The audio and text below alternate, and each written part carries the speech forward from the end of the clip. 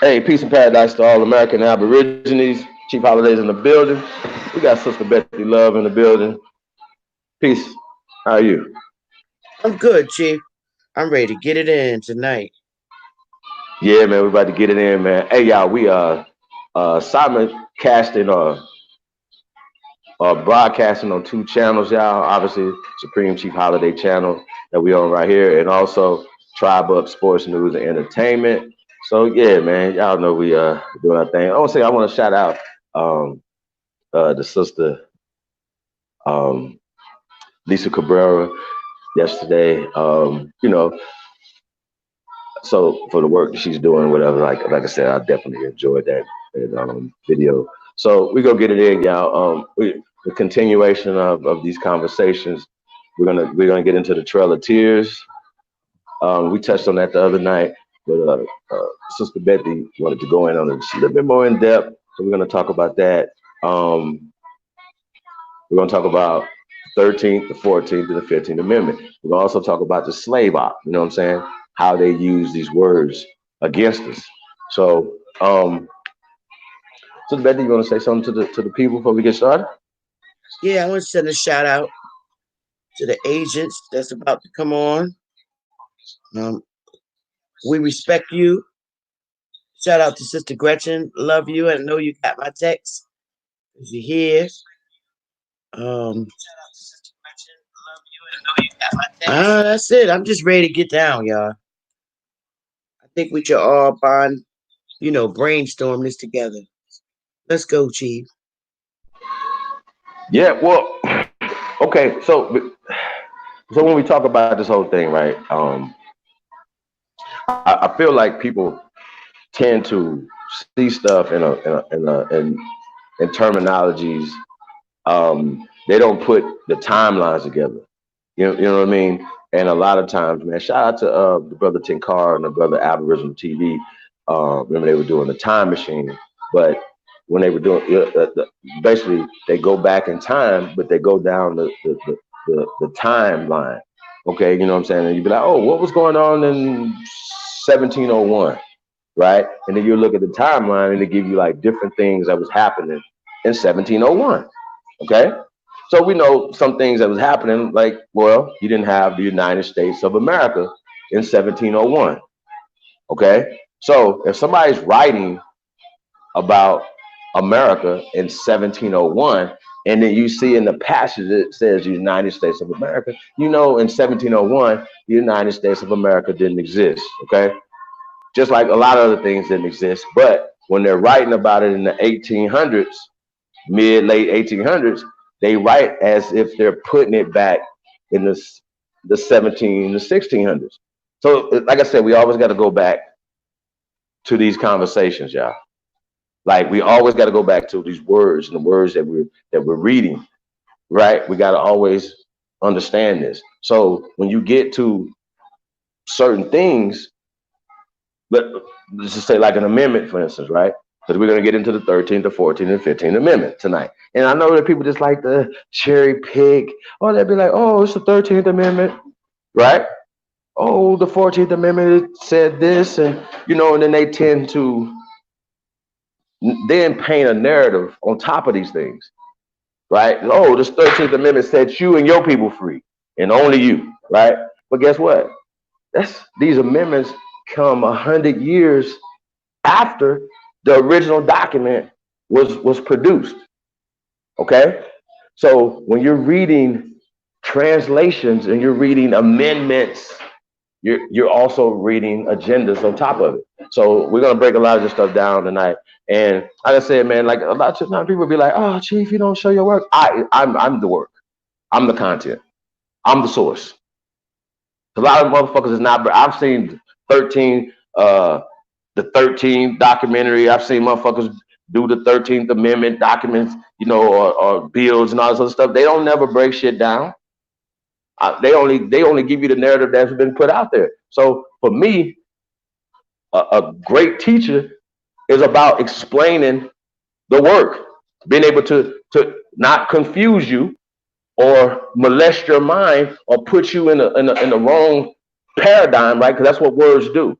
So when we break these words down, we talk about slavery, we Facts. talk about servitude and certain things. Y'all got to understand that's their agenda that they're putting on it. Those might not even be the original Facts. words in the documentation. So we got to keep this in mind. So they're writing agendas and they're pushing them back in time by using words like Native American, like Africans. There's no records of Africans coming here. None. Facts. Even when they talk about in 1619, remember 1701 is 1619 and 1701 are two different time periods, right? What's that? 71 goddamn years, right? That's a long time period right there. So when they tell you stuff about 1619, they changed it in the 1900s to Africans, 20 some odd Africans, but these wasn't Africans, these was Negroes from the Caribbean islands that they hijacked, right? Pirated, pirates of Caribbeans, right? The British Red Dogs, these people were pirates. They were taking the Spanish ships over that had our people on it. And it wasn't even about enslavement, you know what I'm saying, in 1619, because those people wasn't slaves and they went home. So they act like they was the first African slaves that came. And once again, that's a propaganda machine that fits the narrative that they're painting with the whole Middle Passage, with the whole African stories that they can't prove. You don't have no records, no Africans, zero. It wouldn't be called Africans, just like right now, when motherfuckers come over right now from Somalia, they are Somalians. They're not Africans. Facts. Goddamn. So how the fuck are we Africans 200 years ago? Explain this. How does this work? If motherfuckers ain't Africans then, how are they Africans right now? That doesn't make any sense. No sense. Zero sense, man. They would have called you Saracens. They'd have called you Moors. They wouldn't have called you no motherfucking Africans. Barbarians. Like I just watched a movie I hadn't seen in a while with Morgan Freeman. Shout out to Morgan Freeman, man. And Kevin Costner was like Robin Hood, the Prince of Thieves, right? And you just come on, man. They be putting the science in these movies, man, but we not paying attention. I remember it was a clip of Morgan Freeman. They was something that happened when he came to England with Kevin Costner's character, right, the Robin Hood character, right, and Morgan Freeman said, "Well, they call me barbarian." You see what I'm saying? Because they were calling him a savage and stuff like that or whatever. You know what I'm saying? And he was like, they called me a barbarian. These niggas, he was like, you niggas is dumb. He was talking to them like they were uneducated. He's, I don't know how you guys thought you guys were going to take over Jerusalem as uneducated as you are. They didn't know, like Kevin Costner didn't even know what a telescope was. You know what I'm saying? He showed them the telescope and he was showing the people whatever, he was stabbing at the sky like these people were super close. You know what I'm saying? So just, they didn't even know how to plant motherfucking gardens in Great Britain. Okay? This is 1100 AD. This ain't 1600. This is 1100 AD. So when we talking about 1100, who were the people who occupied Great Britain at that time? They wasn't pale Caucasian people. Don't play with me, man. Don't fuck with me. Don't fuck around. Okay? And during these times, they had stuff going on, wars going on, enslavement's going on, things of that nature, whatever. So they'll paint the picture like, oh, Morgan Freeman, the Saracen, the Moor, right? He was and he practiced Islam too. On top of all this, right? That he wouldn't have looked like Kevin Costner him. But that's the pictures that those are the propaganda machine that they push when they show you Kevin Costner's or Kevin Costner's Robin Hood, when they show you Mel Gibson as Braveheart, when they show you fucking Charleston Heston as Moses, or Cleopatra, or whatever, they're still doing that today. They still depict these people in these time periods that they didn't exist. These people did not exist in this time period as rulers. Sorry. So when you start going back and looking at King Phillips and all these other people in Spain and all these other Belgium and stuff like that, these people were melanated, carbonated, brown people first. Okay? So I just wanted to put these things out here or whatever. So when these people are telling you stuff, they're telling you stuff and they're putting it in a vacuum. So when we start talking about the Slavic people, they come into world history as motherfucking slaves. That's where the word slave come from. Okay? So like I said, y'all, like we gotta really get to the bottom of this thing. We're gonna really break this shit down tonight, y'all. Like I said, we're not gonna let them get away with this dumb shit. But you're not gonna keep telling me, oh, they set us all free, and only us free with the 13th Amendment. Really? Okay, we're gonna get to all this, man. We're gonna be and one thing that you have to do is you have to pay close attention to dates because dates matter, right? They really do, and I think people need to understand that. So, I don't know, I don't know what you want to get into first. Whether it's the Trail of Tears, I think, because I feel like the amendments, Chief. I think we got to kind of go in chronological order. Because if we like the Trail of Tears is in 18, what did they say? 1830. Let's see. Yeah, let's just start there, and then. You don't want to do the amendments first, Chief?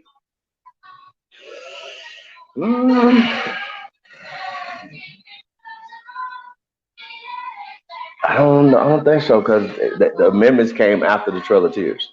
Okay. You see what I'm saying? And but the Constitution was written. Y'all see, here's another thing. See, once again, the amendments came 100 years after the original. Well, it's not even original because the original Constitution was written 1,000 years prior to the Constitution of the United States. It was called the Great Law of Peace. That's what we should do first, Chief. Well, let's do that then. Let's get to the Great Law of Peace real fast. And like, I can't assume that everybody has seen that bill, the Great Law of Peace bill, or whatever, so far back. So let's get into that real fast. Let's go through that so people can kind of understand where they specifically, article for article, got this stuff from. Now, shout out to the sister Lisa Cabrera when we talk about language. Language is very, very important. Okay? So when we're talking about the language that these things were written in, these treaties, these things were written in, what was the Great Law of Peace written in? It wasn't written in English. So what you'll be able to see where they got the Constitution from. Well, we got the Constitution from because once again, we are the founding fathers of this country. They're whitewashing history. Okay? We are the founding fathers. Our ancestors, our bloodlines are the founding fathers and mothers of this nation. Okay? So when we talk about the Great Law of Peace, it was written 1,000 years. So this is 700 AD. Okay? That's long before, right? 700, right? 700 AD. Y'all got that in your mind. We're talking time periods. Okay? That's 1,000 years, well, not 1,000 years. They can come over. It's 700 plus fucking years before they got here. I'm gonna say this again. 700 years before they got here. If they got here, let's just say in 1492, right? This is 700, so this is damn near, what, right? Damn near 400 years before they got here. You understand what I'm saying, Sister Bethy? I do. 7 and 7 is 14. It was written, right? Now, y'all say, well, you never showed that. I'm explaining you the Great Law of Peace. So when we talk about Hiawatha, right? The spiritual, the shaman, the medicine man, you know what I'm saying? The reason for the author of this document was because of the infighting and the tribalism and stuff that was going on. What we did was we extended the Great Law of Peace, which I don't think that we should have, because we should have enforced it more amongst us. And then once other people outside of this start coming in, it should have been automatic, like, okay, no more fighting amongst us here, right? No. We're not going to fight for the British. You're not going to fight for the Spanish. You're not going to fight for the French. We're not about to hear none of that, right? But there was another thing, that I heard. The French will say, oh, well, we financed you guys' revolution. Who you guys? Who did you guys partner with? You didn't partner with the British. The French was fighting the British. The Spanish was fighting the British, right? So you wasn't fighting them. So who did you partner with? But they pushed the agenda out like you Americans, right? Were British before they were British. No, Americans are Americans. Remember that got changed in 1770, whatever, 6. Or they started to push the British as being Americans. But prior to 1619, the British would have been British, the Spanish would have been Spanish, and the French would have been French. The Dutch would have been Dutch. They'd have still been speaking a language. right? So any treaties that would have been written in Algonquin, Hebrewic, languages that we can, even if they were different, that we could still communicate with each other for commerce, for war, for treaties, long before these motherfuckers got on our goddamn shores, y'all. Y'all understand what I'm saying? So this is the problem I have with you fuck ass scholars. Because if I can find this out and I can see this, and y'all still push this dumb shit on our people, you should be able to see this. This is not hard. You can just, if you just know dates and times and start plugging shit in. So if somebody's trying to plug 1776 into 1619, bro, that's the problem I have with y'all. This is not rocket science. And I think y'all make it too hard. It's not hard. And I think, I don't know if I oversimplify, but I thought that's what we're supposed to do. We're supposed to make this simple, not fucking complicated, man. I promise this is why I have a problem with y'all. You're supposed to be able to know this. Don't pull out the 13th motherfucking amendment as this some grand document that freed black people in America. It didn't. Fuck is wrong with y'all? And this is the problem that we having with our people, because we keep pushing, oh, the 1619 project, the 13th Amendment, blah, blah, blah. Oh, the 14th Amendment. So we're going to break this stuff down. And even in their translations, it don't say the shit that y'all pushing. Think about that. If you telling me something that you telling me, explaining to me that in English, right? And it was written in Dutch, German, right? Or Germanic language, High German, Middle German, whatever. Then, goddamn it, that's not the original document, right? Remember how we Summer Jam screen, Danny, the colonizer. You know what I'm saying? Remember him? Remember he came? I didn't go there. I was just critiquing what he had did on Sunday on TV. He pulled up a burnt piece of paper, right? That wasn't written in English, and he and then read something from us. I forgot the dude name, the Jewish guy's name. Germany that he was writing that wrote about the shit in 1970s. Y'all understand what I'm saying? So that's the work we're doing over here. So motherfucker, don't tell me, please don't tell me. Don't say that to me. Don't say that to me. Please don't, because like I said, you know, this is next level. I've been telling y'all there's been levels to this shit. You know what I'm saying? So there's been levels to this shit. And like I said, I think imitation is the highest form of flattery. So I just wanted y'all to know that, you know, so when I see it, just know I'm flattered. I'm not that type to be like, oh man, they bite my shit. No, I'm flattered. I usually anticipate that. You understand what I'm saying? Because I need motivation. I need somebody saying, yeah, you know what, I can do it better than you. That makes me sharpen my motherfucking sword even better. Because you can't. You can't break this shit down better. You can't do this better. My medicine is stronger than yours, motherfucker. How about that? Nigga, I come on here like Pootie Pie this bitch and get more done than you motherfuckers. Fuck is wrong with y'all? Real. Y'all better show motherfucker respect. That's all I can say. And why you doing whatever you doing, just show respect. And I respect that. If I take something from anybody or borrow something from somebody, whatever, because I don't take anything from anybody, I'm always going to credit them. Hey, you know what? You gave me this idea. I wouldn't have did this website if I hadn't got this idea from you. I'd be like, you know what? He abided by. He's showing respect. You know what I'm saying? Fuck ass niggas. So don't tell me about that. But getting back to this lesson on the 13th Amendment, on the Trail of Tears, and all the stuff that we're talking about, right? All these things, y'all got to remember, why are these people being displaced? Why are people so-called running into the Spanish territories, running to Mexico? When we talk about John Horse, this is John Horse. Now, let me happening during the same time on the Trail of Tears.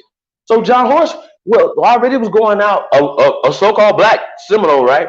A so-called black man could go into so-called Indian territory, Negro territory, right? And communicate and be partners. He ain't got to worry about nothing happening to him in the so-called savage West. And he can go into Mexico and go down there and communicate with his brothers and sisters down there too, and become a general in the so-called Mexican army. Y'all need to stop playing, bro. Please stop playing with us. And especially when we found that you guys whitewashed the second president of Mexico. Like right now, you can go to Mexico, you can go into their state house. The second president, listen, he looks like Andrew Jackson. I can't make this up right now, y'all. And under the bottom of the caption, Vincent Guerrero is the second president of Mexico, right? But his nickname was El Negro, the Negro, the black.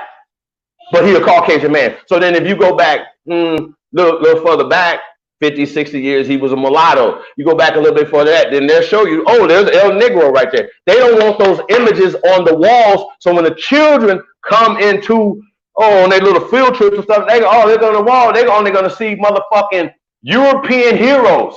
They're not going to see their people. And anytime they only see their people, they're going to see their people getting boiled or getting enslaved or some other dumb shit. That didn't happen. Like they said is happening. You know what I'm saying? So we gotta put stuff in context and stop accepting Kunta's story. And that's what we're gonna get back to that. So I get mad about this, y'all, because it's dumb. Like, I mean, and this is the part that where when we talk about the ADOS and everybody that wants reparations, nigga, paper genocide. We could put the Board of Education on the list, the Walter Pleckers, the Bureau of Vital Statistics, the Census Bureau. You niggas is trying to figure out ways how to get how I could participate with the census. Well, goddamn it, we should be trying to figure out ways how to make them bow down from the census. Right, but just a sidebar real fast, right? Why are we using the census when the information's not going to be tabulated into 2092 for 2020? 18 years for them to calculate 300 million. Okay. Oh, so it takes them years to calculate 300 million people. So it takes them 72 years. That's what the president did. 72 years. We're not going to know the results. 72 years. So we don't know the result from 2000 or 1990 census. Is that what you're saying? We don't have the results in for the 1990 census yet? No. So we don't have the 2010, the 1990, 1980. All right, come on, is this real? We haven't had none. So why are they doing it? What is the reason for doing it? If they don't have the stuff back yet. They got to keep fixing their damn lives. We haven't had one since 1940.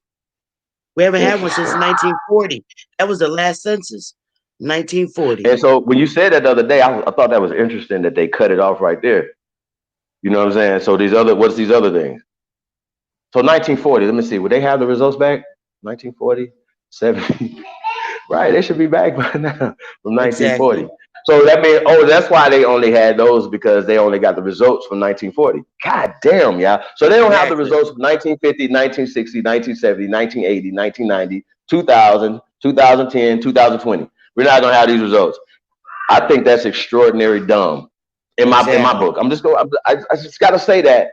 And it's even furthermore reasons we're not going to be alive when these results come out from 2020. So why do we need to do it? Don't tell me. Please don't tell me. Please do not tell me that we need this for districting. Please don't do that. And please don't tell me that you know how many people it is if you haven't processed from 1940. Please don't tell me that. Please don't tell me that we was 13% in 1940, because in 1900 we wasn't 13%.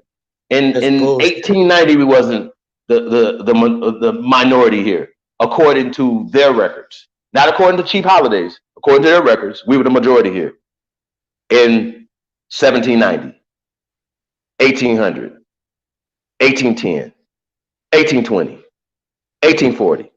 Don't take my word for it. Go look at their records. Okay? They talk about it was too many of us here. That was the whole goddamn problem. Mm-hmm. The Negro problem, Negro Indian problem. That was the problem. That's why they had to implement the stuff that they was implementing to come over here, whatever, because it was too many of us. So I tell the story about David Duke, right? He did an interview a few years back in Argentina, and Argentina, right? It's in America. It's America, right? America, Argentina, right? And he was down there, and he was on their TV station over there, whatever, and he was just talking to these people who were pale, right? A little Spanish, they had a little, not much, but you could tell they had something in them. but not much. Like they wasn't as pale as David Duke, but they right there, right with him. You couldn't tell. But when you hear their accent, you know, they had like a little, you know, little Spanish accent, right? So they talking to him, and so he was like, "Yo, what you guys need to do is start giving grants and incentives for more Europeans to come to Argentina, land grants, stuff like that." That's what he was saying. That's what they did here. And it didn't happen in the 1600s. It didn't happen in the 1700s like they saying it is. You understand what I'm saying? These are stories that, or this happened in one place, one little village or town somewhere. Oh, this happened to everybody. You know what I'm saying? And they push these agendas on our people. So I just wanted, I can say, yeah, I gotta always lay the context out. So when we read and stuff, you know what you read. Dodge the hijack, man. You see the shit coming. Don't just sit there and fall for it. But it says Indian right here, or it says Native American right. Don't be dumb if you know Native Americans didn't exist in 1775.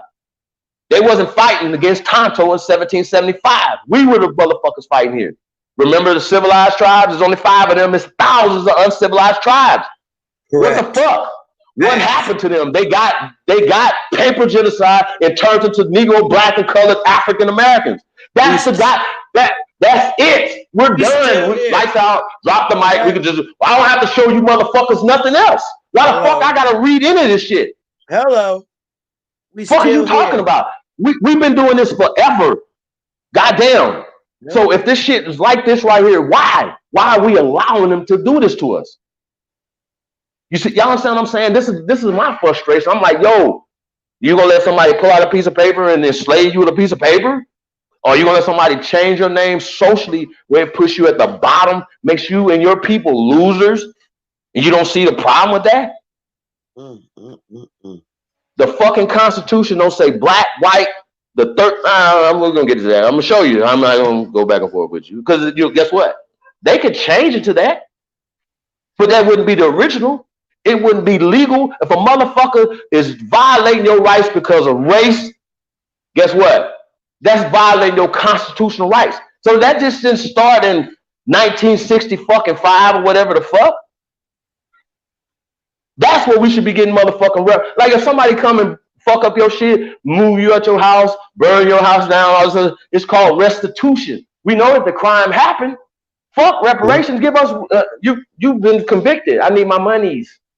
I need that. Like Pharaoh told Brother Polite, I need my bag. So y'all be talking about they cheap, only talking about money. That's all. That's the fucking problem. I don't give a fuck what y'all talking about. If you think it's something else, then okay, show me. Show me, because I've already proved that if we had the economic power and a base in America, we would have the social, political, everything. We would have everything else. We sitting around crying about Gayle King still? Okay. So y'all don't see that that's a distraction. That's more gentrification. That's more eugenics.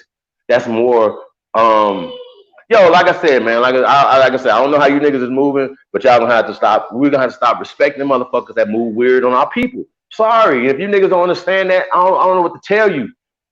Goddamn, we continue to honor motherfuckers that don't honor you. How that work?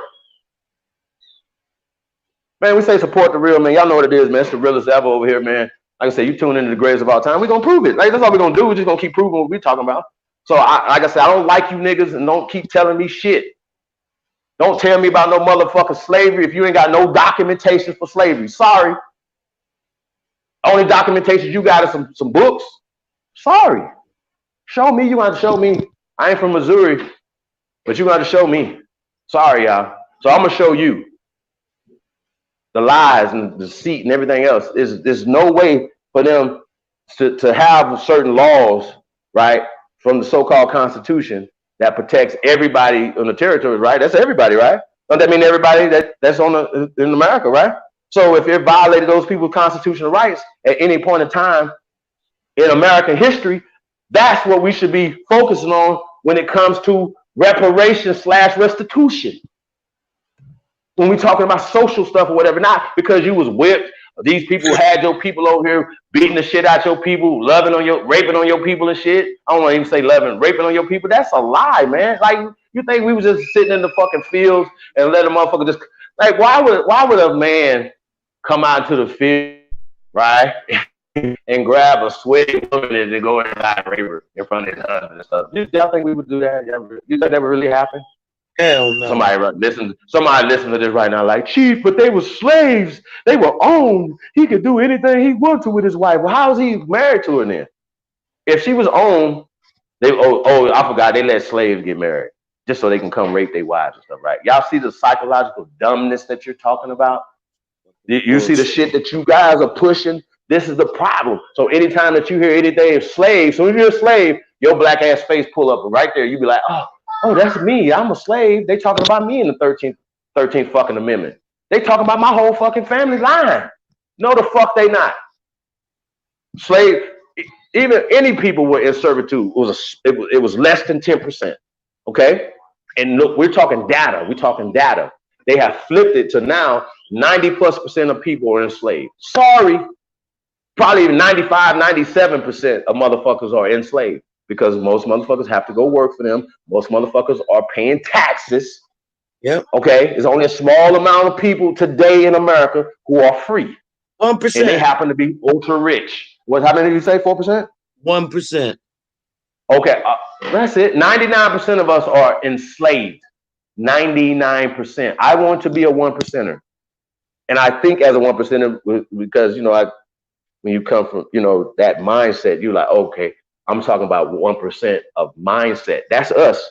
We're the 1% up here. Not as far as the finance aspect of it. We're talking about enlightenment. We are enlightened. This is what we're doing. We're enlightening each other. We're sharing. I don't even like to use teach. You know what I'm saying? But in the context of what we're talking about, I've had teachers tell me, you can't say that you're a teacher because I don't have a certificate. So you got to say you're sharing. I'm like, get the fuck out of here. Hello. You're sharing bullshit over there, what you doing. So I don't know what you're talking about. So I just want to put that out there. Whatever. Like I said, anybody wants to smoke, y'all know where you can come get it at. Like, if you think will present something, or anything I present, you always had the ability to come on here. Like, I don't have the ability to come on your channels. Sometimes I can't even go in y'all goddamn chat rooms and just express my opinions or whatever respectfully. So some of y'all are censors. So that further lets me know the agents, the ones who block people, not for disrespect, but for a difference of opinions or a difference of scholarship, right? Because sometimes it's just opinions. But if it's not just opinion, if we're having a scholastic conversation, or a scientific conversation or a historical conversation, all those things come together. If your shit is not adding up, and we have this thing, shout out to Dr. David Noble, called evidence, and you have none, all you have is a book and a story. So every time y'all open y'all mouth and y'all want me to bring out a book or a story, right, to back up everything I gotta say, like, why? Like, and then when I do that, that ain't enough. So that's why I don't do it as much like that no more. Like, you go do your own goddamn research. But we had to do this 13, 14, to 15th Amendment because they don't ever talk about the 15th Amendment. I don't know why, but when y'all see what, then you'll be like, that makes sense. And the shit that they just said don't make sense. Y'all understand? So let's get to the Trail of Tears first. We'll bust that back down. And then we get to the 13th Amendment first. Okay. So we could do a share screen. Yep. Hey man, peace to all the great ones tuned in, man. Shout out to everybody, man. We definitely appreciate y'all, man. Real spit. But man, it's time out for all this, man. We can't do this no more. Seriously. Like I said, man, we cannot allow it anymore. There you go.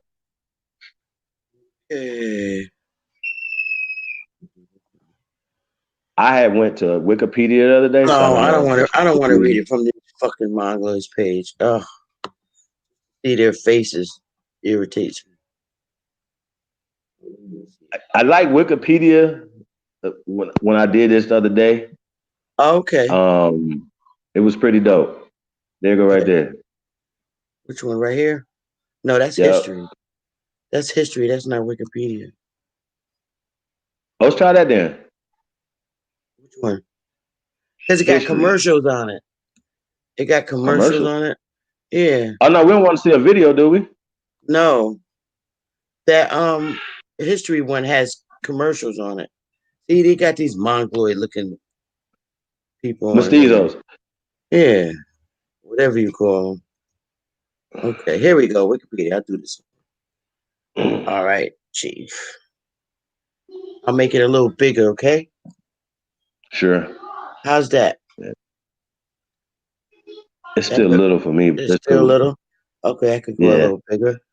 That's better. I can see it. Yep. All right. All right. So this is what we read the other night, y'all. So you want me to read it, or you want to No, read it? you And can read it, Chief. Let me know okay. when you get tired. I'll read. No, that's cool. Like I said, y'all see that right there from Wikipedia, the free encyclopedia. Okay. And, and like I said, I would just like to start, you know what I'm saying, or whatever, but this just kind of breaks some stuff down and we go from there. Right, it says the Trail of Tears was a series of forced relocations of approximately 60,000 Native Americans in the United States from their ancestral homelands in southeastern United States, in the southeastern United States. Um, Hold on.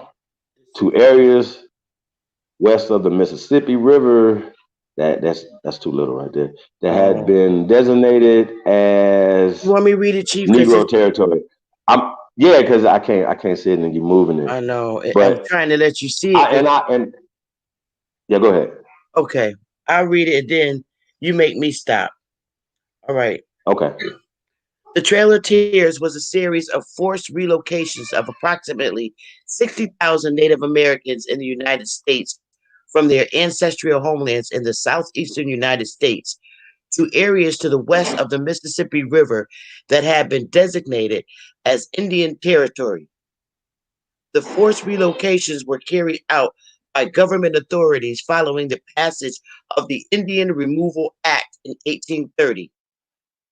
The relocated people suffered from exposure, disease, and starvation while en route to their new designated reserve, and approximately 4,000 died before reaching their destinations or shortly after from disease. The forced removals included members of the Cherokee, Muskogee Creek, Seminole, Chickasaw, and Choctaw nations, as well as their African slaves. The phrase trail, I know, I'm gonna Well, stop. yeah, let's stop right there. So once again, right, Native Americans in 1830 didn't exist. Okay, and once again, this article is Wikipedia. So you, like I said, you always got to be able to know how to decipher stuff. So we're just going to decipher the first part, which you just read so far. Like I said, Native Americans. It says ancestral lands, right? That means our ancestors. These are our ancestral lands. Okay. Um, Forced relocation. I don't think we got to break that down. Like I said, they said approximately 60,000, and this is what we said the other day. Okay, let's just say it's 60,000 on the dot. Okay, Sister Bethy, what percentage of 60,000 do you think that would be of us? 50% of us, 100% of us, 20% of us, I would say right? a You see what I'm hundred saying? percent because it No, was no, no. I'm more than that. saying, no, I'm saying like out of the 60,000, what percentage of those people came out of our what percentage of those people came from us? Like if there's only 60,000, right? We give them the whole 60,000. What percentage of those people would that be from our people? Because I think that's the right question. What percentage of those people? Right. I'm saying like out of if there's 60,000 of us were forced on the Trail of Tears, what percentage of that would be of our people? Oh, that stayed versus who stayed? Yeah. I want to say 1%. Shit, because we populated the whole. We outnumbered. If they took 60,000, that's not all of us. We populated this whole mass. Right. And Right? why, y'all? Like they never right, but they never could tell you what Africans, right? They say Africans because they want to confuse us when you see all these brown people on the Trail of Tears, right? And then once they got to Oklahoma, right, they said they did this from 1830s to what we gonna get one more time? Forgot the exact date. I think it was 1830 to 1850. So it was a 20-year run, and they said they did this 60,000 people relocated in a 20-year time period, right? If I'm not mistaken, 20. I think it was 20 years. I think it was from 1820 or 1830 to 18. And they get more into it once we start getting into the Indian Removal Act. But let's just get back into this right here, and then we come back and double back and get back to the But Indian Chief, Removal they Act. ain't have no fucking African slaves. They did No, not they didn't have no no Africans at African. all. They They're was never gonna be no like, hey, African. we had some right. They're never gonna be like we had some Mandingas or no nothing. They don't have no African tribes, right? That is But a what was lie. interesting, but you know what was interesting, right? When we're gonna find out when we keep reading that they said that the Native Americans, right, outnumbered the Africans, so that the Africans just got absorbed into the Native Americans. Hmm? We outnumber them right now today. So we didn't get absorbed into them, right? Y'all see the how they push the narrative, y'all. This is a goddamn problem. So when we're reading this or whatever, oh, think about it. They're in a war, right? Last time I checked, motherfuckers that's getting relocated, getting beat up, raped, starved, and all this other shit, don't have slaves. I'm sorry. You're a slave now. You're being relocated. How the fuck you got a slave? How does that work? Exactly. Like, Exactly. what is what's going on? Makes no Oh, sense. that's just dumb as hell. A slave owning slaves, and then guess what, y'all? Guess what? Guess what? From 1830s, right, to 1900s. In that time period, from 30 to 1900, this is what 70 years, right? Yep. 70 years. The Native American didn't build shit because remember they didn't exist in that 70, right, from 1830 to 1900, that 70-year time period. There's no such thing as a Native American. I just need I need y'all to kind of understand what I'm saying, and that we outnumbered them then, the so-called mestizo or the mixed people, right? We outnumbered them then, like we still outnumber them now. So it's interesting, like I said, you opened my eyes up to the Dolls Rose episode ago, before this episode, where the different roles, like, yeah, this is black people's names. Exactly. I'm saying black, y'all say I understand. I'm saying those are Aboriginal peoples on these things right here. You know what I'm saying? Like these are names that we carry that are like all the Mays and all this other stuff or whatever, right? You don't see them Becky May around this motherfucker. Like these are people. We are the Mays. We are the, you know what I'm saying? Come on, y'all. So this is the hijack, and we just assumed that we wasn't on those roles.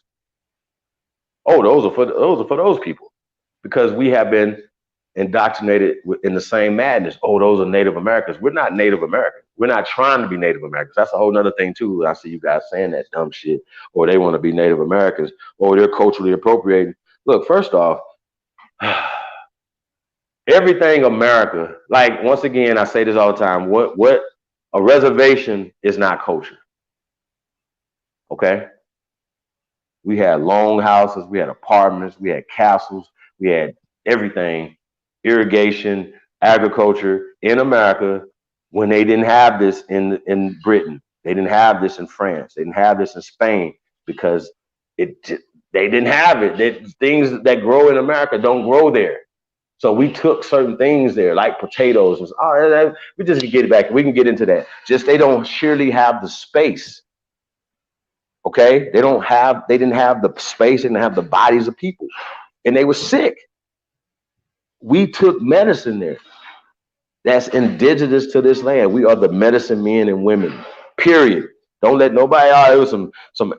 It was some. I don't even go in on them like that. But they hijacked our culture. You know, we ain't hijacking nobody's culture. We're not trying to be nobody. So everybody's trying to be us. So how the fuck are we culture appropriating anybody?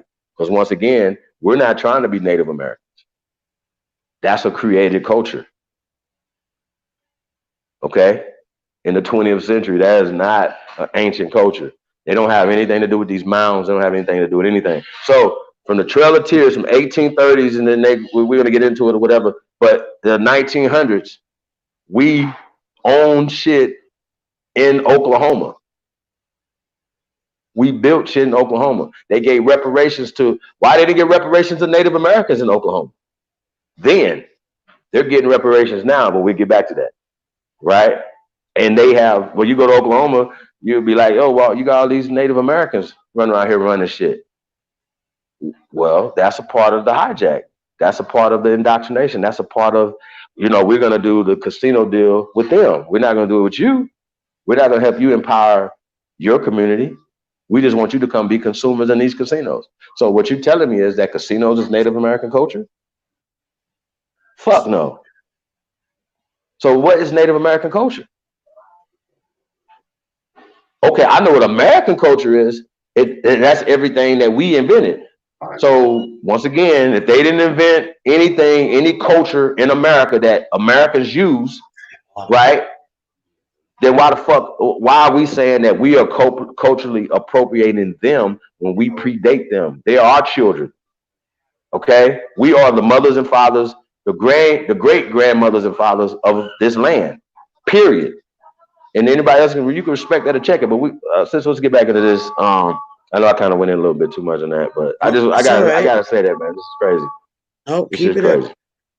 The phrase Trail of Tears originates from a description of the removal of many Native American tribes, including the Cherokee Nation relocation in 1838. Between 1830 and 1850, the Chickasaw, Choctaw, Creek, Seminole, and Cherokee people, including mixed race and black slaves who lived among them, were forcibly removed from their traditional lands in the southeastern United States and later relocated farther west. State and local militias forced Native Americans who were relocated to march to their destination.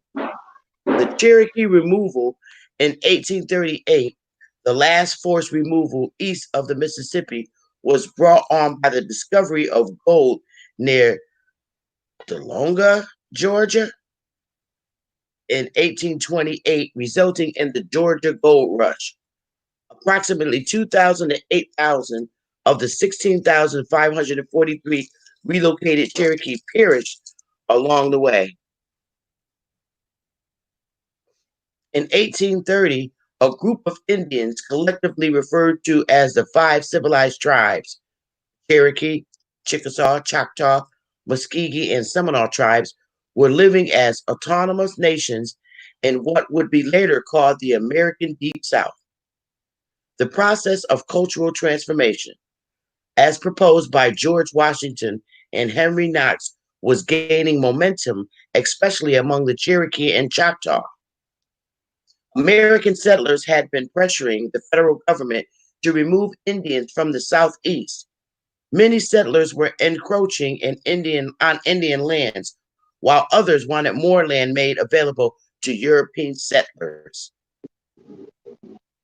Although the effort was vehemently opposed by some, including U.S. Congressman Davy Crockett of Tennessee, President Andrew Jackson was able to gain congressional passage of the Indian Removal Act of 1830, which authorized the government to extinguish Indian title to lands in the Southeast. In 1831, The Choctaw became the first nation to be removed, and their removal served as the model for all future relocations. After two wars, many Seminoles were removed in 1832. The Creek removal followed in 1834, the Chickasaw in 1837, and lastly, the Cherokee in 1838. Some managed to evade the removals, however, and remain in their ancestral homelands. Some Choctaw are living in Mississippi, Creek in Alabama and Florida, Cherokee in North Carolina, and Seminole in Florida. A small group of Seminole, fewer than 500, evaded forced removal. The modern Seminole tribe of Florida is descended from these individuals. A small number of non-Native Americans who lived with the tribes, including some African descent, including over 4,000 slaves and others as spouses or freedmen. Bullshit. Also accompanied the Indians on the trek westward. By 1837, 46,000 Indians from the southeastern states had been removed from their homelands, thereby opening 25 million acres for predominantly European settlement. Prior to 1838, the fixed boundaries of these autonomous tribal nations, comprising large areas of the United States, were subject to continual secession and annexation, in part due to pressure from squatters and the threat of military force in the newly declared U.S. territories. Federally administered regions whose boundaries supervened upon the native treaty claims. As these territories became U.S. states, state governments sought to dissolve the boundaries of the Indian nations within their borders, which were independent of state jurisdiction, and to expropriate the land therein.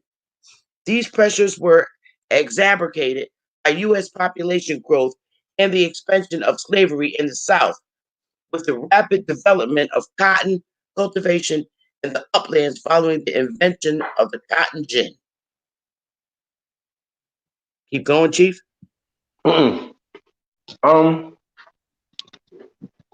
Now, remember, y'all, we say this all the time, and I don't think y'all be listening, but it's okay. It's okay. It's okay. Okay. Now, remember, they've been keeping records since 1790.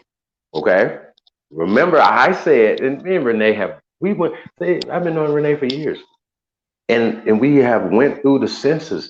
We've shown so much stuff to these people, man, it just don't make any sense. And at one point, according to their censuses, according to them, we were 35%, right? They like to use 13. I don't know where they get the 13 from, but we were 35% of the population, okay? Until the late 1800s, going into the 1900s, steamboats coming through Ellis Island and steamboats coming through Angel Island on the West Coast, but predominantly over 100 million of these motherfuckers came here from Europe as refugees, as servants, as slaves. And the ones that came in the 1600s definitely came. They was shipping them out in chains, shipping them out, cleaning their streets up, cleaning all the orphanages, everything. And several things they knew could happen, right? But it only would benefit them. Whether these people live or not, these things will benefit them. And you already know what type of people we are. We're loving people. That's just our nature. Remember the great law of peace? Come on, hey, here, babies, we're gonna take care of y'all. Hey, here, you know what I mean? We just, that's why Oprah can't help themselves. It's a part of their nature. You know what I'm saying? I'm just keeping it real. So the Bethy, you too. You're a mother. You're a mother of the earth. You wouldn't if it was a pale child starving somewhere, whatever. You mothers, none of y'all, and I don't think none of you guys would just leave them there to starve to death. You know what I'm saying? It was interesting. Shout out to Captain Tazariot, but I don't know if you guys seen a few years back. they had a annual picnic, right? The ISUPK picnic, and Sonetta was there filming and stuff, and it was a little 13-year-old, 12, 13-year-old, cute little chocolate little boy, right? Who I think he was born here. He was born here, right? But his parents was from the continent of so-called Africa. I think they were Nigerians, right? And once Cesario was cool, and they were all hanging out, everything was cool. They was about to go get something to eat. I don't know why they told Cesario that the little boy was from the tribe of Ham. Okay? As soon as he told him that, he looked at this cute little boy's little fat cheek's face and told him he couldn't eat. Y'all hear me? Y'all don't hear me. It's on camera. This is an actual thing, so I'm not making shit up. Okay? But I just wonder, would you guys, right, feed them? You understand? Y'all see how this work? If little Billy would have came and said, "Hey, I'm hungry. I want to eat at this picnic. It smells good. Them pork chops y'all frying over there smell good. You know what I'm saying? Whatever y'all ribs, whatever y'all got on the grill, that shit smell good." I wonder if they would have let him eat. It's just a question. Do they take those books and those stories and those things that literal, right? That they would say, "Oh, well, little Billy Bob can eat at this picnic, right? But Raheem right here, who has Kenyan parents, right? Bloodline is from there. He can't eat here." Y'all understand? Mm-hmm. And this is what we're dealing with, and we're dealing with funny style stuff. They're like, "Oh, well, you know, they took these many slaves there, and let's say how many slaves died? 4,000? Yeah, Did you say something like that? 4,000 slaves, other spouses. No. So 4,000 slaves there, huh? No, was it 4,000? Let me go back up. I think they said, yeah, 4,000 died before reaching their destinations of disease. Okay. So, right. So check this out. So 4,000 people who know how to hunt, right? Eat, do certain things and all this other stuff, just starved to death. Like nobody was like, "Hey man, let's go get some fish. We're gonna go do this." Like I just don't know, yeah. It don't sound right. Because it's not like they had Walmarts and shit. They had to get water. Like these people would know how to live off their land. So I don't know how that work, y'all. I don't believe any of these numbers. I don't believe nothing. I don't believe in this goddamn nothing. I don't believe that they took that many people. I don't believe it. I can't even picture them taking that many damn people. How many people would it take for them to do it? What the other tribes look, check this out. All these other wild ass Indians just sitting chilling, watching them march people across the Americas. Get the fuck, like when nobody was fighting back. At the same time while people was fighting wars against these people, you doing all this trail of tearing. Get the fuck out of here. Now you might have, like I said, people was fighting and they had to relocate people, whatever, and they did relocate people several times throughout American history since these people been coming here, right? And this is a time that they're talking about. They had to relocate these people, and they got over 25 million acres, according to them.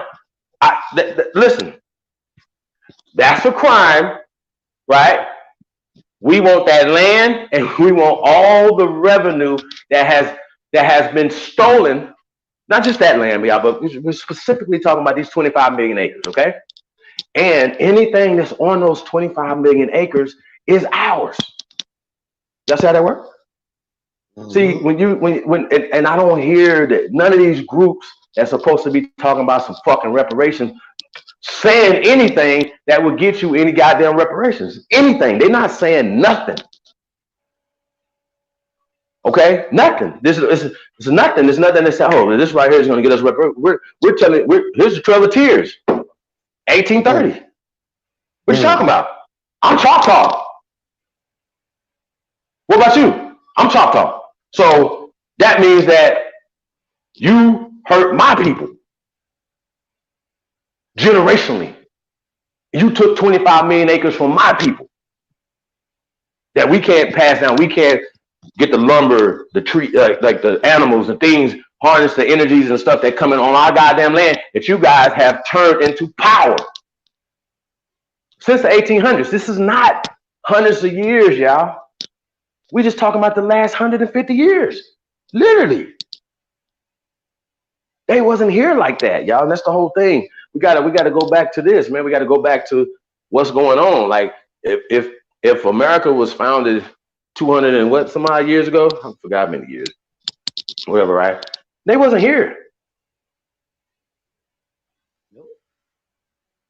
So we allow immigrants to come here and wage not only war, but even after all of that, terror. Somebody like to tell that like, they always want to play like we the terrorists, or some other people like they don't want other people to come here as immigrants and start doing the stuff that they did when they came here as immigrants. They wouldn't allow that. They would deport their ass. I still think that needs to be on the table. Whenever y'all be walking around here marching, talking about y'all hate these people, hate that people, it should be a bus waiting to scoop y'all up. No, do not pass go, not collect $200, straight to Poland. Straight to Siberia in the gulags or something. Get out of here, bro. Real spit. You can't live in peace and harmony on somebody else's land. You need to go. Sorry.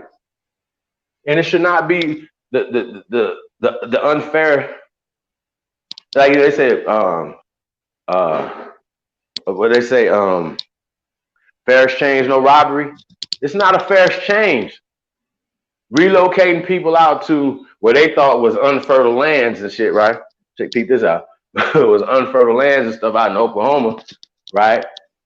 AKA Negro territory. You want to say Indian? Remember, they found Negro de Terros here. They didn't find Indians here when they first came here. Stop doing that. They found Negro de Terros here. Okay, remember? Okay, that's the concept. So, like I said, y'all, words matter. Time periods matter, things matter, whatever, right? So 100 years prior to 1831, we were here fighting. Okay? Native Americans wasn't here fighting. The Tuscaroras, right? The Yamasees were fighting.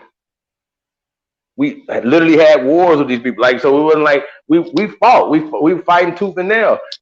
They literally just kept sending reinforcements. Or they literally would say, okay, well, we got something for your tribe right here. So the divide and conquer happened in America before they went to Shaka Zulu. When they went to Shaka Zulu, they had cars. Okay, Leopold and them had tanks and guns, and they still needed other brown people in the 1900s to subdue other brown people in the 1900s. Remember the Buffalo Soldiers? That wasn't the 1600s.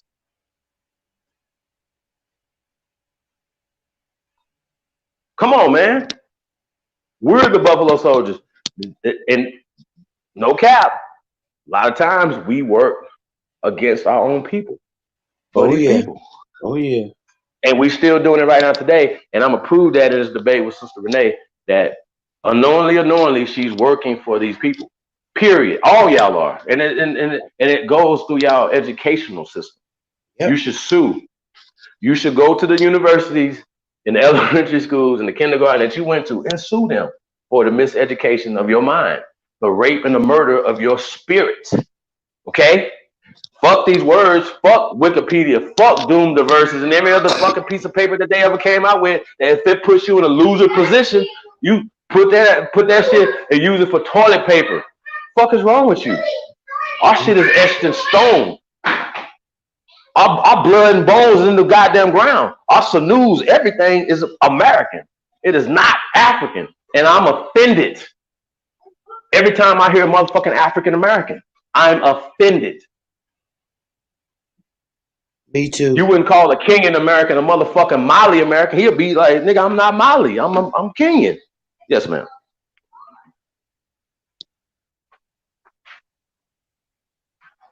Yes, sis. No, I was agreeing with you saying I get offended when somebody call me African. Yeah, real spit, y'all.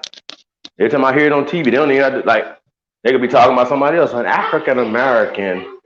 Like, wait, whoa. Well, we know he ain't from the continent because they would have said, hey, a Somali man stabbed these people up, right? They just said it. Yeah. They didn't say an African American did it. They were specific. Or a Somali American plowed through the University of whatever, you know what I'm saying? And pulled out a knife and did this or whatever. So, no, they know specifically who they talking about. They're not talking about these. Hey, man, this shit is crazy, y'all. Like, real talk. The level of ignorance and dumbness that what people are saying. Hey, want to speak to this brother right here. PZ Man, right? He said restoration question mark. So y'all saying that they should pay us in their worthless currency. I even do you one better, brother. They should put Chief Holiday's face on the $1 bill, brother. You ready for that? Huh, brother? You ready for that? Okay. You saying worthless? Nah. This currency is not worthless. This is one of the strongest currencies on the planet. Last time we want to put ourselves back in the top economically on the planet. That's for all of us. It's just not reserved for immigrants that come to your country who can put millions of dollars together and then send it to India, send it to Kenya, send it to Europe, send it to places or whatever. Because guess what? In Germany, well, I live in these places, right? The dollar was worth $2.50 of their money in Germany. So what we used to do is we would take our dollars, right, on the German economy, and instead of we could buy more, and so we would get a discount, a value, a 50% more value, more bang for our buck on the German economy, on the Italian economy. Our money's worth more than this. So you know what they did? You know how smart these people said, well, we're tired of this happening. We're all going to get together as Europeans and we're going to come up with our own euro. And it'll be more than $1 because we all working together against them. What's wrong with y'all? I don't want this economy to collapse. You guys act like you want the Army, the Navy, the Air Force, and Marines to collapse, right? Well, guess what? People gonna come invade your shit. Y'all sitting out here crying all the time. Oh, we don't have an army. Oh, we gotta fight against this army. Nah, what are you talking about? What are you talking about? Because they sent your people on the Trail of Tears, or sent somebody on the Trail of Tears? Why? Do anybody have any stories? But there should still be people that say, hey, you know what? My people were on the Trail of Tears. We have record. We this is how we got to Oklahoma. This is how we got this land in Oklahoma. So Native Americans didn't get land for being relocated, for being imprisoned, right? They were like, oh, these are Creeks. And then when they freed you, right? Oh, these are freemen. Oh, you're a freeman. That means that you were African. Oh, you were one of the African slaves that they brought, right? Well, guess what? The mixed ones aren't the original Creeks. The mixed ones aren't the original Choctaw. The mixed ones aren't the original Cherokees. They are the hijack. Listen, y'all. The whole conversation of civilized mean that you had to take on their shit. Mm-hmm. Damn. You had to take their gods' names, start speaking the way they wanted you to speak, start moving the way they wanted you to move, get allotted land instead of, oh, this is your land, as far as you can see. Oh, you got to be on this allotment right here. Niggas be happy to have allotments. Nigga, that means that somebody can take that from you. Somebody can come in and say, you know what? A different administration's in here now. We know that Obama said this, but yeah, we're going to cut funding for that. But we need to help these dudes with these private jets, so we're gonna put that money over there. What you gonna do? Cry, march? You gonna move off that allotted land that they gave you? That's it. You gonna get what's that, eminent domain? Okay, so it's this shit gets deep, y'all. Are we kind of finished with that? Yeah, I think I wanted to go to the Indian Removal Act of 1830. Okay. Bust that up real fast. It's a link you can just it was right there. You could have clicked on. Oh, I could. That's right. It is up here. It is right here. Mm-hmm. Okay. You want to read that, or is that big enough? You might have to do it again. I can't Okay. see it.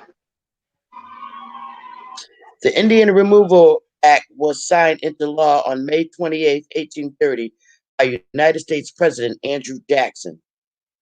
The law authorized the president to negotiate with Southern Native American tribes for their removal to federal territory west of the Mississippi River in exchange for white settlement of their ancestral lands. The act has been referred to as a unitary act of systematic genocide because it discriminated against an ethnic group insofar as to make certain the death of vast numbers of its population. The act was designed by Andrew Jackson and it was strongly enforced under his administration and that of Martin Van Buren, which extended until 1841.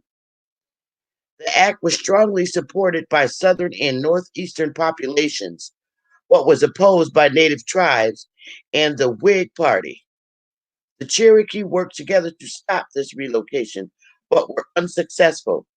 They were eventually forcibly removed by the United States government in a march to the west that later became known as the Trail of Tears.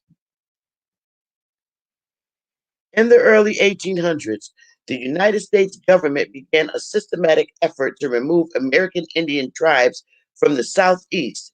The Chickasaw, Choctaw, Muskogee Creek, Seminole, and original Cherokee nations had been established as autonomous nations in the southeastern United States.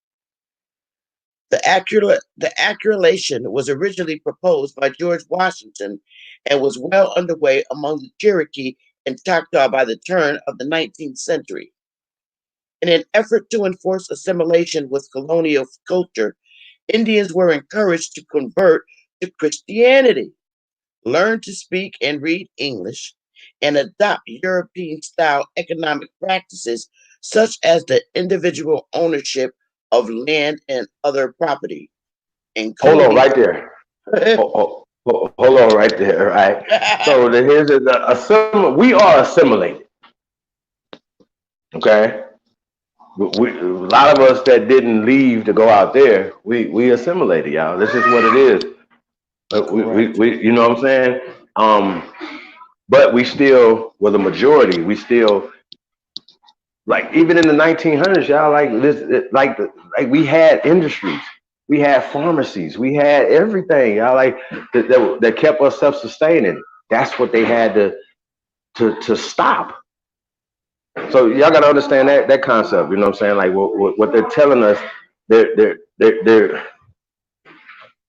yeah. I mean, like what you're reading, like you said, okay, now the concept of their economic concept.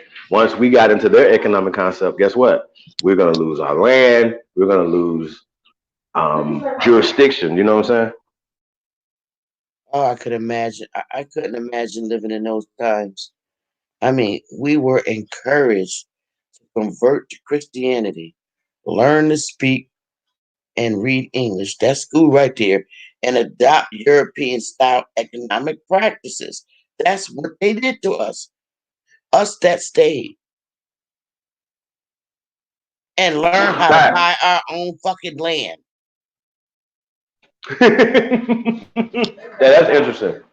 Hey, we're gonna need you to pay us taxes for your land. See how that works? Okay. Damn it, man. Oh.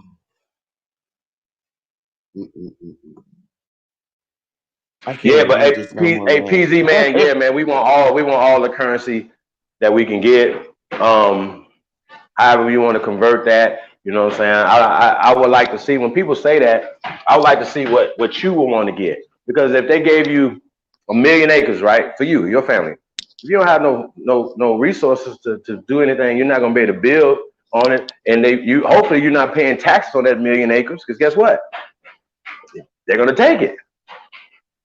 And that's the concept that the sister's talking about right now, how they tricked us into giving our lands to this whoever these foreign corporations are.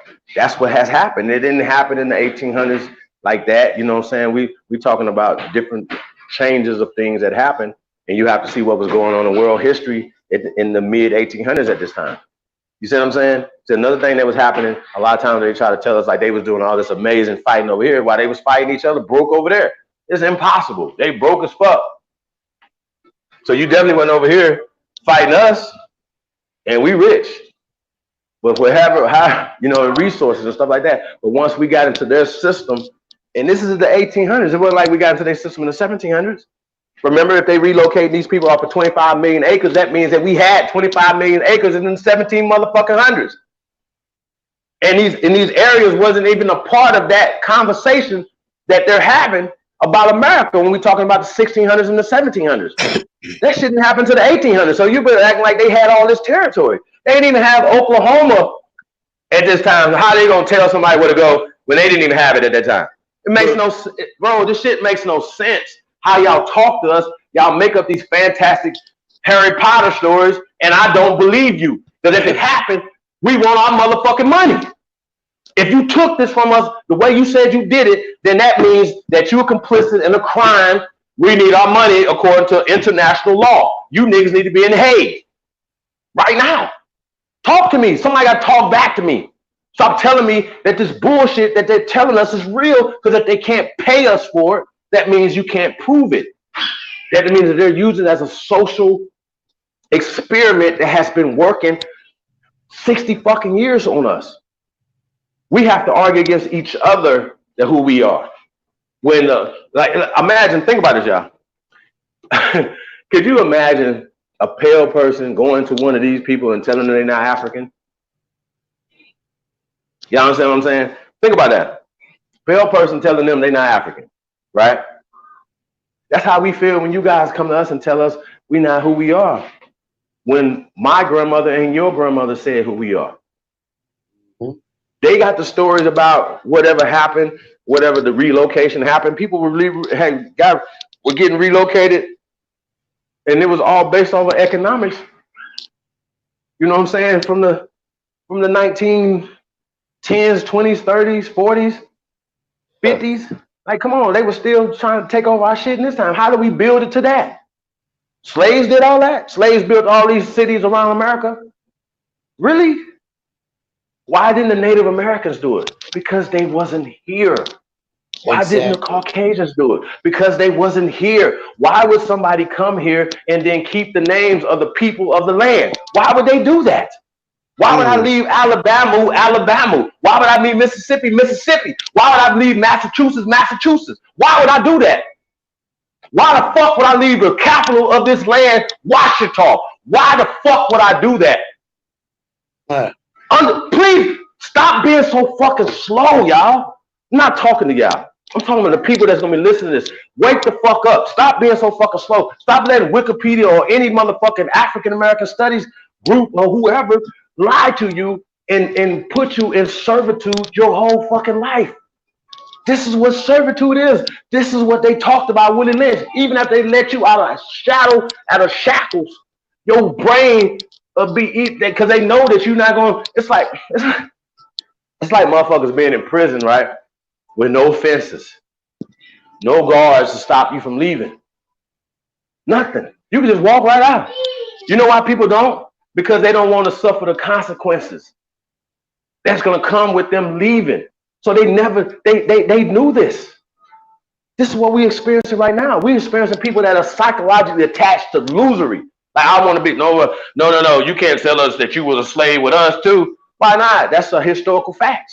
So when Sister Renee says that Chief Holiday says that slavery never existed, no, I'm proving to you that slavery existed from them. So I never said that slavery never existed. I said it's fake. That's what I said. And there's a difference. So once again, she's gonna try to paint that picture, but guess what? I'm gonna prove that she's working for those people by saying that, by pushing a slave narrative on our people, bro. So that's what we're doing right now. Hey Ab, I texted that to you, bro. If that didn't work out, let me know. I email it. Man, peace to all the great ones tuned in, man. We definitely appreciate it. We're done with this, right? I'm not sure. Anything I else on think it? so. No, I think so. I think we're done with it. We're pretty much Okay. known. All So, right. Okay, y'all. hmm. Say. I don't know if you're gonna invite people on the panel so they can talk about it. I see Well, Aboriginal Power out there. Shout out to some people out yeah, I text him the link. He has to come on. Um, we are the African Journals. Where are the African Journals? Right. Whose family has a written account of an African past? Not, bro. Comment. Nobody, man. Nobody's grandma is passing no African stories unless they came here in the 1980s. Or, you know what I'm saying? And maybe some people on the East Coast, right, that was coming back from Liberia that was like, man, fuck Liberia. We cool. We over there fight with them niggas over there. And you know what I'm saying? Ain't no jobs. I mean, ain't no industry over there. We coming back home. It's more over here. The women look better. Really? Come on, y'all. I really think we should we need Copper to, color soldier. man, What we you need say? to be in Washington putting lawsuits against the fucking United States education system. And I mean, Chief, Off top. That's I a cease and desist letter has to go out first. Like you motherfuckers got a cease and desist teaching what cease and y'all teaching. desist, cease and Cease and desist, desist. Chief, the damage has already been done. Well, I'm saying Seriously. though, but I'm saying though, like like we got to take the steps though. You know what I'm saying? I feel like we got to say, hey, look, y'all got to cease and desist teaching this bullshit to these babies off top. We need to go there in You know big what I'm saying? numbers like what Martin Luther King did. Remember he had all the people? We need to go there. That's how we need to walk up here. Like the but see, Million Man March shit. but see the problem with that though, that he was a part of the Big Six. He Yeah, was I working know. for I'm just using his them. He was working crowd. for Bernie Sanders and him. Yeah, I know. Yeah, I'm just no, I saying. feel you on that. I'm just I feel you using on his that. crowd as that's how we need to go down there in the folds. All right. We assimilated into y'all shit, but goddamn, we ain't changed our names. We didn't agree to change our names. I don't see that written nowhere. That the Indians that stay agreed to change their names to Africans. Bullshit. And they didn't die. We're all here. We're still here. But they know that though. They know that they reclassified us. And like, look, the Raw Bones, the Sister Renee's, the all these little groups, these little Pan African groups or Black Power groups. Like if you Black Power, like you, Tuscaloosa was Black Power. He's a Black warrior. That should be a source of power for you. The 7-foot chief that still has a city and a river named after him in Alabama. Alabama. You understand what I'm saying? So apparently the University of Alabama knew that elephants roam Alabama, right? Because their mascot is a goddamn elephant. Why is that? Oh, well, guess what? You have mastodons, you have different species of elephants that roamed America that predate any other elephants anywhere else. So I'm scratching my head like, what's going on? How this happen? You understand my point? So the stuff that they say to us, it doesn't make any sense across the board. And I keep saying, yo, can anybody produce some slavery for me? Can somebody show me some slave documents? Because the Constitution of the United States of America is not a slave document. The 13th Amendment is not a slave document. Period. That is only reserved for so-called Black people. It's not. So a lot of these things and stuff, they were doing for themselves to put themselves out of bondage and put themselves into social, political, economic power. This is what these things were doing. So when you guys are saying stuff, they needed to create the 13th, the 14th, the 15th Amendment, not for us, for them. We already own the land. Remember the 25 million acres? Y'all remember all this? So, Sister Bethy, this is going to segue over into,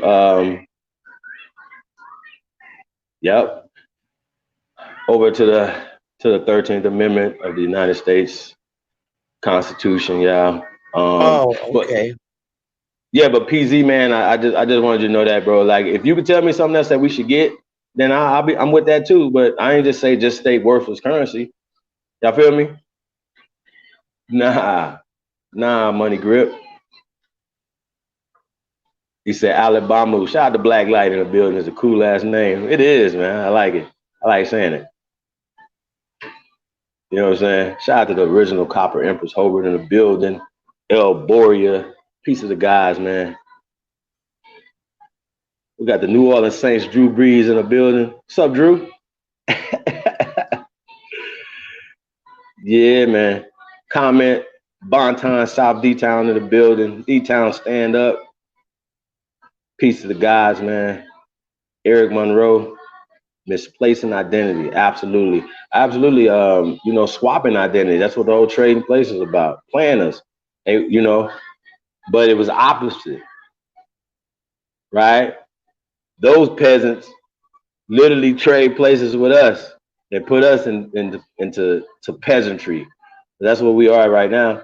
Let's just keeping it real. 333 Chuck P is in the building. There's an Indian mound in burial level, Bun Level. Oh, I guess that's in Bun Level, North Carolina. Okay, Bun Level, North Carolina. Kathleen McLean with the namesake. Check it out. Okay, that's what's up. Got a McLean burial site in North Carolina. That's what's up. Piece of the guys with Gretchen Helms in the building. What's we got here?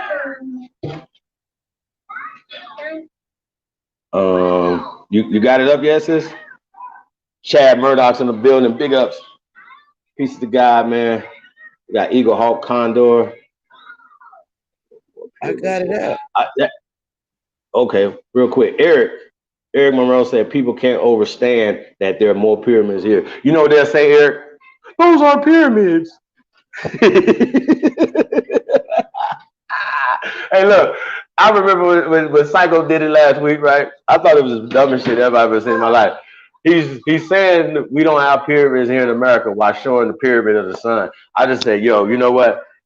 Yeah, do you see this? Like, do you see the magnificence of America, y'all? Like, it ain't even just about the pyramids, y'all. We have the biggest, the oldest, the most structures on the planet. And it's always behooves me that they always talk about Egypt, right?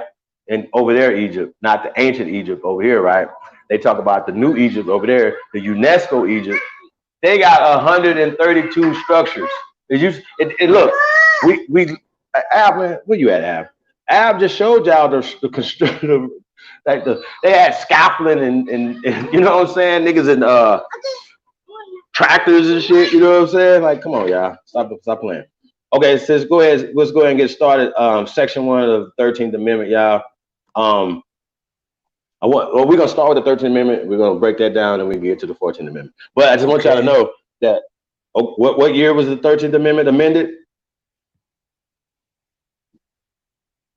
1789, revised 1789. Huh? What? It was what? I'm reading it right here. That's what it says. Whoa! What did it say again? Constitution of the United States of America, 1789. Okay, so 1789. REV does not stand for revised 1990. Hold on. I didn't say this, y'all. Sister Bethy just said this. I did.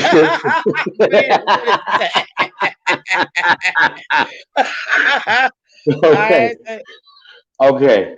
Hold on. Anyway. So when it was revised in 92, doesn't that go along with what I said?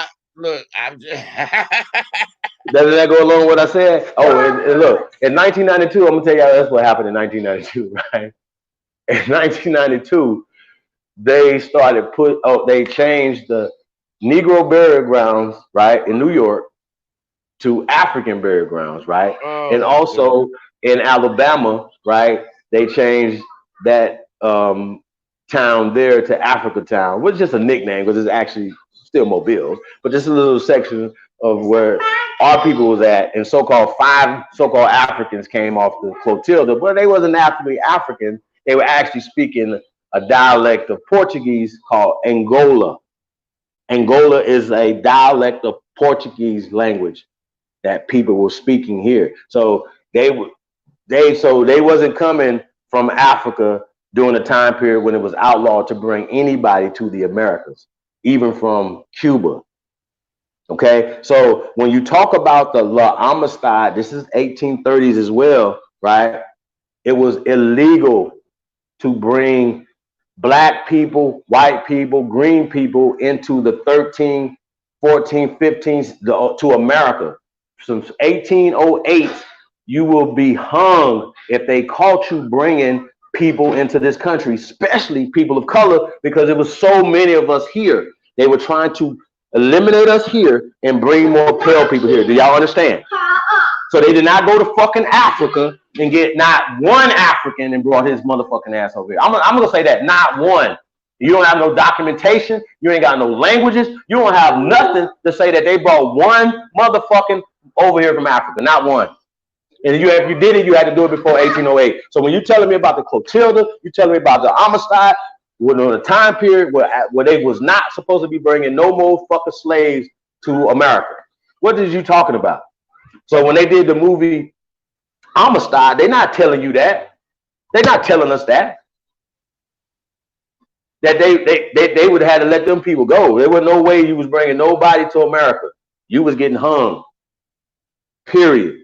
They caught you bringing a motherfucker in here because once again, it's just like right now. It's illegal to bring illegal immigrants into this country because they're going to take, the conversation is that they're taking resources from the people of the land illegally. And you didn't come through the legal process. So that's 1808, Thomas Jefferson. It wasn't just for black people. Remember? 1808, English didn't exist. So when you got to go to the original text of all this stuff, it wasn't even.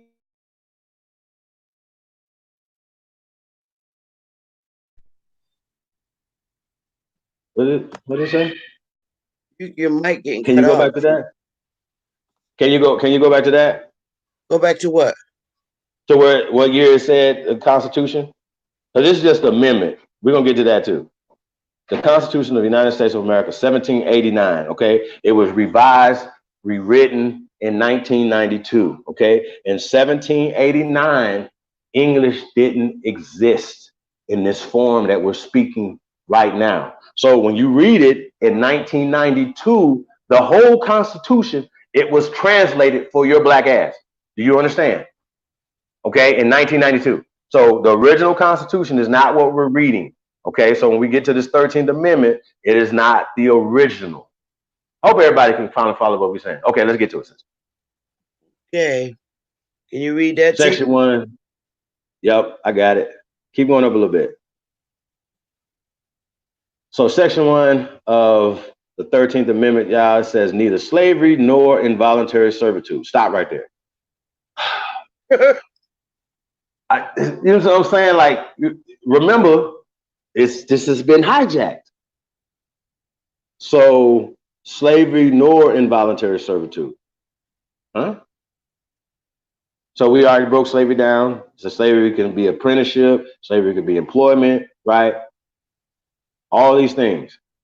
And prior to 1776, if this is 1789, right? When they came with the Constitution, but in 1776, we had rules of this land. We already had law of this land, which was, remember, the Great Law of Peace, which they supposedly initiated Thomas Jefferson, Benjamin Franklin, and them or whatever, to our sciences and to our stuff. They just took it over. And it did what it put y'all understand what I'm saying? The Europeans just took over our shit. They're not the master builders. We're the master builders. They didn't come up with this constitution. They didn't bring a constitution here. They got that from us because they didn't have that over there. Remember, they still have a monarchy in England right now today. So they didn't have motherfucking the government set up like ours. So it makes us look like we the little brother to the little bitty ass United Kingdom. We bigger than the United Kingdom. What do you mean? We're stronger than the United Kingdom. We're more. No. So that's all game, and we kick their ass. We kick their ass. They didn't send motherfuckers over here like they had so many of them over here, whatever. Yeah, they was over here fighting with us against them. And it was a lot of so-called us that was loyalists that was fighting for them. Y'all gotta understand that. But we won. So neither slavery nor involuntary servitude, right? Now, slavery, once again, could be prisoners of war, employment, apprenticeship. Involuntary servitude is prison. Like, you know what I'm saying? You involuntarily serving these people, right? Prison. Slavery also could be a serf. You're paying taxes to a monarchy. Okay, that will make you a subject to these people. That will put you in a slavery category. Okay, don't fuck with me. So these people have translated the original to slavery and to involuntary servitude. Don't fuck with me. Except as right, except as a punishment for a crime whereof the party shall have been duly convicted, shall exist within the United States or any place subject to their jurisdiction. Okay. Now, if this was written like this in 1789, right? So that means in 1830, the Indian Removal Act would have been illegal, right? Let's talk about it. Let's talk about it. If this right here is real, if the 13th Amendment was written in 1789, or the Constitution was written in 1789, right? Then that means that all the protections and everything would have been afforded, right, to people, right, whoever's within these territories. That would have been protecting them too, right? That's what the old 1866 civil rights thing is about protecting everybody that has become American citizen. So that means that even the people that's on reservations or not on reservations, that's on this land or any territories that are attached to this thing would fall under that. So I just want to put that out there. Let's go to section 2. Says the 13th Amendment was passed in 1865. Huh? It's saying the 13th Amendment was passed in 1865. But here, Okay. So this happened. confused. The 13th Amendment happened right before. Yeah, no, because it's an amendment. So they're just saying that the Constitution was written in 1789 Right. and revised in 1992, but the 13th Amendment is 1865. Right. The 13th Amendment, which formally abolished slavery in the United States, passed the Senate on April 8th, 1864, and the House on January 31st, 1865. On February 1st, 1865, President Abraham Lincoln approved the joint resolution of Congress submitting the proposed amendment to the state legislators. So that passed how many years? 1865. How many years from 1789? So what's that? 70 some years? That it from the Constitution, 1789 to, oh God, the math, somebody. I'm just calculating in my head real fast, y'all. 65 minus 79 is 10. So yeah, shit. That's 86 motherfucking years, right? I might, huh? Is that 86 years? Yeah, it's about right. That's about 86 years, right? Okay. So 86 years later, they had an amendment. That was an amendment, bro. It was wrote in 1865. Yes. Okay. So if this was the amendment was written, before after the Trail of Tears. So yeah, you see where I'm going with this? So where, like, how are they, like, I mean, just y'all, like, these dates aren't adding up to me. No, they're not. Either they're saying not adding up.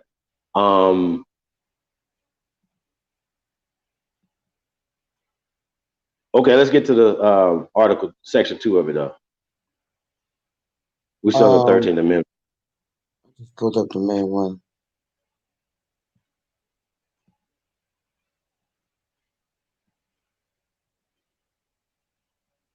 All right. Oh, sorry, Chief. Let me just go back right here. My bad. I was just looking looking at something. Yeah, Chad, that's exactly what they beating us, man. They beating us like that. You on it? Okay, so what do you want me? Well, yeah, just go back to the section 2 right there. Second, it just says Congress shall have power to enforce this article by appropriate legislation. All right, so here's the thing, right? We know that like I said, when we're talking about the amendment, the right? Okay, so when y'all seen, for example, right, the first native Louisiana Guard, right? The dudes, all those brothers that were fighting in the Confederate Army. They were the first. They weren't like the 103 Louisiana Native Guards, right? They was the first Louisiana Native Guard, right? You seen these brothers? They took a picture of them or whatever. So there they go. So if you're free, does the 13th Amendment have anything to do with you? No, you're free. All right. Did it say anywhere in the 13th Amendment that it was only for black people? It says the 13th Amendment abolished slavery in 1865, and the reason why, to protect the rights of newly freed people. No. Right. But listen though. So when we get to the actual 13th Amendment, and we actually read the text of the 13th Amendment, it says nothing about color, race, or creed. I'm going to get back to that. Okay. Remember, we're going to get to the 14th and the 15th Amendment because they never tell you about these things. So this is 100 years after this. Okay. So why would you need an 1866 Civil Rights Bill if you have an 1865 or 1864, right? 1865 amendment, right? That is protecting your rights of being enslaved or forcibly, put into involuntary servitude, right? Unless you were convicted of a crime or treason and stuff like that. Oh, my bad. That's already in the Constitution. So they just added the 13th Amendment in there, right? To basically, to me, to that's when slavery actually started, when they said that they actually ended it. You understand what I'm saying? And we get into slavery by another name after that. Nah, that's what it was. That's what we're talking about when they started enslaving our people, started terrorizing our people, and started to swap, right? From 1865 to 1965 is when this happened. This is not a long goddamn time ago, man. Y'all act like 1865 was 800 fucking years ago. It's not. It's right here. 1865, so we have record of what the fuck happened. So why would you need? So none of these rules, none of these things are just talking about us. But when you say, oh, it goes to abolish slavery. Oh, slavery, that's us. It abolishes us. That's only for us. Nah, that's anybody that was in servitude at this particular time, brothers and sisters. It's not just us. To protect the rights of newly freed people, or not newly freed brown people, not newly freed fucking Africans.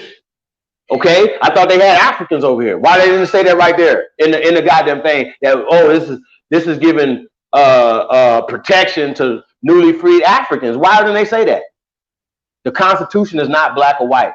The American law is not black or white. So whenever y'all use black or white in anything, you are violating the United States motherfucking Constitution. I'm not gonna tell y'all that again. So anytime any pale person, any nigga, anybody be talking about this bullshit, you are violating law.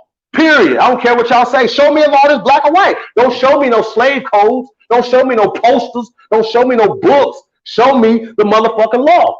And this is the problem that y'all having right now. Renee, you're never going to be able to show me a law that enslaved all of us, 100%. You're never going to be able to do that. Ever. It's like saying, my grandfather got life in prison. That means my whole family is convicted and got life in prison too. That's how that works. Well, show me that law that makes that happen. Show me. You have to show me. Don't show me a book. Show me the law from 1680 that made us all slaves. Show it to me. Don't tell me about the law. Don't tell me about John Punch when you don't have any record of John Punch. Don't about John Kaiser when you don't have any record of John Kaiser or Anthony Johnson. Don't do that to me. Because when you do that, once again, I'm going to debunk you. Okay?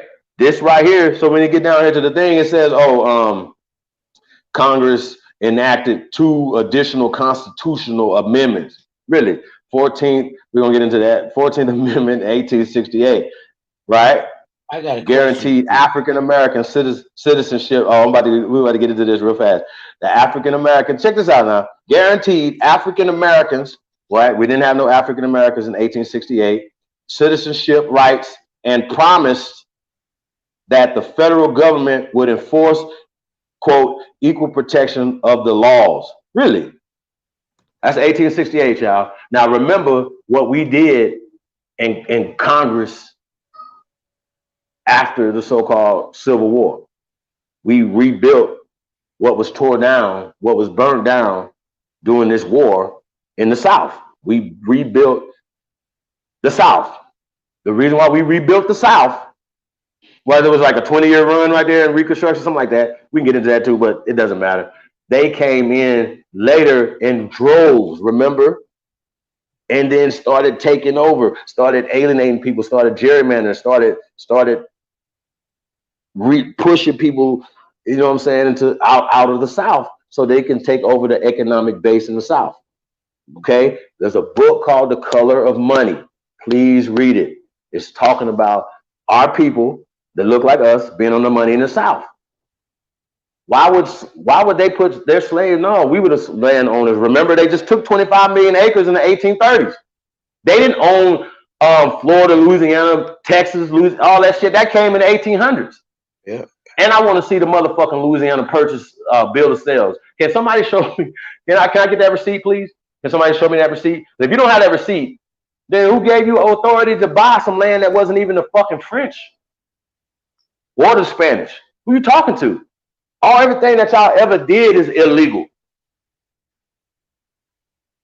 Everything. So shout out to the King 911. Shout out to that sister, man, because everything that she was saying is right and exact. I just feel like that applies for all of the descendants of the original people of this land, right? You know what I'm saying? Because all of us ancestors, you know, were nobles, were I don't want to like saying royals and all this other stuff, you know what I'm saying? But we were the kings over here. They wasn't like they are children. That's like, why would the smaller, weaker, sickest motherfuckers be the ones when we got paradise over here? This is paradise. Food, clothes, cotton is clothes, right? Like the baddest one on the planet is in America. Why you go come in and burn your boat up? Like, nigga, I'm not going back to that motherfucker cold ass, sick ass place. Really? So all these things that they're talking about didn't happen the way they say they're happening. So we're just talking about this, but this was interesting right here. African American citizens' rights. You know what I'm saying? It's guaranteed African American citizens' right. So check this out. So that means that only the 14th Amendment applies to so-called African Americans. Well, guess what we're gonna do, Sister Bethy? We're gonna go to the 14th Amendment and see what they're talking about. Because once again, this is fuck shit. They don't have anything to do with African Americans, but they push the slavery in African Americans and they put them together. Okay? Man, I hope y'all, man, please, I hope y'all follow me. I hope I'm not losing y'all on this. Please, I hope I'm breaking this down simple as I could break it down, simple as possible. I want to go back and forth. There's no fucking African Americans in 1868. Period. The 14th Amendment, as we about to see, has nothing to do with African Americans. Okay? Or black people only, nothing. But when they tell you this stuff, it says right here, why is the 13th Amendment important? It's important because we set y'all black asses free. Fuck out of here. That's right. So fuck out of here. So, yes, ma'am. Answer me this question, okay? Because this is where I'm a little lost at. Okay, the Trail of Tears happened in 1831. Now, those that went. But then the vast majority of us decided to stay and assimilate into a constitution that didn't apply to us, which is the Well, United not States necessarily the Constitution. Constitution, not necessarily the Constitution, but remember we were under the Great Law of Peace. The Constitution is plagiarized. Well, It yeah, is that's what I mean. But I like we mean, had a government. Says we had a government in place here prior right, to 1776, right. prior to 1676. We had a government here already, right? And we No, were already thriving. We were already trading. We were already trading globally. We were been doing this. no, I They are know, liars. I Yeah, know go ahead. all that. I know all that. What I'm asking is, again, the Trail of Tears, 1831. They all left, and they moved them to Oklahoma, whatever. That was in 1831. The ones that Mhm. stayed, were they still under that constitution that we had? You follow me? Right, but we just offered it to them. Okay. They're acting like And they even when changed it was it. written, and yeah, they And start they changing it. changed See, it. 100 years later. They changed it 34 years later after the. Wait a minute. The United Well, States. 80. Go ahead. All right. By 1865, they already established the United States Constitution. It was already established because they changed it from what we had and made one in the 1700s. Correct? I'm United. sorry. All Okay. right. The United States Constitution was The made. Constitution was written in 1778. So Right. we got Okay. 1778 Right. and 1865 or Okay. 1868. So Okay. that's a 90-year stretch from the Constitution, right? We got a 80-year stretch, right, with the 13th Amendment, and a 90-year stretch with the 14th Amendment, right? So we're on the 14th Amendment right now. We done broke down the 13th Amendment. So we're about to go break down the 14th Amendment because they said that the 14th Amendment is guaranteeing the rights of African Americans. Is that what they said? And Right. that's the narrative that they paint. That's the narrative that they're painting in Wikipedia and African American studies. Oh, we'll tell them right here that the 13th and the 14th Amendment is about their black asses, but it's not. That's game. It has nothing to do with just us. Because remember, you have the 1866. Remember we went through this, y'all. We showed this and we broke that down. We have the 1866 so-called civil rights bill, because it's not. That's not even the name of it. But Mhm. well, 1866 civil rights bill that doesn't. This is giving them rights. Like imagine this, right? That remember that we talked about the movie White Man's Burden, right? And the things that Harry Belafonte was doing and how he was treating John Travolta, right? If we had done them like that here, right? The Constitution and these amendments would have, especially 100 years later, right? Would have, or 80 and 90 years later, would have benefited them. So we wouldn't, the landowners, the more affluent people, wouldn't discriminate against them. Y'all understand what I'm saying? Fucking loving and giving that we gave them land and said, okay, y'all can have some of this right here. We got plenty. So they didn't take shit. We gave them stuff. Like, oh, here you go, man. You can have some of this. We got plenty. We're gonna teach you our ways. Wrong. You understand what I'm saying? So, like I said, I want to get into the 14th Amendment. Sis, knock this out the park. Get them on up out of here. Get you fools up out of here with this dumb shit. Hey, I just want to point out, Sister Renee, you're not gonna be able to use the 13th Amendment, 14th Amendment, or the 15th Amendment. Well, you don't use them anyway. But you're not gonna be able to use the 13th Amendment ever. So you're not gonna be able to use that in this debate. Sorry. So if you thought you were gonna use the 13th Amendment instead of me embarrassing you in a debate, I just save you and I just, and here's the thing, y'all. I'm gonna send her all my sources on all this. Well, I'm showing the source right now, but anyway, so we'll just get back to that. Okay? The 14th Amendment, right? Y'all see it right there, 1868. to the Constitution of America, United States, that granted citizenship and equal and civil and legal rights to African Americans and slaves, who had been emancipated after the American Civil War. All right, no, let's get to the actual text of it, if you don't mind.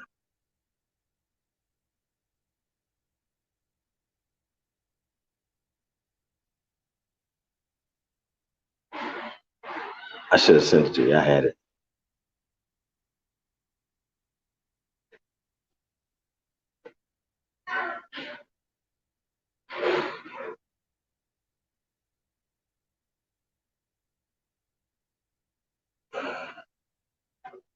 I think that's it. Yeah, that's it right there.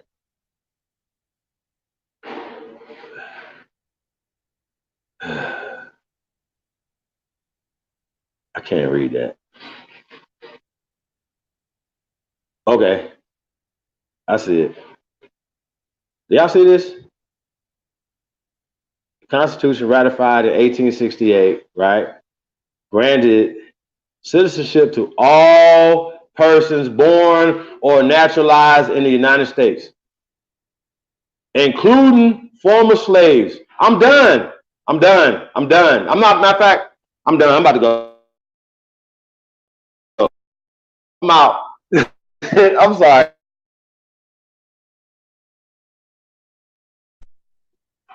All persons born or naturalized in the United States, including former slaves, and guaranteed all citizens equal protections of the laws. One of the three amendments passed during the Reconstruction era to abolish slavery and establish civil and legal rights for blacks. But guess what? The 14th Amendment was after so-called slavery. Y'all get it? If this was ratified in 1868, and if slavery was ended in 64, then that means what they just said right here doesn't make any sense. Reconstruction era to abolish slavery and establish civil and legal rights for Black Americans.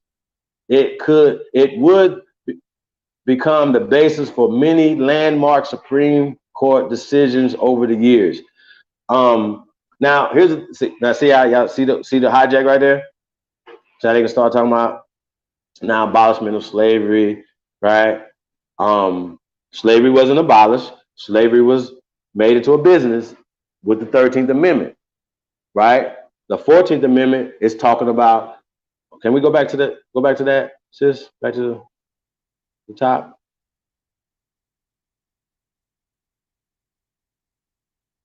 The 14th Amendment to the U.S. Constitution, ratified in 1868, granted citizenship to all persons born or naturalized in the United States, including former slaves, and guaranteed all citizens equal protections of the laws. One of the three amendments passed during the, right? So what happens is, right, when you hear this, right, you're like, okay, well, damn, what's going on? Like, when you hear, okay, slavery, now they can start putting their spin on stuff. Oh, but this is only for the 14th Amendment said all persons born, or if you came from Britain naturalized, or you came from France naturalized, you are protected under the law. That would benefit them, but they violated us. And would that Martin Luther King would have never had to go to anybody if they were already. See, Martin Luther King was born. He was born in natural. He was born in the United States of America, right? After 1868, after 1778, right? That means that the Constitution was violated. Our constitutional rights were violated here in America. That's what we should be standing on. We shouldn't be talking about, oh, I'm going to sue for my civil rights and from 1866. That's peasantry. 1866 is recent. I mean, yeah, it's modern. Fuck is you talking about? They done already done switched so much stuff up, changed the languages and all type of stuff. So if the shit's not written in Latin and stuff like that, you should be leery of it, especially when it's coming from a time period that's supposed to be before 1828, 29. So this is after that in 1868. So when you're getting things in 1868, you're going to be getting these people who are changing stuff. And even if they didn't change it in 1868, you see that they can change it in 2020 because they have the pen to say whatever they want to say. So it just says, look, if it's in the same fucking sentence, the 14th Amendment is for all peoples born in the United States. It doesn't say all black people born in the United States, all Africans born in the United States, nigga, all people born in the United States or naturalized. What are you talking about? What are you talking about? And that says including former slaves. So that means all people, right, that were born or naturalized in the United States are protected under this law in 1868. So in 1968, if you're violating my constitutional rights, the law of the land that's been there for 1,000 years prior to them, right? What we build this civilization on that made it so attractive for everybody to come to this motherfucker. Okay? We have to, like, nobody else is immigrating to nowhere else more than they immigrating to America. Anybody? Why the world is huge? Why niggas ain't immigrating to Iran? Why niggas ain't immigrating to motherfucking Uganda? Why y'all not immigrating to Germany like this? They don't have the same type of immigration laws, or what's going on? Like why do we have to continue to keep taking in immigrants? It's a question. At some point, you're going to say, look, we got enough immigrants in this country because the original people of the land are suffering and the immigrants are living up on the hills. Are y'all follow me? I'm not fucking playing with y'all. Get it together. We are losing because we don't understand what the fuck is going on. These people are playing us, making you the loser, and then any other motherfucker could come over here and then benefit off the fruits and the labors of our ancestors, off our backs. So it's that motherfucking detrimental when you walk up into a beauty shop, or anything that we do, food, anything that we do that we should be doing for ourselves, and we let other people do it for us. It's just embarrassing. It's embarrassing if we allow billion-dollar industries to slip out our hands off of, like, we are 100% of the black hair care business. It's a multi-billion-dollar business that we have allowed people who do not use the products that they sell to you.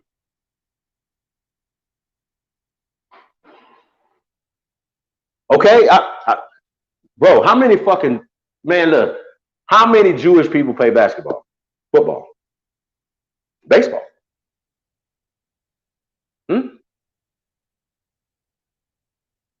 They own it. So, like I said, y'all, we got to get this shit together. But this right here, though, like, they're telling you in the thing right here. If it says all persons born, then go down a little bit. It says, then they tell you that, oh, and then it starts talking this African American shit. Like, what the fuck are you talking about? Oh, well, they just already set you up for it right here, including former slaves. You're like, oh, okay, including y'all too. You Africans that we hit over the head and brought here on the boat. Get the fuck out of here. This is the problem, y'all. This is the problem that we having.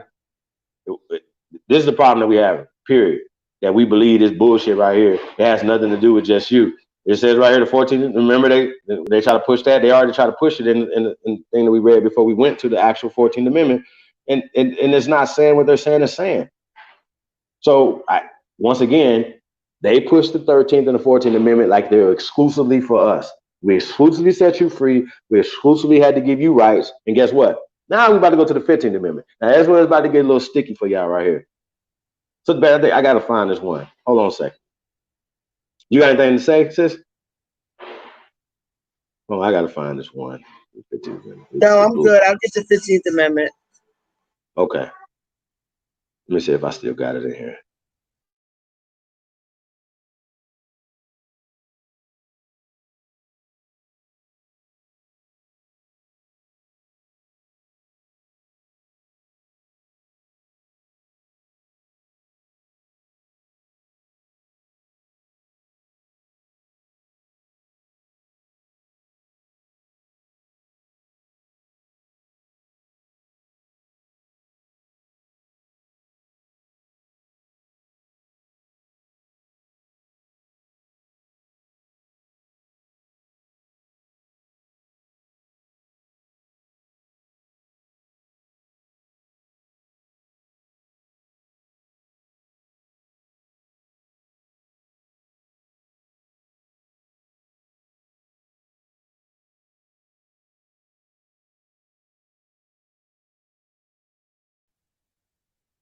Is that it right there? 15th Amendment? Yeah, that's it.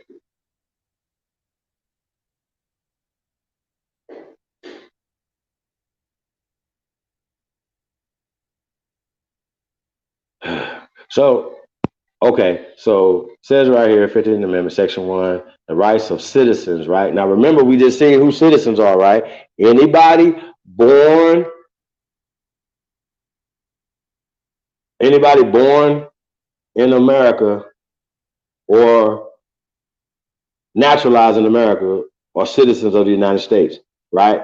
Now remember it said that all the laws in the 14th Amendment, right? I don't even know where you should have the 15th Amendment to even like to back this up. But if they say that all the laws and things of the land are should be honored by all people who are citizens by birth or naturalization, right? Right. So to vote, I mean to I'm gonna start over, right? The right of citizens of the United States to vote shall not be denied or abridged by the United States or by any state on account of race, color, or previous condition of servitude. Okay? Once again, it didn't say a race, it says citizens. Remember, citizens born or naturalized in the United States of America. Okay? Any state on count of race, color, or previous condition of servitude.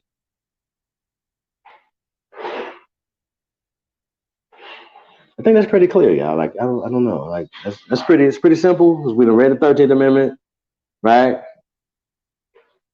Now we're on the 15th Amendment. Okay, let's go to Section 2.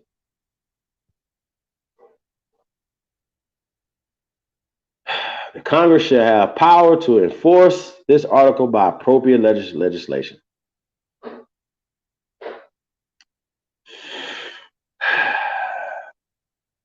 It's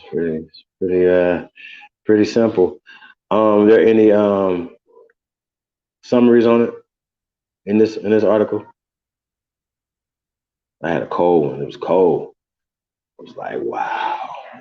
In the simple terms, select the 15th Amendment. 15th Amendment is the U.S. Constitution, granted African. Hold on, man. Like, stop it. Hold on. Listen, y'all. See, this is what we talking about. Like, I say, if I didn't see it right here, if she just didn't pull this up, go back to that. Go back to that real fast. See, y'all see how that worked? Y'all see how they did it again? Remember, the 14th Amendment said that all people born, not all black people, not all brown people, not all tribal people. They ain't even said nothing about that yet. All people. They didn't exclude anybody or protected under the law. That means that you walk off the reservation, right? And you go to New York, from Oklahoma, you walk all the way to Oklahoma, right? Hitchhiking. If anybody violates you, you are protected just as well as anybody else. Oh, you're Indian. We're not supposed to protect you. Get out of here, man. Stop it. It says the 15th. This is why we have to sue right here, y'all. It says the 15th Amendment to the U.S. Constitution granted African American men the right to vote by declaring that the right of citizens of the United States to vote shall not be denied or abridged by the United States or by any state on account of race, color, or previous condition of servitude. Well, you know the problem with that is, and they did this in January the 3rd, 2019, when this was written. Okay, so remember, it didn't say anything about Africans or Americans, right? It didn't say no color of people, right? And it definitely didn't say, but it didn't say either though, y'all. Gender. So this is interesting. It said that the 15th Amendment granted African American men the right to vote by declaring that the right of citizenship of the United States to vote shall not be denied or abridged by the United States or by any state on account of race, color, or previous conditions of servitude, but it never said anything about women. Now, I don't know if you guys remember Susan B. Anthony, right? Y'all remember her? Did she have like a coin? Hold on, y'all. Oh God, this ain't real. Sister Bethy, do you remember Susan B. Anthony? Anybody remember Susan B. Anthony? No. Have you ever heard of Susan B. Anthony? Nope. Let me Google her. Absolutely. Yes, you got to. Oh my God. Susan B. Absolutely. Anthony. Susan B. Anthony.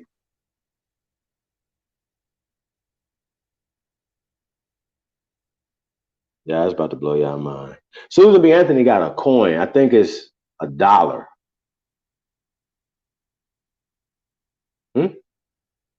Okay. Let's see why they gave this lady a coin. Let's see what's going on. Y'all gotta be ashamed of yourselves. This is crazy. You're gonna learn today.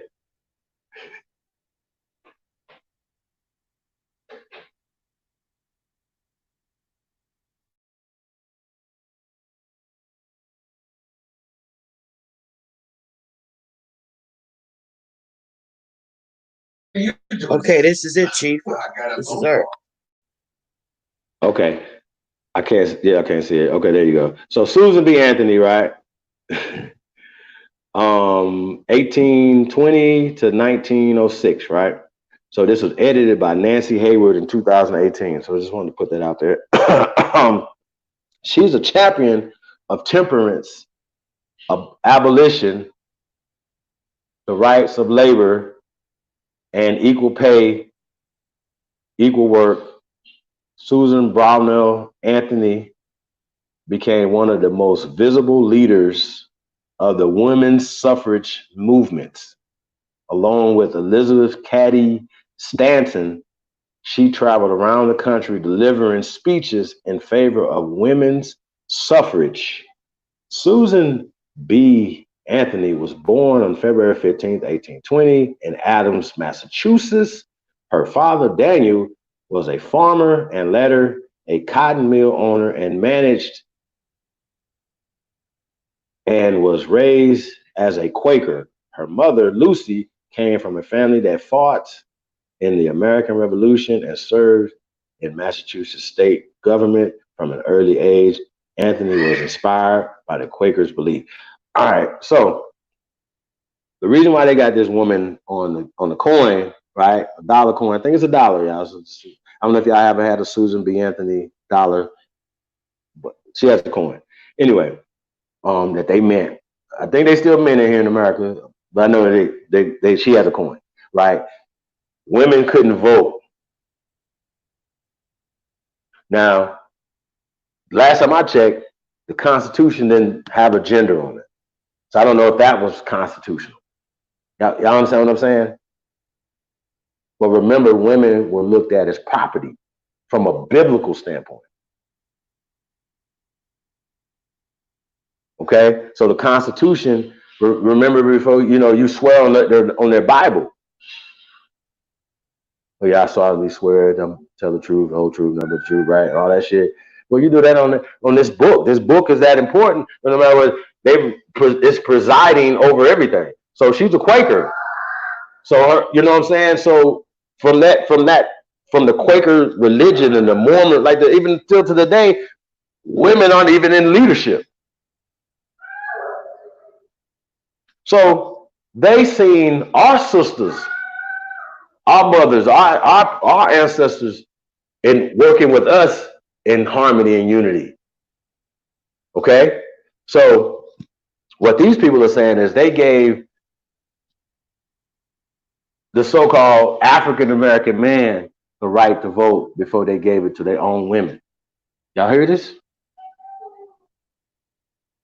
But they use Susan B. Anthony just like they use the affirmative action. Okay? That's why they gave her a coin. They always know how to use their women against us as a weapon, y'all. And they're still doing it to this day. We're gonna have to figure this thing out. We can't fall for the banana in the tailpipe. And this is what this is right here. So, yeah, man, it just says her mother Lucy came from a family that fought in the Re, Rev, American Revolution and served in the Massachusetts state government. You know, I just think that's it's just super dope, y'all. Gretchen, you in there?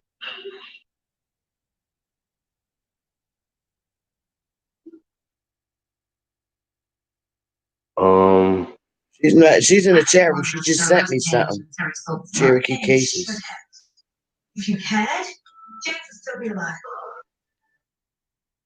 oh, it's a dollar comment. Yeah, yeah, okay. Yeah, I know she's on a coin. She got a coin. Yeah. Eagle Hawk said he got one. Susie B. Anthony was famous white woman from New York who was an abolitionist. She had a silver dollar made after her in the 70s.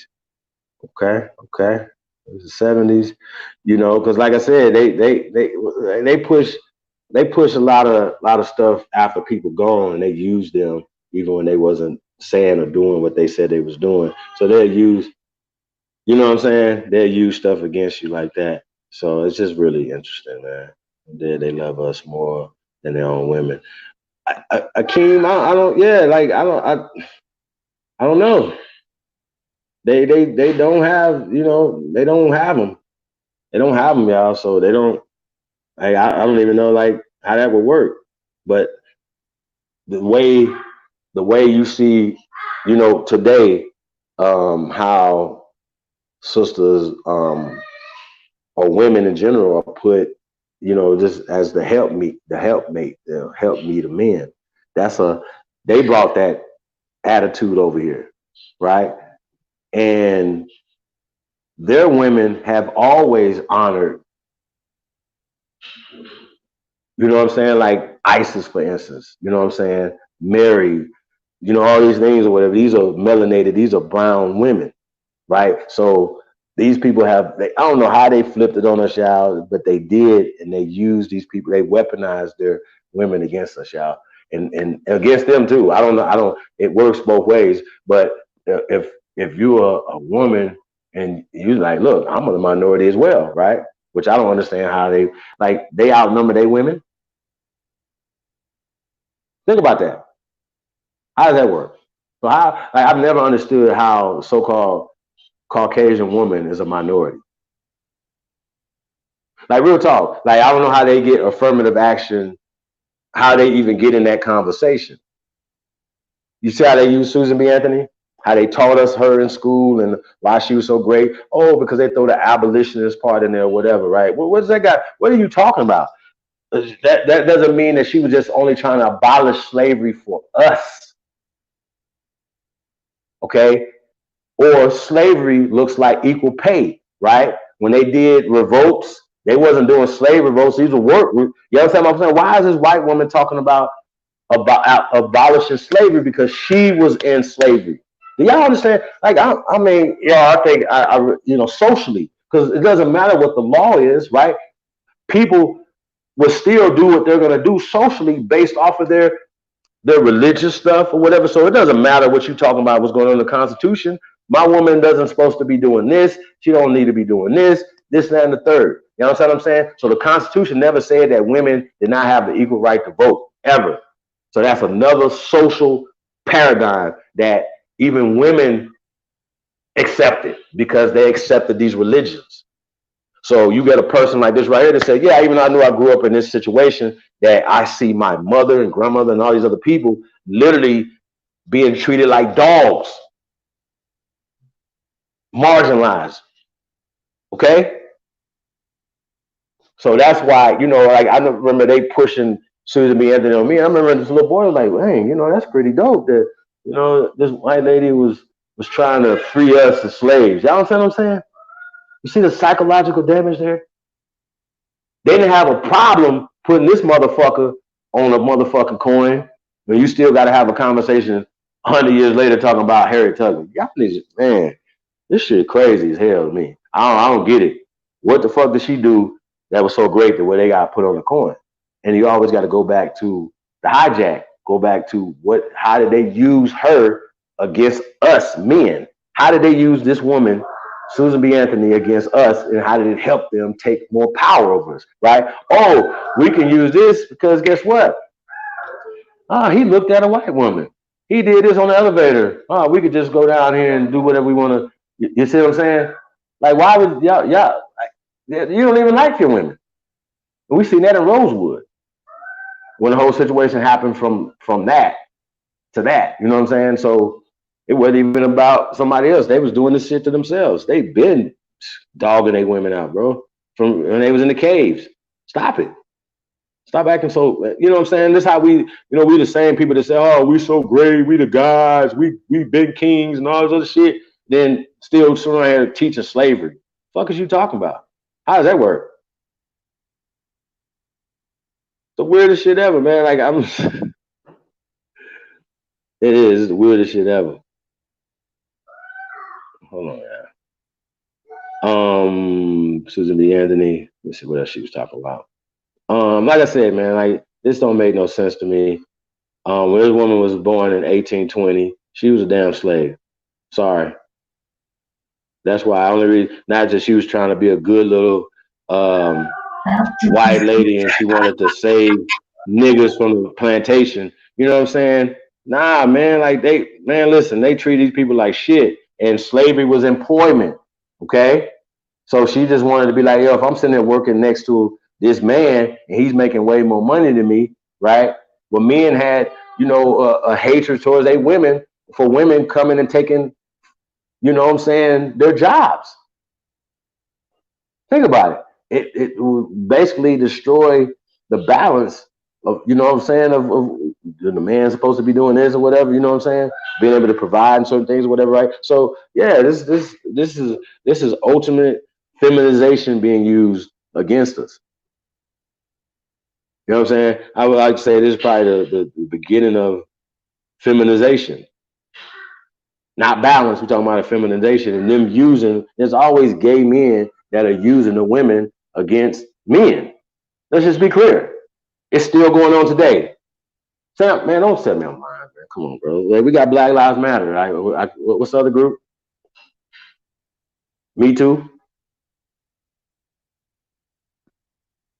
Andrew's Come on, everybody get together.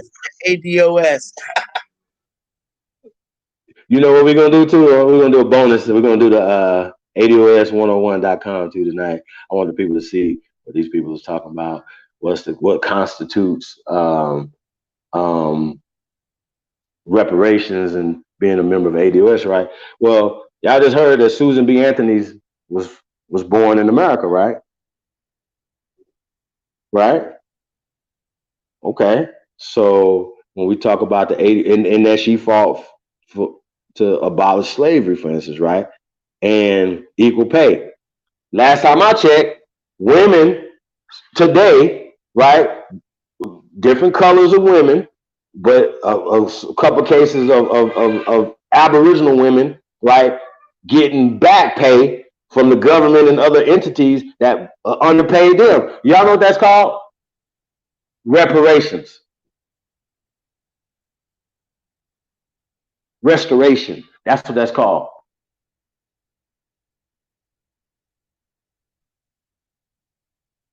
And that's all they was fighting for in these time periods was equal pay, and you know what I'm saying, and not to be exploited. They didn't have minimum wage, so you have somebody come work for you. Shit, I think if you were working for somebody for 12 hours a day, at some point, shit, you think about it. You got to go back home, go back to sleep, go back to work with them. You ain't making that whole bunch of money. They're not gonna pay you a bunch of money. They were like $3 a year, that was some dumb shit, y'all. I'm talking about super dumb. Right? Niggas wasn't getting paid a whole bunch of money because money wasn't. It wasn't as inflated or as valued as it is now. So I remember in the 80s, the 90s, minimum wage was $4 or $5, y'all. Like it's not. What is it like now? 7? Hey, that's slavery. That's less than slavery. You can't live off that. You can't pay a mortgage or rent. Like this whole system is set up for slavery. Now, oh man, all this land out here, man, I'm about to go out here and build something. Man, you've been away. You can go right in the middle of nowhere and start building some shit. They're gonna be wanting to get some parts of it. Hey, we need to make some. We need taxes off that. We need this and we need that. What you mean? This shit just sitting here. Ain't nobody doing nothing on it. That's slavery, man. That's what we fighting. That's what these people always been fighting against, man. Just, to be treated fairly. So shit, niggas is getting, you know what I'm saying? Like niggas got this whole slave agenda, man. Is huge, y'all. Like they pushing the slave culture on us. I want to hear Aboriginal power in the discussion. Yeah, I sent him the link, Akeem. Let me email it to him. Ab, you listening, man? I sent you the link. Let me see. Yeah, that ain't went through yet. Gretchen? Hold on a second, yeah.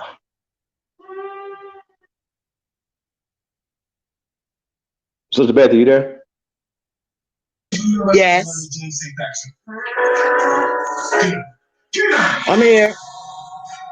Okay, hey, can you go to ADOS101.com?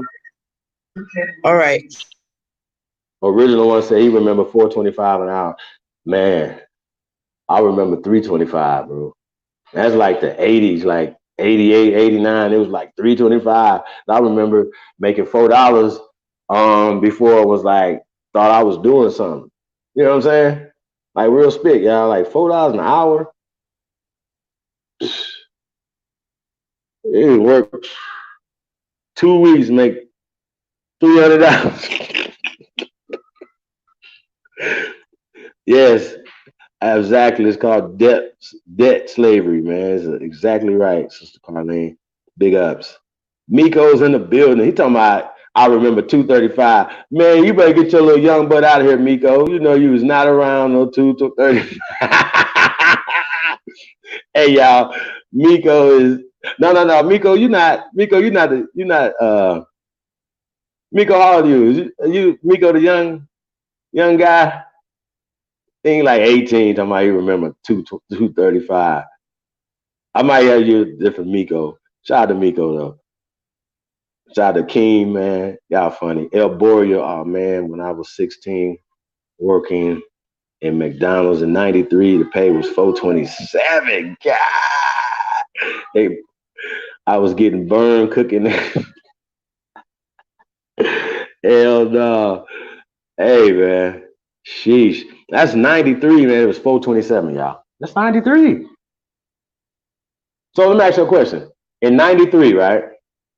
El Boria, how much more, like if McDonald's would told you, look, man, we're gonna pay you, you know what I'm saying, rent, a mortgage, you know what I'm saying, all your light bills, you know, cable, whatever, right? Wouldn't you think that'll be more expensive than giving you $4.27 an hour, brother? Think about all the stuff I just said. $4.27 ain't gonna do shit. You might be able to pay a cable bill. Did they have cell phones in 93? Barely, right? Cell phone bills is crazy in 93. So you would have barely been able to, you'd have had to been on your nights and weekends. You know what I'm saying? No. So no, you not, no. 427 is slavery, y'all. Avery, what'd you say? I'm trying to share. Okay, hold on. Let me get to it. Let me get to it. There you go. Yeah, man. So we're gonna go to this ADOS 101.com, y'all. Because the question I'm having and nobody will answer my question inside the chat room. So I figured I should go read their website since nobody inside Yvette Carnell's chat room was gonna tell me what was the qualifications to become ADOS. You know what I'm saying?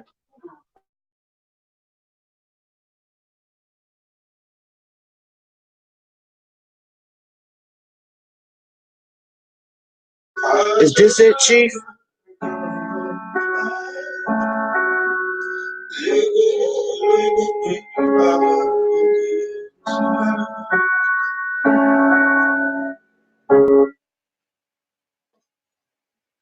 Is this it, Chief?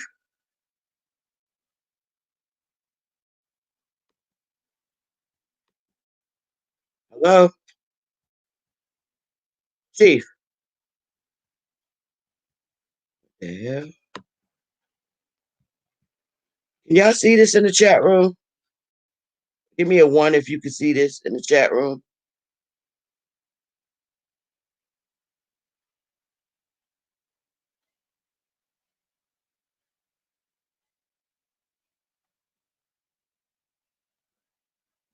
Okay, this is crazy. I don't know what the hell's going on. Oh, okay. Y'all can see it. I don't know. Chief must have got kicked out. I think this is the page. I'm back. Oh, okay. Is this the page? Yep. All right. So you want me to click there where it says click here? Yep. All right. Where you want me to go? Let's just before we get to what I want to get to about ADOS, let's just get to that. Let's see what they're talking about. I definitely can't see that. All right, so check this out. Hold on, yeah. Oh shit. Nah, you gotta go back to the other side. No. Shit.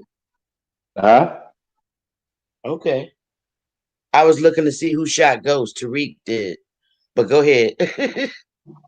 Yeah. Okay. So hashtag ADOS was started by the brain trust of Howard graduate. That's a HBCU, y'all. And host of the I guess that would be Breaking Brown over there, sis. Okay, Breaking Brown political show, Yvette Carnell, and UCLA alumnus and attorney Antonio Moore, who hosts the weekly radio show Tone Talks, right? ADOS, which stands for American Descendants of Slaves, seeks to reclaim, restore, right? Reclamation, restore, restoration, the critical national character of the African American identity and experience, one grounded in our group's unique lineage and which is central to our continuing struggle for social and economic justice in The United the States. United States. Okay? Now, I just want to break it down. Can you go back to that, sis? I want to break a couple things down. First off, the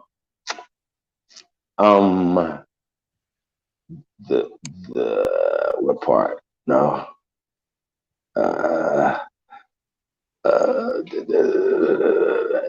American, the African American joint. Let's get to that. So here's the thing. Just knowing about ADOS or listening to them, and I've actually given them the time of the day fully to listen to the whole live stream or go back and listen to playback. And I've done that just so I can have a real clear understanding, right? So when these people say African American, okay, Yvette, according to you, you can't be from Africa or the Caribbean islands or Mexico or Canada, right? Like, right? So when you say African American, that would entail that you are from Africa, right? And you're America's African, right? This means you're African, right? You're from Africa, okay? According to them, that would not make you eligible, right? We don't have an African American identity. That was given to us, and I would think, or I would know. Everybody should know this if you are woke, especially if you're out here talking about your leaders of so-called black people in America, right? Two talk show hosts. One is an attorney, an Esquire, a Tubman. Shot the dang out. right? And they're pushing African American. Why are they pushing American descendants of slaves? Now they're talking American descendants of slaves, of which they're attaching that to African American identity. Okay, this is what it is, and experience, right? That means that we're Africans who were hit over the head and brought over here, right, and enslaved. That's what they're pushing, right? It's right here. It's about ADOS. I didn't say this. This is what they said. The African American identity and experience, one grounded.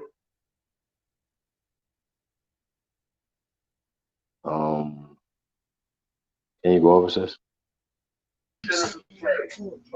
One grounded in their group's unique lineage, and which is central to our continuing struggle for social and economic justice in the United States, right? Oh, I just want to say this though, right? So when we talk about Susan B. Anthony, right? Now, once again, I think it's very vital that we, with Susan B. Anthony, right, be eligible for reparations, right? We gotta ask these questions.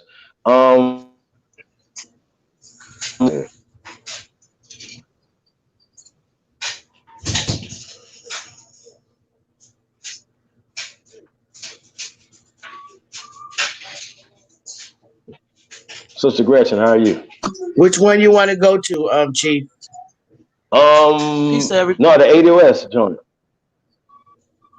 Just kind of scroll down before we get to because it kind of breaks down. You know, she likes to show the wealth gap between so-called blacks and so-called whites, right? Median household net worth by race and education, right? Well, they both educated.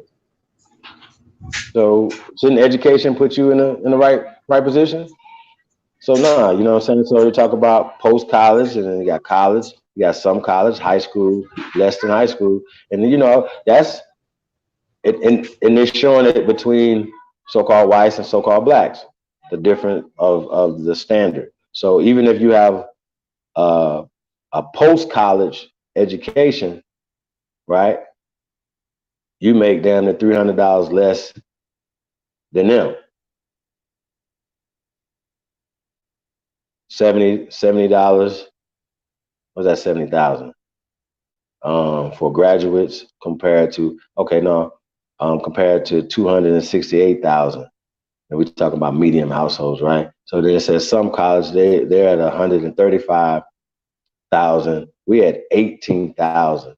Look at that disparity between these. You know what I'm saying? It's 300 at that level, then it comes down a little bit more. Then come down a little bit more, but you know what I'm saying? Look at that shit though, man. That shit crazy. Even when they had just high school graduates, they had 118,000, right? Medium household income. Nigga, we had 6,000. Now this is one's interesting right here. Less than high school, right? Education. They still making the medium income of housing is $82,000, right? Ours is $2,000.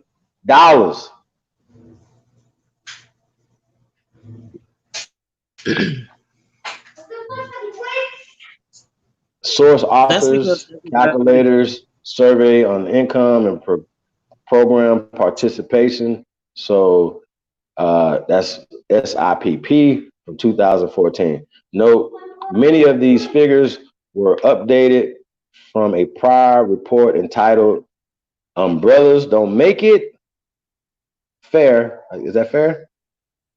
Oh, umbrellas don't make it rain. Why study hard and working hard isn't enough for Black Americans. Hamlin, okay, all right. And that's 2015.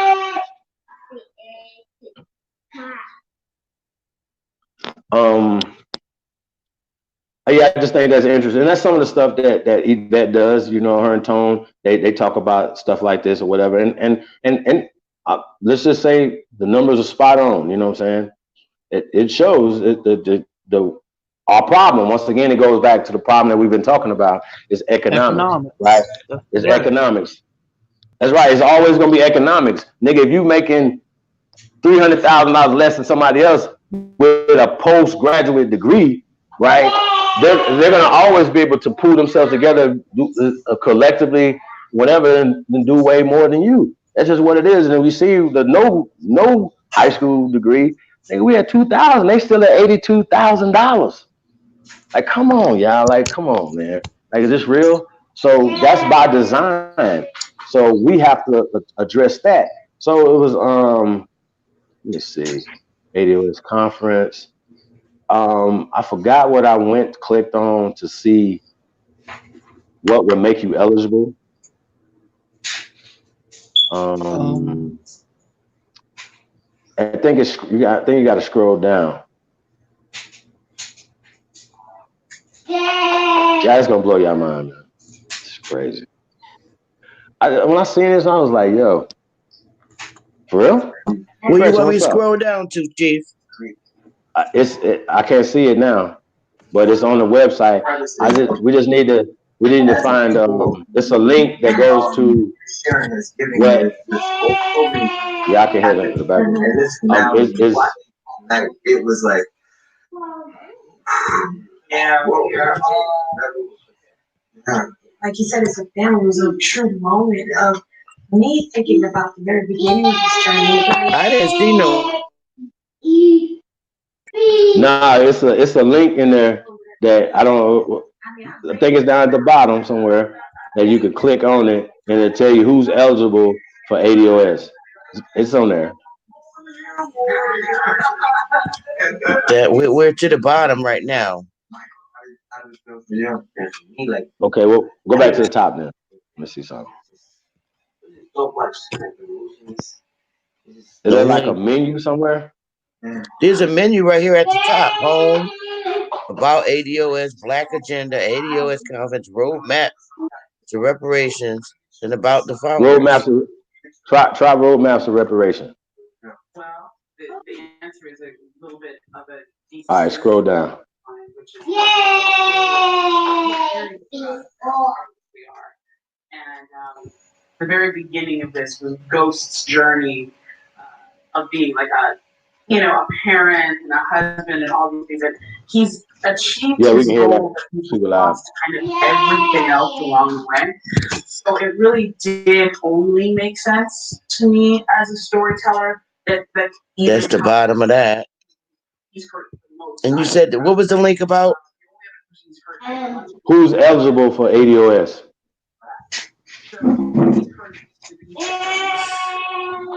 He's trying to find the criteria to make people eligible. Yeah, I forgot what I read. It's in there. I'm about to go back to it myself and go through it. Black Agenda. Is it on the Black Agenda? That's what I'm looking at.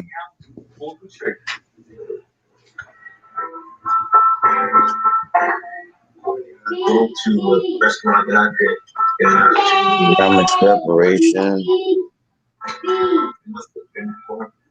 Yes, I can't see it. Leadership, black males in prison, brothers. It should be on. Somewhere on the homepage. You would think there's a link to how you can join on the homepage. That's it for the homepage right there. Nowhere on there. Show you how you can join or what you need to join. Yeah, no, it's on there. We just gotta find it. It's on there. You talking about nowhere on the home? Nowhere on the homepage. No, it's not on the homepage. It's not on the Black Agenda. Is this the only stuff that we could pull up? I went right to it that day. Don't know what you was under? Nope. I can't see it. It has to. I'm looking. Okay, try about ADOS. Let's see if it's in that. All right, scroll down.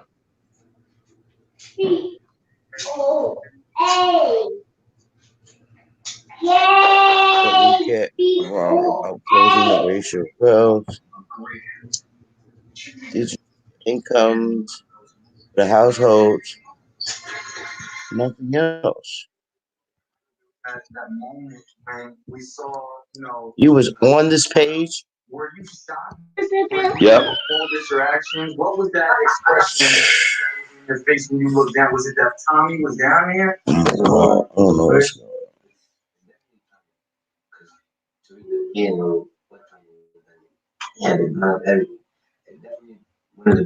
That's her.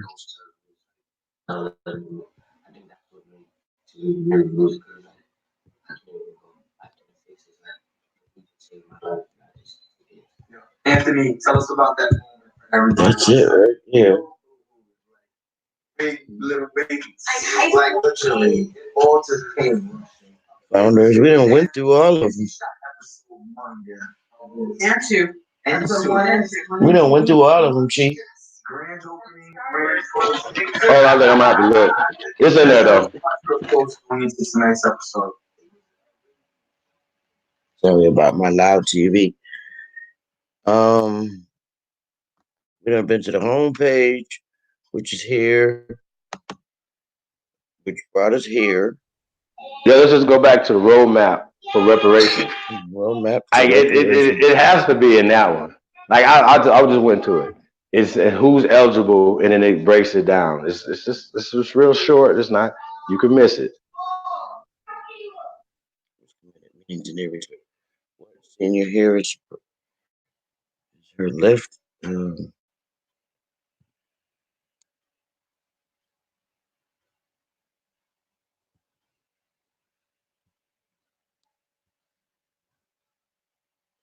How much would it cost? Yeah, it's under that.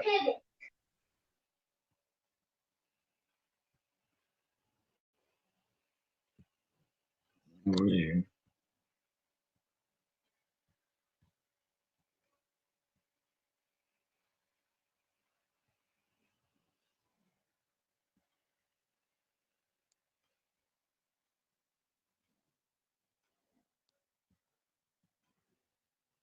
Who should receive it? There it is. Chief, it says who should receive it. That's it. So where do you want to start from? Up here?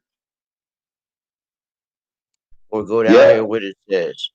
You want to start Yeah, up let's here? start from the top. Yeah. All right. You gonna read it? I can't see it that good. Hold on. Is that it right Can you there? see it, Gretchen?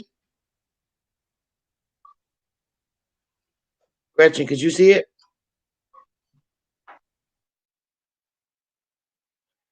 Okay, I'll read it. While wealth, okay, I'll read it, but I'll make it little so I can see it all. Damn, it's wrong. While wealth transferred through reparations can never make right those wrongs done to African Americans through chattel slavery and the periods of anti-Black discrimination that followed, we as a society are obligated to make those families whole who were so wronged at the hands of such an immoral institution. Recently, we have seen the United States paying out reparations from France to Holocaust victims. And while the millions paid to those victims is substantially lower than the trillions needed to make Black Americans whole, the method used in determining who was a victim proves useful in terms of guidance.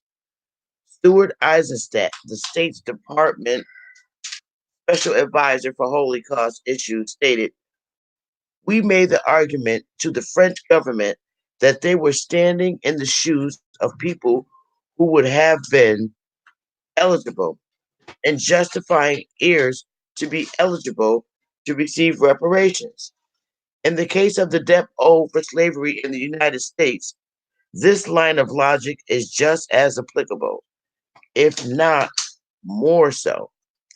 For generations, the cost of slavery and Blackness has been passed down through the creation of a caste system whereby African Americans are chained to the bottom of society because of their dire economic condition and the cyclical cost of race.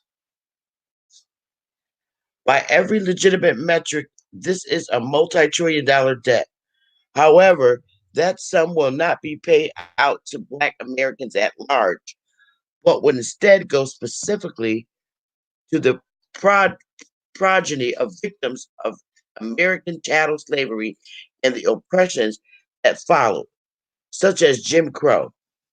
Using the standards set out in the paper by Professor Darity and Professor Frank, the criteria for eligibility would be 1.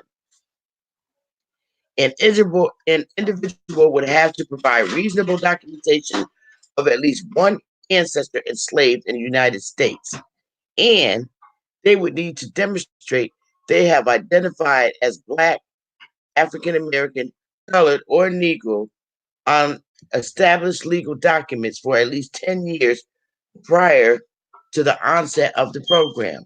What? I'm done. Hold I have to on, keep hold reading this. on. Yeah, hold on. I want to just say that again. Hold You on, gonna hold make me on. read this So, shit well, again? hold on. The first one was right that An you have to individual, prove that one of your did they say one of your ancestors? an individual will have to provide reasonable documentation of at least one ancestor enslaved in the United States. Well, I don't qualify because I ain't got no enslaved ancestor. but, That but, knocks us but out, Chief. no. But my first question was, who would you provide this to, and how far do you have to go? You would have to go back to 1865 and beyond, right? They would need 1863, to and demonstrate you they had to have go before identified. 1863, right?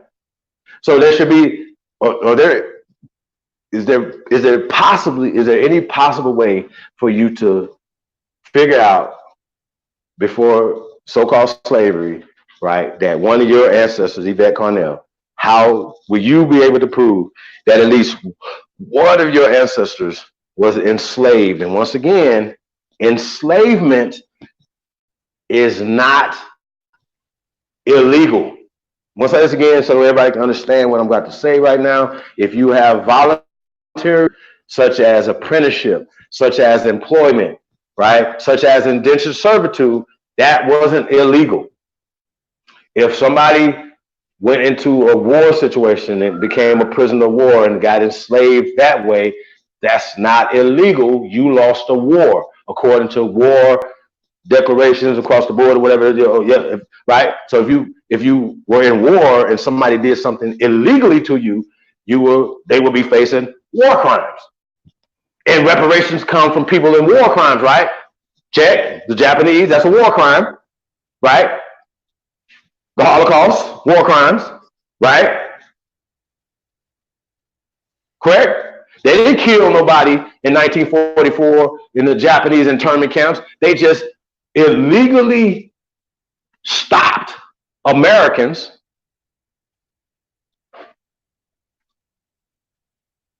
from being free and moving around. So they gave those people reparations, right? So, in war crimes, people get paid for war crimes, things of that nature, whatever. So it's called restitution or, restoration or whatever you want to call it. But it's just interesting. I would just want to know how would you provide, how do you search at least one of your ancestors being slaves? And how would you get reparations from enslavement if you can't prove that it was illegal? How about this? You can't even prove that the enslavement happened, let alone that your grandfather or mother and then go into grandmother and then go into some type of agreement. You know, when you're talking about Jim Crow era now, this is not slavery. This is 1940s, 50s, 60s, and shit like that. So that has nothing to do with slavery. Now, yes, you have grievances. Shit, I think that we should get reparations for the motherfucking Reagan era with the Iran-Contra scandal. Somebody went to prison, correct? That means it actually happened.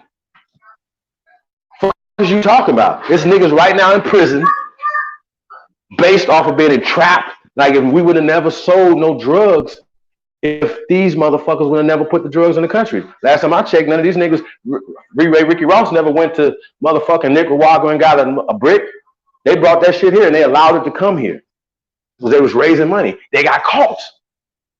Shouldn't the people that got murdered, there's some little girls, some little boys grew up without their fathers because their fathers in prison, their fathers murdered, or some little children are dead because of drive-bys or all the street wars that happened. When you gonna pay us? Fuck is you talking about? We ain't gotta go all the way back to slave days. We can go right here. This is what y'all did to us right here. This affected our community right here. This is what you did. This is what you did with alcohol. This is what you did to our community. So yes, we should be getting at people's necks. Say we can prove that you are a part of this. You did this. Why are we suing these people? So you niggas always wanna attach yourself to losers, to slavery. Now, it don't always have to be about slavery. What about the Iran-Contra scandal? Millions of us were involved in the Clinton era, the super predator era, and all the mass incarceration of our people. We are still dealing with that, and especially when you have billionaires and millionaires that are work like Bob Kraft are working with Jay-Z for prison reform, for justice reform, not just prison reform, for justice reform. No, we don't have to do nothing if they violate our rights, right? Another thing that's going on. We can prove in America that the copper-colored Aboriginal man and woman disproportionately get way more time for the exact same or lesser crimes than other people, other immigrants that come here to this land. These are facts. We can prove this. These are the things where we should be. The things that we can prove. Planned Parenthood should be out of business. We could prove that you've murdered over 40 million people. We could prove that. Well, we could prove it, period. All we got to do is print out the paperwork from off of Department of Interior where they moved our people to Oklahoma. There it is right there. They beat us up, took our land, enslaved us, and sent us to Oklahoma and made us, we end up having to assemble in the United States. So that's enough right there, proof right there. I mean, we can do this. We can do this after slavery. We don't even have to go to slavery, Yvette. This is the whole point that we're trying to prove to y'all, that we don't have to go that far back to prove something that you can't prove. Shout out to Dr. Henry Louis Gates, man. When I heard him say on his Finding Your Lineage, no, it's not Finding. This show is it Finding Your Roots? Something like that. He has a show. Don't speak for the damn Indians, us, the Negroes. Speak just for the African Americans. Take your ass to Obama because daddy is African American. He's the real African American because his daddy is from Kenya.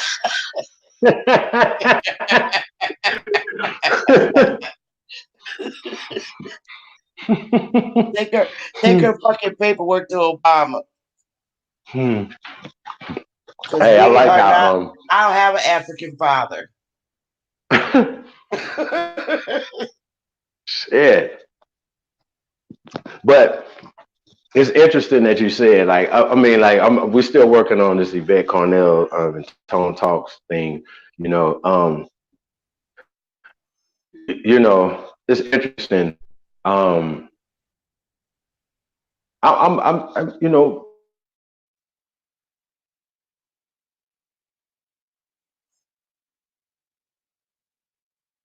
You muted your mic, Chief?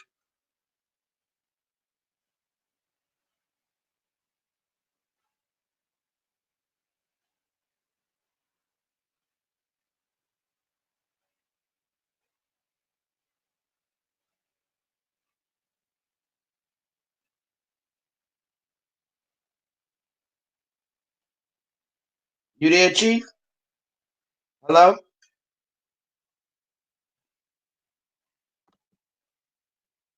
Can y'all hear us? Can y'all hear me? Oh, yeah, they can hear me. I see. Something must have happened to Chief. He got knocked off. Yeah, he got knocked off.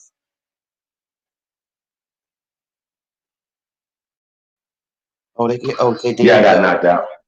Oh, damn. So yeah, can we go back to Yvette Cornell and to that Yeah. site and Yeah. who's eligible? I know this. It's crazy, y'all. Like, how? Who are you going to show? Like, okay, so when they're tracing their lineage back, right? She said that one, you have to prove that at least one of your ancestors was enslaved. That's gonna be hard to do. Like, you should have said illegally, because everything that we talking about is legal or illegal, right?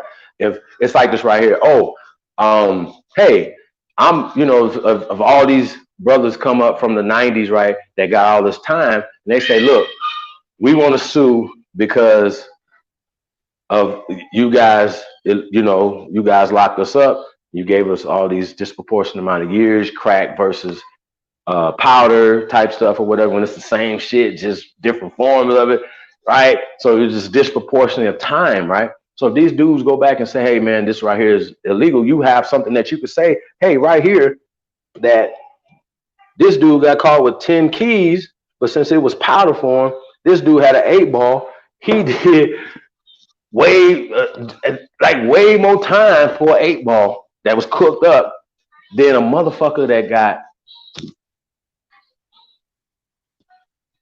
20 some pounds. Huh? 3 grams, right? 22 pounds. Let me see. You get more time for that than that? Like, come on, y'all. Like, so this is what we're talking about. So you can literally go and trace that, right? And then you can say, okay, but guess what? A person that was said that killed somebody, right? He can't go in there and say, hey, man, you guys falsely locked me up. So you got to pay me for all the days that you had me locked up. You understand what I'm saying? He's not going to be able to do that. Then it's the same thing with this right here. When we're talking about this labor dispute, right? We're talking about displacement. We're talking about murder. We're talking about certain things. If somebody did something to you, you can prove that, then that would be something different. But you wouldn't take it to the ADOS,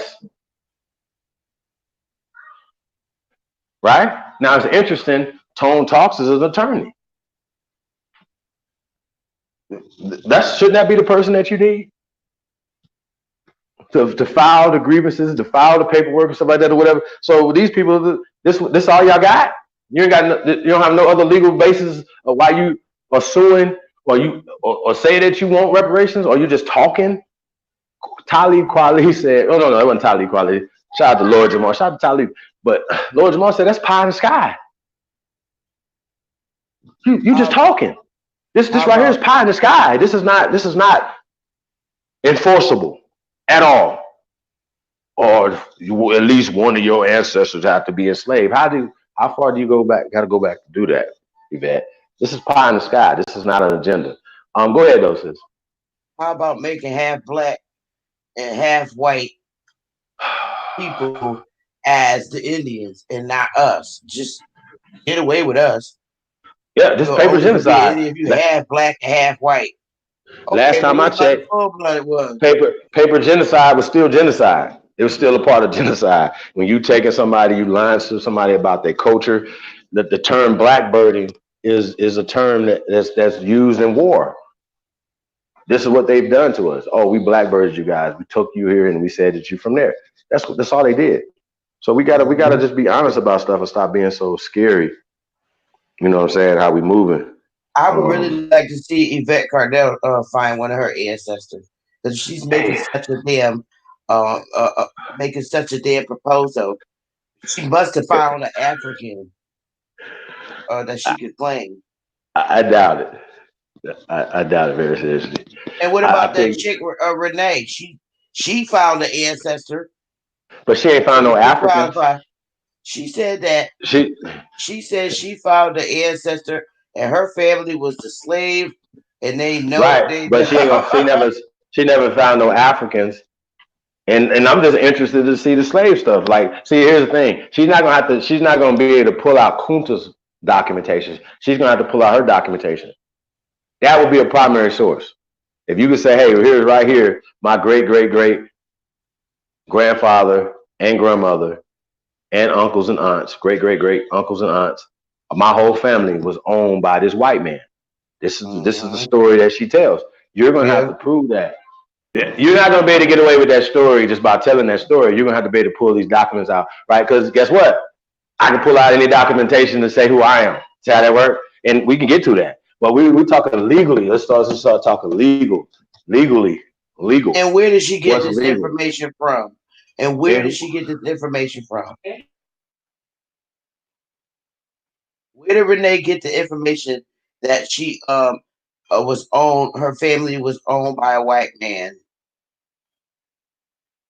Where did she ever say where she got it from? A passed down story. I don't know if she had any documentation on this. But You she know said what? one of her aunts. Yeah, I mean, once again though, like, And don't how do you? What? I'm sorry.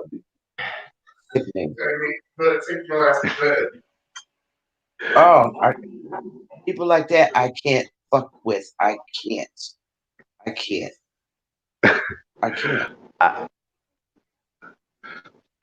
Well, I'm just saying though. They own white man own my family, and bitch, why are you even on? Hey, y'all, listen. If I was doing my genealogy and I literally found the white man with the whip in his hand that was whooping my people's asses, I would never tell y'all. Y'all would never hear that story ever. You motherfuckers will have to expose me and go find that motherfucker. Like, you know what I'm saying? Like, I'm just telling you, I would never tell nobody. I would never tell nobody, yo, you know what? These people own my people. These people rape my people. That's why I would never say none of these things, y'all. So for me, I don't have those stories. My people always been kicking asses and taking names. Always. Period. And the cycle guy, period, whose page should be on, he ain't even got no damn story.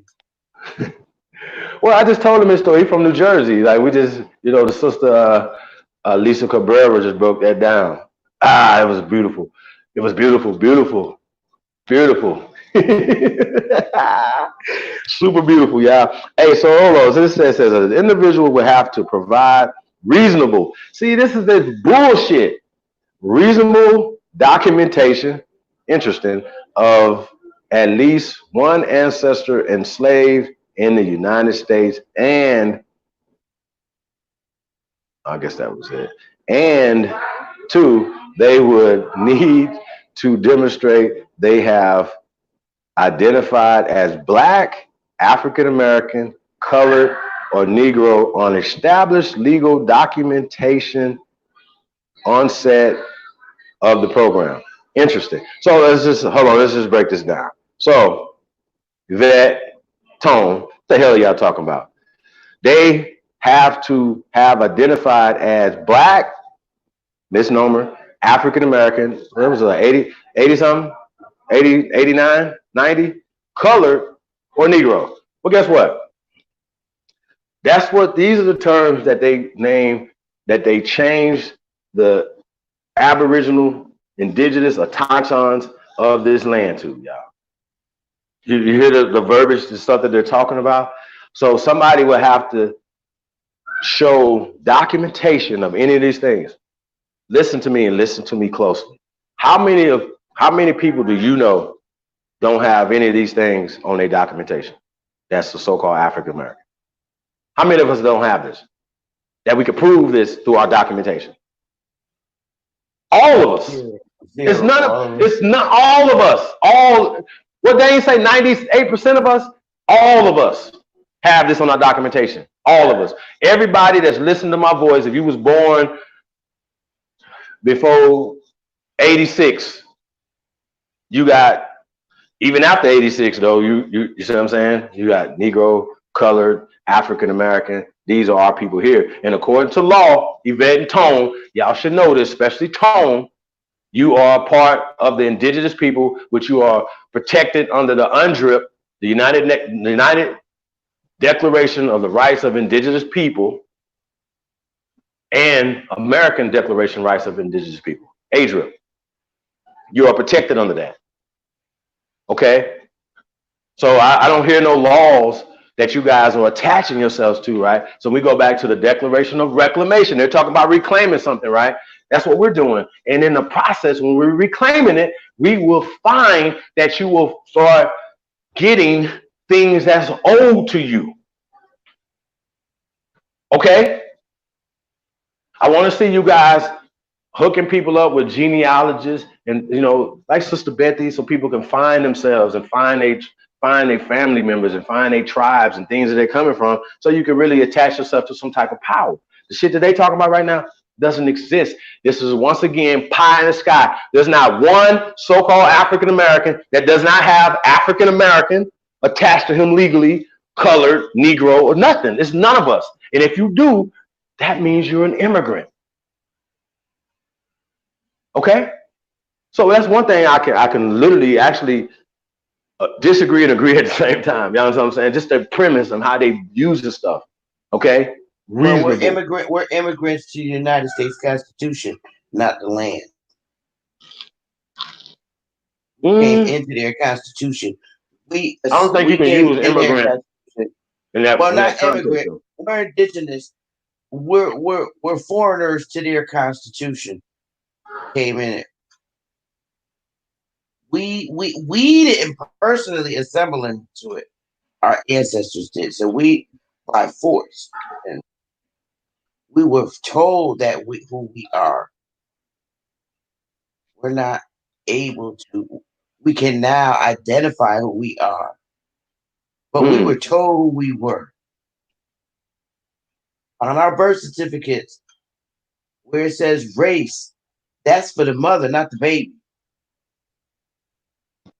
So every time you're born and you get your birth certificate, the race identified on the birth certificate is not of the baby, it's of the mother. But who don't have African American, colored, or Negro on their shit? Who don't? Nobody. Come on. Come on. Hey, come on, y'all. Like, come on. Like, listen. Come on, Vet. Come on. Let's bring it in. Tone, let's bring it in. Come on, y'all. Come on, ADOS. Don't get mad at me that y'all following the hashtag that's literally pie in the sky. Like, come on. This right here is embarrassing. But why would you do this? Why would you say this right here? Educated. See, I don't think that's what. No, like it goes past just being smart. Like at some point we got to start saying, okay, wait a minute. Is this on purpose? Is this what are you guys doing? And then look, check this out. The fact that they talk white allies, it's funny. It's actually funny. Really, like, you understand what I'm saying? But if an Irish person, right, who's been here for generations, right, who can identify and put themselves, right, because he said one of the criteria was that you have to trace yourself to one of your ancestors to being enslaved in America. So my question to them, even with this right here, if a pale ally of yours say, hey, I traced my lineage and I found that my great grandfather and grandmother were both slaves or enslaved, and there's a difference. And Renee knows this. These fools know this because they would have just said slaves or in slavery. They said enslaved, so they understand the terminologies and the stuff that they're saying and the pie in the sky. Listen, this whole movement, I give them the end of 2020. It's over. This hashtag is over. If they don't come with more than this right here, what you gonna do? What can you get out of this? It's too vague. Once again, if a Chinese person, right, comes back and say, hey, I trace my lineage and my grandfather, my great-great-grandfather or grandmother both worked on the railroad as slaves. They were enslaved. They were treated bad. Right? They were discriminated against. All the things you can't say. If anything, ain't gonna be able to say, "Hey, no, you're not part of ADOS." They're Americans, descendants of slaves. It didn't say Black Americans, descendants of slaves. It didn't say certain. No, you just said ADOS. And the fact that you guys, like, look, here's the thing: I wouldn't bang on your personal preference of lovers. if you wasn't pushing bliggity black, I'm black and I'm proud. Motherfuckers. I wouldn't even say nothing about that. Look, if you ain't a black Power Ranger and you ain't pushing separatism, and you're not pushing hate and colorism, right? That's what they're pushing. Because if not, you would have so-called white people in ADOS. Because according to what you're saying right here, that's not excluding them. It's not excluding them. You literally have Rachel Dolezal. She identifies as African American. So let's guess what? If she can go back and say, "Hey, look, check this out right here. I got documentation, Yvette Cornell, from 20 years ago that I identify myself as African American." Fool, fuck is wrong with you? Y'all get what I'm saying? I know y'all think I'm crazy. Shit. Come on, y'all. This is crazy. Can you turn your phone down a bit? I'm loud. Oh, you all right? Okay. Sister Gretchen, what you up to? You're on the panel now, so you might as well go ahead and talk to the people since you're on here. Come on, Gretchen. Stop being quiet. Let's get them. What do you think about this tomfoolery right here? I ain't finished. I'm gonna read that part right there. I'm done for a minute. Hey, Chief. Hey, Sister Bethy. Hey, What up, sweetie. What's up, sis? Peace to everyone in the chat. I love this chat room, man. I agree with y'all. It's some tomfoolery. Shit. Let's check this out right here. It says, note, in addition, we would add that at least one grandparent fulfills both prongs of the criteria if a person is biracial. God damn it, Tone. Tone, you dirty dog, you.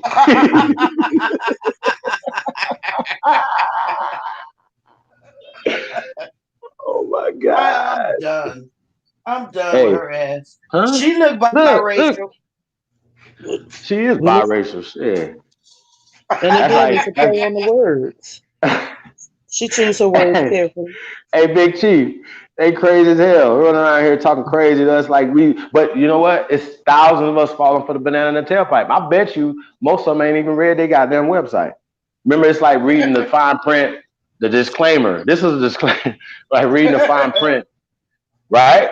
Because now they're telling us that, you know, if you're mixed with black and white, right, you're eligible for reparations. Because you only just need one of your grandparents to fulfill a two-pronged situation, right? Like, yo, hey man, I'm gonna tell y'all, man, this right here this is terrible. Seriously. She's doing exactly what Walter Flecker did. I'm about to slap her. Facts. They're actually pushing it. Seriously. Shout out to War Chief Redline in the building. Miss Sylvia Williams is in the building. Yeah, Big Chief, we them wild Indians, peace to God. Hey, Ab, I text that to you. I don't know if I emailed it to you, though. I don't know if you got that. So come on through. We probably going to open up the panel real soon, y'all. Anyway, Kiwanis is in the building. Shout out to this whole chat room, man. I love this chat room. Yeah, man. Shout out to y'all, man. We definitely appreciate all the love, man. We in the building. Like I said, man, y'all, you heard it. Nobody can do this. I don't give a fuck. Like, maybe we talking. Like, what are you talking about? When I say what I say, I ain't here to play. I'm not here to play. I'm not here to play with nobody. We think we're gonna do a 14-hour fucking live stream for nothing? We've been here 3 hours, not for nothing. No, this fucking website is for nothing. This bullshit they talking about is for nothing. Garfield and Jabari's debate is for nothing. Oh my God! Speak about them too. Like, ain't nobody, like, come on, like, think about it. Let's be clear. So nothing's gonna come out of that but bad feelings and hurt feelings. And guess what? We're gonna win every time. Because even when they be having their little sparring matches and stuff, you notice how it's always the elephant in the room is always America. Like they talking all this African shit, but the whole time the elephant, this a big ass American elephant, mastodon, just sitting there looking at them like, what's up? You forgot about us, huh? You forgot about all these goddamn pyramids over here, right, Jabari? While y'all already talking about Dr. Anthony T. Browder, he need to be bringing his ass back to America and excavating over here. How about that? Who's funding him? See, y'all don't ask the right questions. Besides that, who's funding him and his daughter? Who's allowing them to go over there to excavate? Who allowed Dr. Ben to go over there? Who was Dr. Ben's teacher? I keep asking these questions. Nobody want to answer. Oh, I heard him say he just made the shit up. He just out the thin air. No, he was a Mason. He was a Hebrew. And then I heard somebody say, well, he just did that just so he could get access to their shit over there. Y'all know what? I'm done. He became a Muslim just to get access to their stuff over there? Nigga. He took his shahada just to get his stuff? Okay. All right. Well, I mean, that's how y'all work with it. I can't see the rest of that right there, sis. I don't know if there's anything pertaining to this. I'm sorry. Talk about this part. Well, after the you stopped at the in addition. Yeah, I said no. In addition, we would add to the next one grandparent fulfills both groups, both prongs. You know what I'm saying? I'm talking about the person as being a biracial person.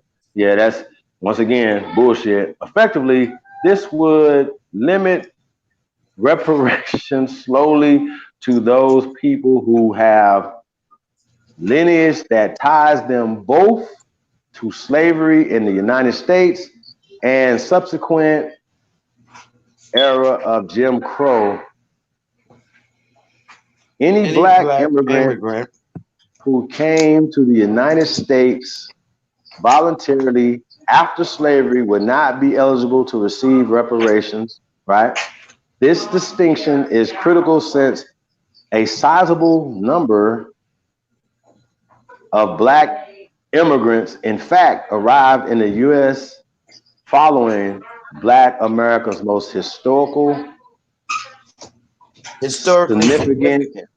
and economically detrimental periods that occurred prior to the Civil War. I guess that would be the Civil War or Civil Rights Movement. In fact, few, if any, voluntary black immigrants outside of students. Check this out, y'all. Check this out, y'all. She said,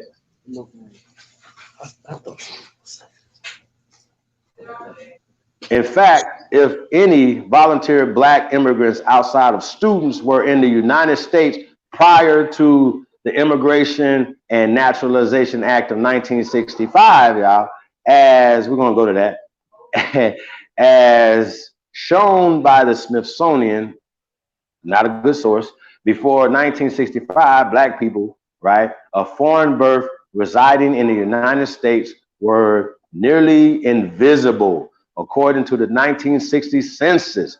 Huh? Whoa, wait a minute. So according to Yvette Cornell, the so-called black immigrant was invisible, according to their records, all the way up to 1960. Remember the young man that was on here the other day on Aboriginal TV, and he was talking about his parents came from Senegal. Yeah. And he was born here. They didn't come over here as slaves. So if they're not identified. So I could kind of see what they're going with that right there. I get that part. I understand that. I get that part. You know what I'm saying? I do. I understand that. But what I don't understand is, you know, when you have so-called immigrants that's coming back and forth from the Caribbean islands, you know what I'm saying? Or what about the people that, let's just say, left so-called slavery here and got on a boat and went to Africa? Were they not American descendants of slaves just because they moved out? You know what I'm saying? So it just, yeah, like, and then like even like say for instance, if I go have a child in China, right, with American mother, and we have a child in China, our child is still American. It's not going to be Chinese. Did they give up It their will be if citizenship? we register them with China, because China says, yo, anybody born in China, they Chinese. Anybody born in Germany, they German. My sister was born in Germany. She's German. But automatically, because our parents were in the military and the way American law is, anybody born anywhere in military situations. Now you don't even have to. You could just be on vacation. A civilian, you got your baby's born in Singapore. That baby is still an American. Okay, it's an American citizen. You just got to come back just like anybody else and register your baby in the system. Sorry. So when people be saying something like, "Yo, what is you talking about?" I don't understand what you're talking about. We've been breaking all this stuff down, and a lot of this stuff don't make sense because remember, we're going through the 13th to 14th to 15th Amendments.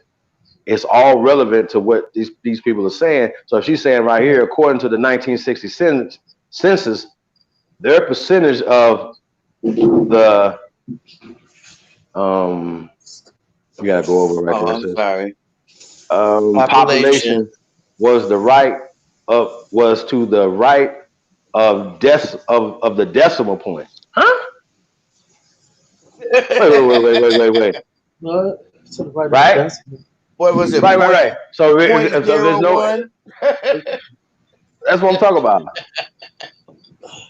0.1, like, come on, y'all. Like, that's not even one. That's not even 1% though. You know what I'm saying? So importantly, this pre-1965 group of black immigrants mostly originated. Check this out.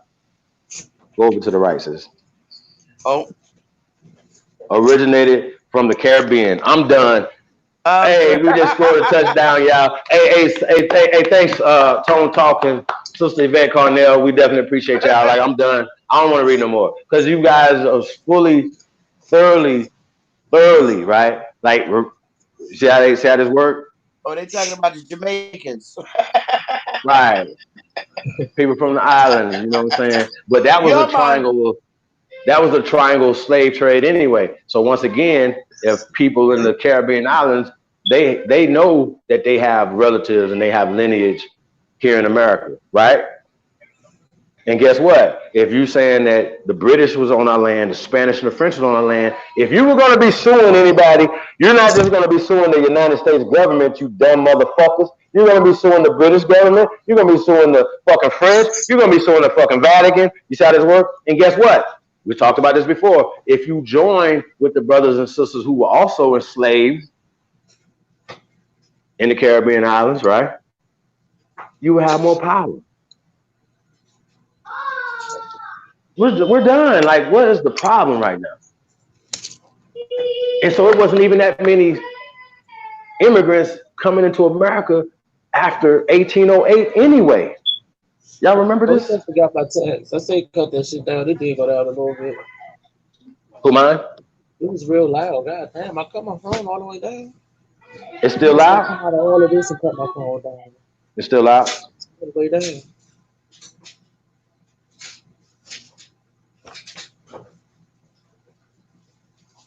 Appreciate it.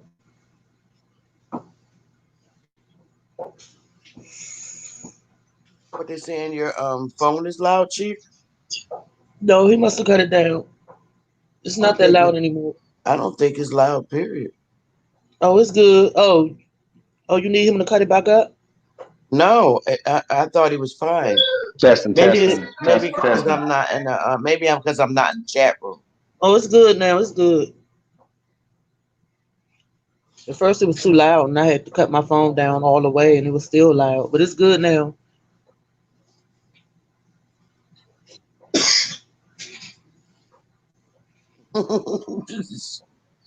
Yeah, I don't know. I think we're done with that, y'all. Like, I don't know. This is crazy. Yeah, y'all. I think we are too. This is crazy. How do we implement it? Chief Caladonna gonna have to get in their ass now. Hey, so what was that that we said we was gonna look up? Like, can you scroll back up? Hold on, no, not that far up. That actually came up on the panel to go back to the Constitution. But if y'all finished with it for today. What do you want to talk about? No, go ahead. No, my Because feelings was that I'm trying to understand how the Constitution was made for us when we were never supposed to be citizens. I don't know, like, Well, we assimilated, remember. We only yeah, but became like, citizens because we chose not to go through the Trail of Tears. So Correct. that's how we got but into the they just United States. automatically made people citizens without them knowing it anyway. Oh, you born here, you're a citizen. Hey, come on in. You just an outlaw. You're gonna eventually die off. Like you're gonna eventually not eat because remember they killed the buffalo. Like why would you kill all these buffalo? Why would you kill our food sources? Why would you displace us and and and and destabilize the ecosystem? Right. That's a part of the economic thing. If once we assimilated into their economic thing, their system, they won. Like perfect example, if I invent something right now, I'm gonna go to their patent office. Well, voila, they own the shit. Like it's just like publishing. Motherfuckers are like, yo, people own your publishing for so long, and then it goes back to you. It's the same type of conversation with inventions and stuff like that. So all the things that we invented here, they took them over by being slick. Now they wasn't just using guns or they're just so strong and we so weak they beat us up. Nah, man. Like even when you see some of the pictures of whippings, it would be us whipping each other. It ain't or whipping their ass. They was getting whips too. They act like we the only people was getting whipped. We the only people got raped. Really?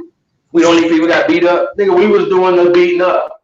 All the way to the 1899, we was fighting on this goddamn land. We never, yeah, we still fighting right now. We're fighting. This is what fighting look like. The shit what you doing is laying down. This is fighting. There's the difference. Laying down, fighting. Breaking this shit down. Some people be talking, I'm like, what is you talking about? Hey, so in the Constitution, what part do you want to go to? Oh, I was Or looking at discuss? the Louisiana Purchase. But go Well, ahead. I mean, we gonna have to do a whole bill just on that itself. Like, this shit crazy. Gretchen, you want to go to Constitution? I want to see the motherfucking sales receipt for that purchase. Here Nigga. it is right there. I got 828,000 square miles.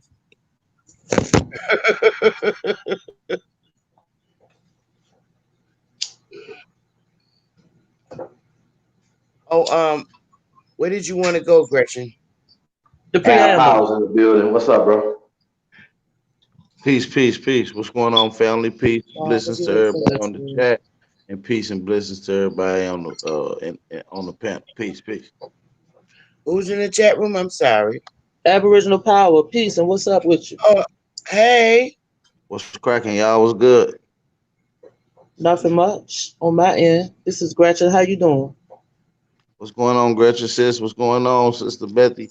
Oh, Chief Holiday nothing. salute. Hey. This is the Great Law of Peace Chief. This is the Louisiana Purchase. And what was the other one? You wanted to go where, Gretchen? The preamble. Of the United States Constitution? Mm-hmm. Yeah, the Constitution wasn't made for us, but we did make it. But we made it as a set of rules for outsiders. It was a set of house rules for anybody that was coming into a house. Similar to Big Mama rules that was on the door. Take your shoes off, ain't no cussing, don't eat no Wash chewing your gum, sit hands. nowhere. Similar shit to that.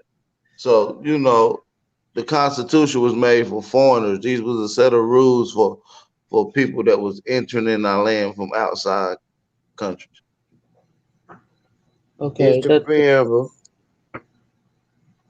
that's how I look at it.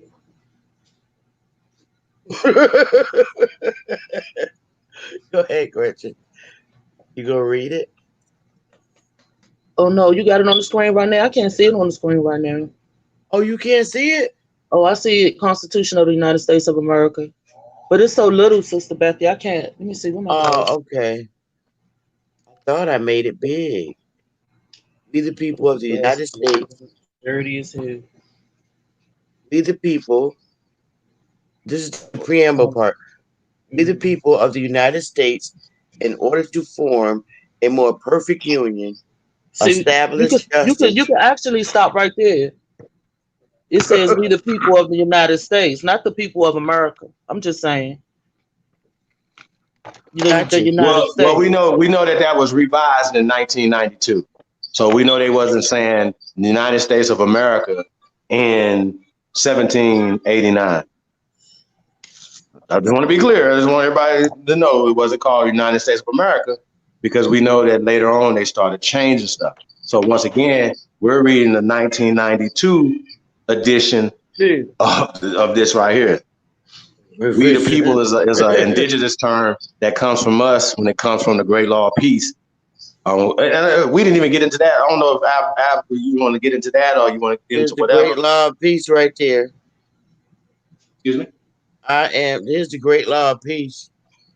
The Constitution of the Iroquois Nation. We can't see it, Sister Bethy. Okay.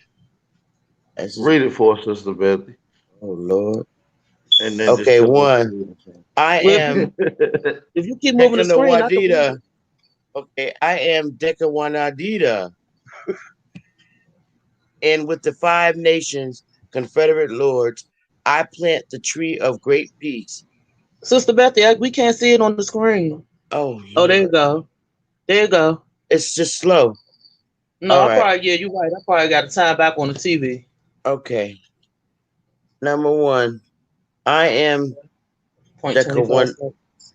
Decanawida. Did I say Stop that what you're right? doing. I am Decanawida, Oh. and with the 5 nations, Confederate lords, I plant the tree of peace. I plant it in your territory.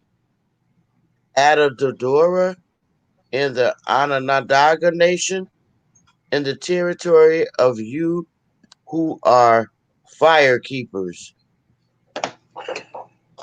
I named the tree. I named the tree of the great long leaves. Under the shade of this tree of the great peace, we spread the soft white feathery down of the globe thistle as seats for you. Adonona and your cousin, lords. Okay. We place upon we place you upon those seats, spread soft with the feathery down of the globe thistle, there beneath the shade of the spreading branches of the tree of peace. There shall you sit and watch the council fire of the confederacy of the 5 nations, and all the affairs of the 5 nations shall be transacted at this place before you, Adod- Adorno and your cousin lords, by the confederate lords of the 5 nations. 2. Roots have spread out from the tree of the great peace, one to the north, one to the east, one to the south, and one to the west. The name of these roots is the great white roots, and their nature is peace and strength. If any man or any nation outside the 5 nations shall obey the laws of the great peace and make known their disposition to the lords of the confederacy, they may trace the roots to the tree, and if their minds are clean and they are obedient and promise to obey the wishes of the Confederate Council, they shall be welcome to take shelter beneath the tree of the long leaves. We place at Lord, the Confederacy. we place at the top of the tree of the long leaves an eagle who is able to see afar. If he sees in the distance any evil approaching or any danger Evil threatening, he Lords. will at once warn the people of the Confederacy. Confederacy. To you, Adadorna, the Onondaga cousin lords, I and the Confederate lords have entrusted the caretaking and the watching of the 5 nations council fire.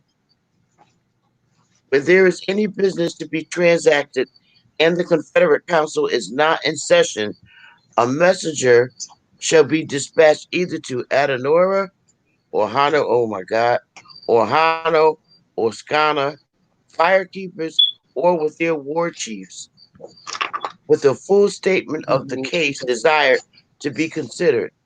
Then shall Addo call his cousin associate lords together and consider whether or not the case is of sufficient importance to demand the attention of the Confederate Council. If so, Addo shall dispatch messengers to summon all the Confederate lords to assemble beneath the tree of the long leaves. When the lords are assembled, the council fire shall be kindled, but not with chestnut wood, and Addo shall formally open the council. Oh my God. Keep reading. Steve, I mean, AP, do I need to keep reading? we get the gist. I just wanted to go back to Who are the five nations? Chief, who are the five nations? no, before we get to who are the five nations, who represents the eagle, who represents the lords, and who represents the Confederacy? Us. I'm gonna go where we represent. We represent the Confederacy. They represent Right. the lords. Right. I guess we also represent the eagle, all eyes seeing above to watch their eyes. Mm. Ab, you got it. So what? Okay. Who's the five nations? With the Well, five nations, Confederate lords. What I guess five the nations? 5 nations would be the 5 civilized tribes. Okay. well, now when we talking about the Great Law, we talking about the Great Law of Peace. I'm back. Yeah. Okay, that wouldn't be the. Who's the When five? we talking about the Iroquois Confederation, you had the Oneida. Confederation, though. You talking about the 5 confederations? Yeah. We talking about Confederate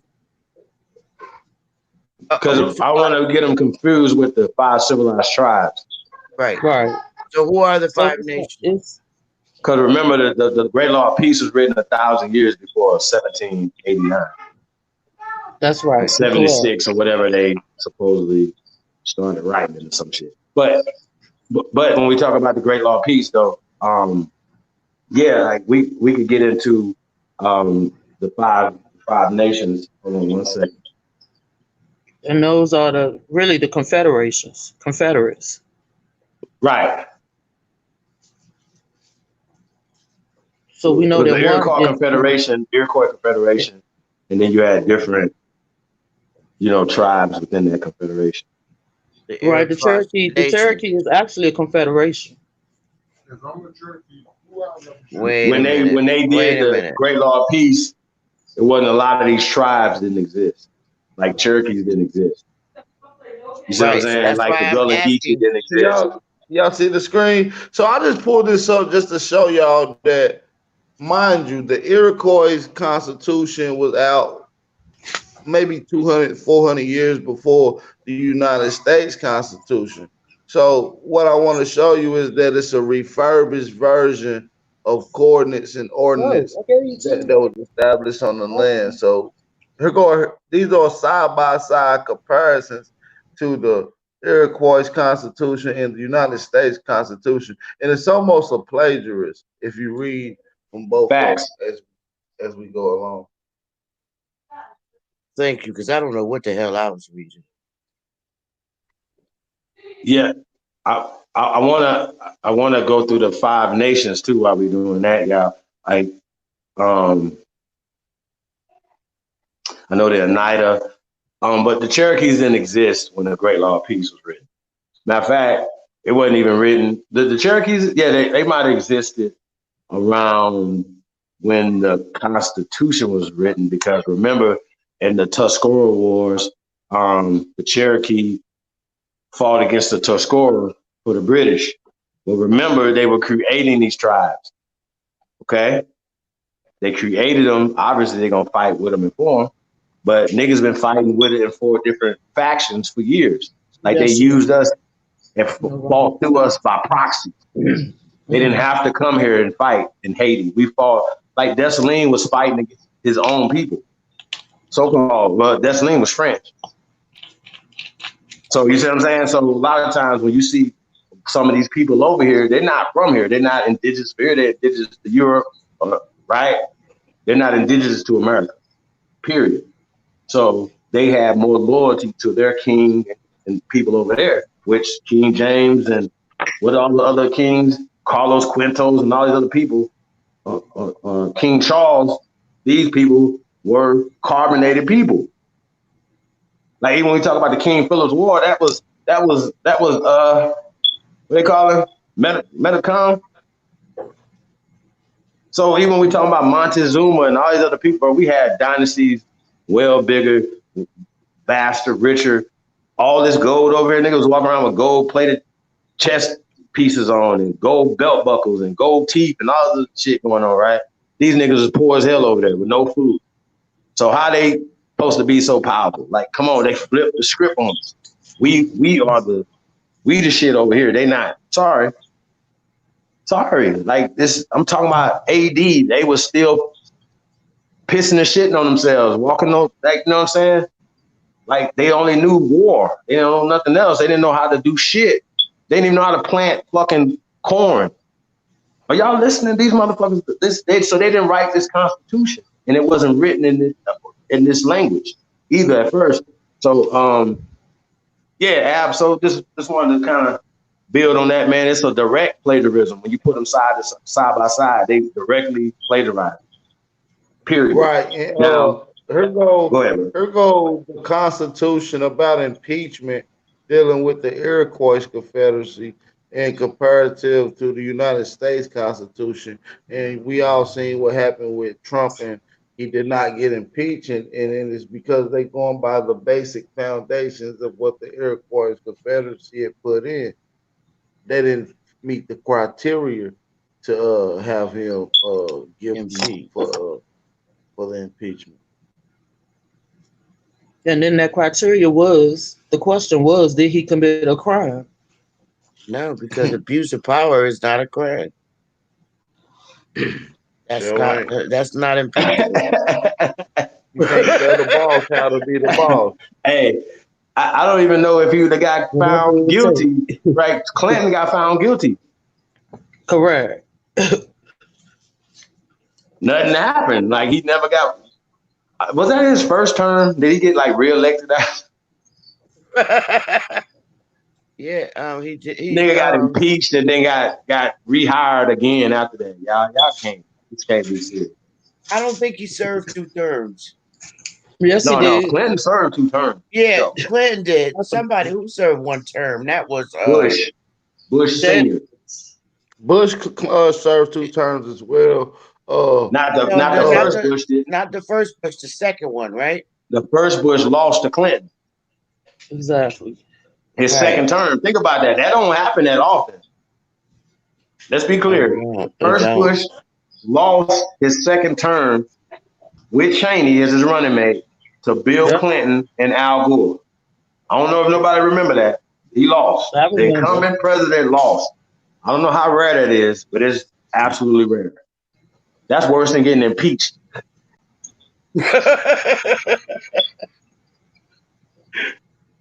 Hey, no.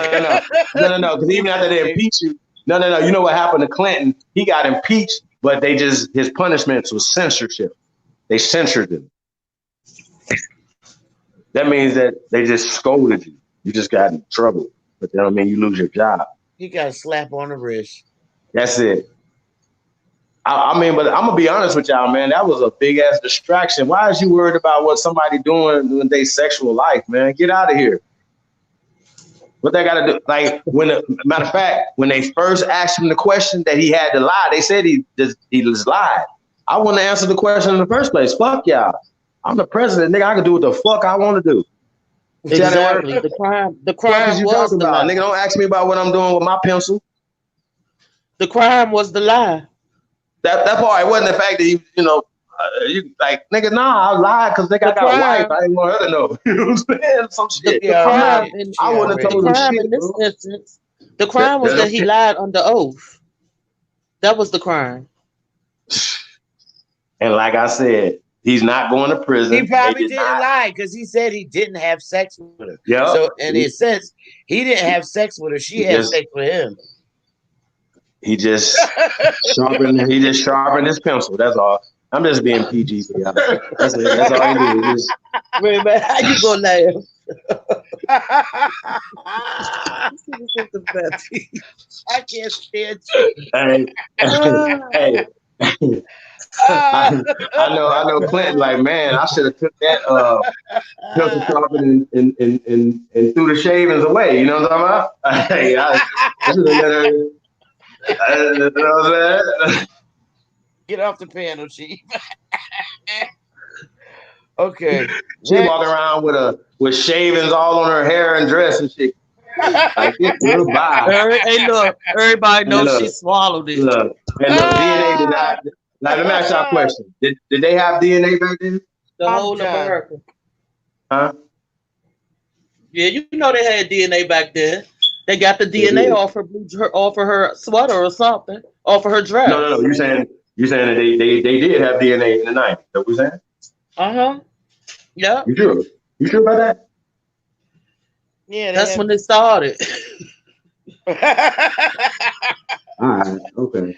Like I never seen a DNA result be like, yo, well, this was the well, Clinton, we got your DNA. Like, who's doing this test? Like, come on, y'all. Like, that's not real. It's in the little tube in the But he didn't lie though. He said I did not have sex with that woman. Well, he didn't. I would have said the same thing. Shit, I didn't have sex with her. He didn't have sex with her. I just got my pencil sharpened. That's all. What are you talking about? It's not the same, buddy. Shit. This is crazy. But it just goes to show you though the whole distraction. I've been telling you I never paid no attention to the impeachment of Trump because it was never gonna happen. Ever. Ever.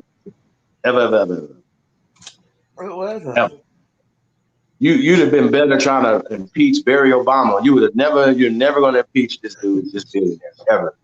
Trust me on this. He's too like, come on, man, it's a gangster. That dude right there that's in the White House. They ain't had nothing like him in there, ever. Clinton was a party boy. His wife ran that damn White House. He was partying with his black brothers. You're right. That nigga's from Hope, Arkansas. He ain't got no black brothers. Stop it. No, he like hanging. Have you ever been to Hope, Arkansas? He like hanging with copper colored folks. Evidently, I made it a point to stop through there and drop a baby loaf of bread in that motherfucker. Like, you know what I'm saying? I was like, yo, this Hope, that's that home of Bill Clinton. I pulled over, made sure I went that motherfucker. Like, this piece of shit. I'm gonna leave something for him. How crazy as hell. I'm not even paying attention. He was the worst. He was the absolute worst president ever. Nobody say. We have NAFTA. Like, think about it. Like, shit that destroyed America. NAFTA is one of them. The North American Free Trade Agreement destroyed America. Period. Sorry. Yeah. And the Chinese. This is if our economy's bad, their economy's bad. Think about that. Our labor.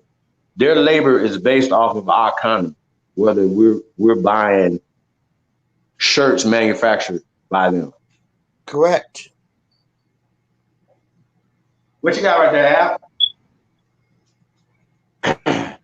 Al? Just something out the encyclopedia when it's dealing with culture. I'm gonna read what I got highlighted. It said, like the Mesoamericans, the Hopewell arose culture around the rivers bottomlands of North America in the Midwest about 300 BC, laid their cities out using astronomical events to align streets and buildings. Although they did not build pyramids, the Maya and the Olmec did. They did not construct enormous mounds of earth that required corporation of the entire community to complete. Households were grouped around small plazas in defined neighborhoods and such as contained a sweat and also contained a sweat lodge in the community meeting hall as well as community storage buildings. So what I highlighted is roughly you can see the transitioning between ancient civilization to becoming a new modern civilization. And you see this starting to take place about 300 BCE to the point where they're no longer building uh, pyramids in line with astronomical event. They actually building the neighborhood and the roads that connect to these neighborhoods are built in astronomical events similar to DC, New York, and uh, other cities throughout the All United the States. major cities. Right. Another thing that you see utilized about 300 BC in the Hopewell community, you start to see no longer pyramids and large mounds. You start to see more uh, packed in houses, similar to row homes or projects, right? And in the middle of these projects, they had a community center, similar to an old folks home. They had sweat lodges, and they also had a storage facility. You see what I'm saying? This is what you see in your urban communities nowadays. So Hmm. this is pretty much a start from ancient civilization, and what you see in the Hopewell community is the transition between ancient to modern civilization. So we got to give credit to the Hopewell community for the civilization and the things that we utilize today, you know, such as roads and community housing and other things of that nature. So, you know, who the hell was building streets 300 years ago? You know, as if I go up, just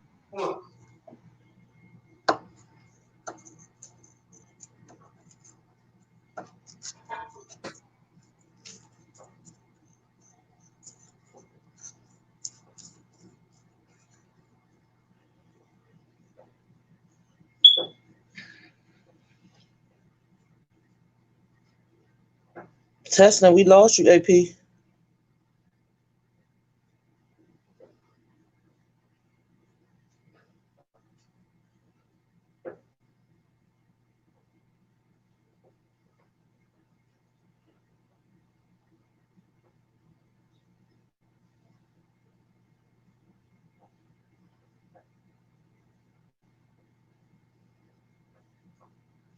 Sister Bethy. Chief. I got kicked out. No. Yeah, I'm here. I don't know if Okay. Ab, you there? I'm back in Maybe. now. Uh, Okay. but I was trying to explain the last thing I had pulled up. I'm really not for sure what I had pulled up last. Uh, if I'm not mistaken, I was going into the Inca bill. Let me get back on the page real quick. Hold on just a second.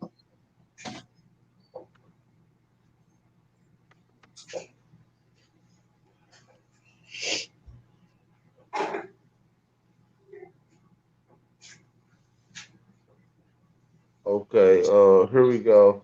The Incas were master at public works. You What know, I'm they was doing. masters at public works. Uh, and specialized in building roads during the empire. They built over 140,000 miles of roads made of stone and plaster across the lowlands. They also built way stations, rest stops along the roads for them to stock supplies, food, all the way down to weapons.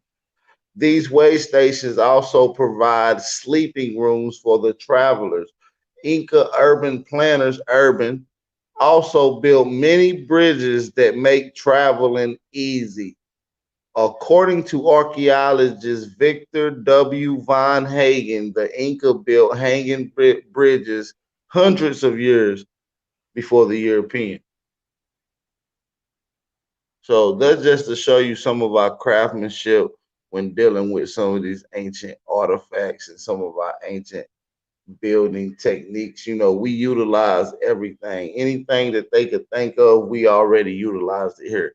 Oh, we need to build a bridge that's raised over the water, and that we already did that. Oh, we need to make roads that's aligned with the Milky Way. We already did that. Fuck pyramids. Let's build houses that's close together. We already did that. Okay. So, you know, everything that these people can think of, our people Facts. have already the mastered, you know. So I just want to bring that to y'all attention because Facts. maybe a lot of people don't know, maybe they do, but this information is out here. You know, this is the indigenous uh book for everybody. You know, this is the encyclopedia. This is contributions. And this ain't just regular contributions. It gives you a gratifying date to to what it is. And what it is we are the 15,000 years of contribution and innovation. And innovation is simply what your mind has utilized through time by being peaceful, by not being stressful. You're able to utilize your creations, right? Hey, brother. Contributions and creation. So Now, is there anything older than 15,000, brother, in Africa? uh to be fair, I'm pretty sure it's things. I don't know any right off the top, but I don't know. I don't know. That's a good question. I mean, according to the dates and stuff that we have on Doja, but I don't even understand why the Jabaris and will always push Kemet. Well, I do understand, but when they know that the Sudan or Nubia is older than Kemet, you see what I'm saying? So even when they having a conversation that they're having, oh well, this started in Kemet, right? Christianity. Well, it didn't even Kemet didn't start in Kemet because it went up the river from Nubia. So I just think the whole debate is dumb, it's stupid. When they're both going to be using Champollion and Royal Societies and different orders, and these niggas is Knight Templars. Y'all. I'm telling y'all, these niggas is Knight Templars. I'm serious. They really are. These niggas is Knight Templars, man. The way they moving, these niggas is trying to crusade y'all, man, and that's what we're dealing with. So when we talk about the contribution here in America, I always hear these guys talk about, well, the Egypt has the oldest writings and all this hieroglyphs. No, petroglyphs are older than hieroglyphs. Petroglyphs are in America. Okay. So when we talk about Paleo Hebrew, for instance, right? I know people get confused. Oh, it's Hebrew. That means that they were doing this. Well, when we talk about the customs and things, the way of life, it's a lifestyle. It's not, you can call it Hebrew, you can call it whatever, but it was a lifestyle. So people were doing circumcisions and everything. They were already having past, like all these different little things. Like we even showed the little 6-point star carved in Illinois. We showed the little candles. Like we showed all these things carved in stone in America. You don't have, like you would have, where is that at in Africa? Show me. So when y'all saying all this shit, when they find the 10 Commandments etched in stone, they didn't find that over there. So I'm just saying, we gotta do better, man. So when you finding these petroglyphs over here and that they're identified as Paleo Hebrew or whatever they're calling it, Arabic, Latin, all these things are derivatives from ancient languages that come from America. So they didn't bring these languages here. We took them there. So y'all need to get that straight too. We are the mothers and fathers of civilization. We are the civilization bringers to the world. Now, don't get that confused with being the original man and woman. I don't know. Because if people can walk out of the water, I walk out of Lake Victoria, then they can walk out of the motherfucking lakes in Minnesota. You know what I'm saying? Like, if all this other stuff that indigenously grows here in America that don't indigenously grow in other places, right? Like plants, then it would be safe to say that different people can grow from different parts of the planet too, not just one part and come out of there. So that would be my educated guess, aka hypothesis. You know what I'm saying? I don't teach that because I don't know. I wasn't here. But when we get to the artifacts and stuff like that, things that Aboriginal power provides, career mayo, A1, Jaguar, Con, like all these, like, come on, y'all, like it's just too overwhelming evidence, you know what I'm saying, out there for us to ignore at this point. You know what I'm saying? So that's all I'm saying, bro. Like we got too many artifacts, too many. Like 15,000 years ago, it was only black people on the planet. Sorry. So when people say whatever, like, no, account for that. If they're saying it's 15, like you have evidence of people being in the Americas 15 to 138,000 years ago. Explain that. Stop talking around that. Don't tell me that, oh, well, those people in America were non-anatomically correct humans, right? But in Africa, you got anatomically correct humans walking around 300,000 years ago. Check the fuck up today, please. Show me some non-anatomically correct human bones that you found anywhere on the planet. Matter of fact, show me some Neanderthal bones anywhere on the planet. Matter of fact, show me some motherfucking hominid bones somewhere, please. AKA Bigfoot, the missing link, man. So when y'all be saying stuff, bro, I want to punch y'all in your face because you're being disingenuous. You're not a real fucking scholar. Niggas get straight fucking F's. The shit you niggas pushing is bullshit. You still pushing Kemet when you know the motherfucking Sudan is older than Kemet. So I accuse you niggas of being white boys, man. Motherfucking Knight Templars. That's what I accuse you niggas of, man. Real talk, man. You niggas over there pushing the same bullshit that Champollion on them is pushing. What is wrong with y'all? I told these niggas, I said, these niggas, master teacher or goddess is Elizabeth Taylor. You know what I'm saying? Like real spit. Like that's how they see him. That's how they see Kemet. And got a nerve to keep taking people back over there year after year after year. Jabari, when you gonna take a group of people to Guatemala, brother? How about Mexico? When you gonna do that? Peru? How about Peru? How about this? How about Atlanta? Shit. Right. You know what I'm saying? Come on back home. Yeah, man. Like we already home, man. We on our land. I'll be damned if I go anywhere else before I see all the Americas first. Period. I'll be damned. Only way I'm going to any of them other places if it's free. I'll be damned. Or I'm going to get a bag. That's it. I'm not going. I'm going to America. I'd rather go to Maine. Real spit. I ain't never been to Maine. Y'all been to Maine? I ain't never been to Maine. I ain't never been to South Dakota, North Dakota. I want to go everywhere, man. I ain't never been, and I ain't used to be like that. I'm right next to Utah. I never wanted to go. I was like, fuck that. Y'all see what I'm saying? So we gotta do better. Ain't nothing in Africa, but we always trying to go over there. It's crazy as hell. Just to say they raised some funds to go over there. Just to go empower more Arabs to shit on their people. No, just to put some pictures on Facebook. How about that?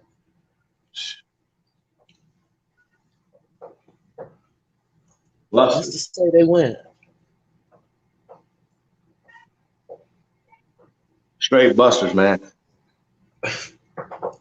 Hey, Chief, I'm going to turn in for the night, okay? All right. Thank you, Sister Bethy. I got to get up at 5 in the morning for work, so. Ooh-wee. Just want to say thank you, Chief. Another great lecture from you. I appreciate it. Thank you so much. Have a good night. Here. Have me share the screen stuff. I appreciate y'all so much, especially the chat room. I appreciate them. Like I feel like family now. Oh, most definitely. You are. Yeah. Have a good night, Sister Bethy. Okay, y'all take it easy. Love y'all. All right, yeah. Peace, Willie, too, man. Let him thank you for lending us his Empress tonight. We definitely appreciate y'all, man. Hey. Real spit. Night. Peace and love.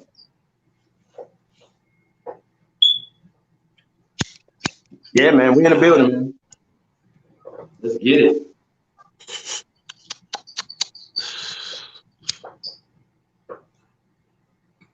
Yeah, let's get it. All right, what's up? All right, here it go. Vulcanization. What did you say? Vulcanization. Vulcanization. Yeah, vulcanization. All right, is the process of adding chemicals to latex in order to make the sap that is obtained from the rubber tree easier to shape into objects. Vulcanization also ensures that the objects will keep their shape in warm temperatures and will not crack in cold temperatures. The Olmec hoop cultures arose in the Yucatan Peninsula, what is now Mexico, in 1700 BC, was the first people in the world to make rubber from both whatever this Spanish word is, in a variety of the sapodola tree. The Olmec made many objects from rubber, including balls, sandals, waterproof ponchos, tarpaulins, balloons, and hollow rubber bowls for syringes that were used to administrate medicine in order to accomplish they diverse and a way. Hold on just a second. Let me scoot my screen down. Apologize about that. Takes a little second. Give me a second, fellas. How everybody doing tonight?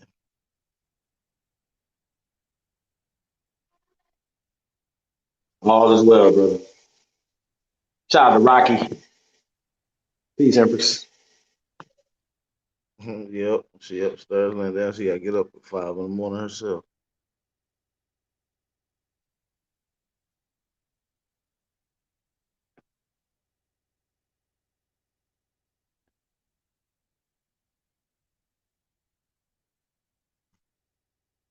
Shit, well, let me scoot back up.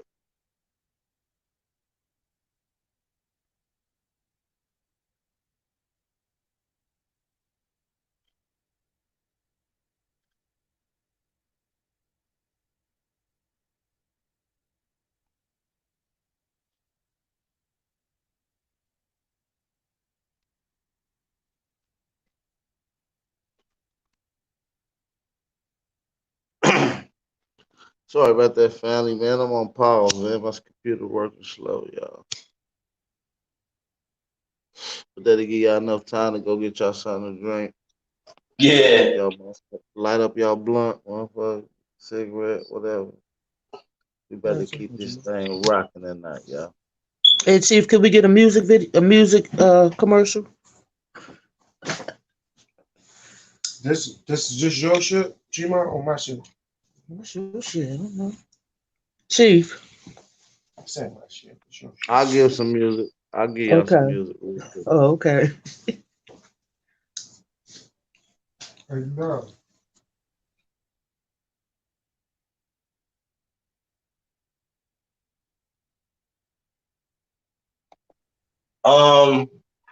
You said music break? Music Yeah, commercial. I was gonna play some music real quick. Well, trying to get some uncopywritten music. Yeah, I got you. You got some? Cool. Yeah. That's I right. know, Fuck little bro. Facebook. He I told you we got to get little bro and my OG on the track. Got some shit. Now you definitely gonna have to do that though. That'll be fine. Yeah, man. I need him on this Cowboys and Indians. Shit, I'm working on part 2 now. But I'll make room for him. I What got you some got? shit I need to send. Huh? Say what? I said I got some shit I need to send you too. Word. That's what. Hey man, any artists out there, man, hit me up, cheapholiday@gmail.com, man. Any producers, beat makers, like, you can just be a dope programmer. I'm a producer, so we can work it out. You know what I'm saying? And we'll make some things happen. But I'm definitely looking for some dope artists, man. Work with, collab with, this things. Doing this for a minute, man. Return of Doc Holliday, man. Back in the building, man. Getting it in.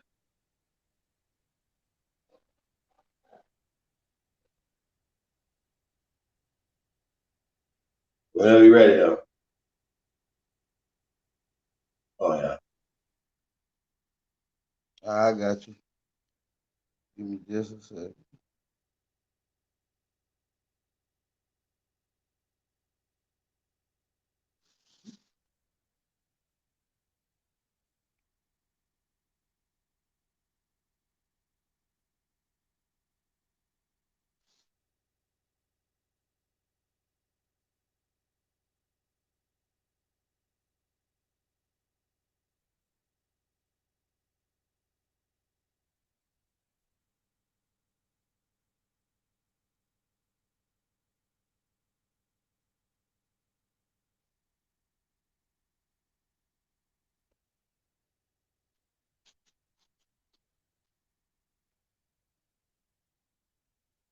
Chief, you still right here, bro?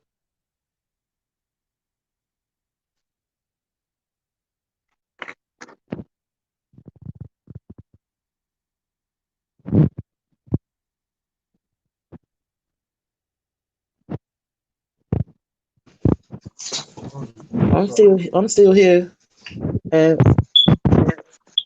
Okay, cool. We're gonna keep it rocking. My computer just a little slow, y'all.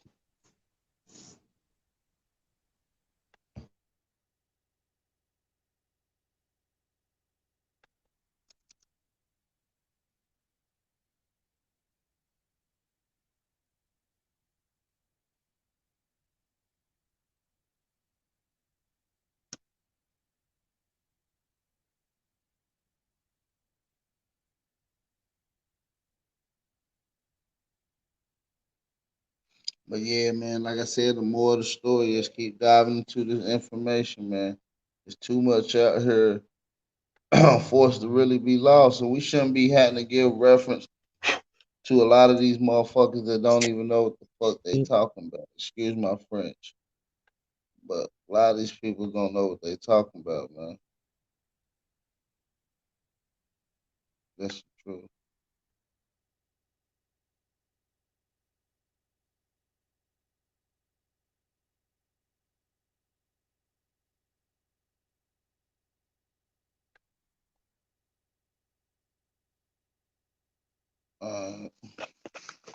I'm gonna play this little song real quick. I guess my chief get his shit together and give me enough time, give y'all enough time to do what y'all need to do, man. This is my little brother. Fuck with him. Check it out. It's a flame.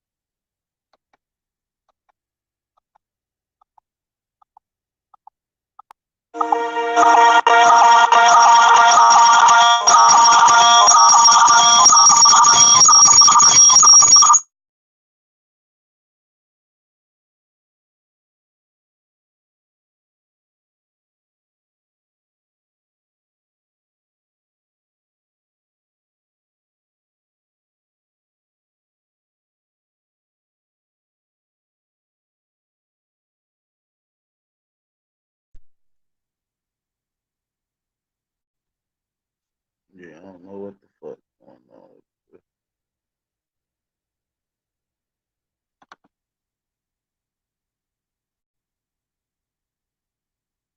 Chief, I don't know what's going on. For some reason my screen is acting up. I'm gonna get off and come right back on.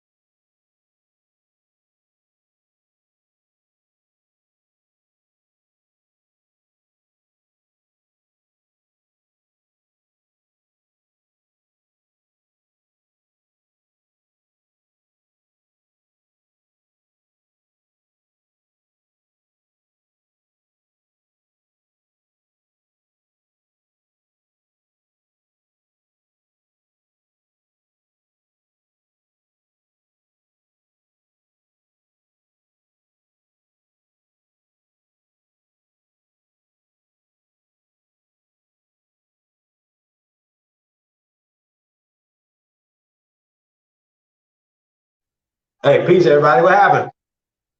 Okay.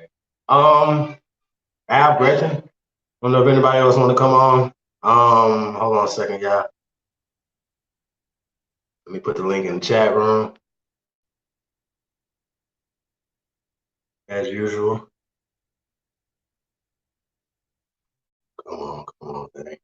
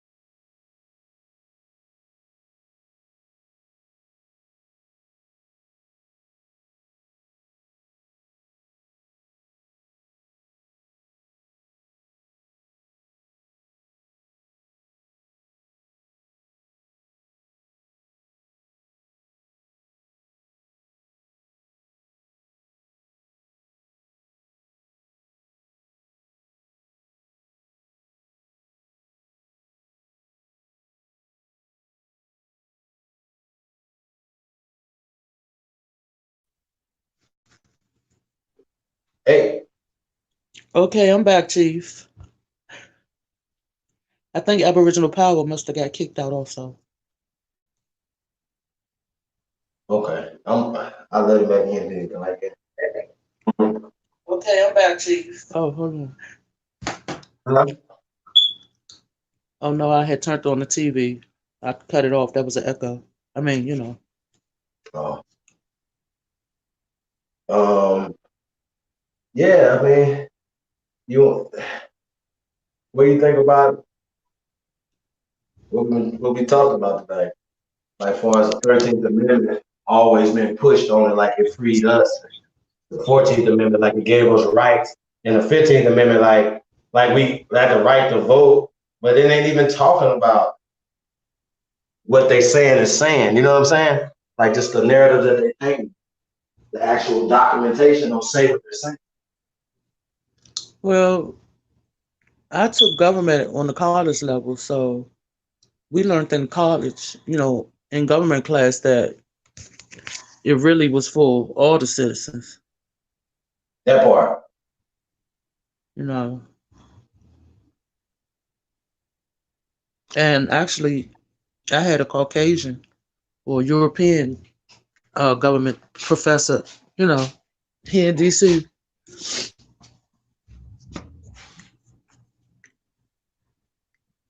So, but what my biggest question for today was, I'm trying to understand how the Constitution, you know, how it relates to us as, you know, as as Indians. Well, I mean, because it's written for us and by us. You know what I'm saying? So even when we're talking about For a us as lot of these citizens? programs that have been labeled for so-called African Americans, well, they wasn't actually. You could just take the African part off, literally for Okay. Americans. We are the original Americans. So that's how they hijacked it from us by just start changing words up in their little schemes. Oh, well, he's a Native American and you're an African American. Okay. Okay. And then Now we with believe it. this, You know what I'm saying? Huh? uh-huh. So with that said, then who are the reparations? Who is the reparations actually for then? Is it for the African American that they claim? Nah, You know, African went on American the ain't gonna Trail never of get shit. Tears with the so-called Who Indian? I say whoever got wrong. We seen people who have stated they grievances and they got reparations, they got restitution, or they still getting it. You know what I'm saying? So we got to talk about that. Like, why are we paying? Why are our tax dollars paying reparations for some of these people, as opposed to our tax dollars going back into us? See what I'm saying? So that's another racket. They're racketeering. It's called racketeering. It's called Okay, but extortion. It's called murder. So that's what they're doing. Yeah, go ahead. but as you say, and going back to words, HR 1242. I'm trying to understand. Does that it states African Americans, but has anyone ever looked up the definition of how they use an African American in that bill? I'm trying to understand. In that bill, does it relate to when they What bill say you African talking about? American? HR 1242, the reparations bill. No, that's 1242. What is it? HR 40. HR 40. Yeah, we went over that too. It ain't got nothing to do with it. Nothing. But we can go back over it again if you want to. HR 40. Mm-hmm. Symbolism of 40 acres and a mule. Okay, but It's while you at it, all. look. Go ahead. I'm Okay, sorry. What is that? I seen HR 1242 somewhere. Is that not the same? Another bill, introduced by a different representative? I heard of that one too. Let's check that one out too. But the goal is, I'm trying to understand the definition of how they're using the word African American, because I'm trying to understand, is it talking about, is it speaking of the so-called African American that went on that went with the tribes on the Trail of Tears, or is it speaking of the so-called Indian that they termed African American?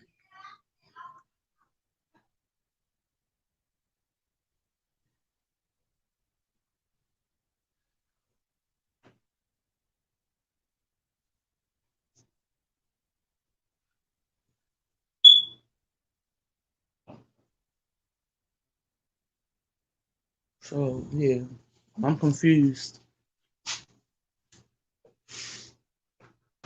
Well, I mean, can you pull them up right now?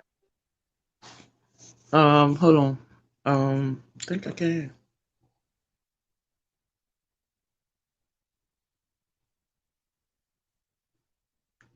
HR 1242.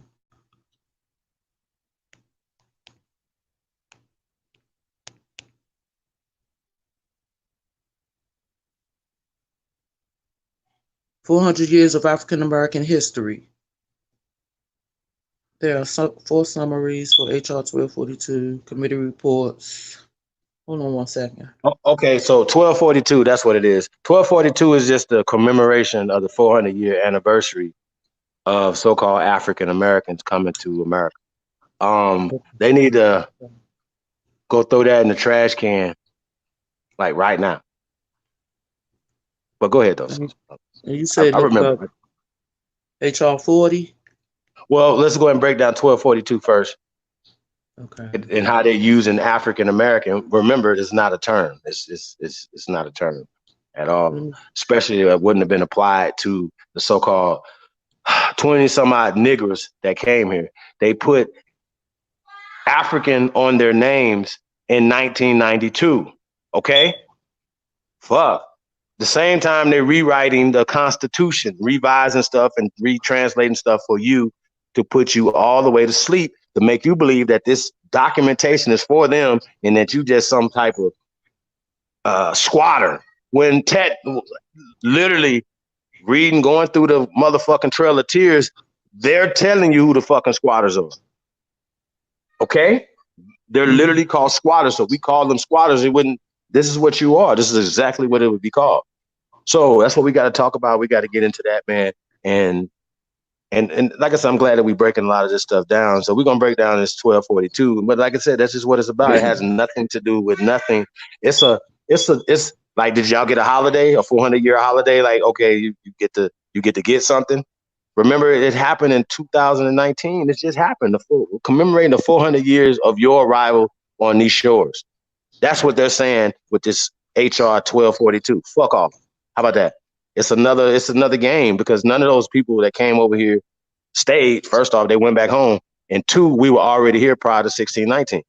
We was here prior to 1119. Like, so I don't know what they're talking about.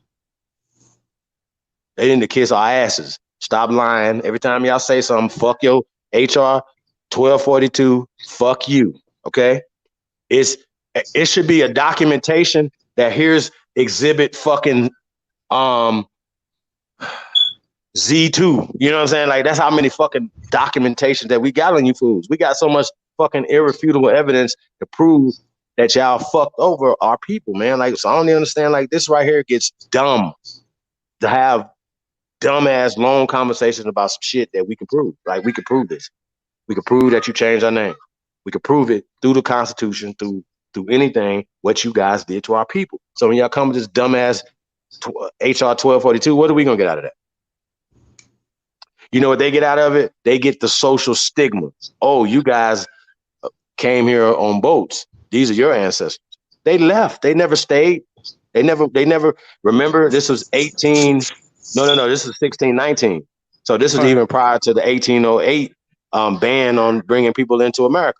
So why they left? Why did they keep them here as slaves? They left. They went back to the Caribbean islands. Period. And they did not come from Africa. That's new. That's 20th century new. So please don't make me have to tell y'all that again. Please, not y'all. I'm talking about these niggas that try to use this shit against us all the time. Like, bro, will you please shut the fuck up?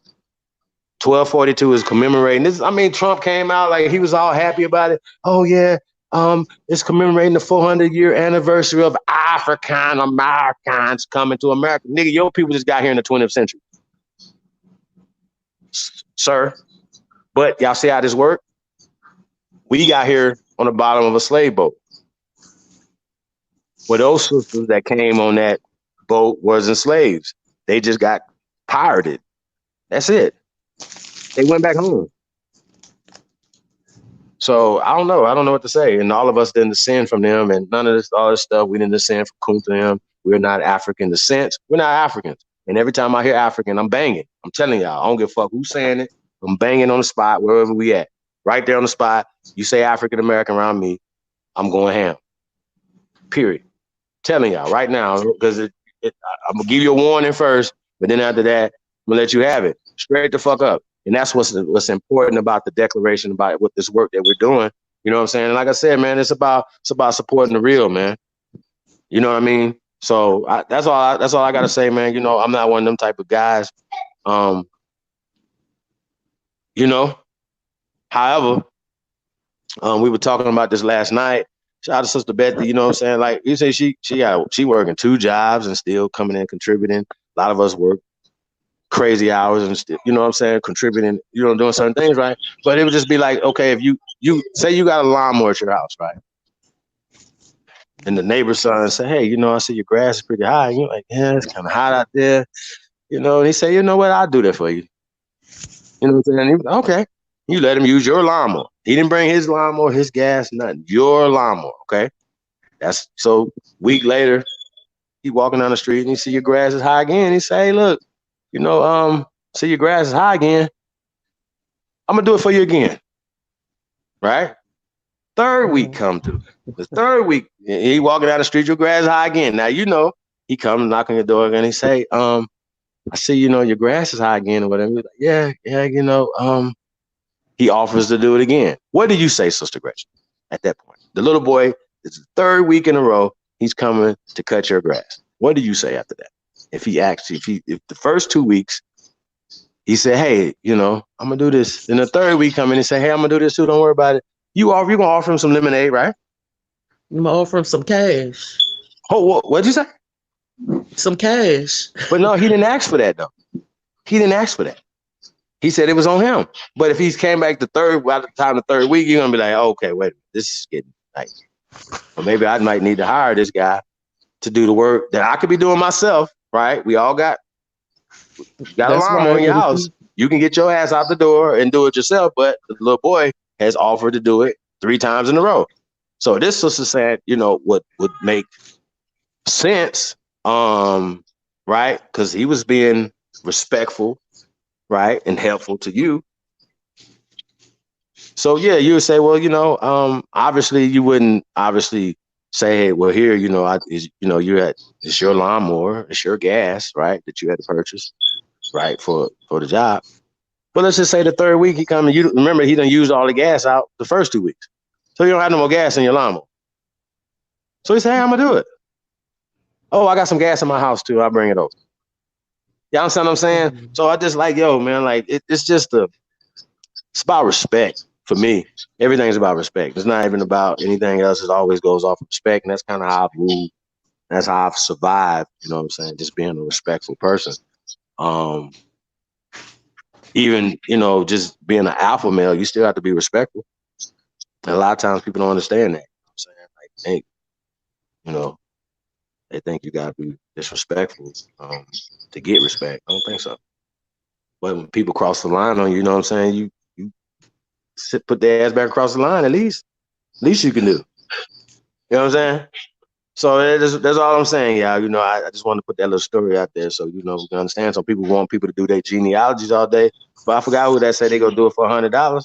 I think that's dope. Off top, because you got a computer, you could do stuff on your own. You can go purchase Ancestry.com and all other things and pay the monthly fee. You can go do all that yourself.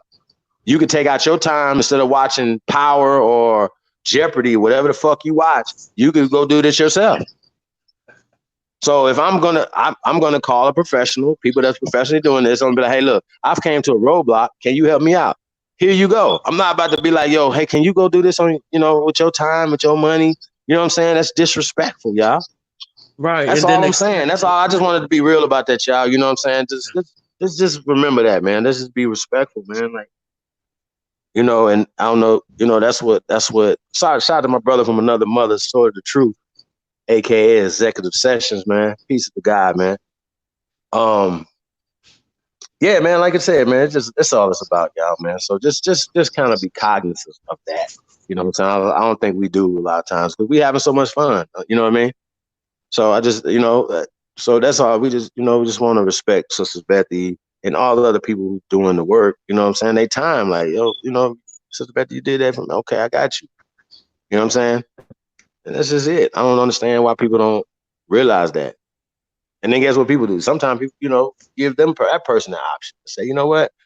I'm gonna take that and I'm gonna put that towards charity or something or whatever they got going on. You know what I mean? Mhm. Shit, if she just want to go buy a pack of cigarettes and go to the casino, so what? That's right. So that's how I feel, and so that's it. That's how I feel. So this, hopefully I won't have to address this ever again. But seem like we might have to.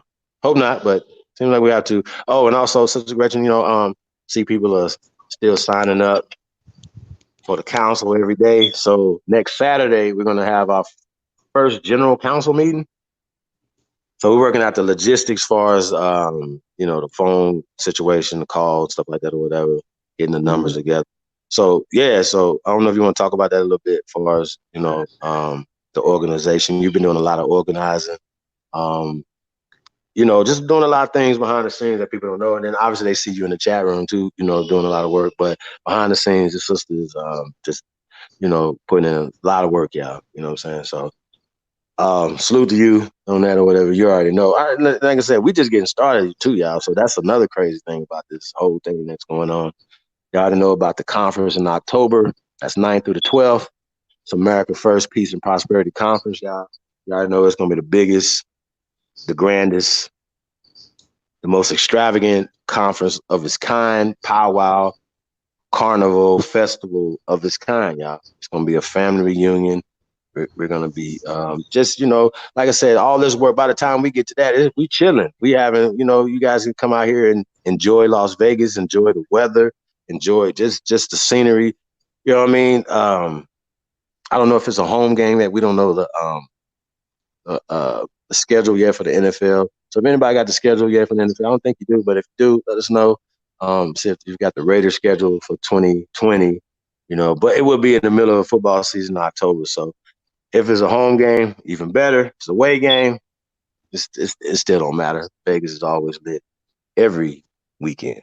So just remember that, especially Aboriginal People Day weekend, y'all. Like I said, this is the adult amusement park of the world, man. But it's serious out here. So it's a serious situation, man. So if you've never been out here, Like I said, the website will be up soon. Everything will be registered. Um, Which is a lot of bells and whistles, man. It's a lot still coming, man. So, like I said, I'm definitely, I'm just proud of everybody, man. That's been holding us down, man. So, like I said, we're gonna continue to hold y'all down, man. Just keep holding us down. That's how that go. Love on us, man. We're gonna love on you back. Like I said, so I'm definitely appreciate you, sister Gretchen. Appreciate you, sister Bethy. You know what I'm saying? Appreciate all y'all, man. Libra, Ty Data, Lotus. You know what I'm saying? We just appreciate everybody, man. Everybody tuned in, man. We just appreciate and love everybody, man. So definitely appreciate y'all, man. And like I said, That's we're gonna keep bringing it. Yeah, we're gonna keep bringing it. Y'all, special shout out to the chat. We learn from yeah. each other. It's always people dropping information in the chat. Y'all remember this for those of you who haven't sent me your email addresses, just so I can keep you all up to breast to what's going on. And sometimes you all know that I email you all when the notification don't go out. So that's another good reason to send me your email address.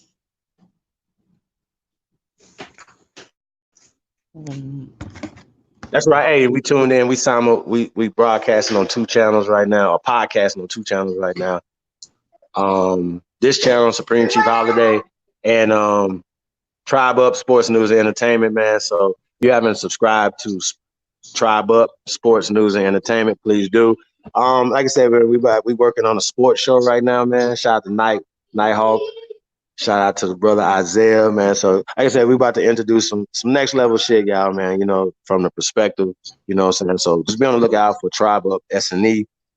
Like I said, we developing a lot of different things, man. If you got any ideas, if y'all know anybody that got movies, sitcoms, all that, man, come over and holler at us, man. Let's put it together. Or even ideas, you know what I'm saying? Maybe we can get together and make something happen.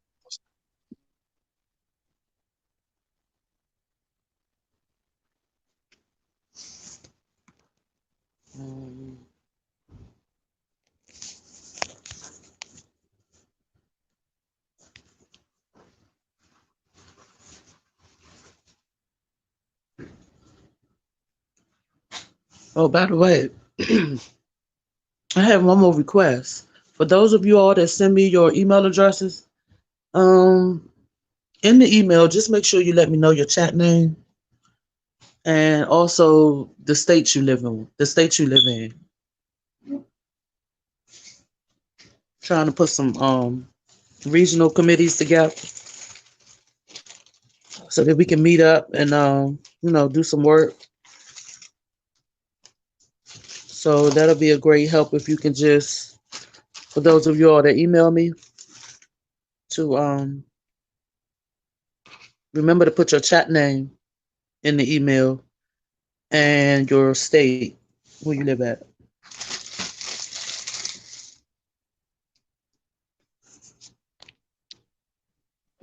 Yeah, so general meeting though, Saturday, y'all, 9 Pacific Standard Time, so it should be 12 Eastern Standard Time.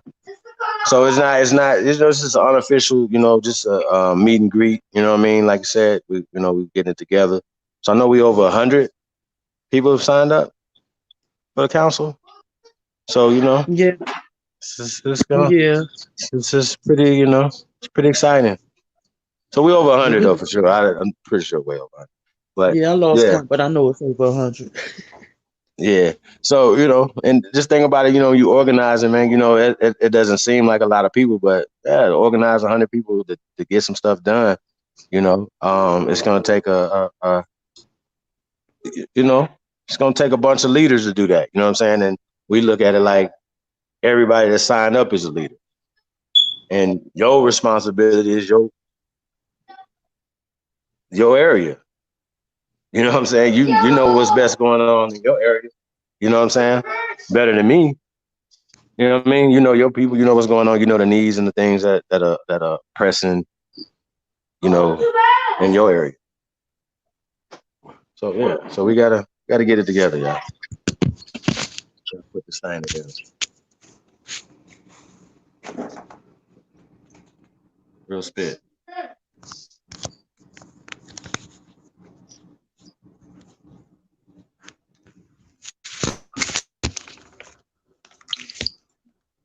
That's right.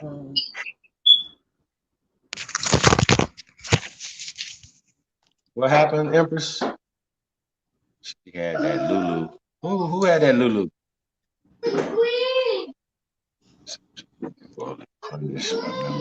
Yeah, that's right. Eagle Hawk Condor. I'm way back out. Going back. Shout out to the Empress Southwind is in the building. Ocio. Thank you all for coming. What's we got? Congress. Gotta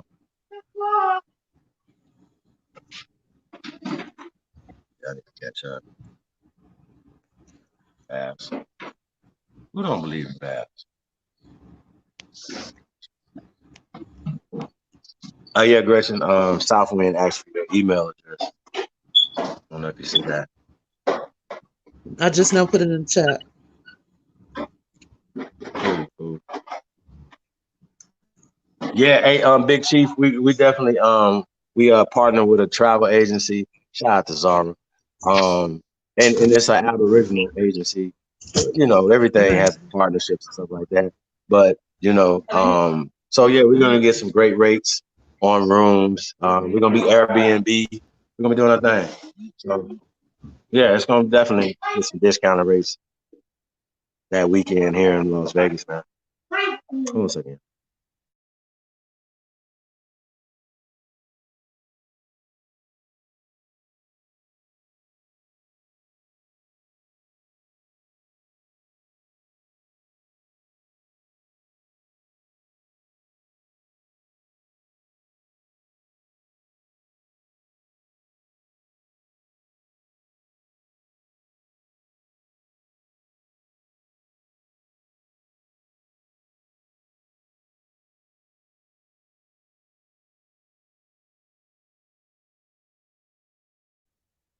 Yeah, we're trying to get some music going on. Hold on one second.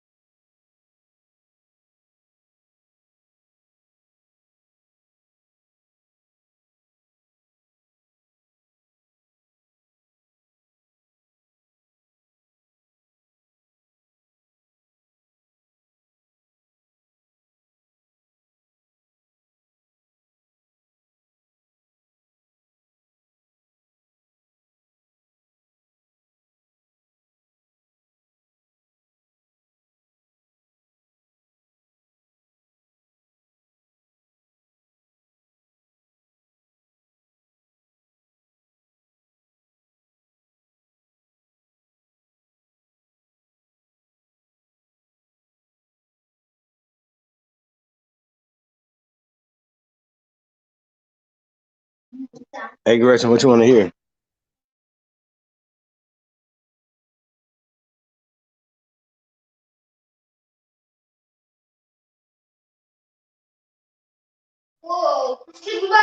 Yo, Gretchen.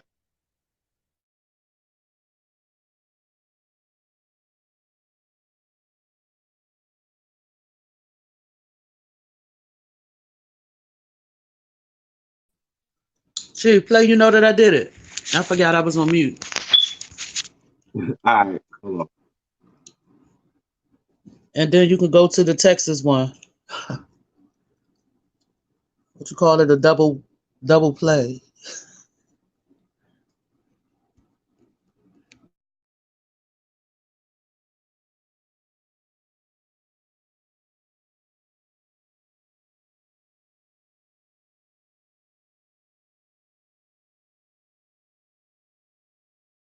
I got you. Hold on one second.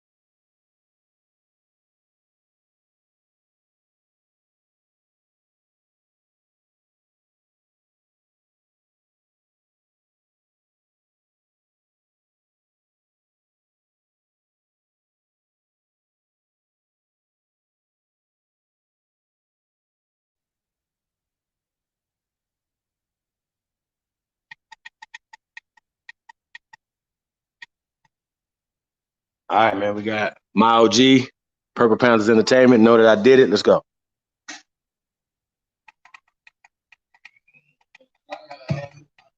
Maximum volume. Maximum volume. Maximum volume.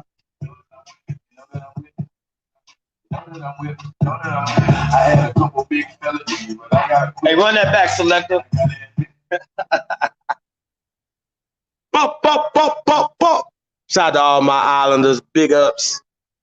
Big ups to all my brothers and sisters, all the American Aborigines over in the UK, all around the world, man. Shout out to y'all, man. Let's go. I'm going to go get it. Know that I'm with it. Know that I'm with it.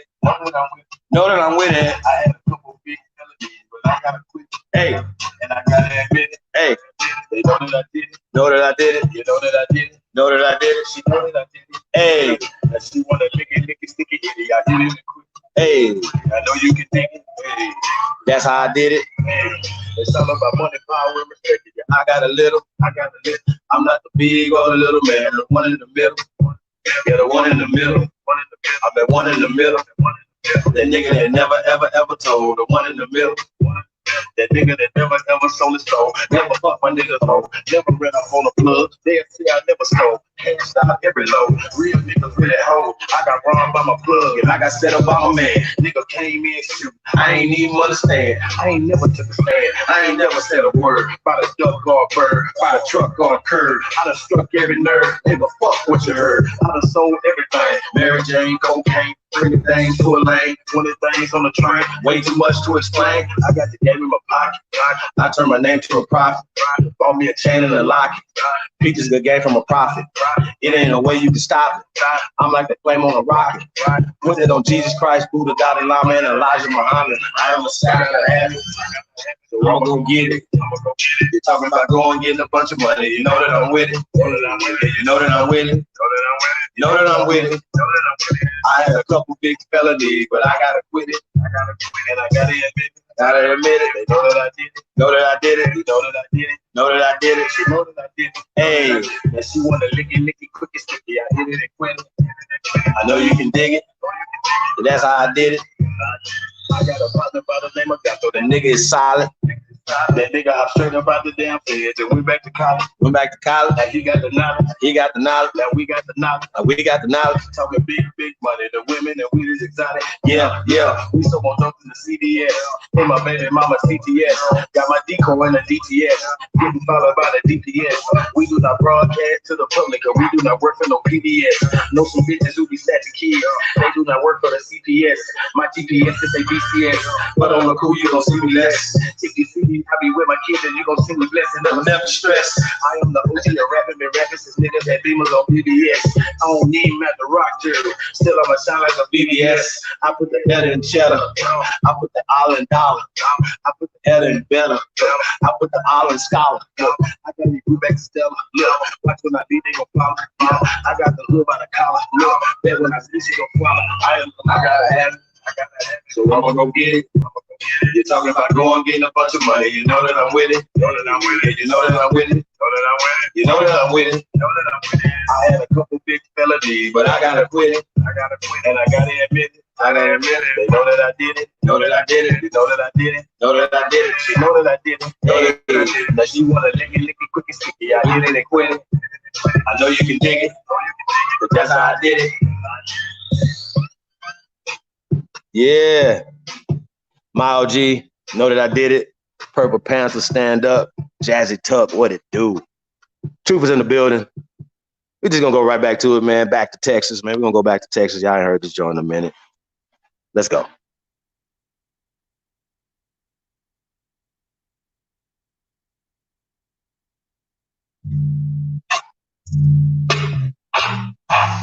Trump ready. Texas, stand up. Corrupt city. Yeah. I'm to money back to Texas. I'm to money back to Texas. When I nigga with it, I'm to money back to Texas.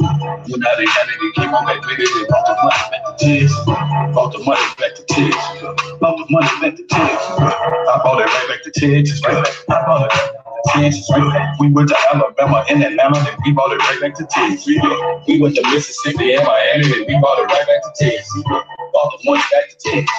Brought the money back to Texas. I brought the game back to Texas. I brought the game back to Texas. Oh, yeah. I'm about to hop off an exit. I'm about to drop off an exit. Oh, yeah. Original Purple Panthers. We the opposite. You can't do nothing but respect. If we about to do something epic, it can't be nothing but accept. To come up with these expected. Pick up the money, collect it. Yeah. Pick up the money, collect it. Yeah. I just been sitting back and watching, waiting, contemplating, really connected. Gotta perfect it. I refuse to be neglected. I refuse to be rejected. Yeah. We got this Texas thing up in the locking your bitch. I'm really protected by the same niggas taking bricks and making zips and making flips and taking trips across America, hopping in the states. No, you won't see this on Netflix. I'm trying to snatch all the commas. Look. I'm moving past all the drama. Look.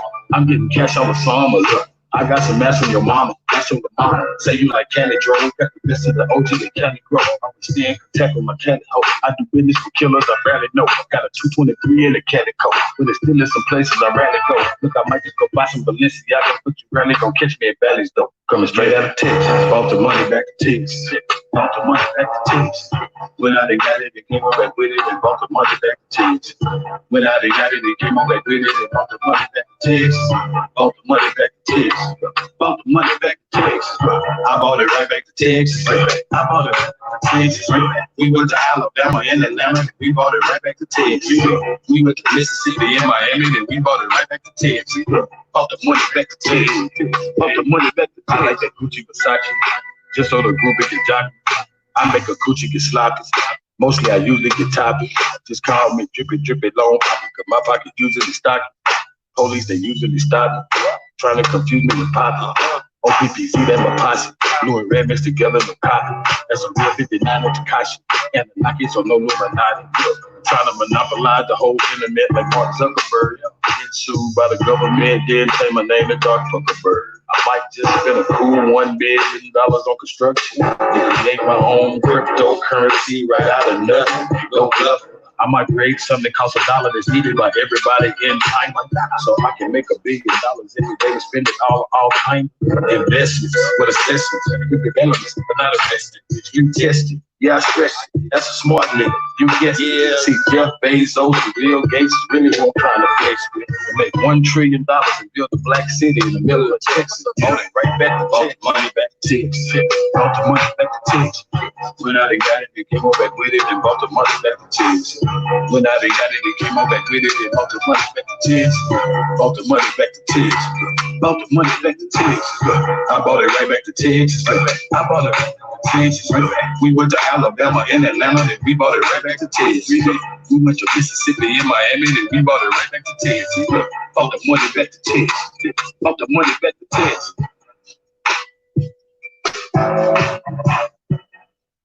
Yeah.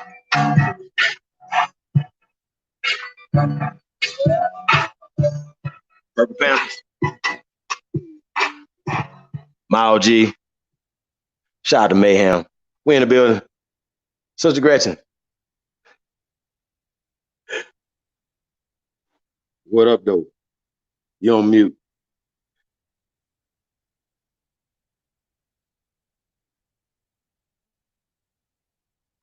Yo.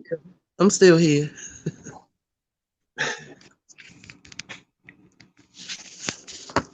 I was jamming. I forgot all about it. I was on the panel. Yeah, man. Mr. Aboriginal Smith in the building. He said, shout out to my family in Harris County, Texas. That would be Houston, Texas, y'all. Shout out to Houston, Texas. Miss Sylvia Williams is in the building. Thank you. Shout out to Nighthawk in the building. Yeah, man. What happened? Eagle Hawk, who got hurt? Yeah, I'm going back to Texas. Yeah, man. First time in hundreds of years that all 500 nations gathered. That's what's up.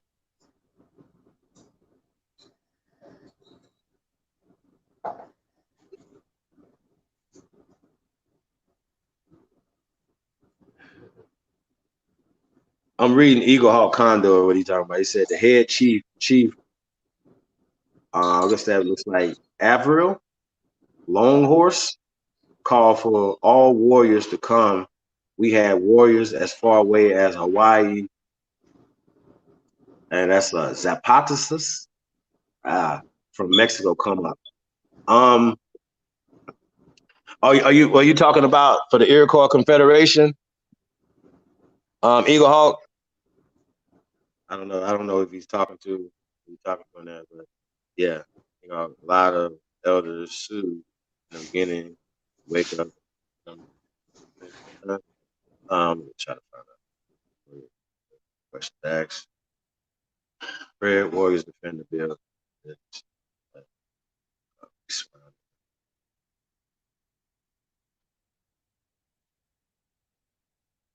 Okay. Take who did that? What's going on? Mike Merckx busted. Okay, I don't know. I think I missed a lot of that. Eagle Hawk.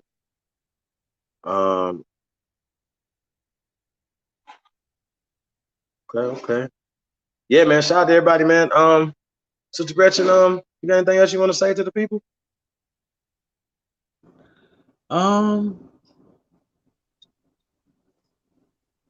No, not really.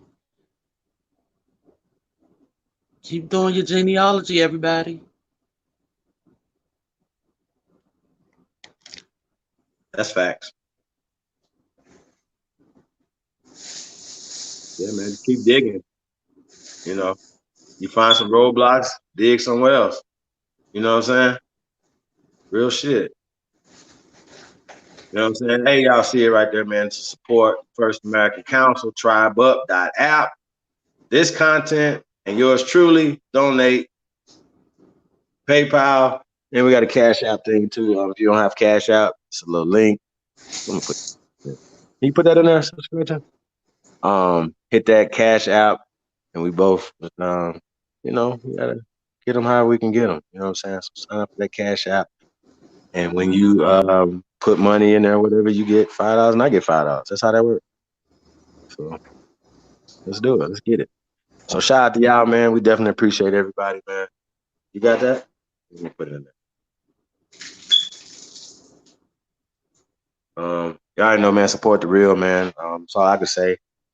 And like I said, buying equipment, man. We're gonna turn up, man. So it's about to go down, man. Like I said, and we're working to be 24/7, y'all, on our own platforms where we don't have these issues. So, like I said, you guys will know when it's time to start transitioning, over to our platforms, man. So shout out to everybody, man. That's grinding, man. That's putting this work in, man. Like I said, we're dropping a lot of stuff this quarter, man. So just be on the lookout.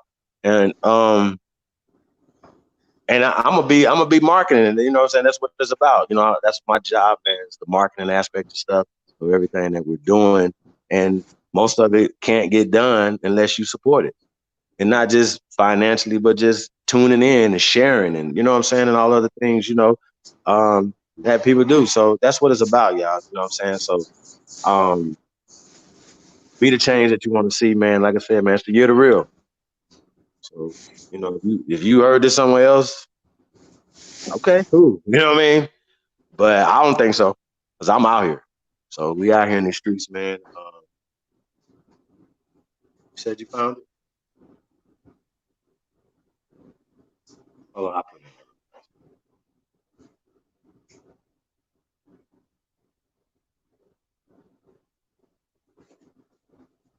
Hey, Chief.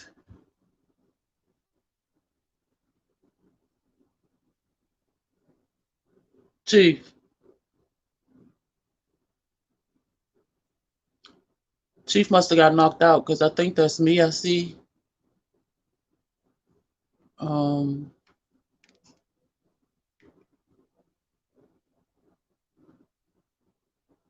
Just wanted to ask him if he wanted to make an announcement about the Supreme Chief Holiday Live show. It's going to be once a week, I think on Tuesdays or Wednesdays.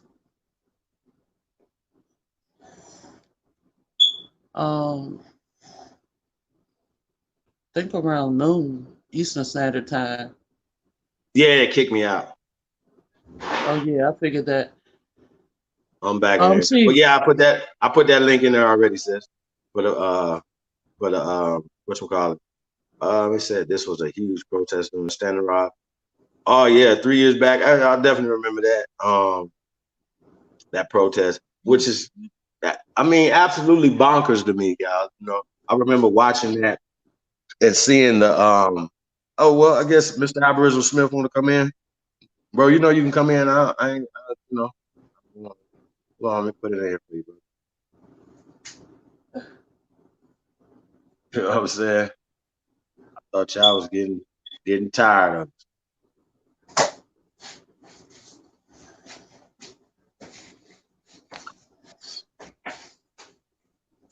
Yeah, man. You all welcome to come on the panel, though. You know, express yourself.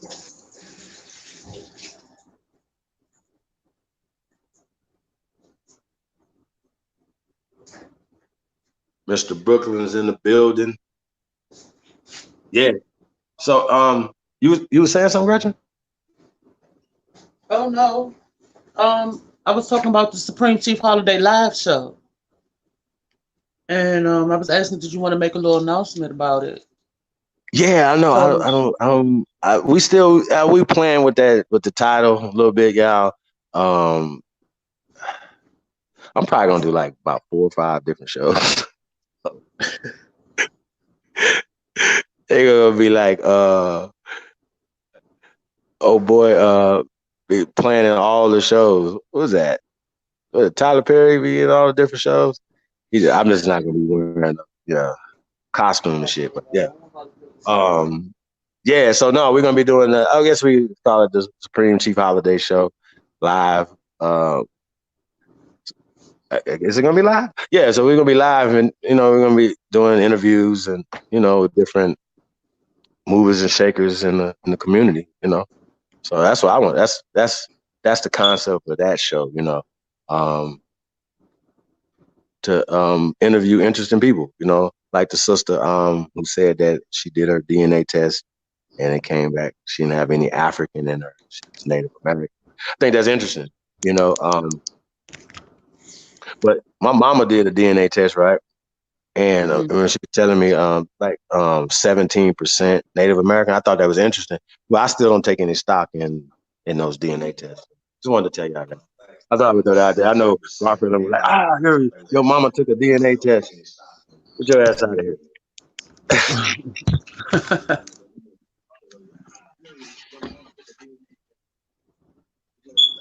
but it is interesting to see how they come out when you know what you are.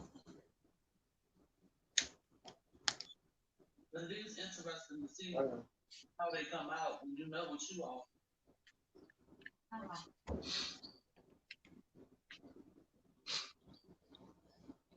Peace, family. Peace. Hey, Sister Gretchen. It's good to hear your voice. Hey, how are you? I'm good. I'm good. I feel your voice. This is I Zoe. kind of imagine how you sounded hearing you type. I mean, seeing you type. Oh, yeah.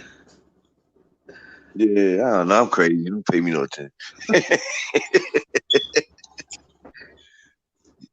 Yeah, I was on that bus last night. Oh, God, man. I had a time.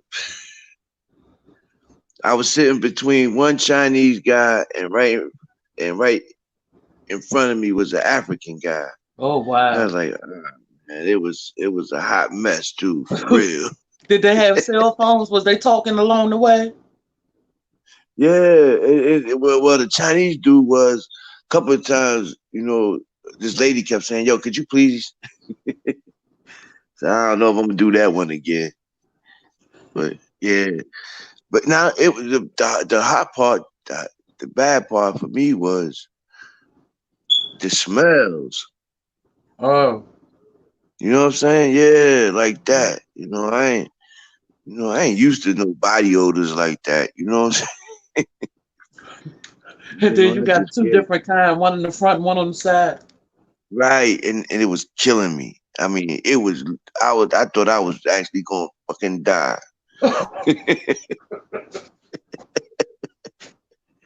It was that bad that I'm not, yo, if I was exaggerating, it'd be one thing, but I'm not even exaggerating. Mm. It was that bad. Yeah, but you know, I got here to Kentucky. I live in New York, but I came down to Kentucky to see my son and to take it. I had a meeting today here, so it was pretty cool. Yeah, All the way down in Kentucky. and, yeah, and How long the you want to stay topic. down there? Oh, I'll be here for about 2 weeks. Yeah, about 2 weeks, then I'll shoot back up to New York. That's what's up. I caught the I bus. get I caught the bus I all the get way the home track. from Texas one time. I Real thought with I wanted to Greyhound. sightsee. I never do it again. Yeah, that's what I said too. That's what I said just last night when I got here this morning. I said I don't know if I'm gonna do that one again. But see, my son works for the airport, so we get free flights. But I kind of burnt out mine, and I'm waiting for my new amount to come in. Oh yeah. So yeah, that's how. But it's cool though, cause he worked for Delta Airlines. Oh yeah. That's my favorite airline. So, yeah, they be alright, cause like I, I if we fly, we'd have to fly standby. But when we do get seats, when we get our seats, most of the time it's we call that first class. Oh yeah. Yeah, so it's kind of cool, you know. You got little perks. Yeah, but that topic y'all had going today, that was pretty powerful. What's that about the You know, because like Constitution? a lot of that stuff I didn't even know.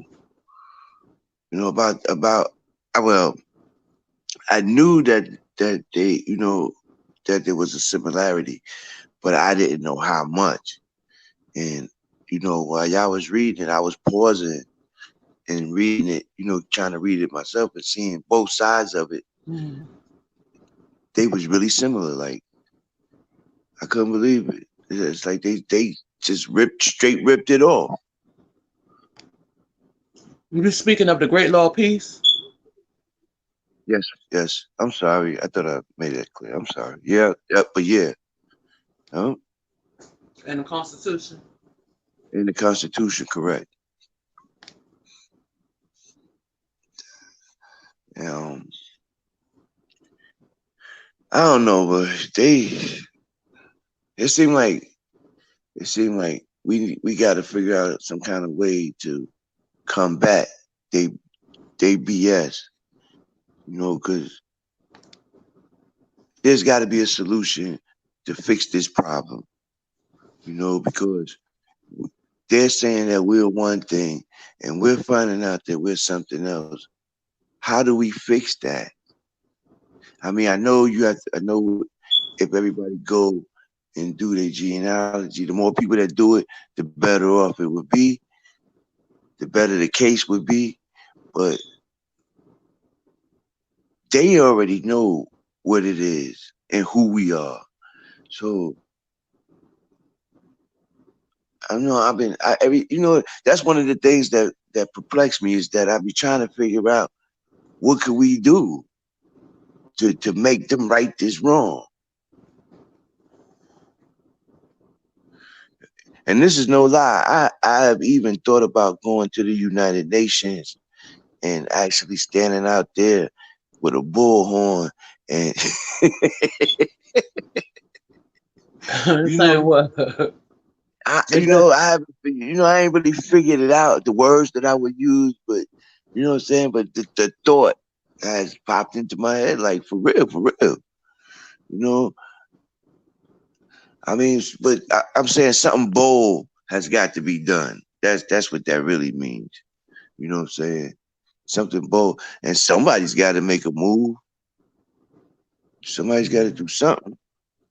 You know, because This shit ain't right. You Well, know, I'm sorry. I think the remedy is I think we'll have to solve this issue individually as individual families. I think that was the purpose of them separating the plots of land, but by individually or by family. Right. Well, yeah, but that's what I say. I know if everybody do they, do the research and then actually act upon it, uh, it would make a great case and state a great position for us. So yeah, I guess you're right about that. Individually would probably be the best move. Meaning each family going to court individually because Right. that's how they separated up the land. So I if think each that's family, already one remedy, one way we can, remedy the situation. right, and that's a great idea. I knew that, but I don't know. I be feeling like they know, you know what I'm saying?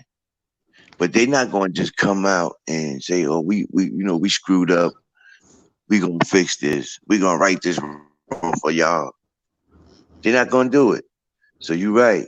We gotta take it back, you know, one move at a time, I guess. It's all on paperwork. We got to fix our paperwork. Right.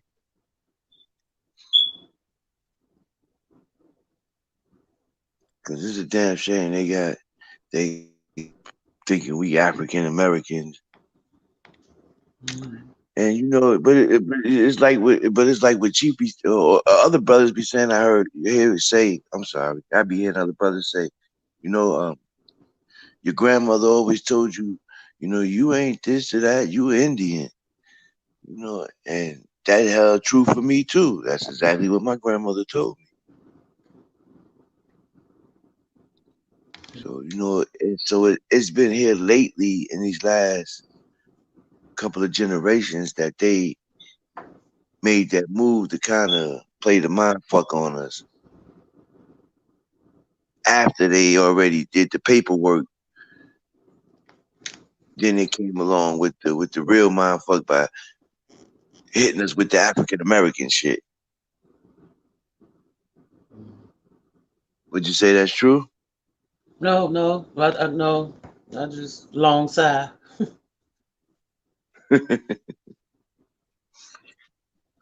I know, man. This shit is crazy though. It'll make you sigh. For real. But I be kicking it with my sons about it, and they find it real interesting. So Mhm. I'm kind of happy about that they want to know more about who they really are. You know, so that makes me want to work even harder Mhm. to show them.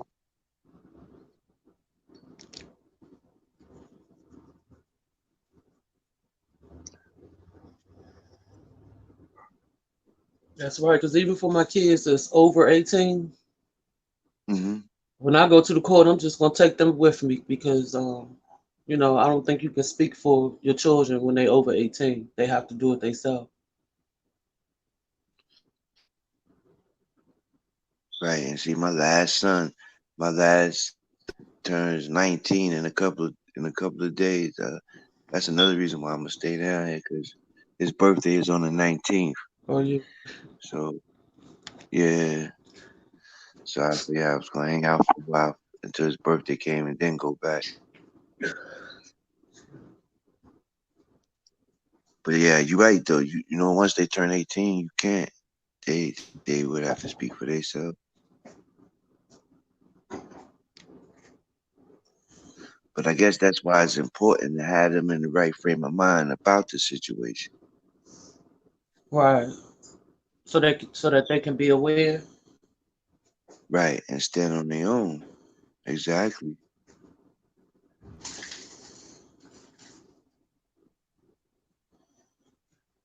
And like my sons, when they see I think like, and I guess that holds true for a lot of kids when they see they parents doing something positive.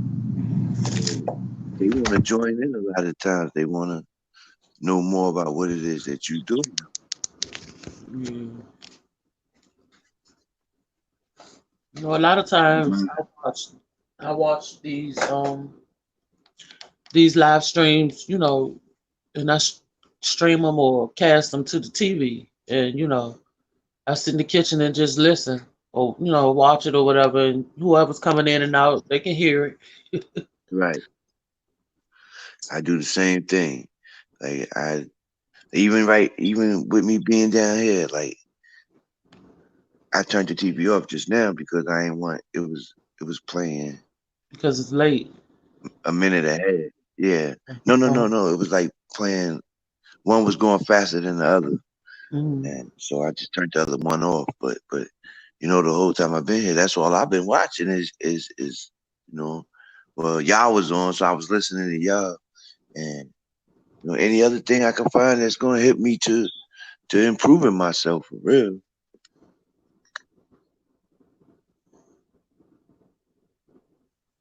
that's right. There's no need to discriminate on knowledge.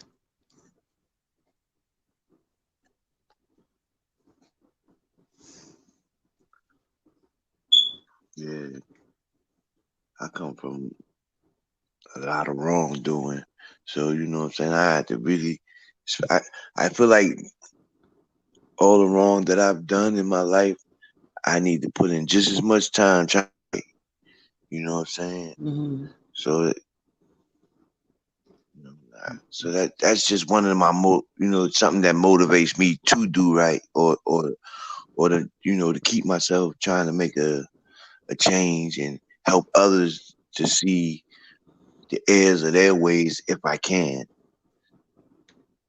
You know, because when you go down that street and it's a messed up street, you know, why wouldn't you want to say, hey yo, don't go down there, that street bad, Right. you know? So that's where I'm at with that type of situation, trying to help some of these younger brothers and keep them from making the same mistakes that I made. Because all fast money ain't good money. That's right. You know? And everything that look good ain't good for you. There it is. There, there it is. You already know. That's a fact, man. That's like eating a bunch of sweets. You know it ain't good for you, but you do it anyway. So Yeah. And then you gotta work it off. yeah, and there lies the problem. Uh-huh. I'm one that's guilty of that. Me too. I am I one had that's guilty of that.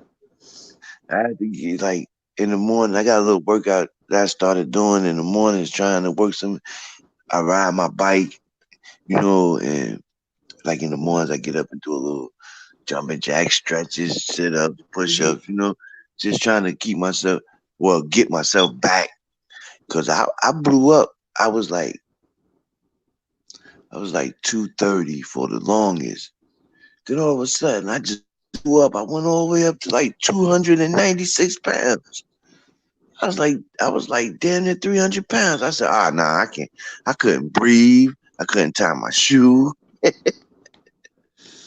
I said, nah, I got to shake this. So I started riding my bike and working out. Shoot, And that's walking. just recently. I choose. Huh? I choose to walk. I walk. Yeah, I live in New York, so I do a lot of walking too. Hmm. So yeah, I feel that. Yeah, I understand that very well. You know, because it's easy to get caught up just sitting in here studying and researching this, and you sitting down and you eating along the way, and you study reading stuff, you know, and not really getting outside or out of the house, you know, to go walk around. And that's what You see some of these kids nowadays that's obese. A lot of them get that way from just sitting around in the house. Yeah. They playing these video games and watching TV. And, Yeah. you Becoming know, the when couch we was potato. kids, when we was kids, we was outside playing, ripping and running. You know, Yeah. these kids they find their entertainment on on that TV or on a computer. TikTok or whatever's on the on the phone. Yeah,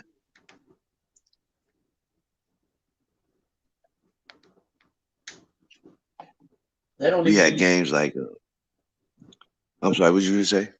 no, I was gonna say they don't even want to play no school sports and stuff. That was long like what I was going to say. We used to play the games. We had a tag and I mean, we play stick ball and just all kinds of stuff. Red light, green light. Yeah, Coco Livio, red light, green light, Coco Livio, and they had a bunch of games.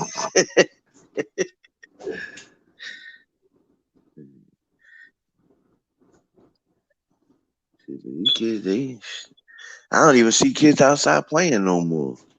They fight. They don't play no more. They fight now. Like for real, we having this conversation. The more I think about it, I really don't see kids outside playing no more. Not down here, not in New York. Damn, that's kind It of seems messed like up. they have to learn how to play again. Yeah. A bunch of kids get together and it's like this side and that side, and next thing you know, they arguing about something or trying to fight each other or rolling their eyes at each other. Which is crazy in itself, right? Yeah, that's when I see it, I intervene though. I don't like to see nobody getting bullied. You're gonna have to beat me up too. Yeah, I'm kind of that way too. Well, actually, I wasn't always that way, but I here lately, I've come, as I've gotten older, a lot of things changed in my way of thinking, and yeah, that's one of them. I hate to see somebody getting bullied. I don't think that shit is cool at all. And 9 out of 10, that bully be a real punk. Mm-hmm. Facts. Yeah. A punk. Just he trying to make a name off of you, trying to, putting you down to try to build himself up. Right, and impress others. Yeah. That'd be the perfect time to break one off. So the rest can see. Yeah, right. Exactly.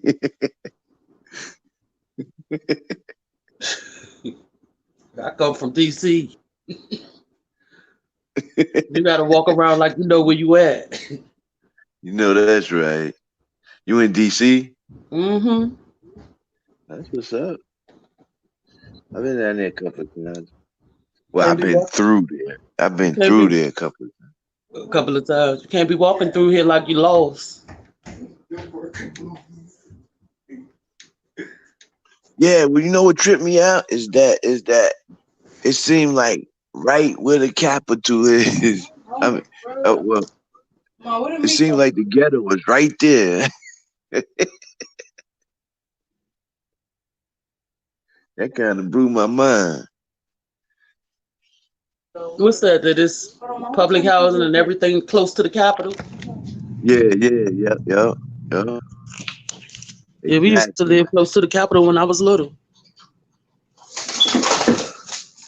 If anybody familiar with Sursum Quarters in Washington, D.C., P. Parker, where you at? That's where you at? Wait a minute, but what's the name come from there? That dude that what the hell is his name? Some Condor or something. Condor was just talking about the dude that used to make that one. He made music. On TV? Ah, He was on it's an OG dude. He older you dude. must be talking about Genghis, the play with backyard, I guess, because he was on No, the no, show. no, no. What's this old dude name? Chuck Brown? Brown. I knew it was Brown. Yep, Chuck Brown. That's him. Yeah. My mother used to talk about him. Okay. Chief, where you at? I might have to get off the panel. She done came down here running water. Nah, yeah, I'm right here. You know, we just doing our What's up, thing, Chief? y'all. Like I said, shit, we in the building. Y'all.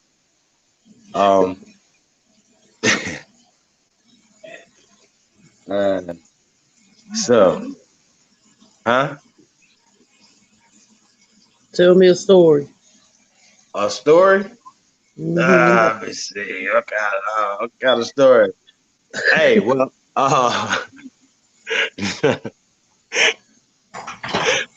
hey, y'all. Hey, Richard, we want to hear some stories. I don't necessarily want to tell all these type of stories, you know, in the public. You know what I'm saying? Let me see if I can think of one. Oh shit. Oh, good. Now you're making me want to hear it. Shit. You got me interested now. I'm like, Hey, what? nah, for people, hey, you know, like I got some amazing stories though. You know, things that happened to me in my life, and I don't tell them too much because you know when they happen, you know, you tell somebody stuff. You know, so many people be lying and capping so much. You know what I Yeah, I mean? know what you So mean about that too. you know what I'm saying? So Yeah. yeah, so, you know. Cause like I know Fabulous and I know Mano, you know, I kind of So raised they be them like, boys. nah, you don't know those guys. Like, nigga, And why they would any don't know. man talk about Yeah, knowing another man? What type of shit is this? yeah, What is wrong with y'all? I ain't gonna never be like, hey man, I know a man. Like, right. Yeah. So you, but you're right though. When you know you when they, but if it comes up in a conversation and you speaking on it, you know what I'm saying, and you happen to mention, well, you know, such and such, like, all right, for instance, I was cool with his pops, you know what I'm saying, because these are them were young boys to me, you know what I'm saying, but I knew their fathers, so you know, if I'm talking about their father, maybe, ain't that Mano father? Yeah, it is. You know him? Yeah, I do. Nah, you know that type of situation, you know. So I run into those type of situations a lot hey, well, because yeah, I played Blackfish before. We played the video. They flagged us. So you guys go check that link out. Nighthawk put in there. That's David Banner featuring Tito Lopez. It's called Blackfish. The video's dope as hell. You know, they go in, man. You know, like I said, you know, I wonder if that came out in 2018. You know, it wasn't gonna get that type of airplay. You know what I'm saying? It wasn't the content, the visuals and things that they yeah, put in that video was just stupid. You know what I'm saying? And it's basically, I gotta say, it's probably gotta be one of the most militant videos ever. Ever. I'm not hip to it, Chief. Ever. Yeah, it's called Blackfish, bro. Yeah, you got When did it come out? like 2018.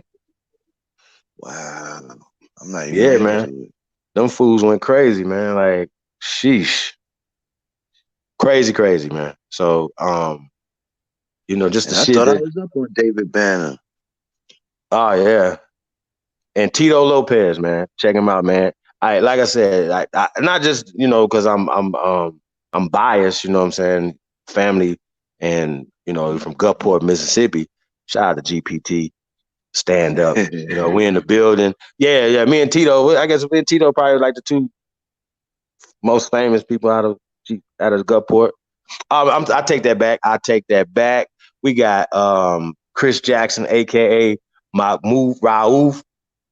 We grew up. I'm telling you, like this dude used to have a basketball in his hand all the time. All the time, yeah. All the time. He was a little bitty, you know, he had Tourette's. He used to be a little worse when we was kids, you know what I'm saying? But he was cold all the time. Jump out the gym. I think he still got the state long jump. champion, like, you know, the record in state of Mississippi. He was like 5'11", little bitty dude, man, like skinny, jump out the gym. And I don't know if I gotta tell y'all, he's still balling right now today. I think that dude can go and still play in the NBA right now. So shout out to Chris Jackson. He was just, man, you know, when it was bad timing for the protest that he was doing, and the NBA put him out. Yeah. You got to go. Sorry, you sat down during the national anthem.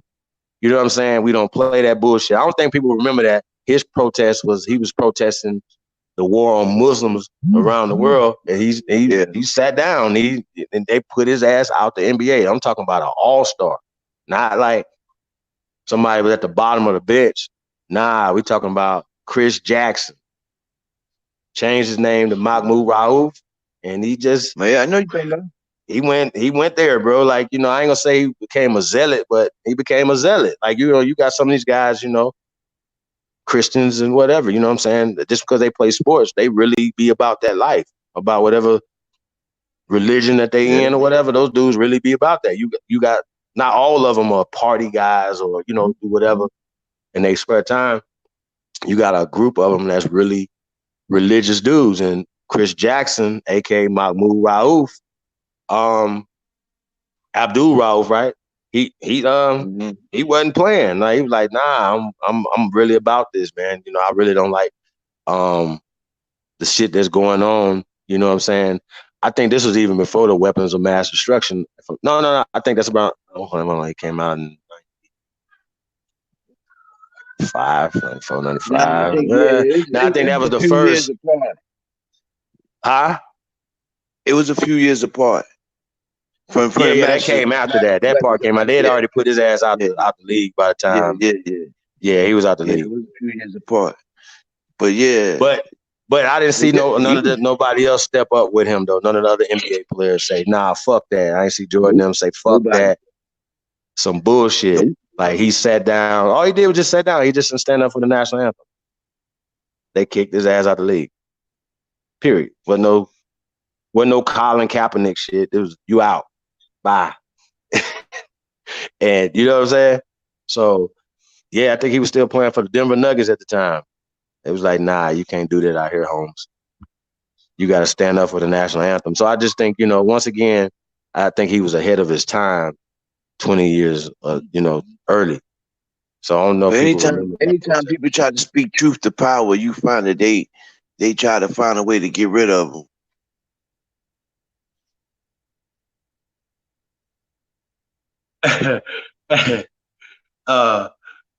Big Chief said, I'm good at making up stories. Hey, Nighthawk, that's right. Tito said, I'm not African, he's Ethiopian. Hell no, I'm telling you, that's my cousin, bro. My daddy's side, man. Yeah, like his Tito's daddy raised us. Like, they are big homies, you know what I'm saying? Shout out to Six Pack. Shout out to Big Tony. Big Tony's his daddy. He's like, yeah, like, I got stories, y'all. You know what I'm saying? Tito's younger than me, so he's not my generation. But his daddy is my big homie. You know what I'm saying? Not only just family members, but big homies. You know what I'm saying? All OGs. So yeah. So yeah, man. Yeah, Tito, that's my cousin. Oh, I'm gonna tell you. Oh, I got a story. We'll tell you about Tito. Here's a story. Here's a story for y'all. Now, remember, I moved away from Mississippi, but I would come back in the summers and stuff like that or whatever. And so, you know, a lot of your cousins, you know, if you haven't seen them since they've been little bitty boys, or you never met them, because Tito didn't necessarily grow up in our hood. We went to a county, like our hood was the school that we went to was in the county. He went to Gulfport High.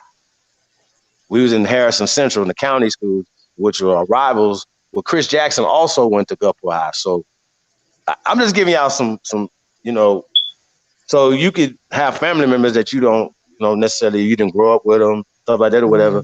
You don't know them. So I remember it was 2000 and what was that? 13.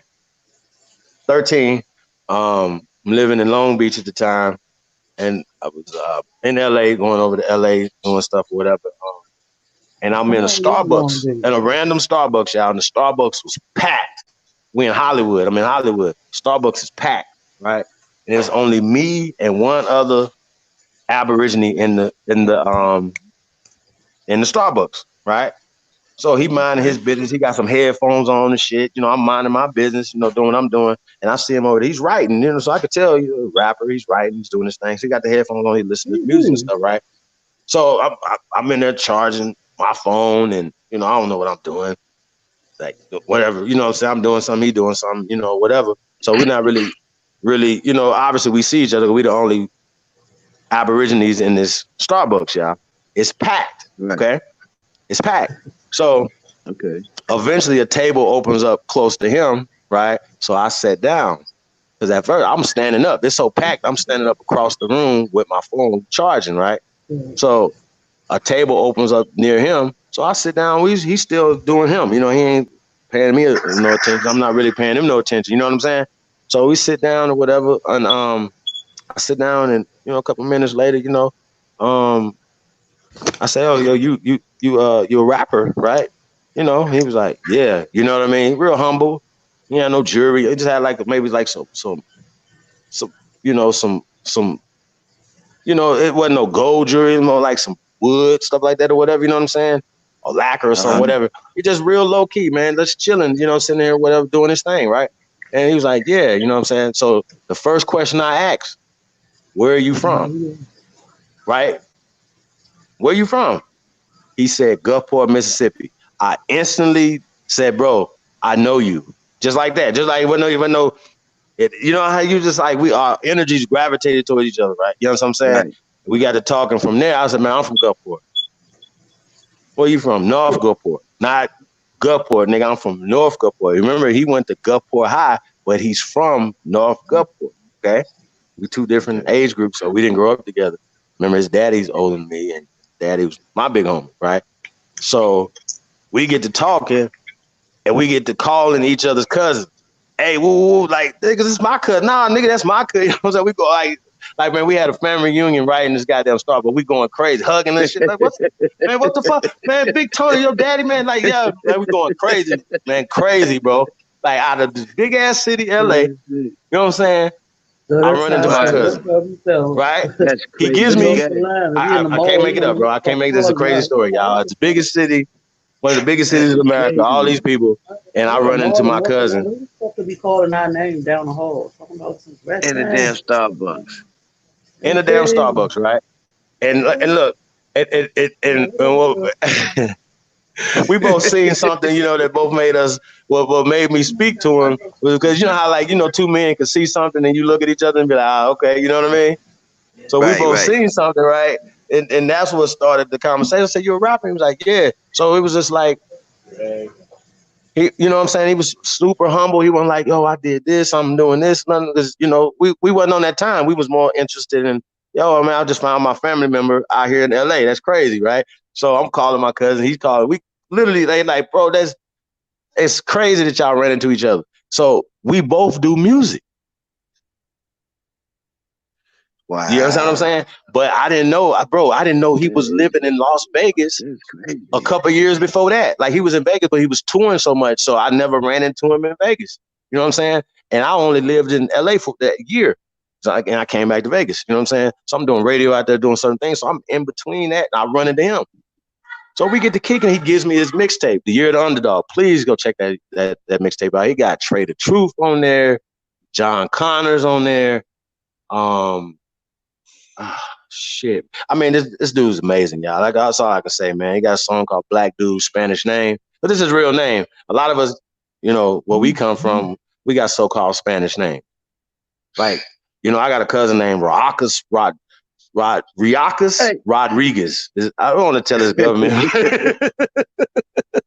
Like, him and Tito hang out. Like, they probably hanging out right now. You understand what I'm saying? Like, this nigga's name, his real name is Tito. We call him Little Tony. His dad is Big Tony. You know what I'm saying? Like, I'm not, like, I ain't one of them guys, man. I don't cap for nobody. You know what I'm saying? I think cappers that's uncivilized to me. You know what I'm saying? So So it gives me his mixtape, you know what I'm saying? Now I don't listen to it because I don't have no CD player with me at the time, whatever. So I just put in my thing, you know.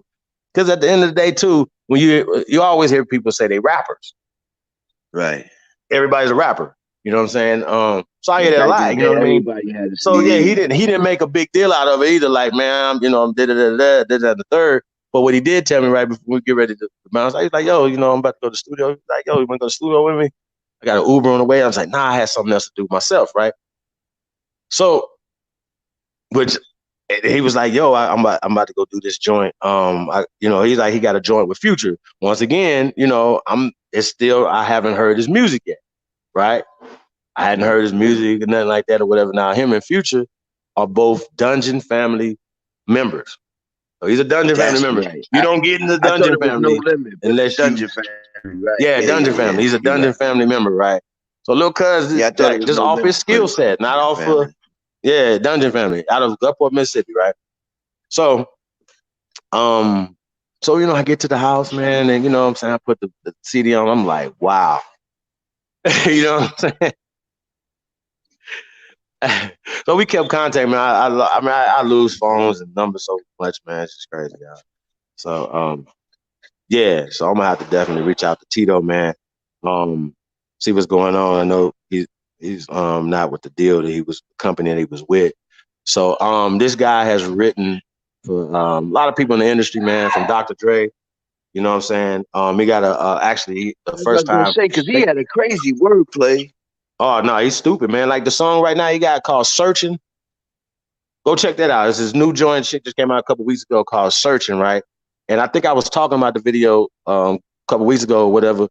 That he's not in the video. It has a little boy, and the little boy is just going through, and just trying to find himself, going to the bookstore, going to the record store. You know what I'm saying? Going to buy him some sage and shit like that. Yeah. So he's just breaking it all three verses. It's dope. This dude Tito, man, like I said, you a lot of people haven't heard of him, but that's what this is about. You know what I'm saying? People that know hip hop know about certain rappers. You know what I'm saying? So yeah, that's true. Yeah, you can have a successful career, and a lot of people wouldn't have necessarily have heard of you. So you could tour overseas, you could tour all over America in a hip hop spots. So yeah, Tito definitely, man, he got some dope music, man. He got a record, The Blues, that's actually produced by the Dungeon family. With a video to that he shot in Gulfport. Also, he got Mama Proud. Yeah, I like real hip hop, man. You know what I'm saying? This is a real hip hop dude. Like you said, he's just dope. His wordplay, his lyricism, man. And so like I said, people say, Big Crit's dope, right? But every song I ever heard Cuz on with Big Crit, getting crit. I just gotta say that. I gotta say that, y'all. You know what I'm saying? It's not being biased or whatever, but Cuzzo don't get on shit with nobody and don't shit on him, bro. I'm telling you, this nigga's dope. Sorry. And so, I'm always gonna, like I said, I'm gonna promote. I love just great artistry anyway. You know what I'm saying? So this song "Searching" There's is a just lot of dope. unsung brothers out there that some of these top rappers they would light. It couldn't hold a candle to them. You know what I'm saying? Because they wordplay is ridiculous. But just for some reason they don't get the recognition or that opportunity that to transition to the next level. Right.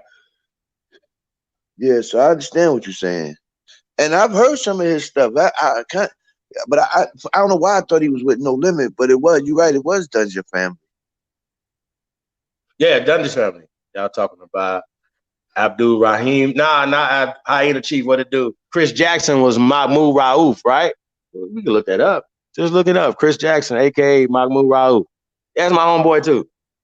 As well, I don't know if you guys remember another famous person. We played Little League baseball together. He went on. I played football. He played baseball, but Matthew Lawton. Like he was, a lot of us don't really follow baseball like that, but yeah, this dude Yeah, like I played was for the telling him. Yankees. You remember him? No, I said I'm not hip to him. Yeah, Matt Lawton.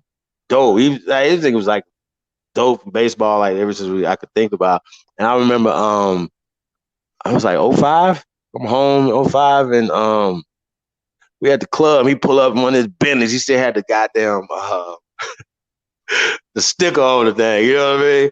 Like y'all know people ain't used to this. Like, come on, man. Like y'all understand what I'm saying? He's So stunting for real. yeah, stunning. Hey, so we talking, right?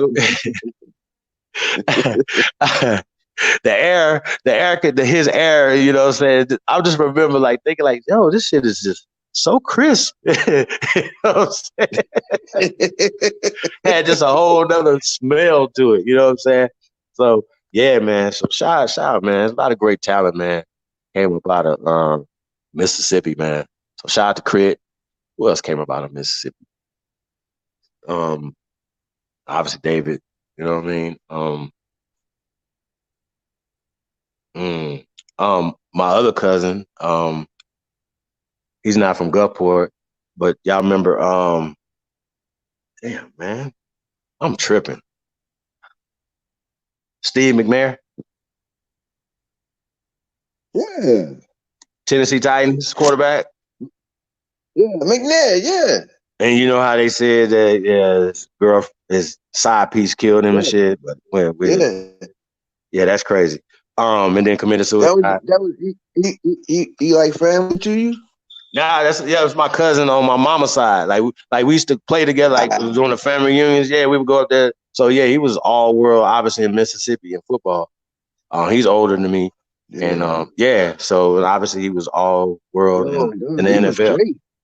Yeah, no, he was dope. It just went out crazy. That was a talent that was a talent that was going too soon too, for real, because he was that man. He was just starting, really, to me, to reach that pinnacle, and you know. Well, I think he was out of football by then when they got killed. You know, they tried to seem like it was just a jealous girlfriend that killed him and then killed himself. I'm like, yo, he was still terrible, with the Titans, wasn't he? Nah, I think he was. I thought he was retired, bro. I'd be I having think so he got much shit hurt. in my head. Nah, I think he was just right after retirement. I think he was kind of retired a little early. So I think it was back. Nah, yeah, Steve was a monster, man. I mean, man, you know, playing football with my cousins back, like I used to be little, but I was, you know, a big guy, and they didn't take nothing off of it. You know what I'm saying? They didn't take nothing off of it. It was coming. But yeah, no, that was a good, yeah, man. Tito dope, man. That's what's up, man. In Kemper County, Lauderdale, and Meridian. Yeah, man. Steve McNair was that guy. That's right. Shout out to Black Wolf, Mississippi in the building. Who else we got out of Mississippi, man? This is Mississippi's. Oprah, the great Oprah Winfrey's from Mississippi. I think she should go back home and eat some cornbread or something. You know what I'm saying? So get us some greens, straight out the dirt, straight out the ground. Oprah, you know, get back to your roots. Go put your hands and go take your shoes off your feet. Go back to Mississippi and step on some of that red crag out there. That's what you need to do, Oprah. Get back to the roots of yourself, man. Who else from Mississippi, man? Morgan Freeman from Mississippi. Just wanted to put that out there. You know, who else is from Mississippi? Your grandma probably from Mississippi.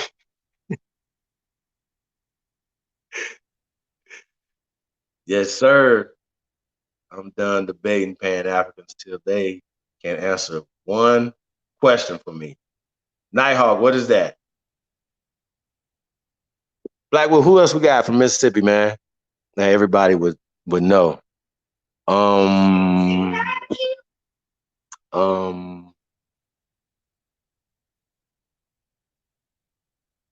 Drawing a blank right now, yeah. It's gonna come to me in a second. Somebody gonna come. He say Brandy. Oh shit. Hey, how the chief said the whole Chicago. God damn, at least the South Side for sure. Dude. I remember the first time I went to Chicago, y'all. I thought I was in Mississippi. I really did. Niggas had jerry curls and shit. Niggas was still country and shit. Like, you know what I'm saying? They still didn't lose they they southern accents and shit up there. Like I'm like, damn, I'm at home. Like Gary, Gary, I felt like I was in Mississippi, man. Like seriously, same shit. I think Ray J and Brandy M is from Mississippi. Snoop Dogg is from Mississippi, y'all.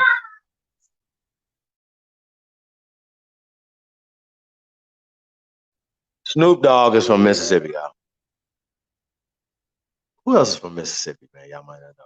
I think Brandy, I think I heard that before. Brandy is from Mississippi and they moved to California. A lot of people move to California and different places from Louisiana, from Mississippi, Alabama, you know. Yeah, you know what I'm saying? But that's funny how in the TV said all of Chicago, nigga. That is funny. Come on, y'all.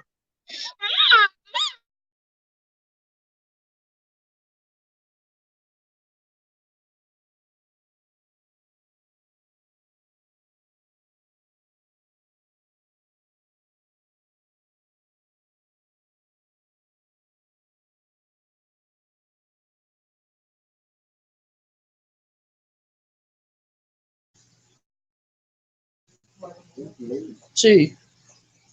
I mean, you could go. Hey, Chief, you say James Jones? James Earl Jones? Yeah, James Earl Jones. Nah, I didn't know that. Hold on. And Rick Ross. I just was looking under the Google. Are you saying it's going to be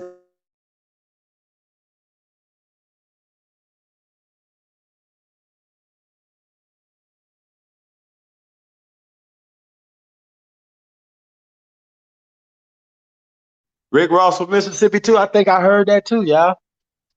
What part did they say? What part of Mississippi from? Hold on, let me look.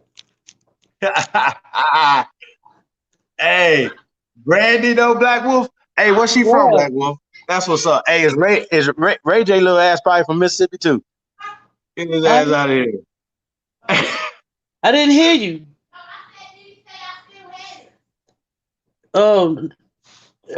No. I'm sorry. I'm looking for Rick Ross. What is that? James Earl Jones. That's what's up. Bo Dudley. Oh, also King of BB King. Oh, Mississippi. Oh, BB King. Yeah, BB King. Also, Oprah Winfrey was the first one.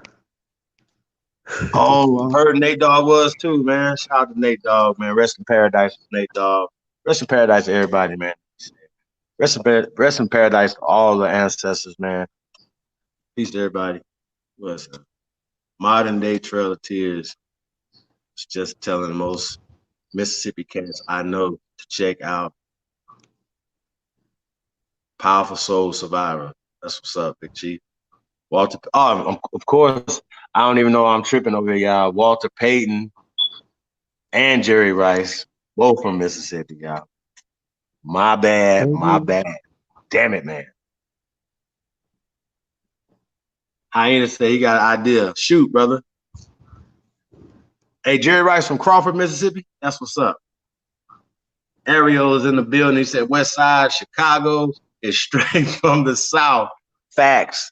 South Side. And don't forget the West Side, brother. Them niggas is country out there too, bro. He says it's like two different worlds, two different cities. Yeah, but niggas is definitely a country, you know, in Chicago, man, on the South Side, that's for sure. What we got? Oh, you said McComb?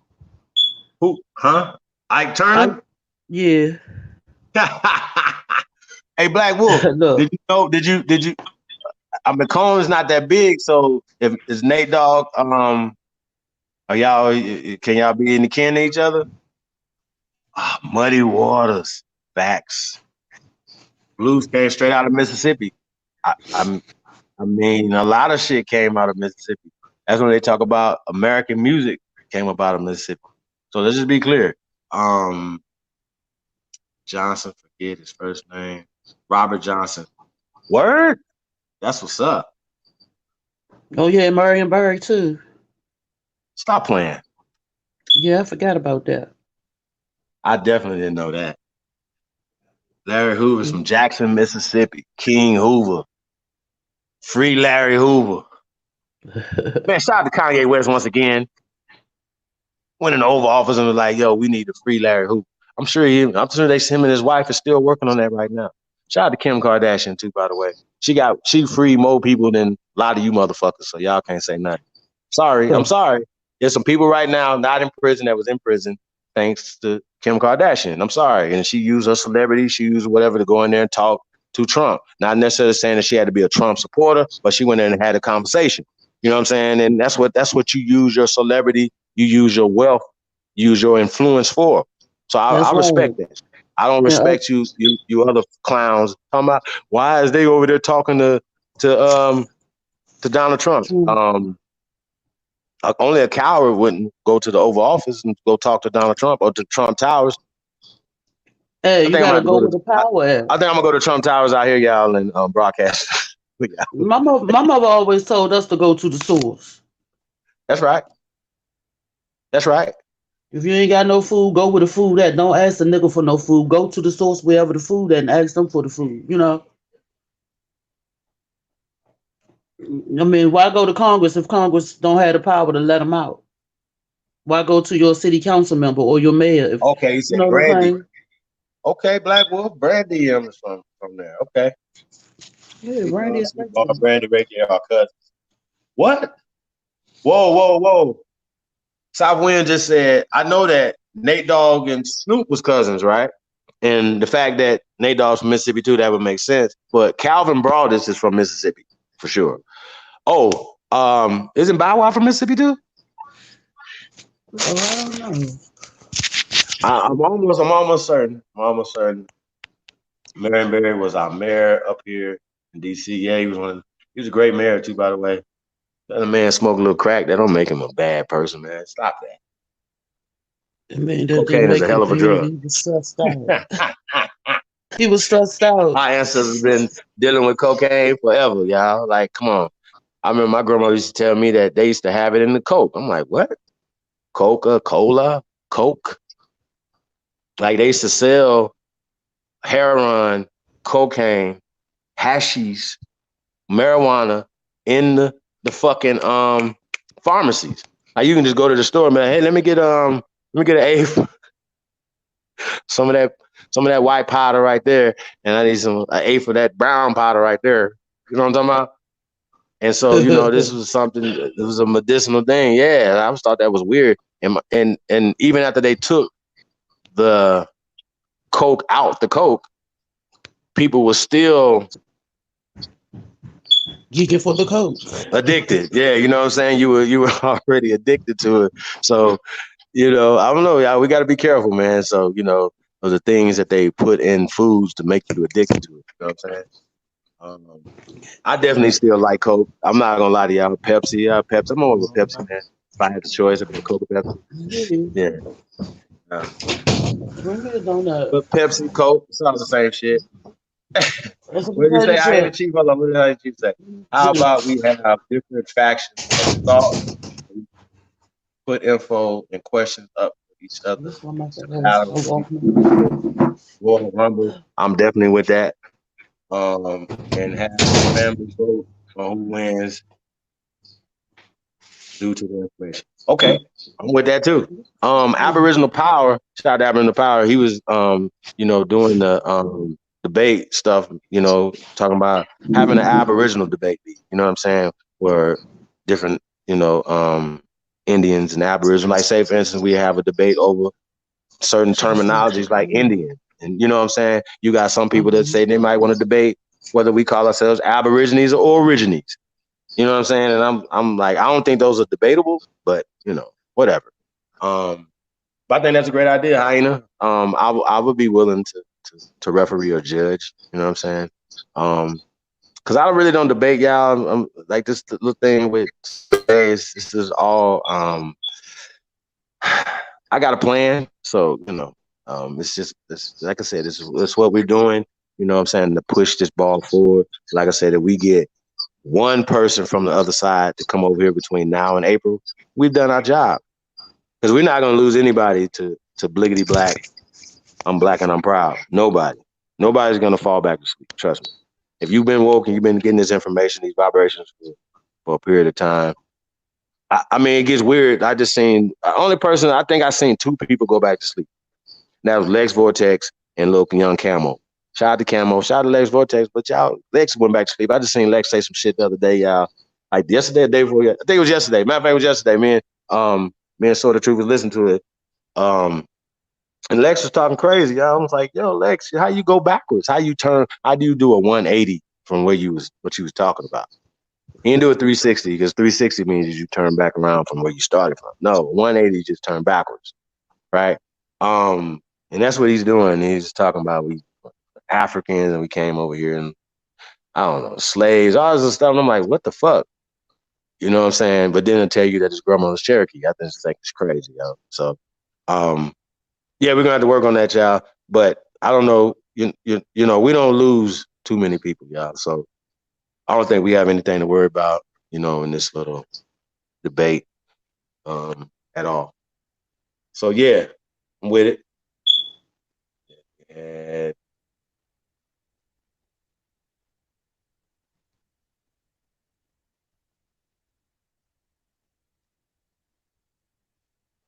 yeah, my Misa L, only the wise. Yeah, we said BB King show, Mississippi. I got BB King stories. I'll tell y'all that later.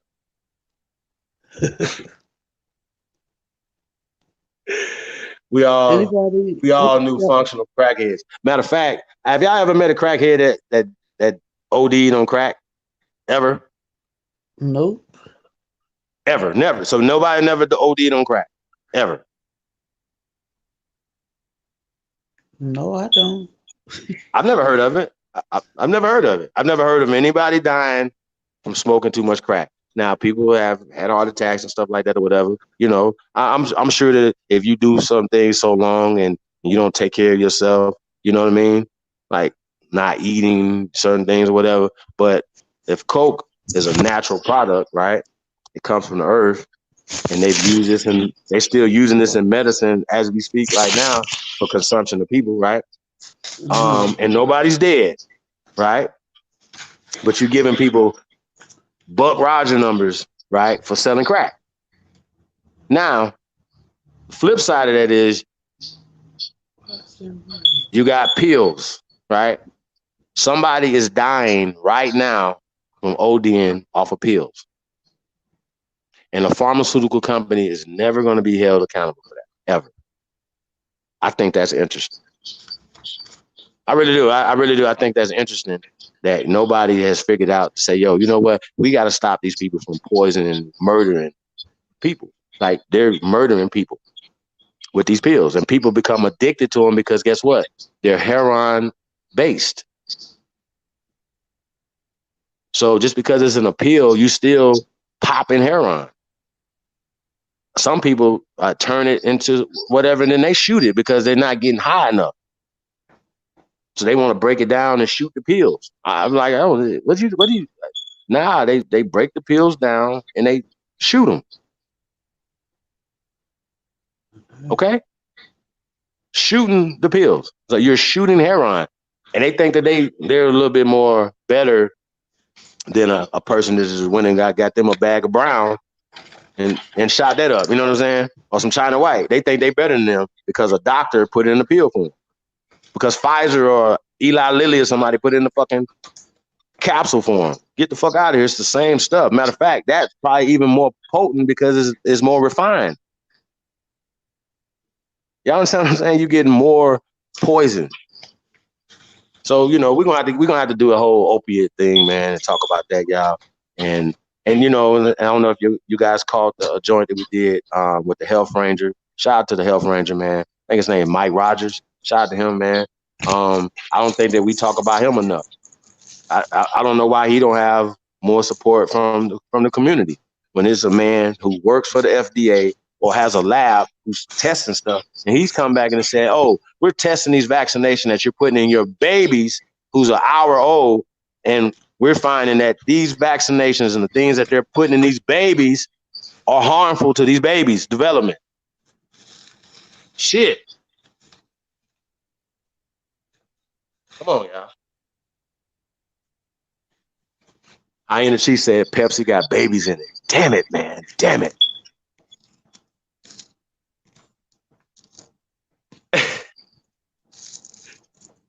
So does the number 2 at McDonald's. Hey, the number 2 got a 2-year-old in it. You know what I'm saying? That's why it's a number 2. Sheesh. Highness said he used to eat that too at McDonald's. Oh We shit. all used to. Look, we all used to. Till we learned that it make our stomach hurt. Take a break off. Damn. Hey, MT, that's a great. Hey, MT, you might be onto something. Shit, What's that? crack might be the coke might be the thing that stopped her from having cancer. Damn, she said I never met. He or she, MT that said You know, that I never met a cokehead with cancer. Cocaine is a natural alkaline and anti-cancer. Now, I don't know about that right there. However, I don't know that, either way. So I can't say you're wrong about that. But I don't think I've ever met somebody with cancer either that was on coke. I don't know, but I don't know everybody who's on coke either. So. Like, you know what I'm saying? Like, I don't know. But listen to something else you was playing about nutrition, or maybe that was A1 on AP channel. But he was saying something about the alkaline. If you have a high alkalinity in your system, you can't even get a disease. That's interesting. That don't sound right. That's what they were saying at the dog. I mean, that's exactly what Dr. Layla Africa and Dr. Sabi teach. You know what I'm saying? Like, I hate listening to Dr. Layla Africa, and A1 got 2 certificates from him. Like, nah, I'd have been like, nah, Money Grip, I can't. Like, every time I hear these dudes, he'll be like, he'll come up with something else that's not good for us to eat. I'll be like, then we ain't gonna be able to eat nothing around this piece. Just not even beans. They was like, beans are bad for you unless you cook them a certain way and stuff. I'm like, man, I like beans. Me too. I really do. My favorite beans are kidney beans. Red kidney beans. I like all beans. Okay, Eagle Hawk Condor said yes. If you are alkaline, your body can't have cells that die, which is what cancer does. Damn it.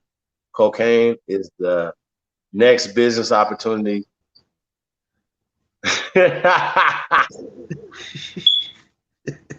I keep you off the chain, but let me look at the chat. You off the chain. Didn't we already have this conversation about the Iran Contra scandal? You know what I'm saying? Them flooding the United States with these drugs to fund their clandestine off the book black site wars and shit. Like, come on, man. Like, can they please pay us for this? At least anybody that's attached to those things, expunge their records, give them some money, right? As you know, like, right? With apology from the Clintons, apology from Reagan's cabinet, and is what's that dude's name? President? Nah, he's like this Jewish guy that's in politics, and like he's basically like behind a lot of like he came out in the Nixon administration. What the fuck is his name? Y'all know what I'm talking about. It's on the tip of my tongue. God damn it. They the ones that came up with the Kavinsky or whatever his name. Oh man, what's his news name? Yeah, he wear glasses. He talk real nasal. Y'all know what I'm talking about, man. Well, somebody gonna say it because y'all smart as hell. What's that dude's name, man? Around the Nixon time, the Watergate scandal. Yep. Kissinger, Henry motherfucking. And you who know is what? this? I don't Eagle know. Hawk I see Condor. his face. I don't know why I knew you was talking about him. I couldn't think of his name. See his face. He's sitting down. Yeah, Yeah. all them fools, every last one of these fools, man. They need to go dig up motherfucking Hoover, Gay Edgar Hoover, go dig his ass up. Like, come on, y'all. Like, seriously. Ollie North, yep. Nah, but I wasn't talking about Ollie North on that. I'm talking about Henry Kissinger. You know what I'm saying? That guy. Like all these little plans and little things, like these people need to be held accountable for the things they have done to the American people. Sorry. NAFTA, that they should have impeached Clinton for NAFTA. Sorry. Huh? What I say? Think about this, y'all. If you live in Indiana, right? Michigan, Ohio, right? And there were factories, right? Oh, you were making televisions for RCA, whatever. Right. Zenith, whatever, right? You making televisions. And you making you money. making $30 an hour, right? During a time when the minimum wage is $3 an hour, $4 an hour, right? Then they turn around. You're making a great living for the cost of living, right? You live in a well above to wherever you can have a one income family, you know, a one income, and you can raise your family, right? Living, you know, pretty safe neighborhoods, suburban like neighborhoods and shit, right? Right. The And then so-called here comes American dream, as they call it. Yeah. Here comes old NAFTA. Now you working in a super Walmart selling TVs that's made in China. At Does that make minimum sense? wage. At minimum At wage. minimum, well, you know, you might get a little bit more because you know it's Walmart. You know what I mean? Walmart. Oh, no, hell no. You know, minimum wage at Walmart. Feel me? Now you was making this amount. Now you making a third of what you was making an hour, and you selling the TVs that are made in China now. Does that make? Listen and to your me. mortgage, hold up, and your mortgage still the same. Facts. Listen, y'all. That makes. I don't give a goddamn what you say. That don't make no sense. It doesn't make any sense at all to me. So I think that's something that we have to change. And I remember hearing Trump. He was down in Arizona before he became president. He was down there speaking, and he was talking about an air conditioning company, right? Giving them tax incentives to bring the air conditioning company to manufacture the air conditioners back to America, as opposed to going across the border to Mexico to get slave wages. Y'all see how this work? Because if they took all the factories to Mexico, why are the Mexicans and all the people in Central and South America or China coming to America to work? Why are you doing that for when they just sent all the goddamn jobs there? Somebody need to explain this to me. Why are we selling made in China every goddamn thing? That doesn't make any sense. Have y'all ever seen a made in America yet? Have y'all seen that in a long time? Hell no. That part. Fuck out of here, man. They make everything. Matter of fact, I knew we was in trouble when I seen the American flag with made in China on it. I knew we was in trouble. They don't mind making it long as they can give us a price. Hey, I gotta confess something, y'all. Here's a story for you. I gotta confess something, y'all. Okay, the only reason why I never got a dashiki, y'all, I'm gonna be honest with y'all. Because every time I seen one somewhere, it said made in China. I promise. The only reason why I didn't get one because I wanted an authentic one made in Africa.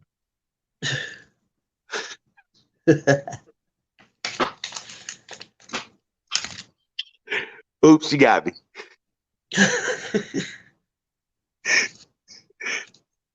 Hey, Eagle Hawk. Hey, bro, that's hey, bro, like whoever came up with that idea is a fuck nigga, man. That doesn't make any sense. Why would you bankrupt? Why would you do that Why would you gut the American manufacturing sector? Like, why would you do that? Like, can anybody tell me how does that make sense for Americans? You know who that makes sense for? If we were American corporations, right?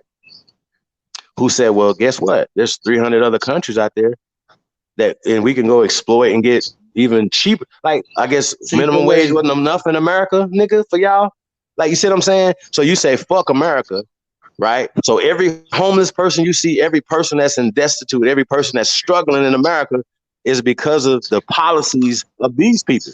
So I feel like this right here, guess what? That the American people need to use their voice more. If you are a fucking senator, governor, whatever, doing all this fuck shit, like Nancy Pelosi ain't God, Trump ain't a fucking God. Y'all, you know what I'm saying? We act like we gotta sit back and be ruled by some motherfuckers. This is not a monarchy. Them people work for us. Facts. Fuck is wrong with y'all, man? This is the problem that we have, man. Like, hey, Nighthawk, absolute greedy, straight greed, man. Like these major corporations say, well, fuck y'all, we can manufacture outside the country and then ship it back to the country cheaper than making it in America. Really? And then pay less percentage of income tax than the regular old middle income American. If any. Right, if any. If any. I mean, it's just crazy, y'all. Super crazy, y'all. I just can't. I know what it is, but even when they was having a conversation, listen, everybody attached to it, like a lot of these senators and mayor, people that's in office still today was a part of NAFTA. So we run around here acting like the Democrats deserve anything. They don't deserve shit. Real spit, y'all. Like, man, like it makes. Listen, man, it should be no unemployed people in America. Sorry. That's right. And if you send a corporation, if you like anything coming from outside outside this country should be taxed so much that it wouldn't be incentives to do it. So that's what we need to get back to. And if you say how is this even making our look? Matter of fact, NAFTA even made the dollars weaker. Sorry. How did it make us stronger? We don't have a manufacturing base in America. We're not building nothing. I ain't gonna say nothing. I'll take that back, y'all. What do we manufacture in America? Ford. Fix or repair daily. Man, them niggas just assemble that shit here. Them niggas, all them parts of shit is made in China, made in other places, whatever. You know what I'm saying? We're not making nothing. Niggas, like, it's just dumb. Huh? Oh, I say, it's just put together here, basically? Basically. Tell you what, them parts, be like, where is this made at? You go to AutoZone and be like, I need to get a part for my Ford Explorer, right? And they'd be like, all right. Then they'd be like, where's this part made at? China. Outside of America. Nothing's made in America no more, man. I haven't seen something made in America so long, I don't even know what to say. So can we start making something in America, y'all? So when I hear "Make America Great Again," that's what I get out of it. I don't get make niggas slaves again. I don't get that. I get "Make America Great Again." So I'm not offended by that. So stop letting the media and make you afraid, make you fearful of these people. If we're all corporations, that means we all are chiefs, executive officers of our own domain. Super facts, brother. Y'all remember 30 years ago, construction builders next to the white boys, still in the fields. That's right. Still, I mean, bro, but now it's, we out here, bro, man, listen. Man, we getting dogged out. Not saying, you know what I'm saying? Like, I remember I was working with the union out here, the brothers and that was in the union, that were getting squeezed out of a lot of jobs. They wasn't, you know what I'm saying? Because the Hispanic guys and the Caucasian guys were taking the majority of the jobs. Well, you know, and they say, okay, well, they were trying to get like 15%. I'm saying to myself, well, we're not 15% of the population in Las Vegas. We're a majority here, so why would we only get a small percentage of the goddamn job? I'm at the meeting going the fuck off. I'm like, I ain't even have a dog in the fight. I wasn't even looking for a job. I'm still out here talking and speaking for y'all. They looking at me like I'm crazy, the niggas. Looking at me like I'm crazy. I'm like, I gotta go. I ain't got time for you niggas. You niggas are scary. Stop talking to these people like that. Form your own goddamn union. If they're not doing nothing for you, you paying dues to get dogged the fuck out and get treated like second and third class fucking citizens on your own goddamn land. This is our land. Okay? That's the problem y'all got, bro. Assembled here, made in America. Real spit, Drew. And then they so cold with it, they done made factories and shit here in America to, right? Right. To assemble the shit here in America with they people that they done smuggled over here. So they done figured it out how to make this shit full circle. Yeah. I'm telling y'all, man, we getting pumped. Real pump, man.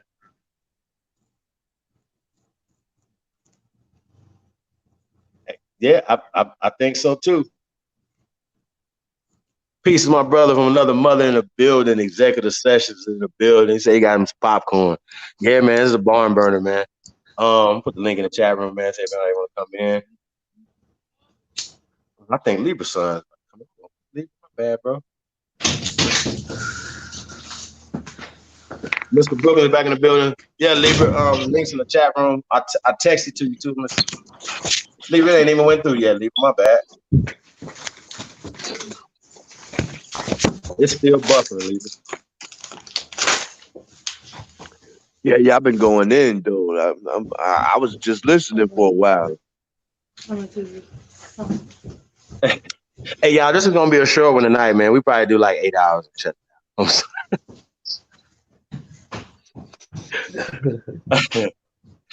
Yeah, man. Hashtag triathlon, man.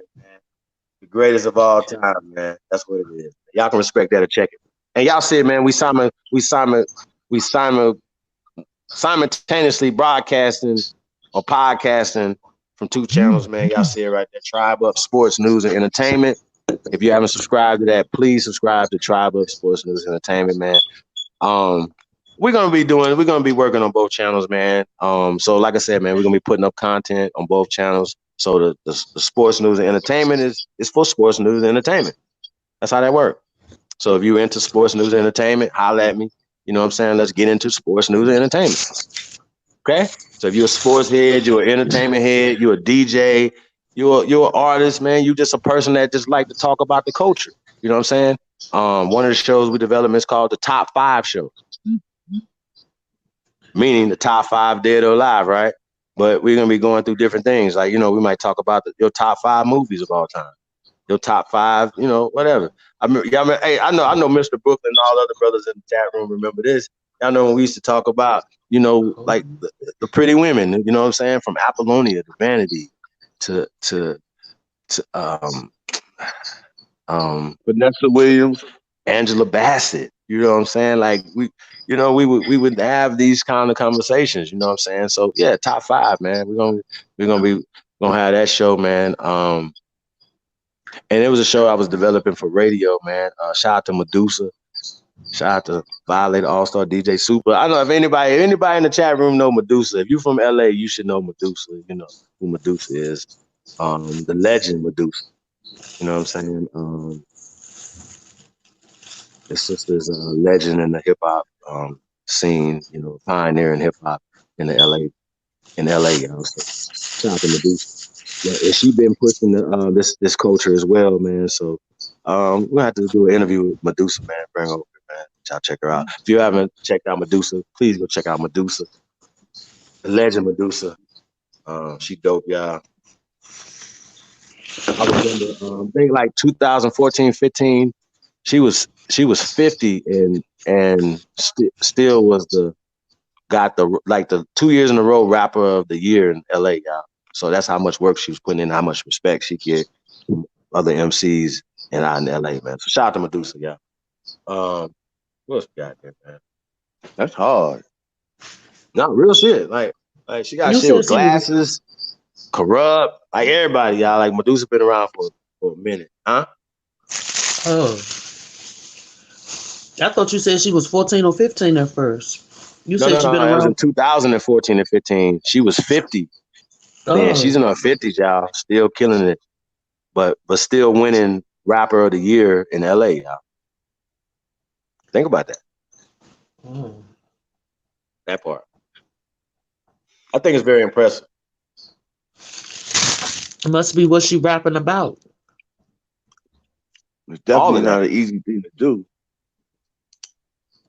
Migos in DC don't even speak English and straight off the boat, but getting construction jobs starting at $25 an hour.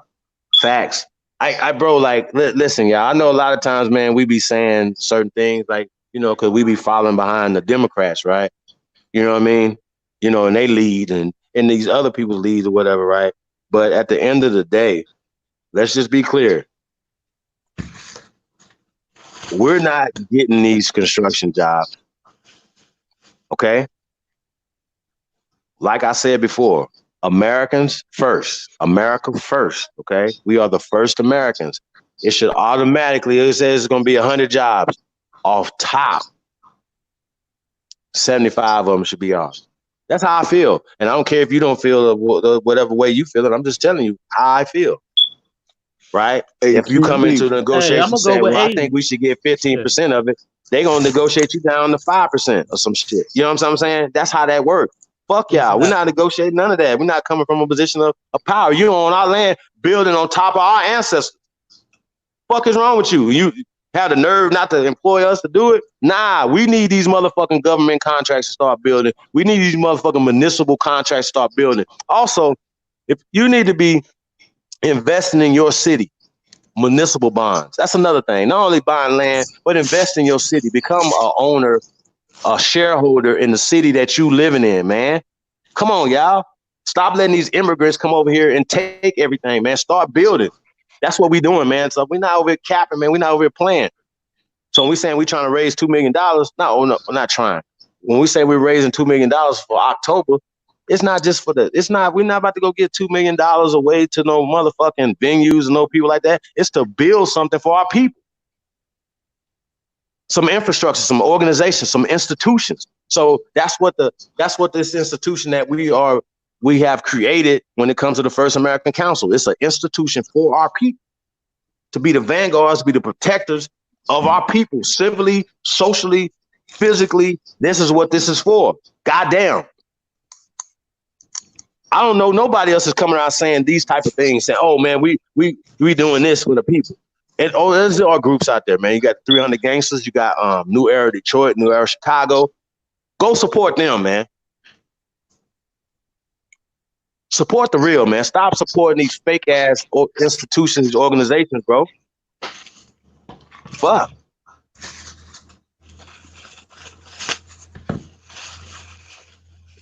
What you said. Support the real. That's it. Support the real. Absolutely. What else we need to say? Like, come on. We've been saying this forever. You know what I'm saying? Yeah, come on here, man, and lay it. Like, you know how they say, leave it all on the court. Fuck you mean? Yeah, I man, come on, y'all.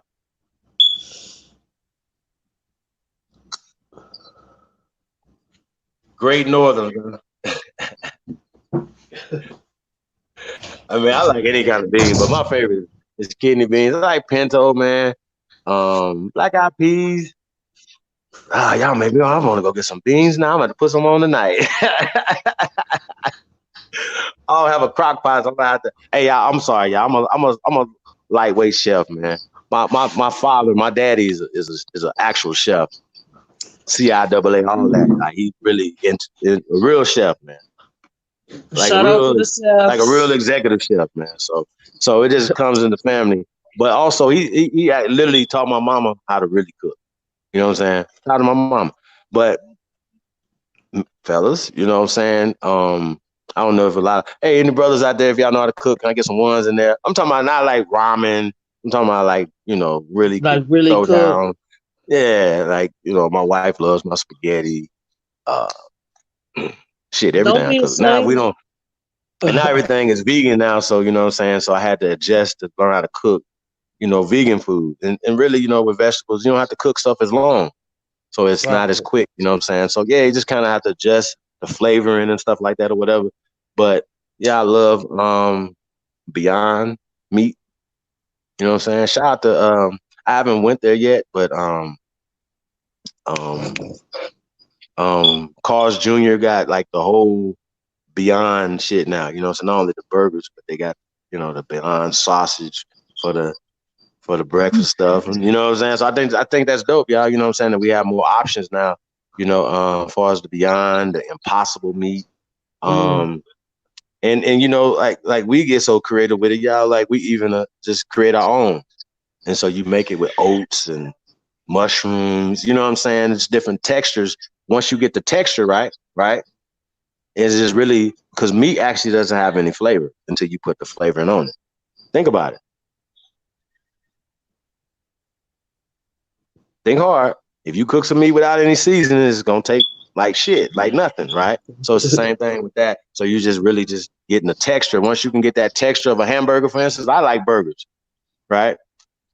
And I wasn't eating red meat for years. So, but turkey burgers, stuff like that, whatever, right? Turkey dogs, all that shit's poison, man. All that shit, man. Meat for fellas, meat keeps your meat or kills your meat. I say that meat kills your meat. That's how I tell you that. I told y'all about this documentary on Netflix. You got Netflix, check it out. It's called What the Game beef? Changer, bro. Yeah, you'll never eat meat again ever in life. I'm telling y'all, if you love your fertility or vitality and you don't want erectile dysfunction, you will stop eating meat tonight. I'm telling you, brothers, please, your wife will appreciate you, man. Like you're poisoning yourself. Cancer, right? Meat is bad for your meat. So I'm gonna tell you. So if you can keep eating as you want to, scientific studies are saying that meat is not good for your stuff. Sorry. So, just wanted to point that out, y'all. So yeah, man, fuck It's kids. funny that we'll eat a cow, but a cow won't even eat meat. That part. Hey, I told y'all, man, if I start eating meat again, it's going to be human beings. Sorry, I'm not about to go start eating some damn animals, man. Fuck y'all, nigga. Y'all better hope I don't start eating meat again. And by the way, I'm prejudiced. I like white meat. By the way, I just wanted to tell y'all that I like white meat. So if I start eating meat again, I'm gonna be on some Dahmer shit, just in reverse. Sorry. Oh my God. Don't fuck around. Think about it. You kiss people, you make love to people, right? But then you'll turn around and eat a damn chicken or a cow. Huh? You won't kiss a cow? You won't. Well, some of y'all might fuck a cow, but you get the point what I'm trying to say. You'll kiss a person, but you won't eat them? I was gonna say because they got some strange videos out there. You'll fuck a person, but you won't fuck a chicken, right? You'll eat a chicken though. I don't get that. Like, I don't get it. So nah, I'm eating y'all asses. Fuck that. Fuck around you want to. Don't make Chief mad, y'all. I'm gonna have shit. They already doing it to us, so shit. Why not? Let's get it. Got me fucked up. Let me see. Libra, you in there yet? Not yet.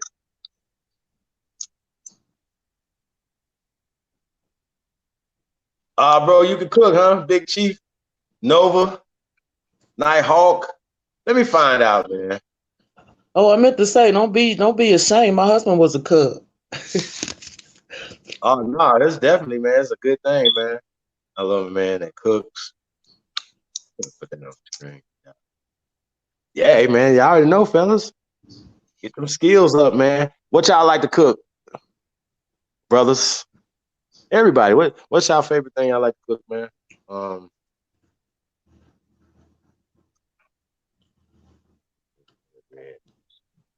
Oh yeah, man, I'm about to go. I'm gonna get me some greens tonight, child. It's going down.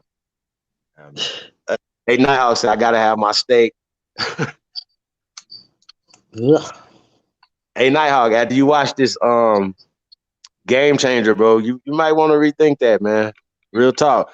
And not, not that you having any problems, man, but They catch the up with you. experiments and stuff, yeah, it will catch up with you for sure, man. And they say a As lot of times, Nighthawk, is you 40 yet? yeah, Nighthawk, you he 40 said yet?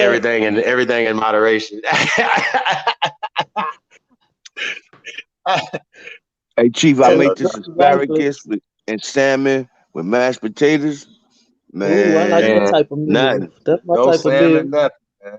Soy causes cancer and mimics estrogen in the body. Yeah, no. You got to stay away from soy though, for sure. But that's facts though. That's a fact. No, I'm not talking about soy at all, brother. This is it's not. Nah, so don't definitely. Bulls eat grass. That's right.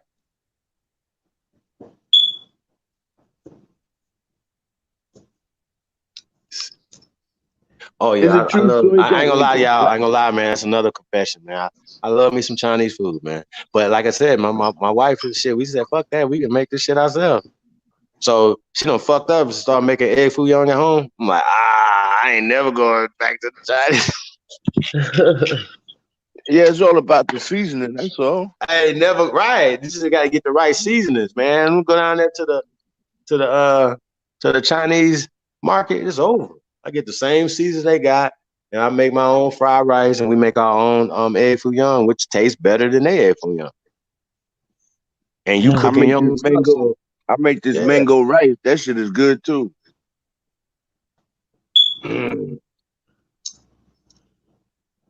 Big Chief said Italian. Johnny Ogg said Mexican food. I like Chinese food, man. I think that would be my like I told you, I want to open up a Chinese restaurant. And I'm not playing. I really am. I'll let y'all know.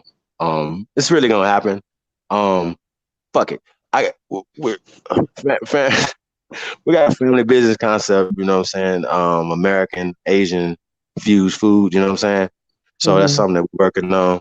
Real talk. Right now, y'all in Mississippi. So yeah. Don't look out for that. And me and Sister Renee gonna announce probably this week, y'all, the date on the for the in April for the For the debate. debate. So be on the lookout for that too, y'all. I want to do it April Fool's Day, but it's gonna be around that time. For all the foods. Hey, Copper Color Soldier said, "Oh, I got to put that on." He said nothing more depressing than seeing niggas praising white Jesus, celebrating Black History Month, wearing dashikis.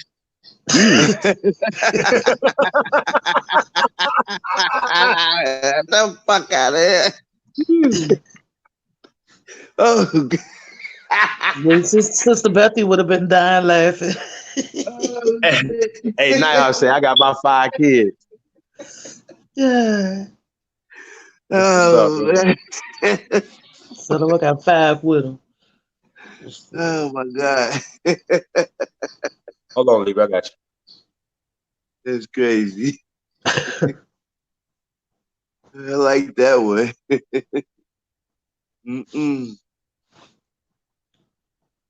Oh boy.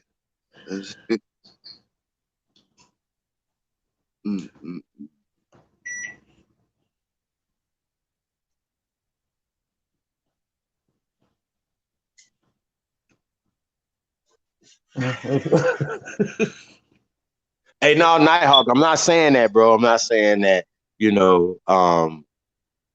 have you know what I'm problem, saying? I'm not,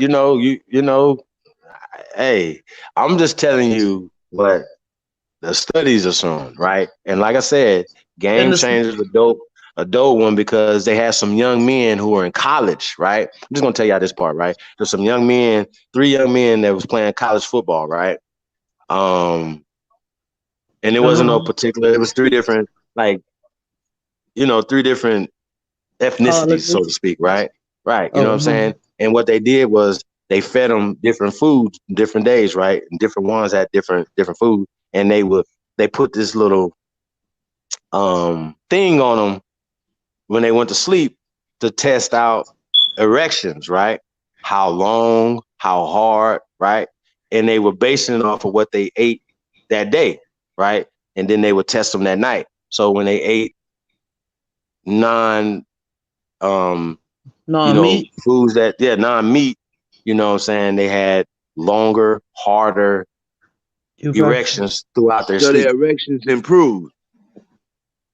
Well, they was young men. They was in their 18, 19, 20 years old, you know what I'm saying? Oh, okay. I missed that part. Right. All right, But it improved, right? Because they, like, when they first did it, like, say the first, like, one or two of the guys ate meat and one guy didn't, and then the next night they would switch it up to see the differences, right?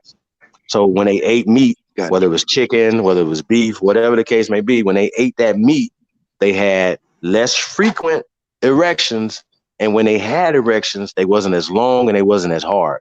So I just wanted to point that out, brothers, that so they could see the difference, right? I got that. Yeah, you can definitely see the difference. You know what I'm saying? No, but see, over time, I think red meat is one of the things that causes high blood pressure, and high blood pressure is another thing that causes erectile dysfunction. Right, that's true. Terrible. Well, Pops told me that a few years back. Hey, man, you might as well go throw yourself away, nigga. Just be like, I'm done. This is wrap. Is it over? I mean, I don't want to be here anymore. It's a wrap. It's time to go. it's a real thing. Hey, it's a real thing. I'm saying too, nigga. It's over. Okay, now I'm like 79 years old, nigga. It's over. All right, it's time to go. We're done here. What we here for? I mean,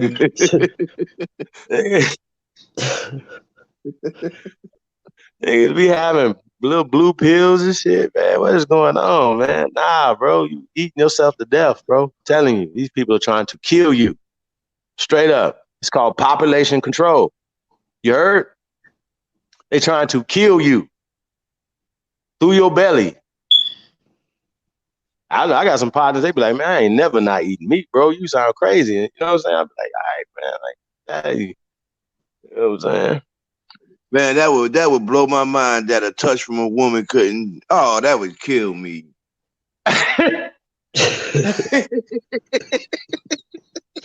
That's I'm serious. That's shit. You just gotta look at me. Fuck, I touch. Let's look. Hey, how you doing? Yeah, that's what I'm saying. You know, you know what I'm saying? No, nigga. And nigga, if I don't wake up, nigga, I don't know. Like I don't know. I don't know. Yeah, I'm sorry. Sorry. That's a bitter pill. Yeah. Hey, sorry. They said they got Cialis for you though, so just eat your meat and just take some Cialis, man. That's all I can say. I don't know what to do. I don't know what to tell you. Sorry. But that's what I'm Be saying. Though, in the building. How about y'all wait for the coronavirus to get defeated first, LOL, before y'all start eating Chinese food again? No, be busy. I'm making Chinese food at the house. Sorry. Yeah, I'm cool, y'all. Hey, be busy. I thought about that. I thought about that when they first started talking about the coronavirus. I thought about that shit last night when I was on that bus. Hey, I already know, man. You know you feeling crazy on that bus. You was keeping your eye on Chinese man. Hey, Akeem, what's chow seasoning? What's chow seasoning? Seasoned fruit. What's that, brother? Plankton and cheese. I think that sounds horrid. Oh, okay. Raw food. Okay. Hey, what do you say, Chief? Hey, Big Chief, you still got that dashiki, huh?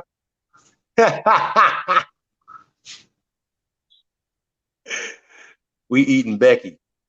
You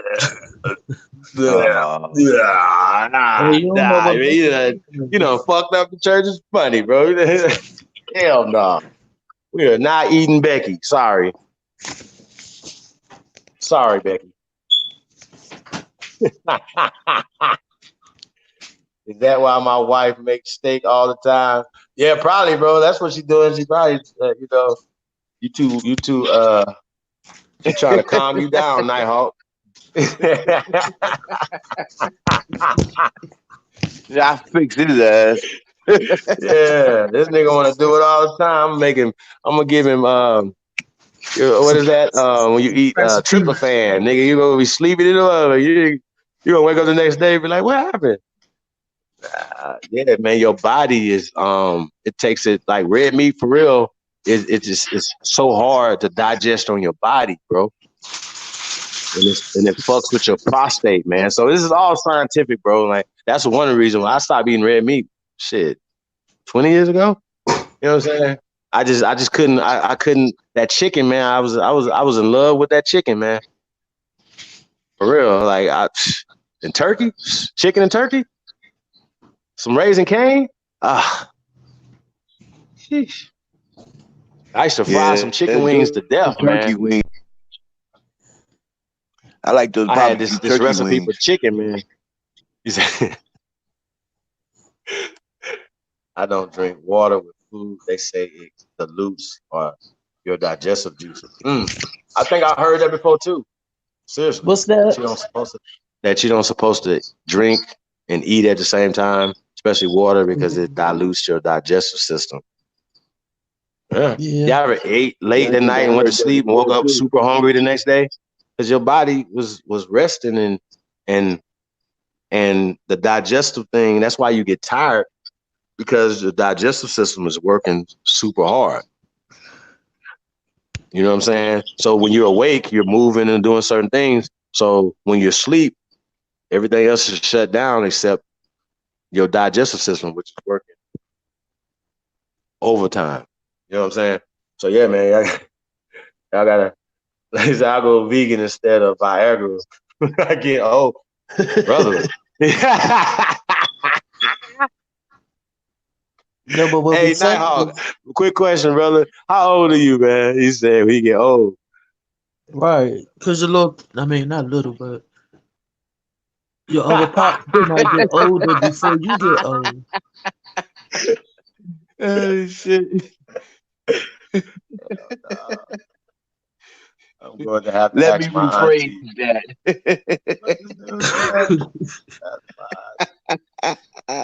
Set. Hell no. Oh my God. Y'all, we all have a Whole Foods out there, man. Absolutely. I know it's like three of them. The one I go to, I'm probably gonna go tomorrow actually. I wanna cook out, so I'm gonna go get some Beyond stuff at the Whole Foods. It's a little bit fresher because if you go to the grocery store, you might get some old stuff. You know what I mean? And they don't necessarily, they got Morningstar and stuff like that at Smith's, Vons, and Albertsons and shit, but they don't have the Beyond stuff. So yeah, I like Whole Foods, man. They got some dope stuff at Whole Foods. Yeah. Use pineapple, sugar cane, plum, apple, any fruit really. Can be added to. Okay. I got you, brother. I got. That's one thing. I got to eat more raw vegetables, man, and fruit. So I'm gonna do that a little bit more. I eat a lot of fish. Okay. Ginger, garlic, mushroom. The fish have mercury. Oh, okay. You said chow. It's like pickled, like pickle stuff, bro. I know. I heard of chow before. Absolutely. Yeah, that's 36. good. Yeah, That's a that country. man. 36 is you getting there, brother. You saying you're getting old, They call but it yeah, chow you getting chow. there. I tell you this though, bro. If you try it out for like a week, you know what I'm saying? Prepare yourself. Make sure you go to Whole Foods. Make sure you get the foods. The stuff that you like. You know what I'm saying? And just try it for a week and you'll see how you feel. When you wake up, you're not as lethargic. You know what I'm saying? Like when you wake up, you just get up. And I'm gonna tell y'all, my son put us on this, man, because he never ate nothing. He never ate no meat. And so we, just watching him, they say you can't learn from a baby, but you can, you know what I'm saying? So it's been 3 years for me, y'all. And I've tried over the years, but remember, like, they didn't have all the foods back in the days that they have today. So I remember I tried it before, years, even a little bit, a little bit modern, modern time, like 2000, I think, like 2014. Actually, when we conceived a son, you know what I'm saying? Shit, it was hard because it wasn't a lot of things then.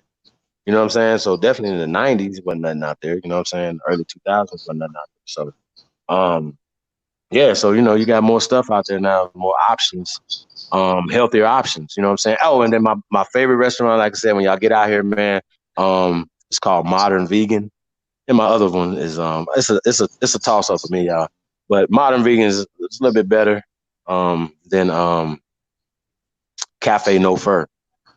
But Cafe No Fur, yeah, Cafe No Fur have beautiful young women working in there, and they literally supposed to be not wearing clothes, but it's Cafe No Fur, brothers. Y'all like it, sisters. Y'all like Cafe No Fur. It's pretty dope. But Modern Vegan's dope too, man. So when y'all out here, man, we're gonna go to both of them. So shout out to Cafe No Fur.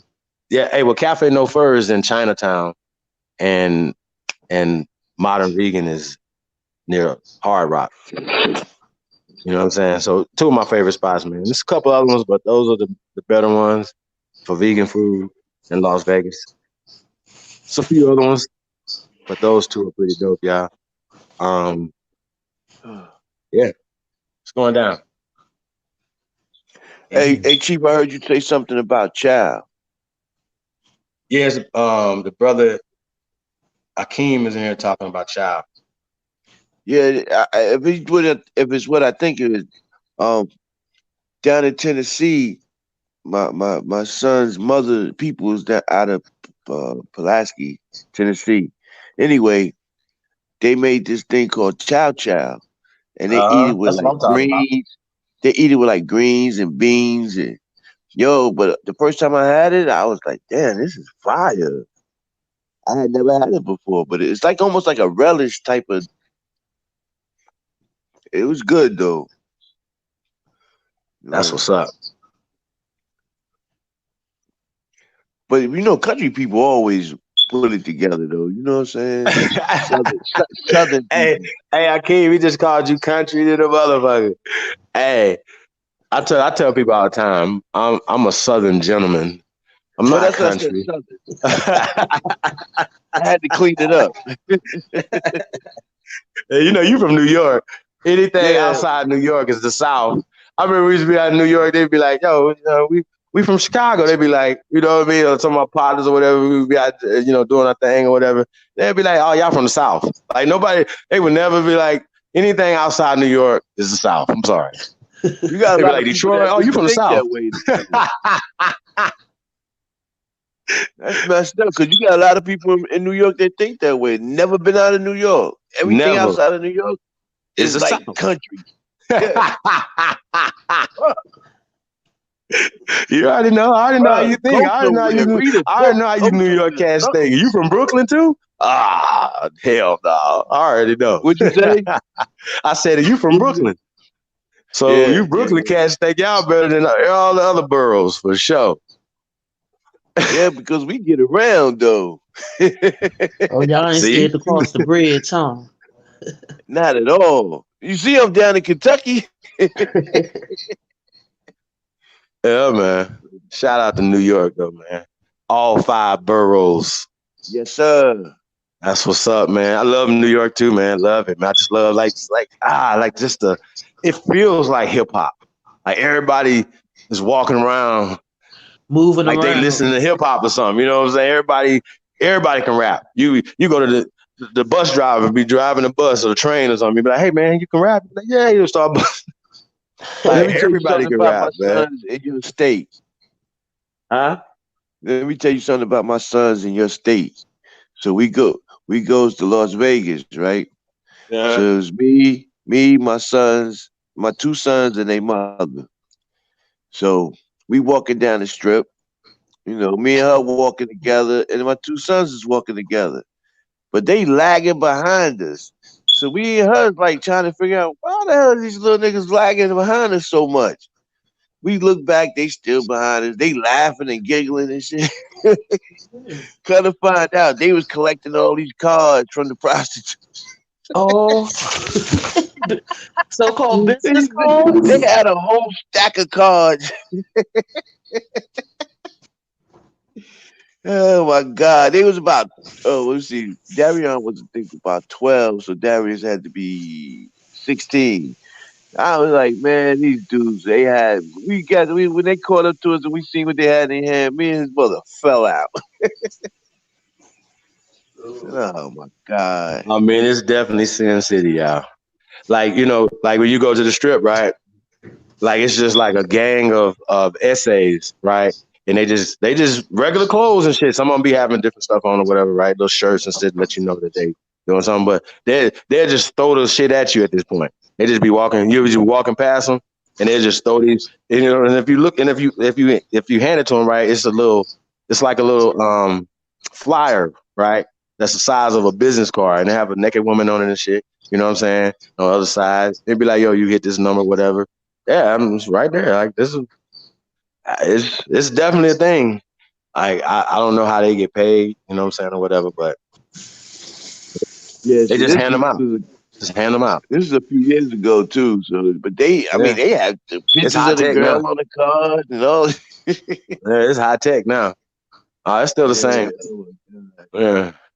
Shit. They got the little I thought that billboards. shit was That same thing hilarious now though. rides around. So it'd be like a little billboard instead of the little cards. It's a billboard. And they'd be on both sides of the little thing. They just a little truck driving around. Yeah. It's I thought that shit was so funny though, man. Wonderful life. Yeah. See, I can live in Vegas, man. I don't gamble, and partake in that dumb shit. So, well, I didn't say dumb shit, but y'all know. Yeah, I know what you mean about that because me and my son, they mother when we went down there, I think we might have gambled, might have lost about maybe $40. Nah, I done lost some money now gambling. I don't gamble no more. Like I used to gamble. You know, we was down there. I used to we gamble was owning. going to the Like I used to casinos, but gamble I like think that's all shooting we craps lost. and everything. You know what I'm saying? We used to throw crap parties. Shout out to Jesse B. Younger, oh my You know what I'm God, saying? forget about it. Yeah. Damn, I never heard of a crap party. Oh no, yeah, we used to throw crap parties. Get all the dudes in the hood, you know what I'm saying, come through. You know what I'm talking about? Yeah. Bring everybody, they will bring their little money. They want to shake them dice up, but they let them shake them up. Let them throw the dice all day. Yeah, man, I done learned some stuff, man.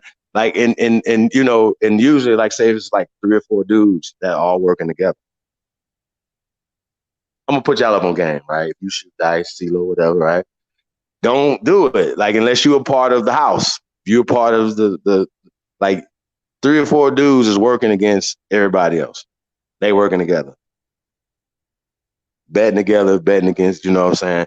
And you can throw the dice all day. And they're gonna and some guys know how to shake the dice without shaking the dice and get to roll them on whatever they want to roll them on. I'm telling you. It's called cusping the dice. You already know. An OG who taught me that in the early 90s. I was like, word. All right. Yeah, You know what I'm saying? They like me, they just put me on game instead of, I was like, And you got some dudes out there that's really good at doing it. Of course. You wouldn't even know they're doing it. They so cold with it. It'd be in their hand, they be shaking, you be thinking them dice shaking, and they just roll them 6s out on you. Whatever they want out of you. Because you pick the dice up and you put it on what you want it on, and you put it in your hand and you shake it like you're shaking them, and they knocking, and then you just roll them, and it rolls right where you want it to roll at. Yeah, they also call it setting the dice. Yeah, of course. And it's hard to catch because what are you gonna do? They rolled the dice, and they shook the dice, and you heard them shake. Yeah, they shook them. You heard them shaking. Real spit. Let's know what's going on.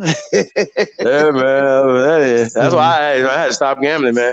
I'm just too competitive, right? You know what I'm saying? Like I didn't have a gambling problem, but I can't stop.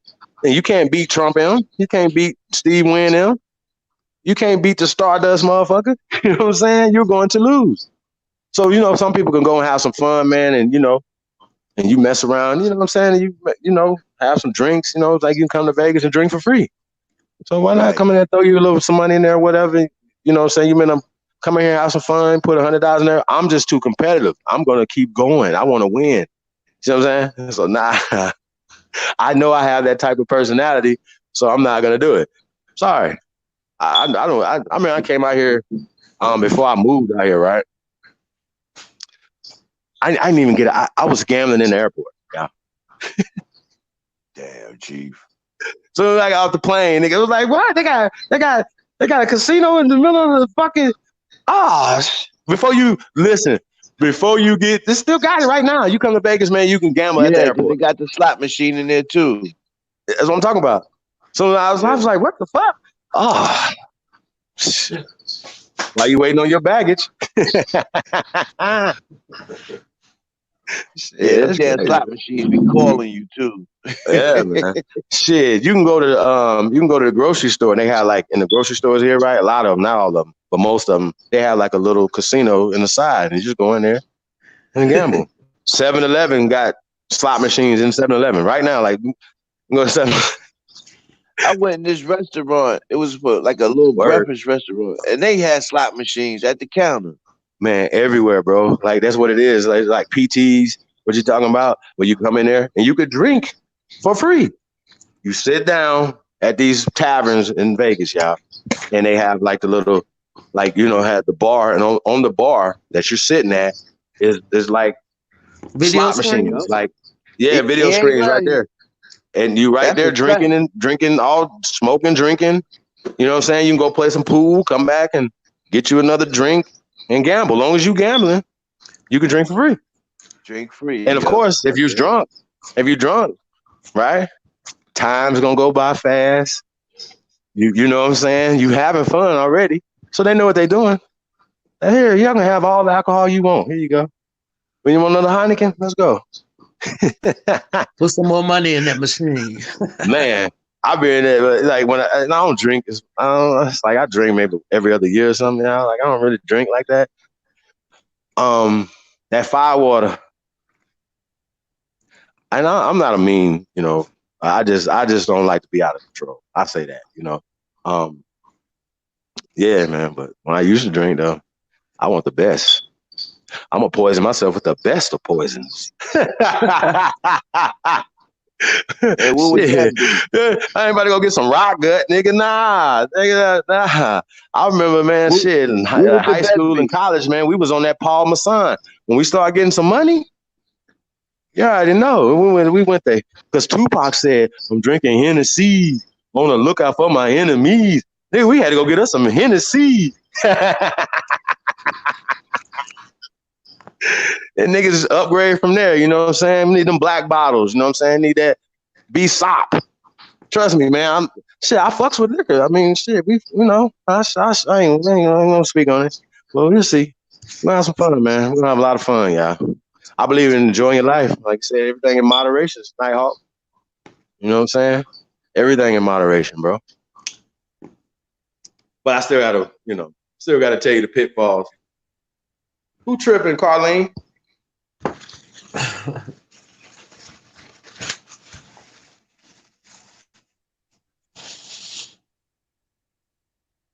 Yeah, but you're right though. When you do things in moderation, it can be a good thing.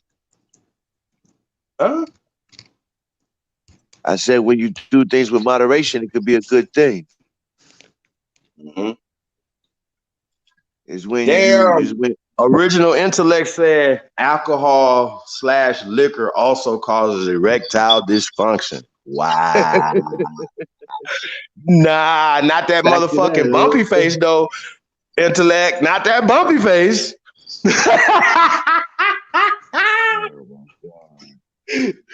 Don't tell me that bumpy face is a part. No, sir. They should call Seagram the blue bottle, nigga. Like, come on, man. Like, really? Like, I ain't drunk in a long time, y'all. But you know, nah, man. Original intellect, that bumpy face, man. I don't know, man. Enlighten me. What the hell is the bumpy face? Seagram's gin. Oh, You know how nice. we call the the bottle. The bottle is, we call it bumpy face, right? Huh? We all drunk a lot of that. We all was sipping on gin and juice. And that's why you got them babies right now, fucking with that bumpy face. That's the 1990 baby. Okay.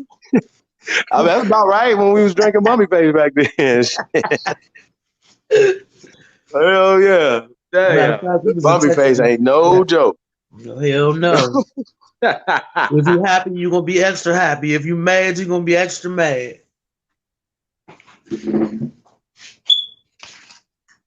I love Kentucky straight bourbon. Oh yeah, that's what's up. And some makers. What's that? Some makers? Yeah. What else they got?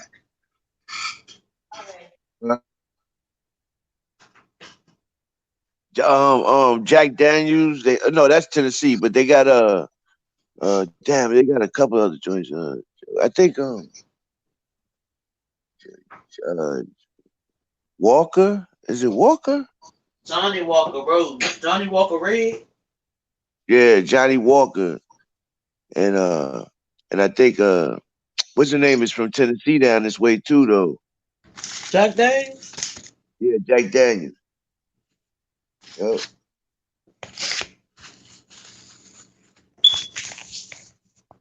But Kentucky got a lot of they make a lot of whiskey. Sound like some drunk man. Yeah, man. I don't drink brown liquor. I don't really drink that much, but if I do drink, it got to be clear. Hey, now, see, now I grew up like in the 90s. I was heavy on that VSOP. You know what I'm saying? Yeah, me too. I always trying to, some Kings, some Louis the 13th or something. You know what I'm saying? I was always trying to get the best cognac I can get. But late 90s going into the 2000s, we went white, and I had to go with that Grey Goose, man. That's just, if I'm a drink, that's my drink, y'all.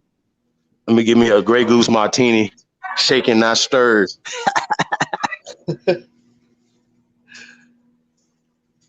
Yeah, I would. It would be Tanqueray for me. I don't know. It's just it's smooth to me. I can drink it. I like Patron Silver. That's smooth.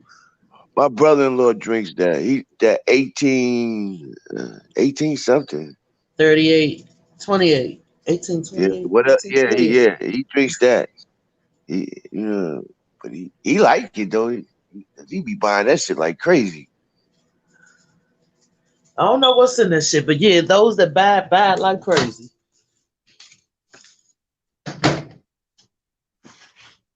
I need some of that stuff.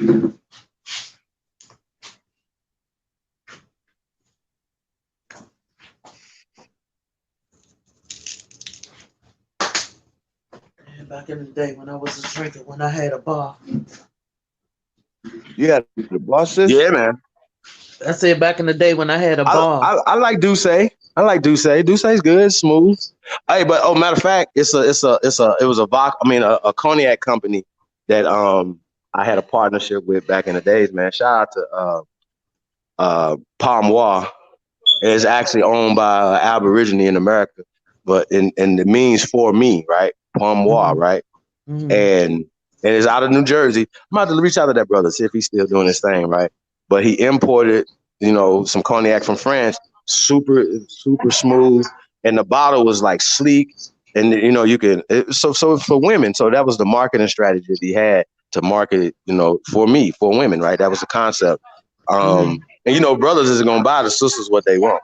You know what I mean? When you're at the club, whatever, you're going to purchase what she's drinking. And so that's how that worked. So that Palmois was some great, smooth, cognac. So, I mean, top of the line cognac, like VSOP up. So it was super good. Sister Gretchen, you said you owned your own bar? No, I'm talking about my home bar. Oh, okay. Got you. All right. That's Hey, what's Eagle up. That's Hawk. dope though. Imagine Yeah. that. Hey, Eagle Hawk. Check it out, right? We had did a joint on Jack Daniels a couple years ago, and I talk about it every once in a while. But CBS had did a special on Jack Daniels, right? And what the headlines was Jack Daniels, right, was taught how to make whiskey from a slave. And then as soon as you get to reading the article and you get into the story, it immediately tells you that the man, Mr. Green, was not a slave. So that means that he was the master and Jack Daniels was the apprentice. Okay. See how they switched the story around to where he was the apprentice. And right. Well, how can if somebody's teaching you something, they're your master. Okay. Not that he's beating you like Kunta. Okay. He's your master. So Chief, why they put out, because the story is that he was a slave. Now, there's one story saying that he was, and then now there's another story saying that he wasn't. So no, he was never a slave. And Jack Daniels never owned slaves. Jack Daniels was the slave. He was the apprentice, bro. If somebody teach you something, especially back in those days, how about this right here? If Jack Daniels would have ran away, then Mr. Green could have sent somebody after him because he didn't fulfill his contract of their agreement to teach him how to make stuff. So Jack Daniels ended up stiffing him anyway. That's how that worked. Like, but he was not a slave. Jack Daniels, he was Jack Daniels' master. Period. And we've been making liquor forever. Bombay and lemonade. Shout out to Bombay. I like Bombay. Like I had to move around. When you start getting, you ain't gonna like Seagram though. I ain't gonna lie. I like if I'm gonna drink some gin. Seagram's is pretty good. Bombay and what was that other one? Tanqueray. So I don't know between Bombay and Seagram's to me.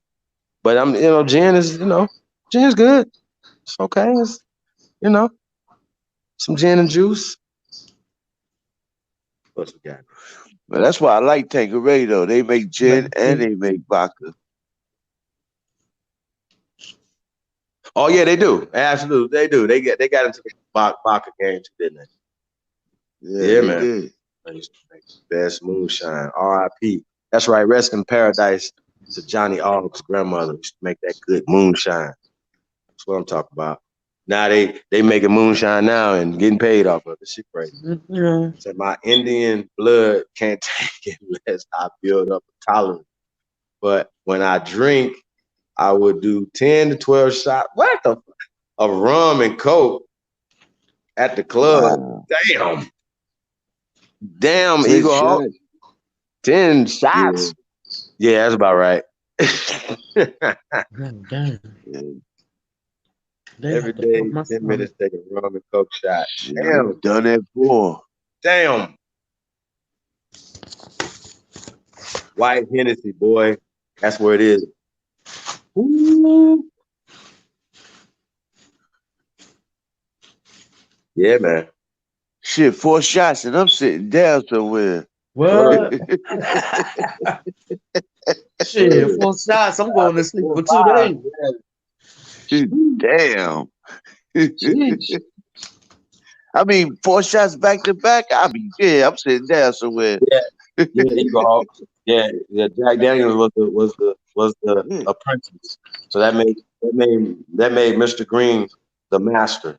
But when they tell the story, they push it like he was the slave and a slave. Oh, a good old slave. Taught somebody how to make something. Get the fuck out of here. Yeah, because they had the documentary on the History Channel, and that's what I'm saying. It was 2 stories being told because the History Channel, they made it out like he was a good slave and they worked hard together and all that bullshit.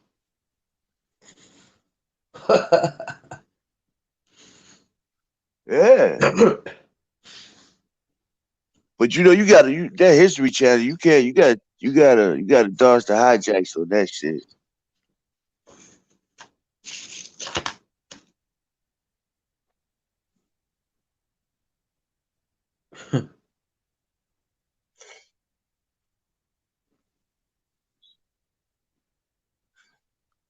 Y'all still there? Oh, it got quiet. I'm here. Damn. Chief might have got kicked. No, it looked like he's still there. Y'all was talking about the South. My son's mother's mother, my son's great grandmother, let me put it like that. Mhm. Family is from Pulaski, Tennessee, and that's where the Ku Klux Klan started at. Oh, They yeah. they had two starts. The very first Klan came out of Pulaski, but then they shut down for a couple of years, and then they started back up coming out of Indiana. But the very first actual Ku Klux Klan, when they showed that movie in the White House, Uh-huh. I forget the name of it, but you know Something what of I'm a talking about the nation. Klan, The birth of a nation. The birth of a nation. right? Thank you. But that was in Pulaski, Tennessee. A lot of those shots was in Tennessee. Wow. And Yeah, they I think I knew Yeah. that. I think I forgot that. Yeah. Hey, Southwind, they absolutely. and Hey, anybody they got a interested lot of in being a part of it, definitely reach out to me, chiefholiday@gmail.com. But we're definitely gonna have vendors, um, situations going on. Like I said, we're working on the sponsorship deck, stuff like that, but we're definitely gonna have vendors going on. So um shout out to Miss Mohawk, originaltribewear.com. I'm about to put that link in there real fast, as well as American Aboriginal Shoes. Oh, there go Libra, just spoke Libra up. Libra Sons in the building. Peace of the God, man. What's up, brother? Yo, peace, peace. Hey, and hey, I just before you go in, Libra, I just want people to know that your avatar is an actual shoe, right? An actual, Yeah, you know what I'm saying? Like, so this is an actual physical thing that's actually happening. no Okay. doubt. So, you know, so this is a real thing, y'all. So this is real progression. Because if you got shoes on your feet, right, and if they're made by somebody else, then you see the issue that we having. So I'm done, y'all. I'm good. If those are the changes that we need to make for ourselves, then that's some of the things we need to do. I'm not buying any more of their shoes. I'm not buying any more of their clothes. Sorry. Only way I'm gonna get is if they give them to me. Sorry. They're shit, not ain't getting no nothing to more of be my money. apologetic for. Shit, ain't nothing to I'm not. I'm apologize just for. saying sorry for them, not for me. But you know Yeah, what I mean. right. I'm Yeah. not. I'm not. I'm good. I'm done. Like if there's some No, things that we could do, it's like somebody force you to go watch a slave movie. Nah, it's up to you. You ain't got. You know what I mean. We be feeling like we have to go wear our dashikis to the slave movie and shit. Get the fuck out of here. Nah, we didn't make it just because they'll fuck around. They'll even they'll put a brown producer in, or director just to fool you. That dude, you're talking to him, he don't even know us. You never even heard of McQueen. What's the nigga name? McQueen that made 12 Years a Slave? Get the fuck out of here. Y'all should have went ahead and just got motherfucking Martin Scorsese or somebody to make the shit. We don't give a fuck. That was made it better for us. Like we was, brother made it. Oh, okay. Get the fuck out of here. No. And since you brought that up, Chief, what'd you think about that speech P. Diddy made at the Grammys? I would have rather for him not to make it, bro. I'm gonna be real, man. Like I'm just tired of this nigga's a ultra millionaire, bro. Like an ultra billionaire. I'm not asking nobody for shit. No, nothing. I'm not gonna be at nobody's Grammys. Nothing. Puff, make your own motherfucking Grammys, man. See, these niggas is Yeah, so it slow. is. These niggas is Yeah, it slow, is. man. Like You can't be this That goddamn part slow, of it. bro. And then put yourself on Front Street, right? Now I know he's in a position where he ain't hurting for no money, right? But remember, they coming. Puffy, they coming, bro. Don't matter. But damn, So you might as well let his nuts it hang made right me now because feel they like he coming was for you, begging bro. to They eat at their coming. table. Huh? I hear what you're saying about that part, but I was saying it made me feel like he was begging to eat at their table. That part, bro, it's not a good look, bro. Like, nah, bro. Like you over here, like, hopefully, you guys, like he was threatening them. Okay, threaten them. What? Yeah, For it what? So stops you can today. come feed, so they can feed you at their table. You want more spots at their Right. table, nigga? You got enough money to make tables. Like, come Exactly. on. Matter of fact, you don't even have to put money up. These niggas got enough celebrity to create currency. You understand what I'm saying? Right. Man, I'm tired of you niggas, man. Off of It's their no name fuck. recognition alone. Man, listen, hey, look, y'all, you know what we gonna do? See, the whole reasoning for sports, news, and entertainment, right? To get into that realm, okay? We're gonna be reaching out, as well as the Chief Holiday show, right? We're gonna be reaching out to these people for interview, right?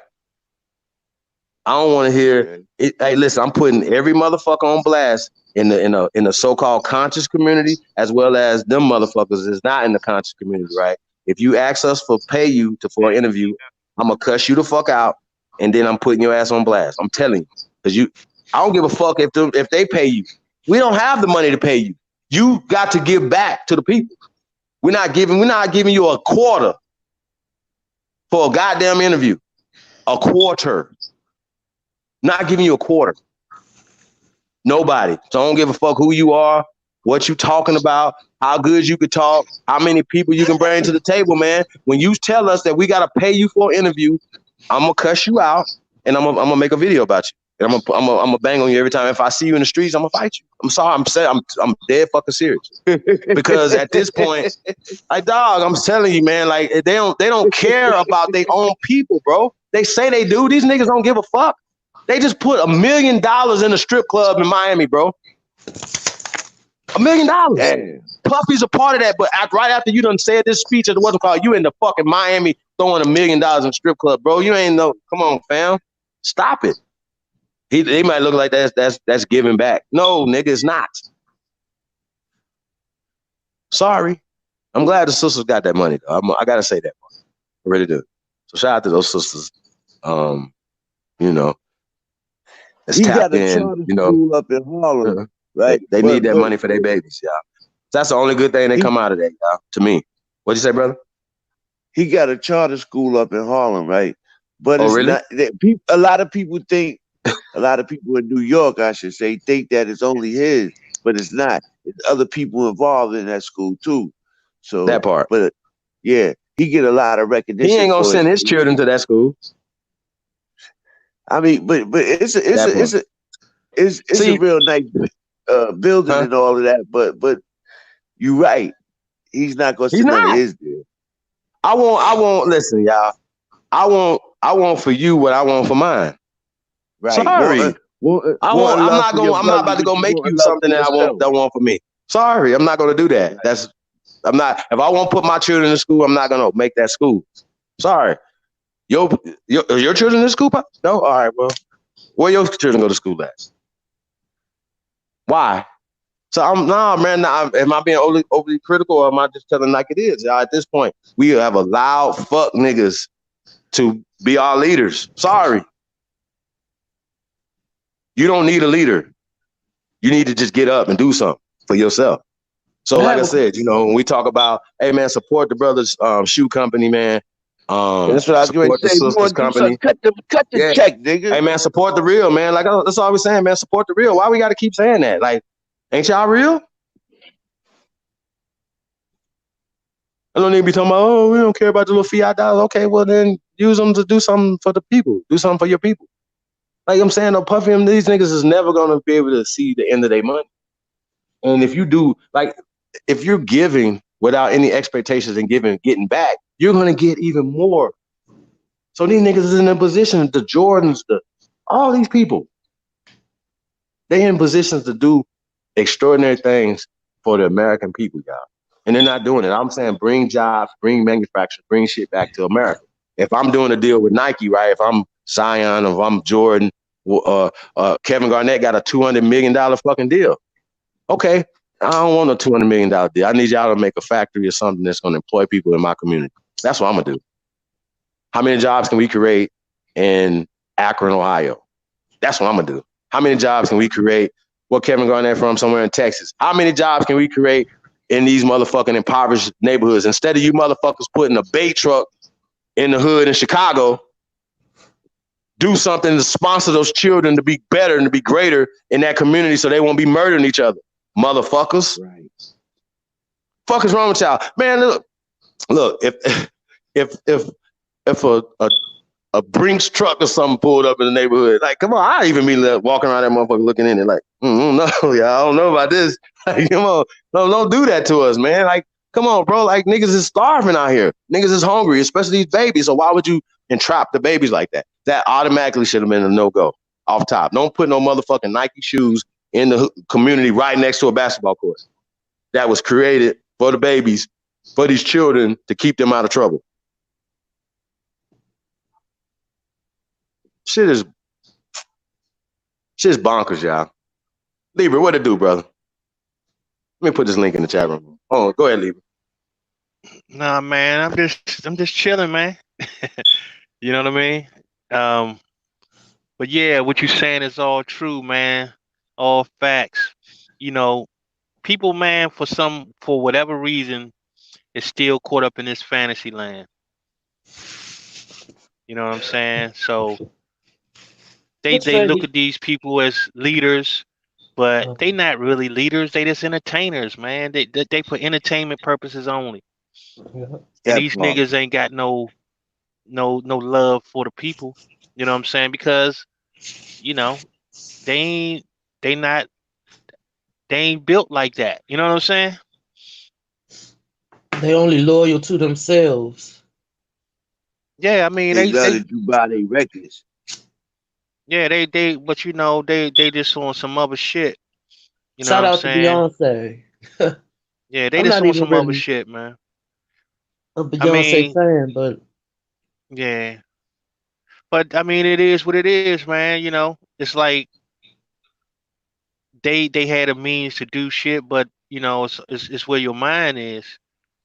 You know what I'm saying? So if their mind ain't in place to to to to to do the things that they could do, you know, then it is what it is, man. You know what I'm saying? Like I can't be mad at them. You know what I'm saying? No. Because they're just, you know, stuck in the matrix and they think they woke and shit. You know what I mean?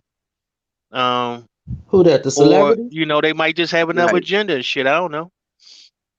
The celebrities. I mean, but what more do they need to see though? Right? They watching television. They seeing Walter Scott, rest in paradise, Walter Scott. They're seeing the brother Trayvon, rest in paradise. They're seeing Michael Brown, rest in paradise. They're seeing all these things just the way we seeing it. They seeing the brother rest in paradise to the brother Eric Garner, right? They watching this just like we watching this, and it's happening in their community. So it's not like, oh, there's some people way over there, right? So they seeing the same shit, and they know it happens. They know that these people fuck with them too. So why not come together for power? Because if I'm Puffy, I got a lot of other rich friends too, right? I wish you motherfuckers would. Why are you talking to them? Why y'all kissing the NFL's ass when you got the XFL, when you can make your own shit? You know what people would do? They'd be like, we heard that Jay-Z and Puffy got a new league. I'm gonna go try out. Mm-hmm. Well, they creating jobs for the people. You niggas is in sports management. I'm tired of you niggas, man. You wouldn't even impress me if these people let you get a motherfucking team Jay-Z at this point. Because guess what? They wouldn't let Trump get one. Why would they let you get one? They wouldn't let Vince McMahon get one. Why would they let you get one? What are you doing so extraordinary well for them? I don't care about no music in halftime. I don't care. Chief. I don't care, bro. Chief. Niggas they still slaves. Facts. You know what I'm saying? Because it's a mentality. It's a slave mentality, man. And so no matter how Mm-hmm. much money they have, Yeah. their mentality is still the same. So it really don't even make a difference whether they have the means or they don't. Their mentality is still the same. They just have a slave mentality. You know what I'm saying? So all that putting on the airs like they like you so woke and you care so much about the people. All that basically is a front. Cause you turn around and you really don't do nothing for the community. And I'm speaking on Beyonce because she had a deal. I think she was going to do a deal with Puma, I think it was, and She she did it she with walked in the Adidas. room. And let me finish. She walked in the room and she didn't see no people of color in the room, so she basically walked out on that deal.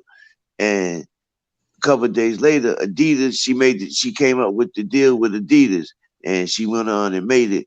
See, but Adidas had a more diverse group of people at the table when she came, so and she Oh, liked that, so I'm she dealt sorry. with it. Who did you say she went the first time with? I'm Puma. not sure, but I think it was Because Puma. Puma, the people that own Puma and Adidas are brothers. They're brothers, right? Yeah, I know that. I know that. You know what I'm saying? So at the end of the Yeah, day, what did she really do? Took from one brother right. and You gave know the what? other. Okay. You know what? And I knew they were brothers, but I never really thought about that. Actually thought about that part of it. That's what I'm saying, brother. You blew the deal. Let me holler at her. I get her. You understand what I mean? And so So she so she stepped with the Adidas. it's the Wow. dodgeball, man. Dodgeball. Wow. They on I both get sides, you know man, throwing what? the ball to each other. You understand what I'm saying? But then again, like I was saying though, so she, she really ain't doing nothing for the people for real, for real. Oh, and I was Well, going to say shout out to her for hiring all the little kids she hired for Coachella. Is it Coachella? yeah, To be Yeah. in the band. But Hey, yeah. what listen, really do y'all. they do in the community where they live at? Listen, That's the Jay part. Z and Beyonce, though, man. I'm gonna say this so y'all can really get what I'm saying. These two individuals really seem, out of all the other celebrities that we've seen that Uh come huh. and go, these two Pay seem attention.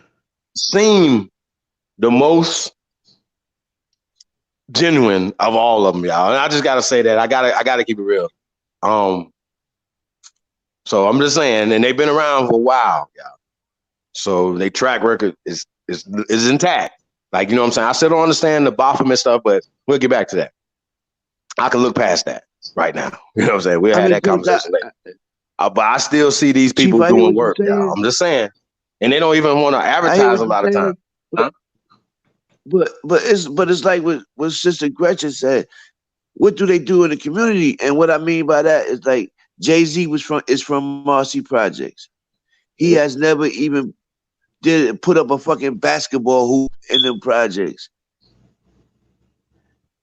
So here it is. You know how messed up it is in these projects, and you couldn't even put it in yourself to put up a basketball court.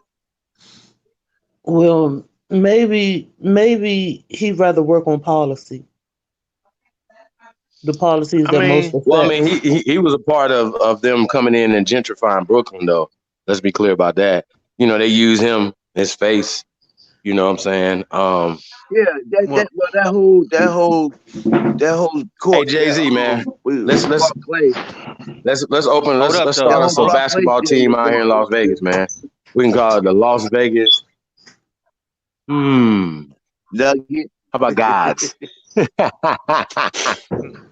How I was about gonna Las Vegas get you to gods? You know what I'm saying? for that tank. Huh?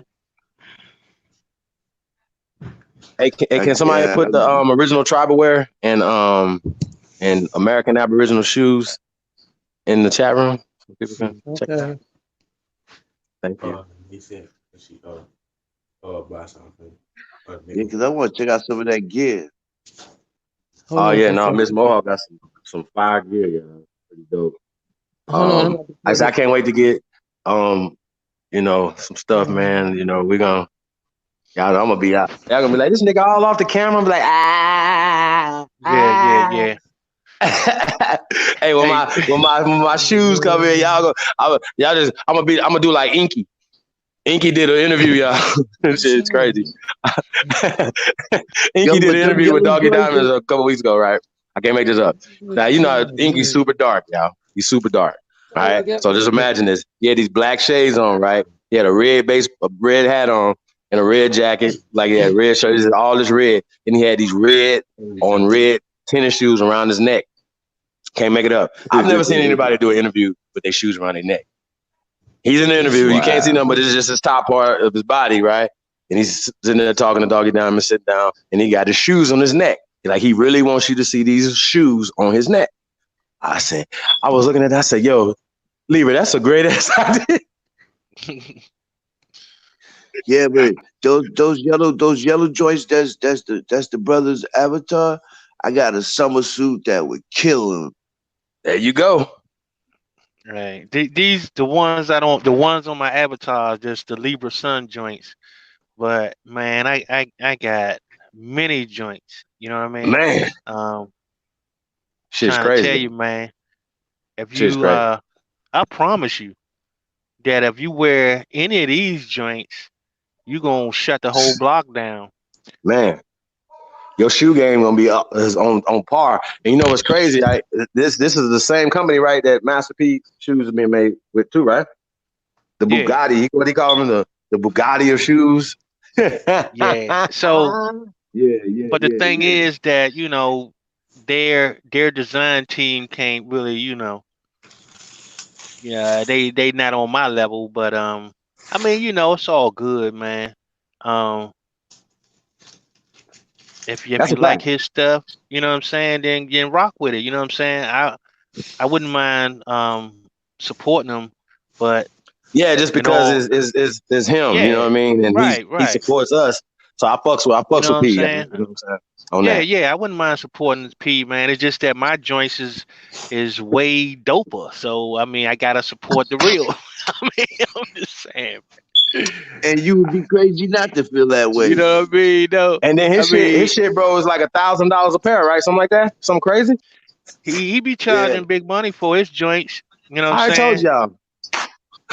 Hey, Libra, I already told you, man.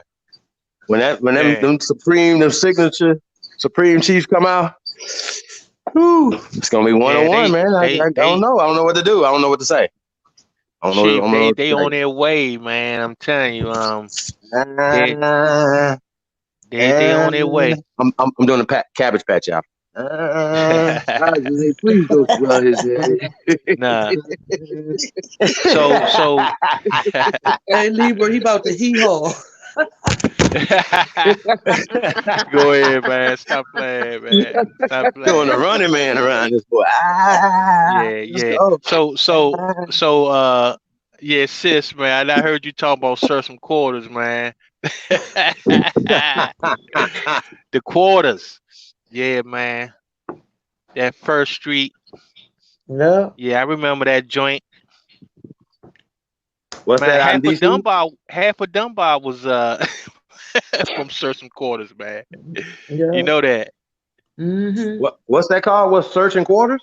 No, Yeah. certain quarters. Yeah. Yeah, it was a What's that? little, the projects Housing property. that was like downtown, damn near. Yeah. On Close to the Capitol. yeah, like right. What is that? First and M Street. Yeah. Yeah, Right yeah, behind yeah, North Capitol. yeah. Not too far from Dunbar High School. You know what Mm-hmm. I'm saying? Yeah. I remember that joint. You know what I'm saying? Garfield, Terrace, Clifton, Wow. all them joints on Leroy Park. You know what I'm saying? Mm-hmm. All them was my old stomping ground, no doubt. Yeah. So, man. But yeah, man, we gonna do it. We gonna do what we gotta do, man, out here, man. You know what I'm saying? That's So we just gotta, get people out that bubble. for some reason they think that freedom is free. I never known anything to be free besides Nah, your you're right. goddamn opinion.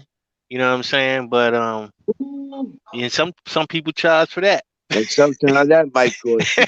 You know, some people charge for that.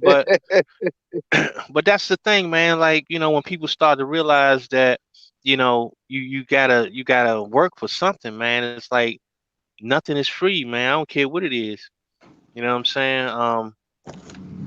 You gotta work. You gotta give up something for it.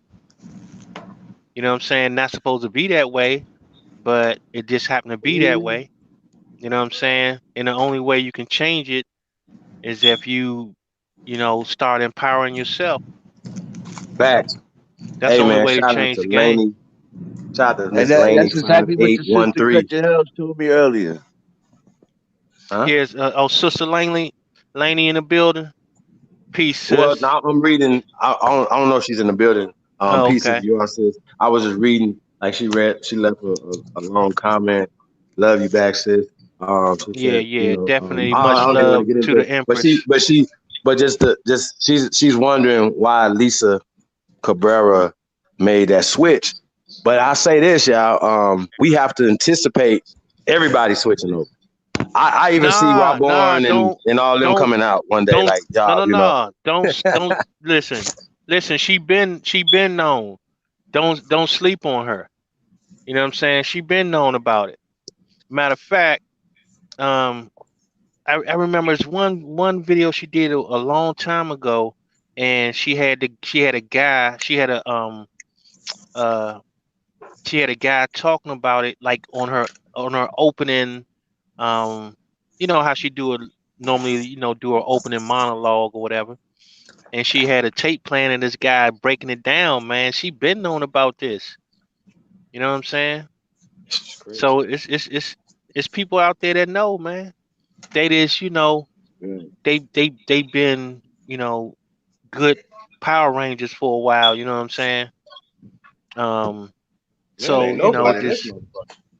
you know what I'm saying. So they gotta be delicate how they lay it down sometimes, because they put a lot into that Power Ranger shit. You know what I'm saying? That black pepper shit, man, or black powder shit, whatever the fuck it is. But they put a lot into it, man. You know what I'm saying?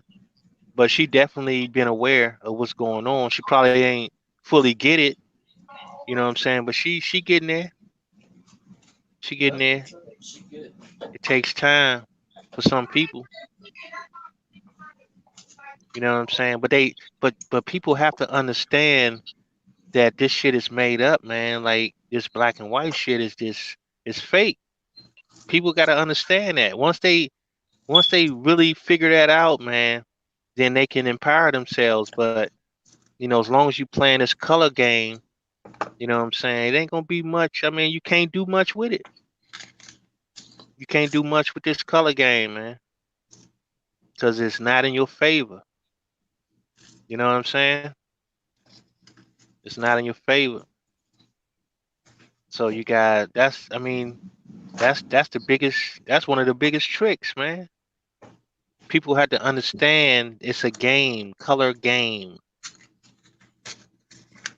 The shit is 100% artificial. You know what I'm saying? Well, So Libra, yeah, man, it man. always goes back to empowering ourselves, man. You know what I'm saying?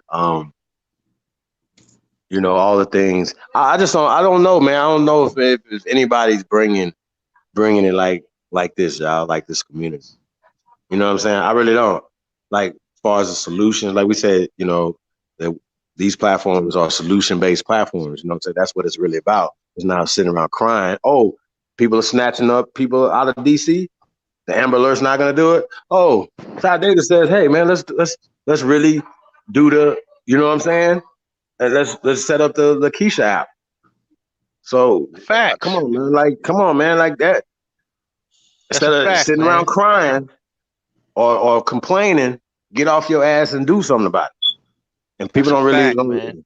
niggas ain't respecting nothing, man. Like, they'd rather go support a motherfucker that's just gonna cuss their ass out all night and then go invest in a ran down ass school or some dumb ass shit. Oh, somebody really did that, didn't they? Come on, man. Like I don't respect that, man. I don't respect that at all, y'all. I really don't. I'm gonna keep it real with y'all, man. It's like, to me, think about it. Like, it's like not only that the people don't honor you or respect what you're doing, but they're telling you that they respect the fuck nigga and they honoring what he doing more. Y'all understand what I'm saying? That's how it feels to me. So I just wanted y'all to know that. I just wanted to throw that in the air. I don't know if how y'all feel about it. That's how I feel about it. It ain't even about that. You know what I'm saying? It's about the respect. I always go back to respect. It's like, oh, that nigga don't respect me. Damn. You know what I'm saying? And that's just how I feel about it, y'all. So I don't know. All right. Let's think about this though, right? See, we got a problem because we got an issue with the real and we got the pseudo, and that shit is just mixed together. That pseudo and that real shit is mixed together, man. And a lot of times people can't distinguish between what's real and what's pseudo. You know what I'm saying? And that causes problems, man. That causes problems. They don't even know. I mean, just think about it, man. It's like you be wanting people to get a grip of themselves, man, to really see what's going on and to start to make the changes, man, to make the shit right. But at the same time, they sucked into this fake fantasy land, man. And in all aspects of their lives is built around that. So that's a man, that's a problem. That's a problem, man. And people can't they can't separate that shit, man. And it's a problem. You know what I'm saying? So they have these expectations about, what how shit should be, and their expectations is both based off some false scenarios. You know what I'm saying? Some storybook shit. And, and they try to implement that into their reality, man, and the shit don't work out quite that way. You know what I'm saying? So, I don't know, man. People just need to start really paying attention, man. You know what I'm saying? Shit Yeah, is that's crazy facts. out here, man. It's That's crazy facts. out here. Because just think about this, right? Like you got people that complain about shit. Then when you talk about coming up with a solution, then all of a sudden they get silent and shit. You know what I'm saying? Like, all right, this is what we can do. Then nobody wants to do it. It's like, well, what the fuck you was complaining about then? You might as well let the shit ride. You know what I'm saying? Because as soon as somebody give you a solution, you don't want to do that either. So what the fuck you really want to do?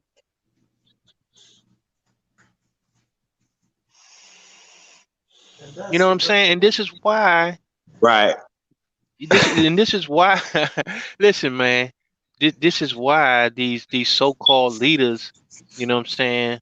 Um, this is why they do what. This is why they're in position to do what they do, man. Because they know at the end of the day, ain't nobody gonna do no real shit in the first place, and the majority of people just gonna just want somebody to say some shit to make them feel good. You know what I'm saying? But when it come down to putting in the work, a lot of them ain't built like that no more, man. Like back in the 50s, the 40s, and the 60s, people would get out there and put in some work. Yeah, boycott, walk You know to what I'm work, saying? all that. But they ain't built like that now. They just entertainment, like people just want to be entertained, man. When it They come down to program. putting in some real work, they ain't really interested in that.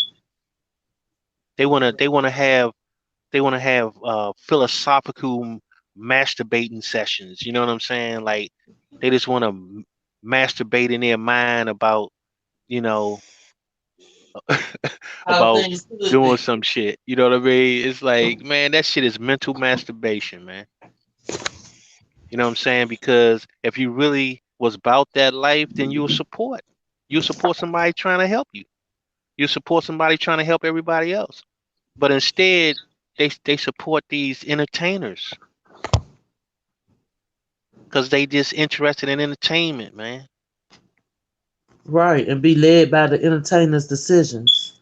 Right? It's like this dude is an actor, and you want to listen to a goddamn actor.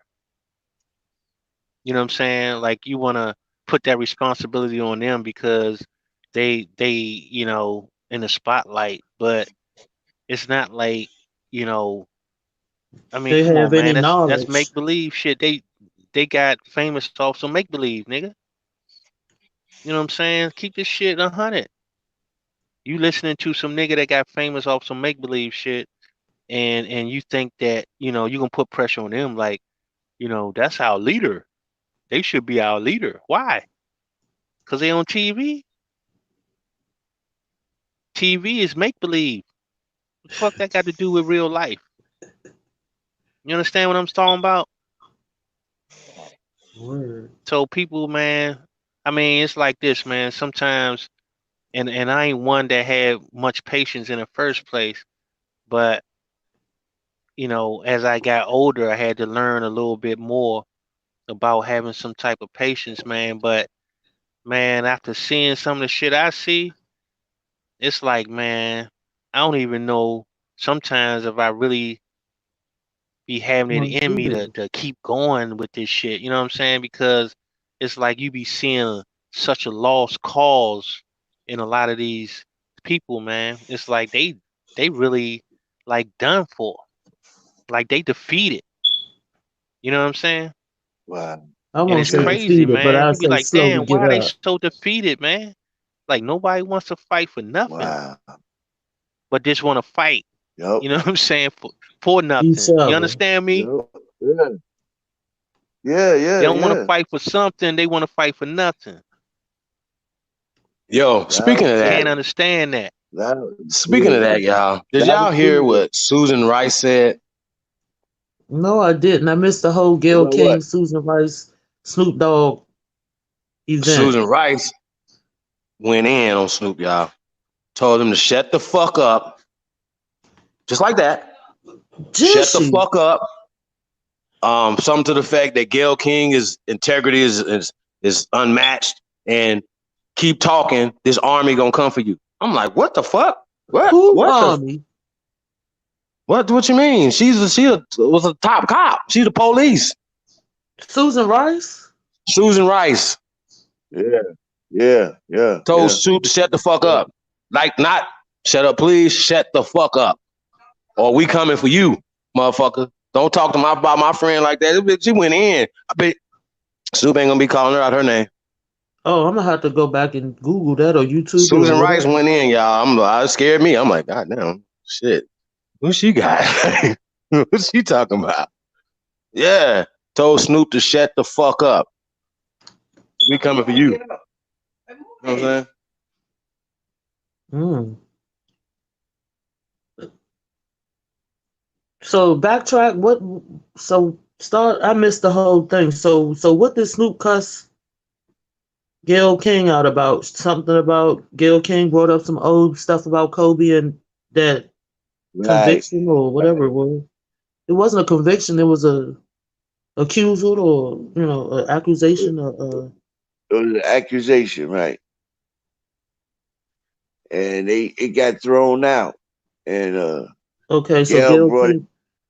She brought it up in the interview with Lisa Leslie, I think it was, and that's how the whole mess got started.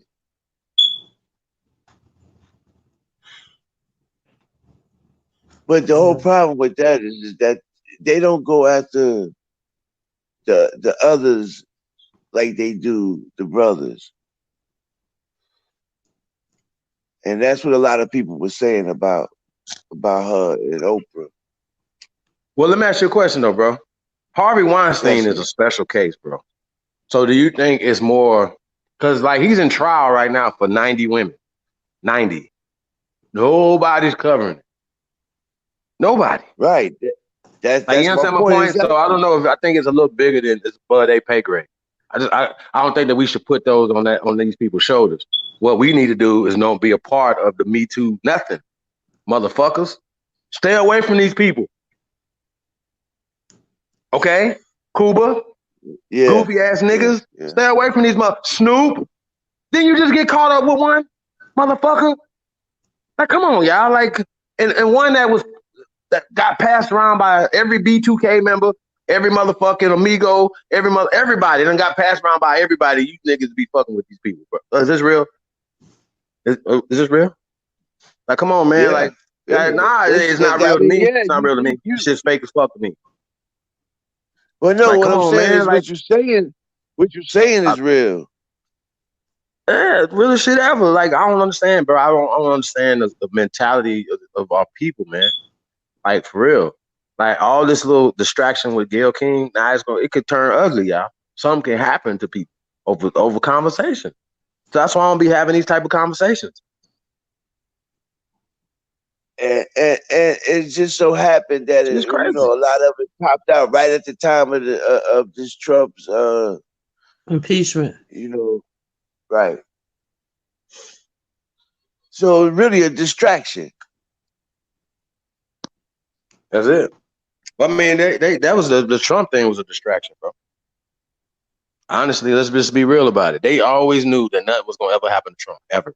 They knew this, so why waste the people's time? Why waste that money? All the stuff that they did didn't make no sense. Hey, They ain't getting Congress none up of that. all night.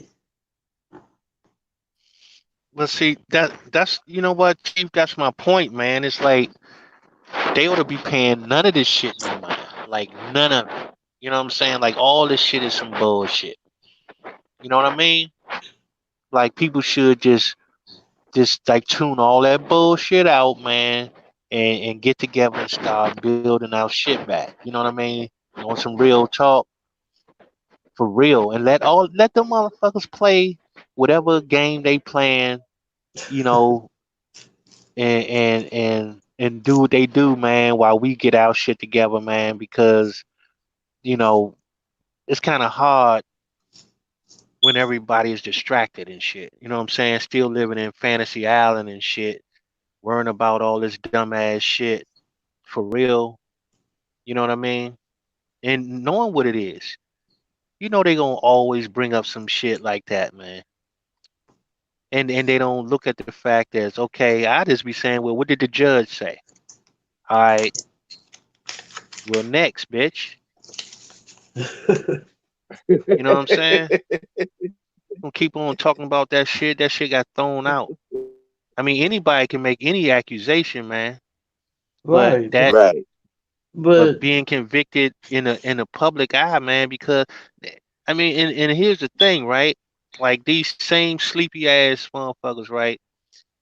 Gonna try to say how guilty somebody is or how innocent somebody is, and they dumb as hell.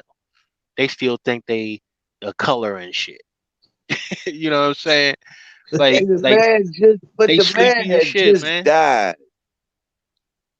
But listen, man. You talking about some people that sleep. They sleepwalking, and you really think that what they think count? They don't even know who they are. So what they think about? What does that even mean?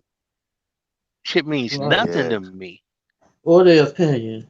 Yeah. That's what I'm saying. It's like they walking around sleep. You think that what they think means something to me? And I know that they're walking around sleep. You know what I'm saying? All this shit is a distraction, man. Just like Facts. all these opinions of these dummies. And I don't really want to call them dumb, but they just misinformed, man. Yeah, I don't have a Living problem in with it. la la land, man. You know I what I'm definitely don't saying? have a problem with calling these niggas dummies. Cause like I it need mean, to be something different. You niggas is yeah. smart dummies. Smart dummies. Well, I at it's least give you smart beyond. dummies. See, it's beyond ignorance, man. It's because it's even how they think is just backwards and shit. You know what I'm saying? Like their concepts of thinking is backwards. It's like, damn, even if you have the wrong information, you still should know how to think, and Right. their whole thinking being able to process information is backwards. It's like, damn. So it don't matter how much information I give you if you think backwards. What good is the information gonna do a person that can't think? You got that right. All right, and process the information, right? Right. You understand what You I'm got that saying? right. Yeah, And this yeah. is You'll why the never shit be be finished. bouncing back. Right. Because you're giving information to a person that can't even process information. So no matter what you tell them, they're gonna be stuck. Exactly. You know what I'm saying? They And a missing the lot of whole Yeah, times, point. yeah. I copy yeah. that. Yeah, And this you just yeah. these are the Go things that ahead, we bro. I'm be sorry. talking about. These are the things that we be trying to get people to understand. Their way of thinking is flawed. Mm, And we be trying to get them on track with, look, you know, what is it, what makes you think whatever it is that you believe in? And when we break it down, it's not just breaking down the information, but breaking down how the information is being processed. right. You know I what I'm agree. saying? Right. So, and a lot of times that's where they get stuck on that. It's like, damn, how did you come up with that? Because I'm coming up with something different. That's because the way you think is flawed. So you're gonna always come up with a Mm, different answer because you're not even Facts. thinking properly. You understand what I'm Hey, saying? hey, Libra. Mhm. So what you mean is like we went over the 13th Amendment. I don't know if you were in there earlier, 8 hours I ago. missed that, man. I'm mad too, man. I missed that part. Yeah. I was trying to catch that. So yeah, we went in on the 13th, 14th, and 15th Amendment, as well as the Trail of Tears a little bit, right? And we just Yeah, yeah, I rehashed heard the that a little Trail bit. of Tears from the other gate. Yeah. So Yeah. the whole point is, right, that the educational system has a narrative, right? A curriculum. right. Mhm. Okay. And the same stuff that like we'll read something, right? And when we're talking about the Constitution, for instance, right? Now I don't Mhm. know if people understood that when we were going through it, it said the Constitution, right, was written Mhm. in 1789 and revised in 1992, Right. Mm. right? And so even when we talk about the 13th Amendment was like 76 years after 1889. I mean 1789. So then you come in 1868, right? Mhm. Or you know what I'm saying? Or 18 it was 1864, I think. I don't know. That was 64. after the Civil War. That's my point. After the Civil War, 100 years after the drafting of the Constitution, then you come with the whatchamacallit. Now, when we reading through the stuff, it's literally saying that their population started going up after the Trail of Tears, after they literally sent 60,000 people did not inhabit 25 million acres, y'all. So let's be clear. But anyway, they cleared off 25 million acres by displacing people and sending them to Oklahoma from 1830 to was from the Indian Removal Act of 1830. Trail of Tears started in 1831, ended in like 1850. See how this work? Yeah. But And so this whole time, that's when they started coming over here during this time. They was not here in the numbers until after the Civil War, y'all. So a lot of yeah. times they're writing stuff into history that didn't happen, right? Like, oh, the 13th Amendment is for African Americans. Well, it's not for African Americans. Okay? It's not for African Americans at all. Matter of fact, the civil rights stuff in 1965 and all that wasn't for African Americans, right? It's the same continuation for Americans, right? The first Americans. So we're just breaking a lot of that stuff down with the 13th Amendment. When we're going through the 13th to 14th Amendment, right? The 13th Amendment said, oh well, 100 years later, or a little less than 100 years later, they come back saying, oh well, you guys are set free. And I'm like, wait a minute, you guys, everybody, not just black people, right? Everybody. So then you go to the 14th Amendment. Oh well, now you're citizens. If you're born, right? If you're Yeah. born or naturalized in America, You are.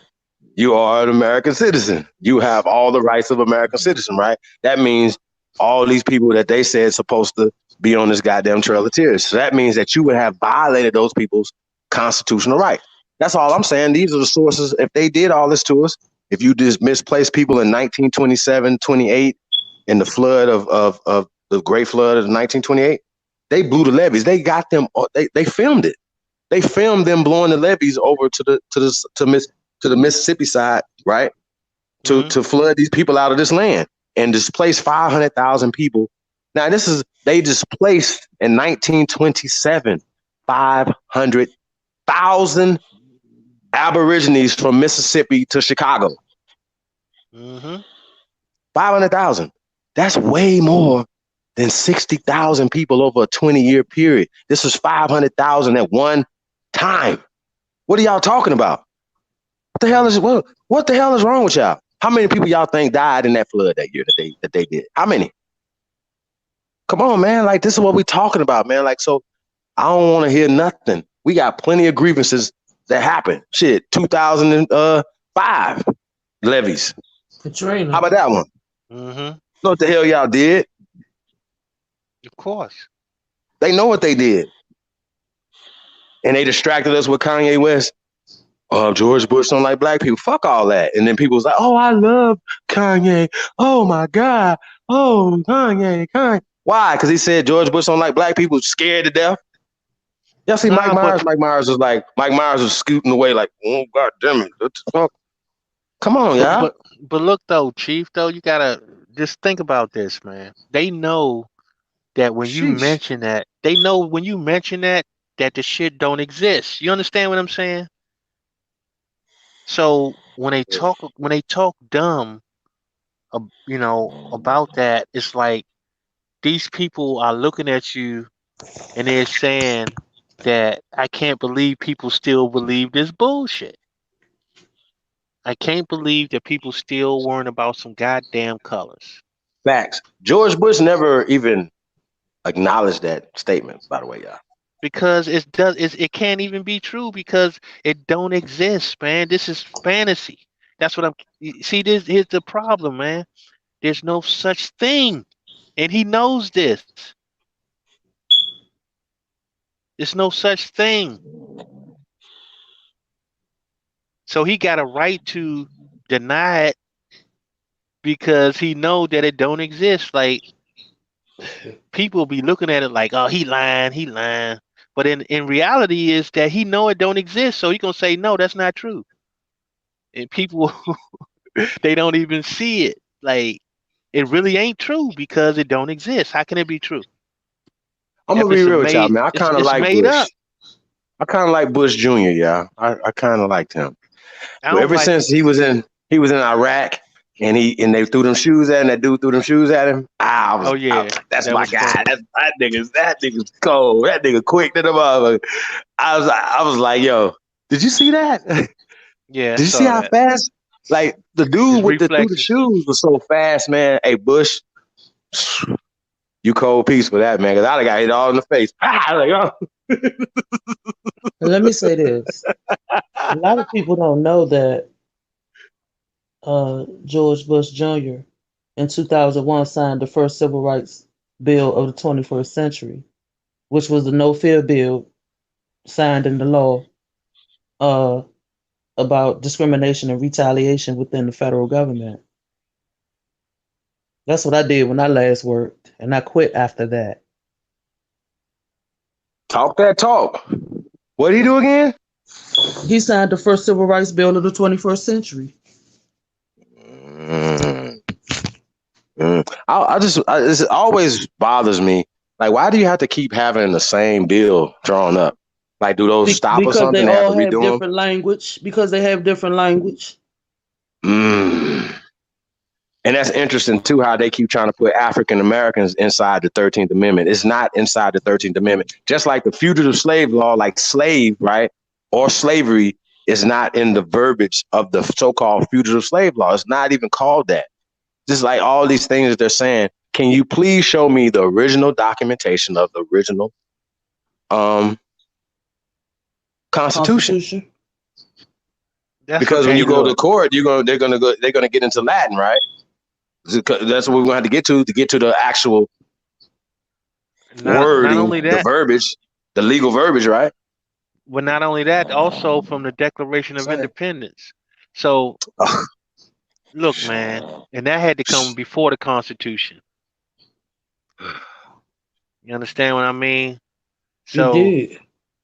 yeah, We yeah. declared So independence in 1776. right, but how were they talking and how were they writing in 1776?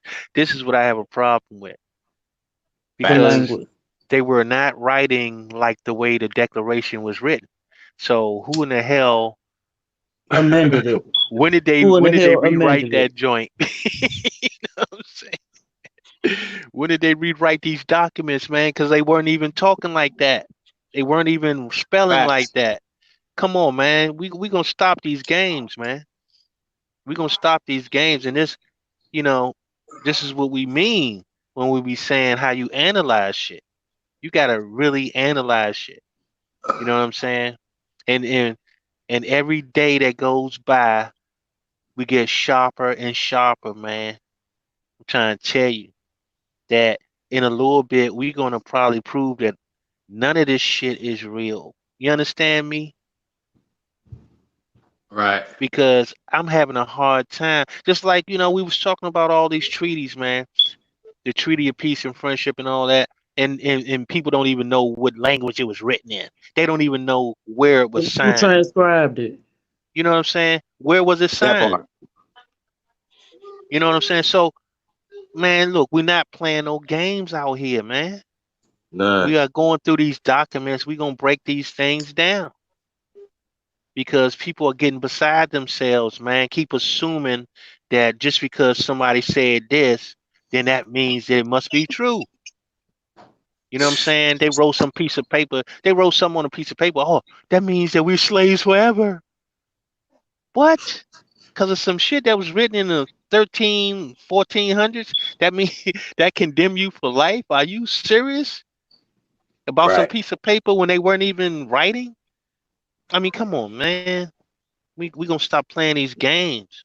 Exactly. You know They what I'm were still saying? using feathers and ink back then. Come on, man. We gonna And stop and playing and, these and here's the games, thing. man. How about These this? people The were 13th illiterate. Amendment was written after slavery was over. Scratching my head. No, wait. I'm sorry. 1864, right? My bad, y'all. I'm tripping. Yeah. It was written after what? 1864. Matter of fact, it was written after new construction, wasn't it? Let me see. It's actually like 63. So they say that it was ratified in Oh, 65, whatever, yeah. 1865. Yeah. But They see, slavery and is that's fake, another y'all. I thing. don't care what nobody say. So See, I'm not see, that's about to. another thing though. That's Not another about thing, to. Chief, because they be stretching these time frames about and you know what I'm saying? They can't be sure what time it was. They can't be sure which year it started, which year it ended. You keep on going to different sources, they have different dates on them. You know what I'm saying? And then it'd be approximately this or around about that. And come on, man. We're gonna stop playing these games. 1775. Right. We're gonna stop playing games. You know what I'm saying? We see what happened. We pulling down the curtain, man. Yeah, man, man, look, we pulling down the curtain right now. I advise them to start, getting their shit in order. You know what I'm saying? Because it only gonna get worse. It ain't Right. looking no better. The more we dig into these documents, it ain't looking good, man, for them. It ain't looking good at You know what I'm all. saying? More and Um, more shit is looking counterfeit. More and more shit is looking fake. See this part right here. King Ra. He says section 12. See, that would be the Wikipedia's explanation of section 12. There's no such thing as Africa, right? The traffic in slaves with Africa is hereby forever prohibited on pain of death and forfeiture of all rights and property of persons engaged therein, right? See, the problem with that is, right, when we talking about the 1808 stuff or whatever, it's not Africans. It's not just Africans, right? You know what I'm saying? But they definitely didn't want no more brown people over here, y'all. I'm telling you, they don't want us over here now. So they've been trying to reverse that since the mid 1800s, late 1800s, early 1900s. This is when it started. This is not like they're rewriting history. But And Chief, it'd be funny to me be telling me, you guys trying to rewrite history? No. Chief, Remember, yes, sir. not only that though, who the hell is a descendant of African? You know what I'm saying? Like, see, that's even if that were true, look at the hijack. Like, who they talking about? They ain't talking about us. You understand me? So when they talk about the descendants of Africans can't be citizen, I don't care nothing about that shit. Cause I ain't no descendant But of no African. it don't work Who like that though. cares? But who cares? But It's listen, like if you're that's a born straight hijack. That's a straight the hijack right there. but check it out though, right? If you're born in America, you're in America. If you're naturalized to America, you're American. So why are we even putting ourselves in a special American category? Like we some goddamn immigrants or something. That's the problem I got with y'all, man. Like I said, you fuck niggas, y'all don't have to account for this. Like you're not gonna and you have the nerve to want to debate me? Like, is this real? Like I don't understand this. You have a problem. Sister Renee got a problem, But because is she was citizen gonna try to use another the name for 13th Amendment. slave though? Is See, that's my citizen just point. like a slave? So who Yeah, it's wants probably to be true. a Yeah. citizen? So see, that's what I'm saying, man. Look, man, it's game. You know what I'm saying? We get into this citizenship. Now we getting into this United States. And you know what I'm saying? Um, so I mean, come on, man. This shit is game, man. All this shit is game. So how much territory did they have when that amendment came out? How much land was they stealing because they only were supposed to be occupying a certain amount of space, and that was in original 13 colonies. So this expansion is where all the hijacking really took place. You know what I'm saying? Right. But actually, it took place from day one. But you know, I mean, people be thinking that, oh man, it was 50 states back in 1776. No, it was not 50 states. It was 13 goddamn colonies. Let's be clear, man. Let's be clear. The rest of this shit was by hook or crook, and the rest of it It's was with a the stroke of the violation pen. of everything. Everything they did was a violation of the law. Whether it was war crimes or anything that they committed from that expansion from 1830 is a violation of the law.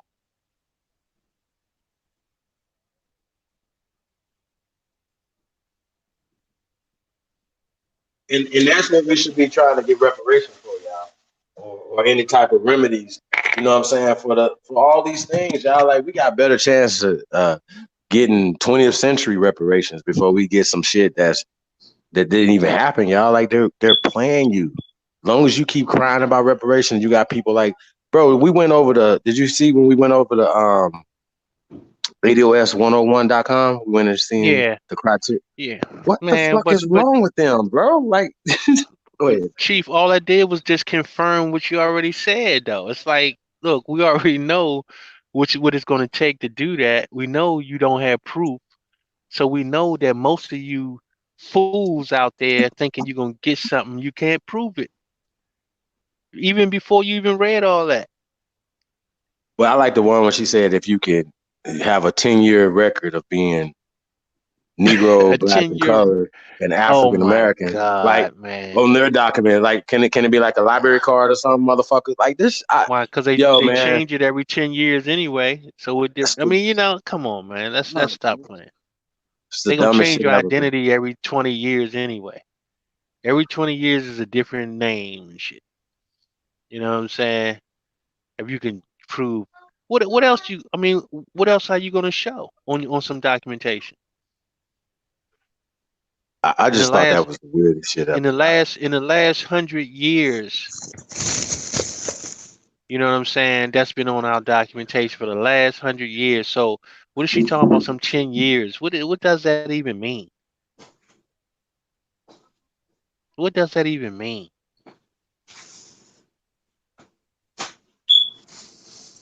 The language of that was just too vague. And once again, where's the black at? Where's the white at? You know what I'm saying? See, they like to use the bliggity black and white all the time, but that's not in law, y'all. It's not in law. So if reparations is going to be given, guess what? For slavery, they're going to get it too. Matter of fact, they might even get it before you. That's another thing, man. That's another one of those buzzwords, man. That's one of those trigger words. You know what I'm saying? As soon as they hear that, they already thinking who they're talking about. You know what I'm saying? They don't even have a clue who they actually mean. But everybody always assuming, as soon as you say that word, slave, that it only means one person, one group of people. That's it. Shit is ridiculous, man. Shit is ridiculous. It's like tunnel vision. You know what I'm saying? Oh man, you said slave, so that means black. And if you said slave, then that means that it's a black person from Africa. You know what I'm saying? That means Negro. That means colored. That shit is crazy to me, man. Shit is crazy.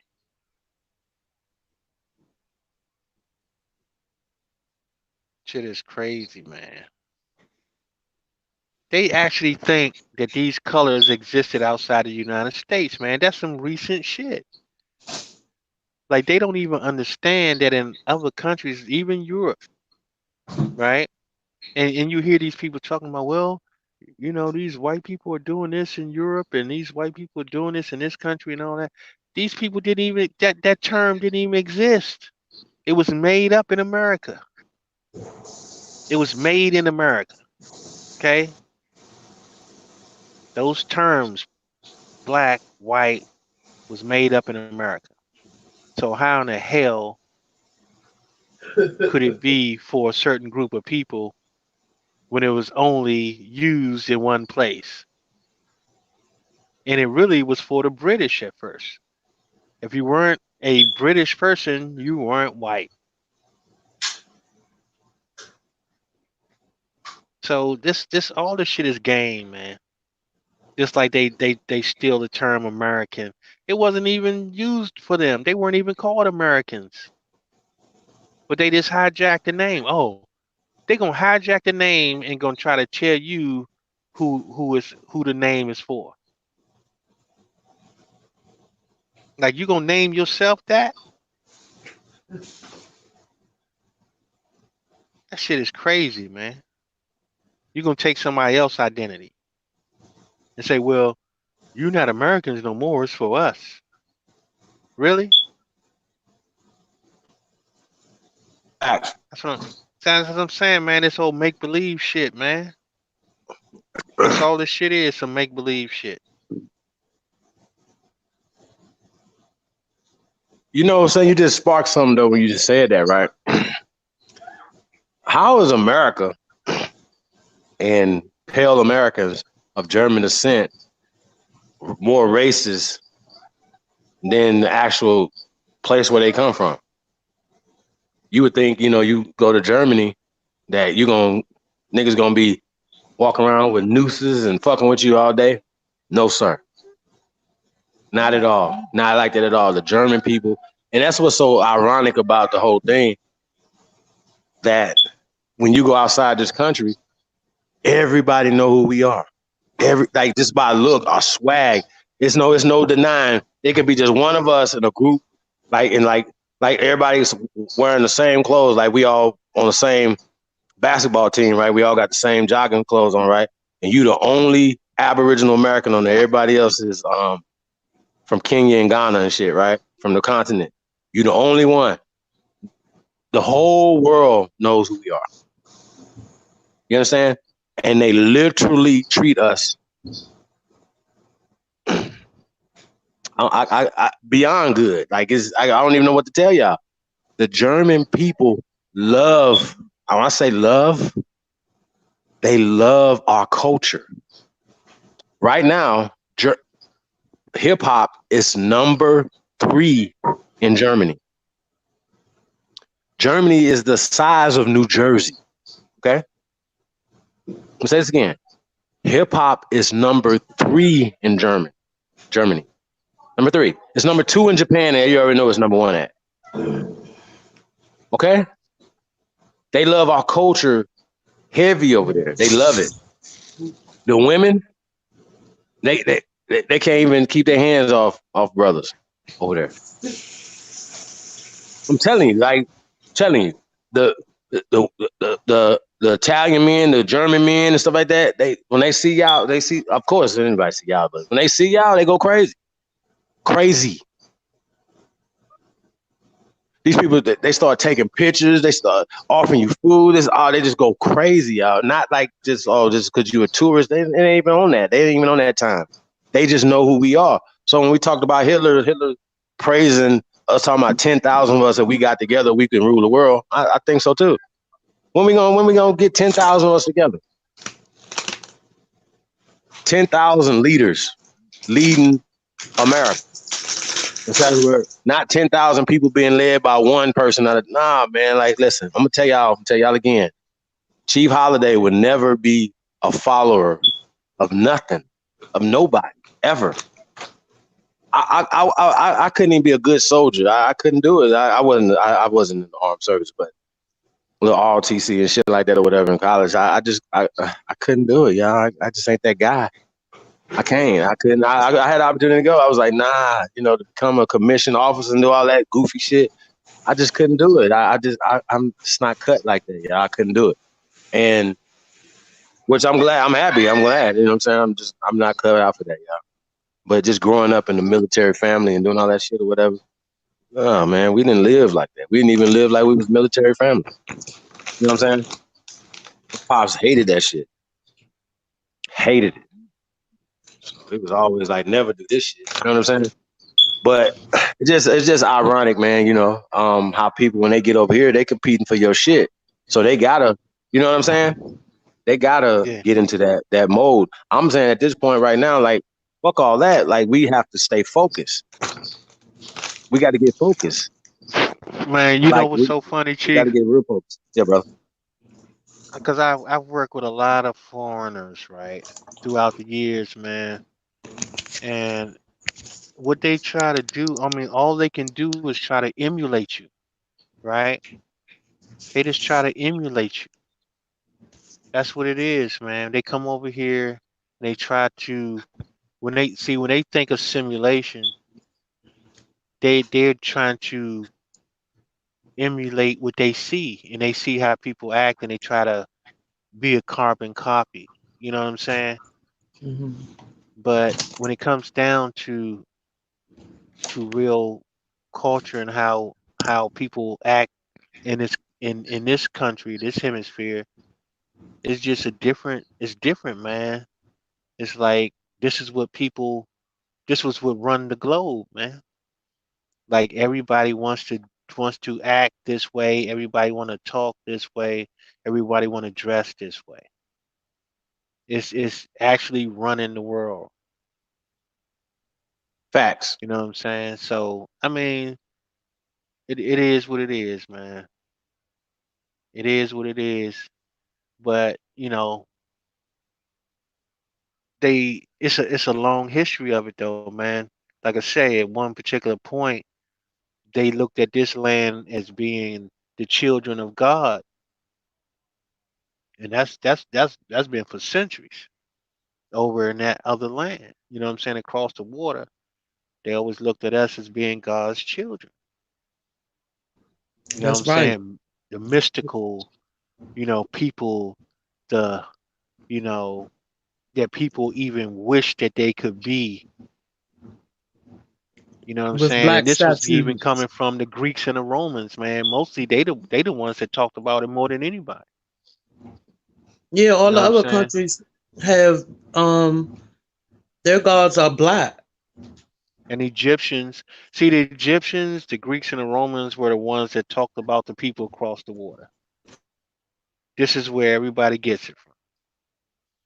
besides other places that we have been to, because we basically been on what they call the four corners of the world. But I mean, come on, man. It's just what it is, man. Facts. You know what I'm saying? But our people, man, just need to wake up, man, and just start moving, man. Start working together, man. Stop building shit. Stop being distracted, man, and be on your own track. You know what I'm saying? You got to be on your own, uh, in your own reality. Put it that way. You know what I'm saying? They chose what reality that they want to live. Most people that are doing that shit. So let them be in their reality while you choose your own reality that which is more close to reality. You know what I'm saying? And start moving, man. Start getting this shit together. Start working together. Start re recouping shit. You know what I'm saying? Like people just don't understand how little people it takes in order to really get some shit done. You know what I'm saying? When Ty Data was starting the 5,000 elite, right? The whole idea was to be able to take 5,000 people and to merge that. All right, you take 5,000 people and you give up $20 a piece, right? And that was like 100K, right? You take that 100K, you throw that in the bank. That's going to be able to leverage you. I'm gonna say you probably can leverage 100K for about a couple of mil. You know what I'm saying? You can use 100K to get you a couple of $1 million. So just think about how that shit works, man. This is leverage. 5,000 people, right, can leverage just a measly $20 and have access to a couple of $1 million. Now imagine if you did that times 20, which would be $100. Okay? You take $100, right? That in 5,000 people, that'll give you $1 million. And you will be able to leverage about 10 to 20 million off that. You know what I'm saying? So people just don't realize how easy this shit is to really get some shit done. You can take 5,000 people and you can, with $100 a piece, and buy a town. You can buy a whole town with 5,000 people, and you can inhabit that town with the 5,000 people, right? Hmm. At $100, man, and buy a whole fucking town. Are you kidding me? But this is how shit works. But our people so disconnected. You know what I'm saying? They don't even think about shit like that. They thinking about some simple minded shit, living from day to day instead of thinking of the next 50 to 100 years down the road. All these day to day Negroes don't have a plan, because how can you have a plan if you live in day to day? How can you have a future if you don't have a plan? If you don't prepare for the future, then you don't have a future. Could you imagine people living from generation to generation without any goddamn plan, without any thought of the future? You know what I'm saying? The shit is mind-boggling, man. How easy it is to really accomplish something, and it's right at your fingertips, but we can't even sacrifice enough to even try to make some shit. Even if you tried it and failed, at least you can say you tried, right? But when you don't even have the audacity to try something, this is where we find ourselves. without the audacity to even try. It's like you already see failure before you even try it. We are defeated people. And it don't even take many of us to even attempt to make some shit happen.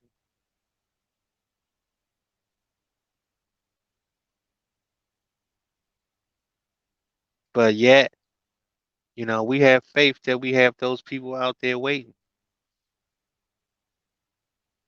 just looking. You see what original intellect put on here? What's that? He says he's still trying to figure out how Paleface built all these beautiful state capitol buildings in every state way back then without limited technology. But check this out, my brother. In Washington, D.C., right? The house that Trump may not be in right now was built by us. Wouldn't that be the ultimate state capitol house, right? All this shit was built by us. Like, this is our stuff, man. I don't even get it. I don't understand how they tricked us out of our shit. And then turn around and be like, y'all just lazy. Like, you know what I mean? They could just like, what? What do you mean? So yeah, I don't know, man. Like, man, I hate to be like that, y'all, but God, man, this is terrible. Real life. But I mean, but it's just like everywhere else, man. Like even in Japan, like listen, man. I don't know about y'all, but we the best. Like we got the best women, we the best men on the planet. Like we the best, So I just needed to point that out, y'all. Like, you know what I'm saying? So I just need y'all to understand that part of it. And so you would have to be brainwashed not to think that you're the best. And if that makes me so-called, racist, I'm an American supremacist. I believe in America first. I believe America's the best. And that's how I feel. And if we wouldn't have Chinatown if America wasn't better than China. Period. Sorry. We're not trying to move to China. They moving here. See how that work? So I just need people to understand that, man. This is the best, man. We the best. We have the best shit. So I'm just trying to still figure out why the hell is we just being so dumb, and politicians are just that, politicians. They're not here to rule over you. We don't have no motherfucking monarchies and all this dumb shit, and we don't do that. And so if there's a foreign monarchy running us, or foreign governments, or foreign corporations running us, then we have a problem. These are the things that we need to be talking about as American people. And this has no color on it. We're talking about what's best for the American people. And that's making America first, bringing industry back to America, right? And putting it in the hands of Americans. Now, I have a proposal for the hair care business, right? And I don't really want to get into the details of it, you know what I'm saying? Because I'm serious about this. I'm really serious. Like we need to have a sit down, right? With all different communities, right? That are in our. It would be different if we was in Chinatown doing stuff, right? So if you're in our community, you need to be coming to these meetings with us, so we can talk to you. Okay? And I mean this, y'all. And I know you niggas ain't understanding, but that's a multi-billion-dollar business off us. Because if an Asian person is working in his beauty warehouse, and another Asian person come in there that don't work there, and they don't know, they make them leave. They know for a fact, they know for 100% fact that no Asians is coming into a beauty warehouse to buy shit. Nothing that they sell in the beauty warehouses across America, right? They know for a fact they're not coming in to buy anything. So they'll make them leave. because they think that they're coming in there to spy on them on prices, stuff like that or whatever, what different stuff that they have. So they know that you're not coming into the shop, and they think that they're coming in there to spy on them and to buy something, not to buy something, but to compete against them. So they would kick them out, as opposed to like not us. It's only for us. Y'all understand what I'm saying? So here's my point, right? What is it? It would be like, nigga, we sell chopsticks to them and everything that they need to. Matter of fact, just their whole culture, we just sell all they food to them. Come on, man. Like, is this real? So I just think we just got to get our shit together, man. That's just crazy as fuck. Charcoal face, pale face equal best. What? Insult generator, that sound crazy. Nigga, the original's the best. Okay, insult generator. So how about that?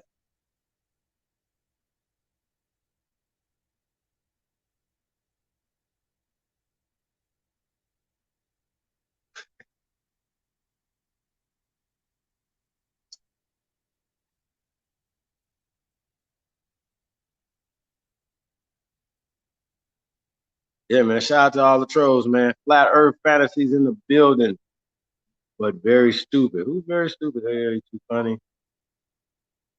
Pale face. We white are winners. Next game. What? We white are win or whiners. You a whiner? Next game? Okay. Oh, you Saudi Arabia beat women.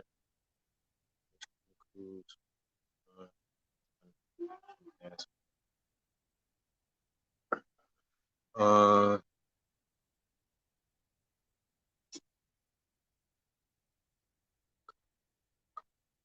I'm going down to the chat room, y'all. Flat Earth Fantasy said they got billions. That's really okay. Billions of what?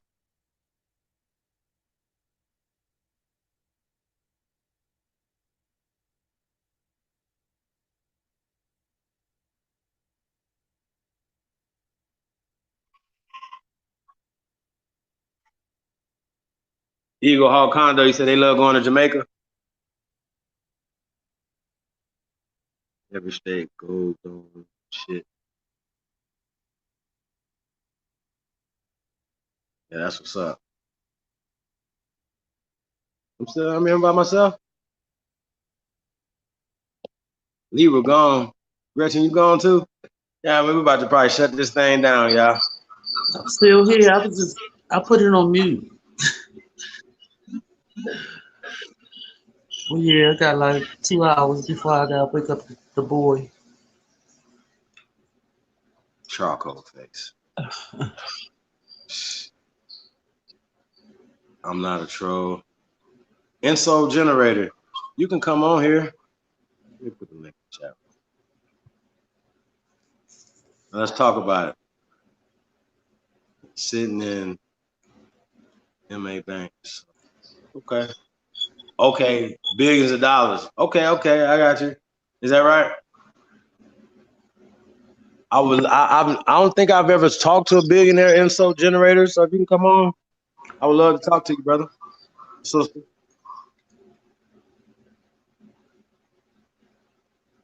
See what's on the mind of a billionaire in the middle of the night or wherever you tuned in from. I think that'd be interesting. He said, I'm an intellectual powerhouse. Really? Okay.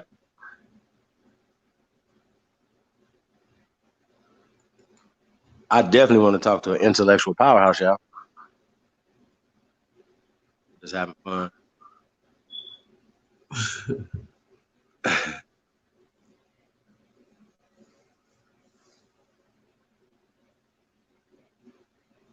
Yeah, Solo Mac in the building.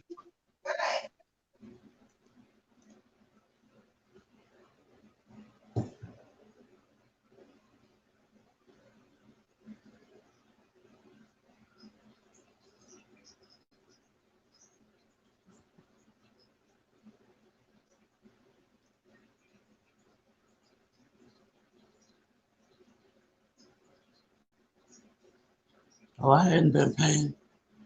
Excuse me, I hadn't been paying attention to the chat.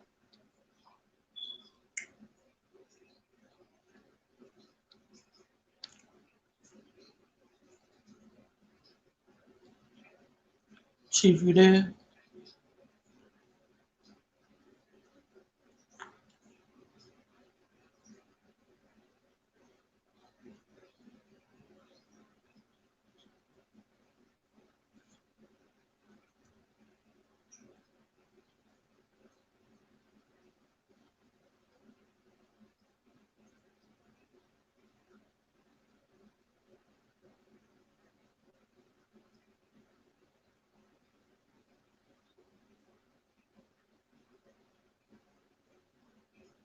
Hmm.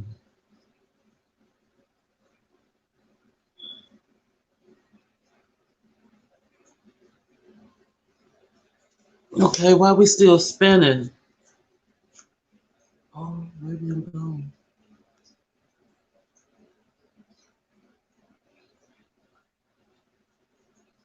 Yeah, it looks like I'm here.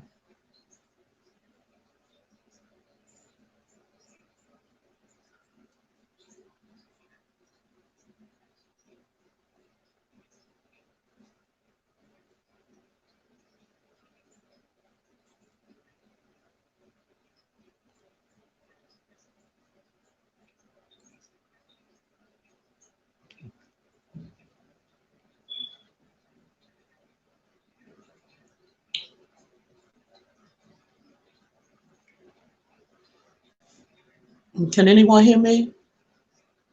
Could y'all press a one if you can hear me? I can hear you. I'm sure they can hear you. Oh, okay. Well, yeah. Distractions by insult. Nah, we ain't distracted, y'all. We are not distracted. Um,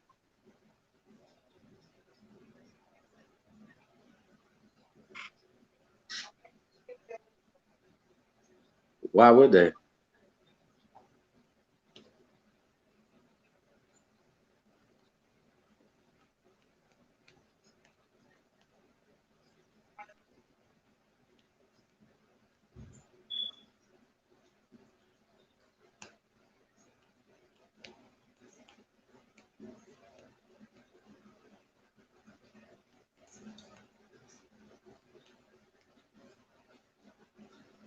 Yeah, man. So, man, we're gonna go start shutting this thing down, y'all. Man, we definitely appreciate everybody coming through tonight. It'll be all right. Insult generator be all right, y'all. Don't worry. Don't take this too seriously, y'all.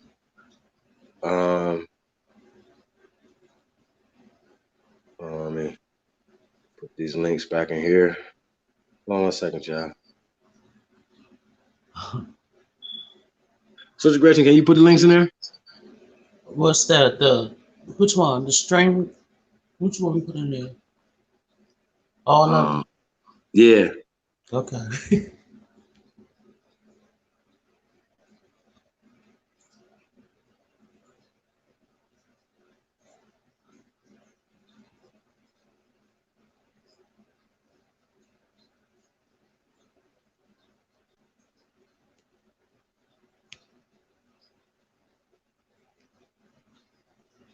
Yeah, man. We ain't hypersensitive over here, y'all.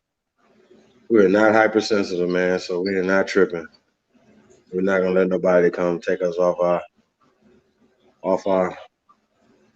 Yeah, we got Aboriginal American shoes, man. Like I said, man, y'all go check out AmericanAboriginalShoes.com, man. Walk like a god.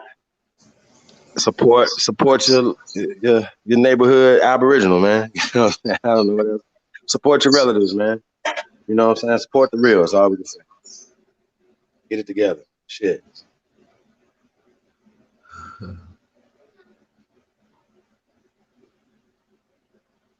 Also, we got originaltribalwear.com, man. Be Aboriginal, man. Go check out Miss Mohawk. Peace to Miss Mohawk, Aboriginal. I ain't see her tonight, y'all. Like I said, man, I can't wait to do this unboxing too, man. So just be on the lookout for that, man. What else we got going on, y'all? Oh, all right. We in the building. Good Tribal night. Destiny.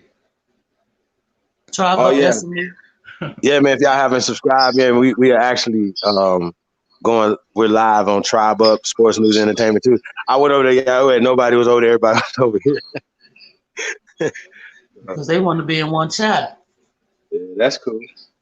Shout out Tribe Up Sports News Entertainment. But yeah, we're gonna be definitely dropping some dropping content over there. Just like every time, man. Every time I go live, I'm gonna be dropping content over there too. But we're gonna be dropping content specifically sports news and entertainment related. You know what I'm saying? So y'all be definitely be on the lookout for that.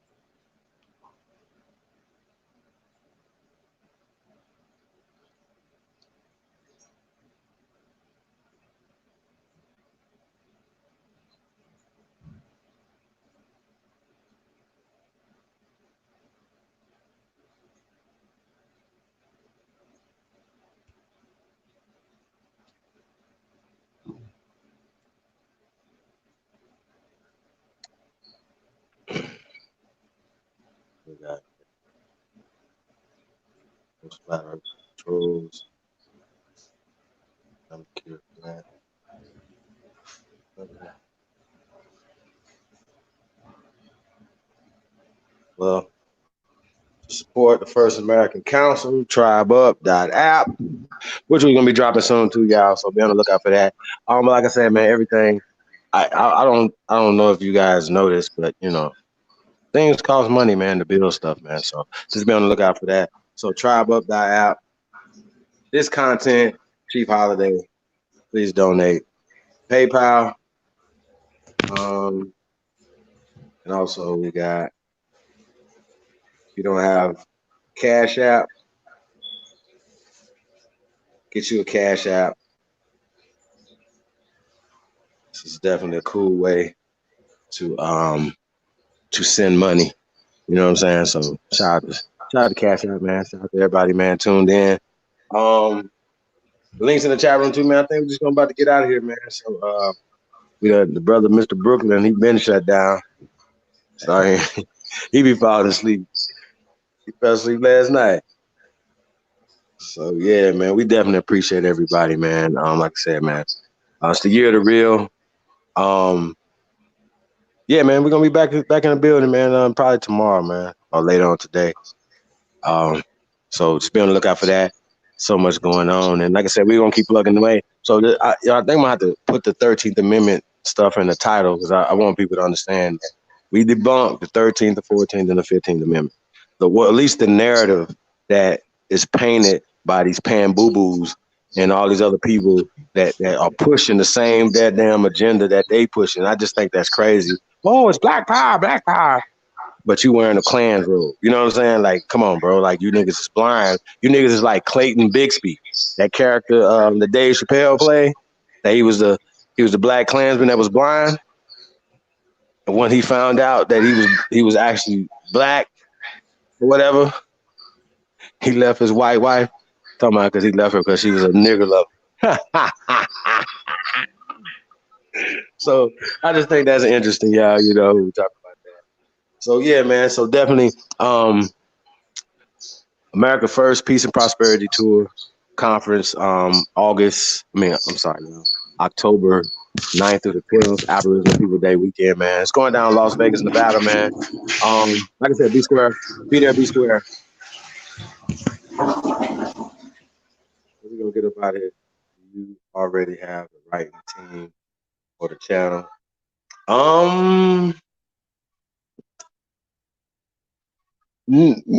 Not really a team.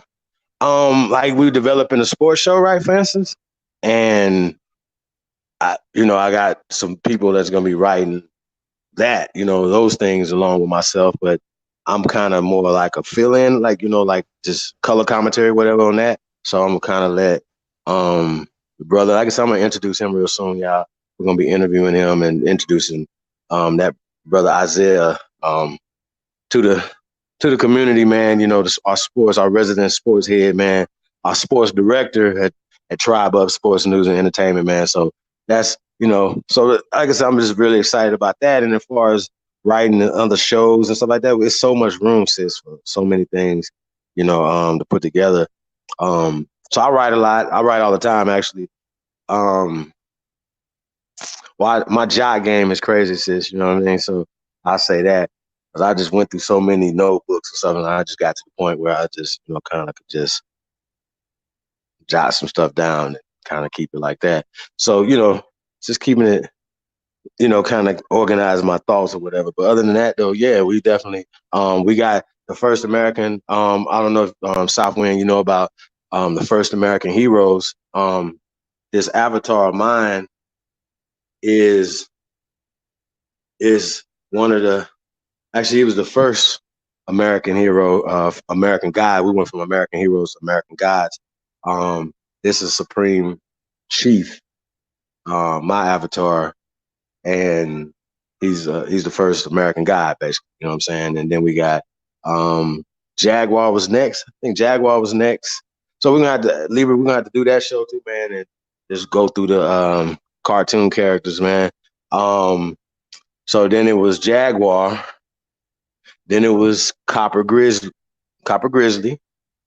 right? Shout out to Jaguar, Omex. Shout out to Aboriginal Power, Copper Grizzly, and then I think we went to matter of fact, I think Libra I might be mistaken. Blue Diamond, our first female character, female goddess, right? I don't know if she came before Copper Grizzly or right after Copper Grizzly, right? And then the fifth character, the newest character, is Seeker. Shout out to Seeker of the Truth. And like I said, these characters are inspired by all of us, right? So aspects of all of us, Seeker of the Truth. We got more characters coming to y'all, but so I definitely want to show you guys. I don't know if you guys seen Jaguar or Copper Grizzly. As Aboriginal Power puts that on his avatar sometime, and Jaguar does as well. I'm branding this guy right here, so I'm always have him out there. You know what I'm saying? I want you to be used to him, right? So the whole concept, real quick, of these characters, right? And there's writing and things going on behind the scenes on this too, you know what I'm saying? So the concept real fast on, first American gods, right, is basically these people, these extraordinary people, right? Supreme Chief, Copper Grizzly, Jaguar, Seeker, Blue Diamond, you know what I'm saying? All these people are extraordinary people already top of their game, whatever they're doing, you know what I'm saying? But something happened and we still kind of tweaking things or whatever. I don't want to give too much away. Something happened, right? That made God, these ancient gods wake up in these people. And what's so crazy is, right, the concept is that we all, remember, the gods are waking up in us. See what I'm saying? The ancestors, our gods, are waking up with us. So that's the whole concept. So just, not to, like I said, get too much in it or whatever, but, we got some shit, you know what I'm saying? Developing villains. And it's kind of hard because think about it, it's hard to have a villain for a god. You know what I'm saying? It's like Thanos with a glove, but you don't even need a glove. Just, you know what I mean? So it's kind of hard to have a villain for that. So the whole concept is we got to figure out villains that we give them or just other gods that basically, you know, just how they feel today. They want to fuck some shit up today. See what I'm saying? So I kind of like that realm, you know, going in that realm. That way we, you know, it'll be a little fair fight because you just can't have a common criminal or somebody, you know what I'm saying, dealing with a god or goddess. That don't make sense. So yeah, so I'm excited about that, y'all. So be on the lookout for the different merchandise and stuff like that, man. So we about to drop that stuff too, man. So like, man, we grinding, y'all. That's all I can tell y'all.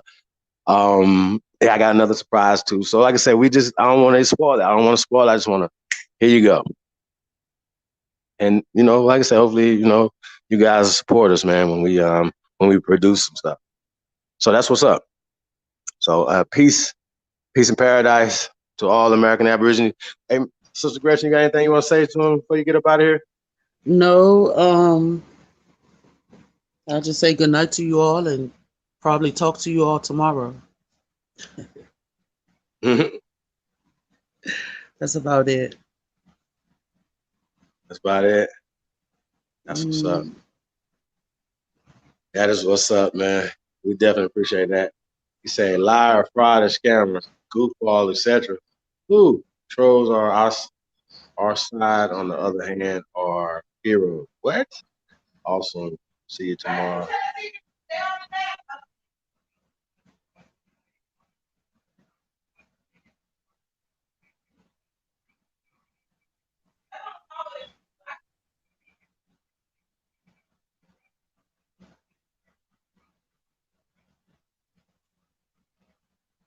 Oh, one more thing.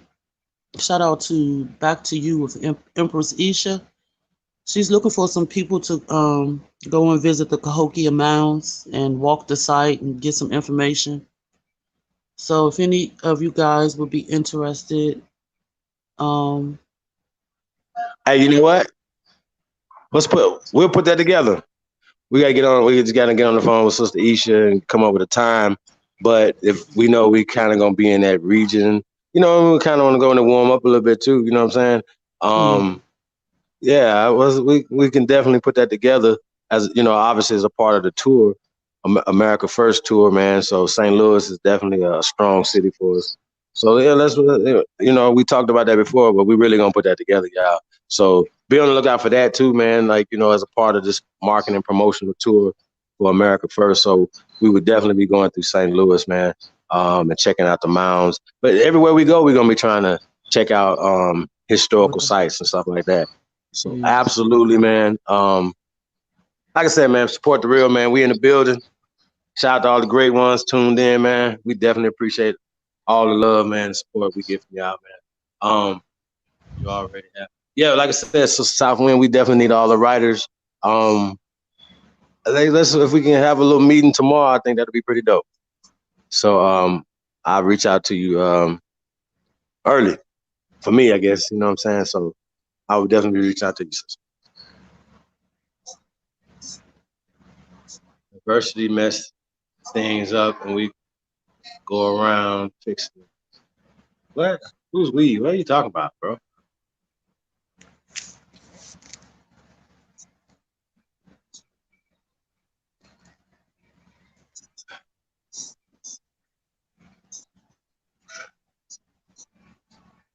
And so, man, y'all, we ain't gonna, don't do it, y'all.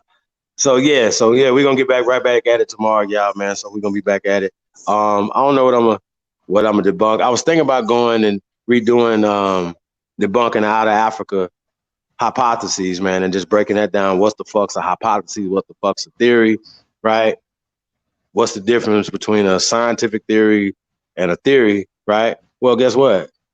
It means that you can duplicate things and test it or whatever, but a scientific theory doesn't mean it's an actual fact or a law in science, you know what I'm saying? Because there's a thing called scientific laws and scientific facts. So if you have a scientific law and a scientific theory, they're two different levels of things. So just like a hypothesis. So yeah, we'll probably get into that, man. Just redo the whole debunking of the out of Africa situation. Oh, and then I might do Freeburgy again, you know, the hominid that they found, because here's what debunks the whole out of Africa myth, right?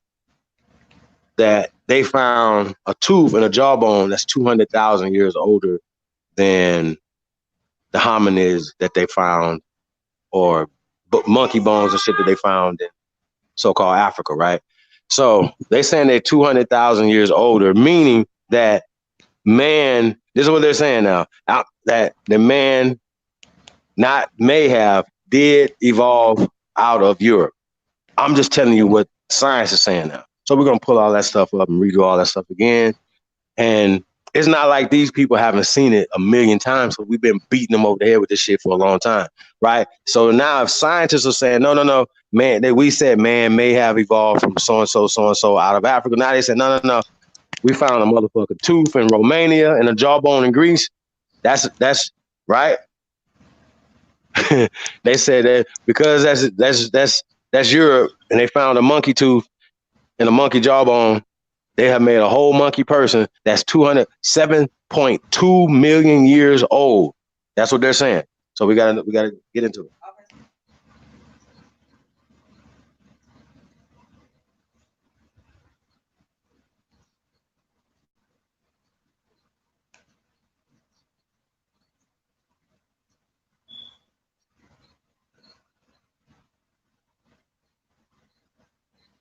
What the fuck is insult generator keep talking about?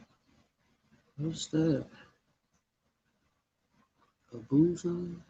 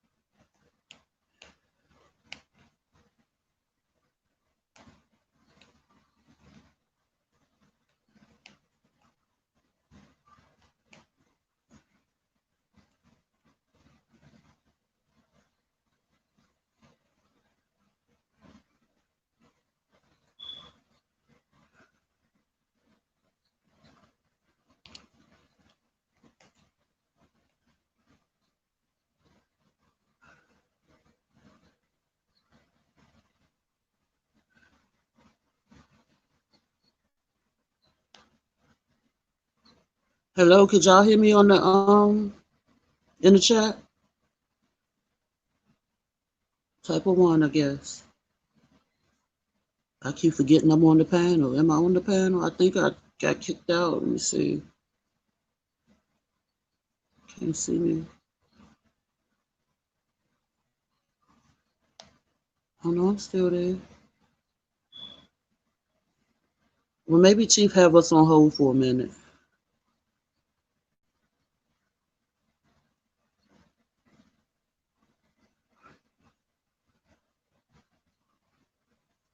Oh no, I don't see me. I see two icons.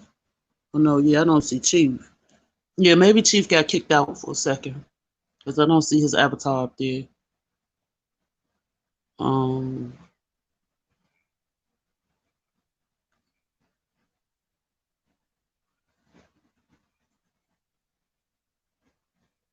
don't know what's going on with my connection. It seems like I keep spinning, loading. Oh, I see the number one, so y'all can't hear me.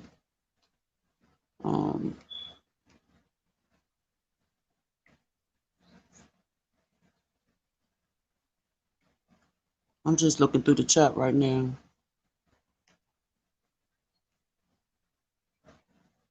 And Big Chief, I'm gonna have to call you tomorrow.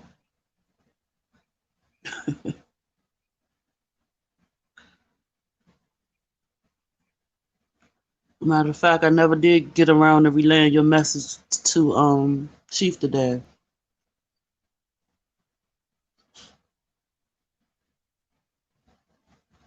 Good night, Southwind. Thanks for stopping through. All right, Grayson, we're gonna get up out of here. Okay, Chief. Yeah, man, we definitely appreciate everybody, man. Definitely appreciate you, Grayson. I'll holler at you tomorrow. You just hit me when you get up. I'm gonna be up early. I got a lot of shit to do tomorrow. Okay then. I'm gonna try to get a couple hours, y'all. I'm still wound up, so I'm got a little something to do before I lay it down. Okay Yeah, then. I'm turned up, y'all. So we're gonna holler at everybody, man. Listen, everybody have a great night, a great morning. Be safe in travels, So catch you guys later. Good night. Be out of here. Good night. Peace and love. Peace.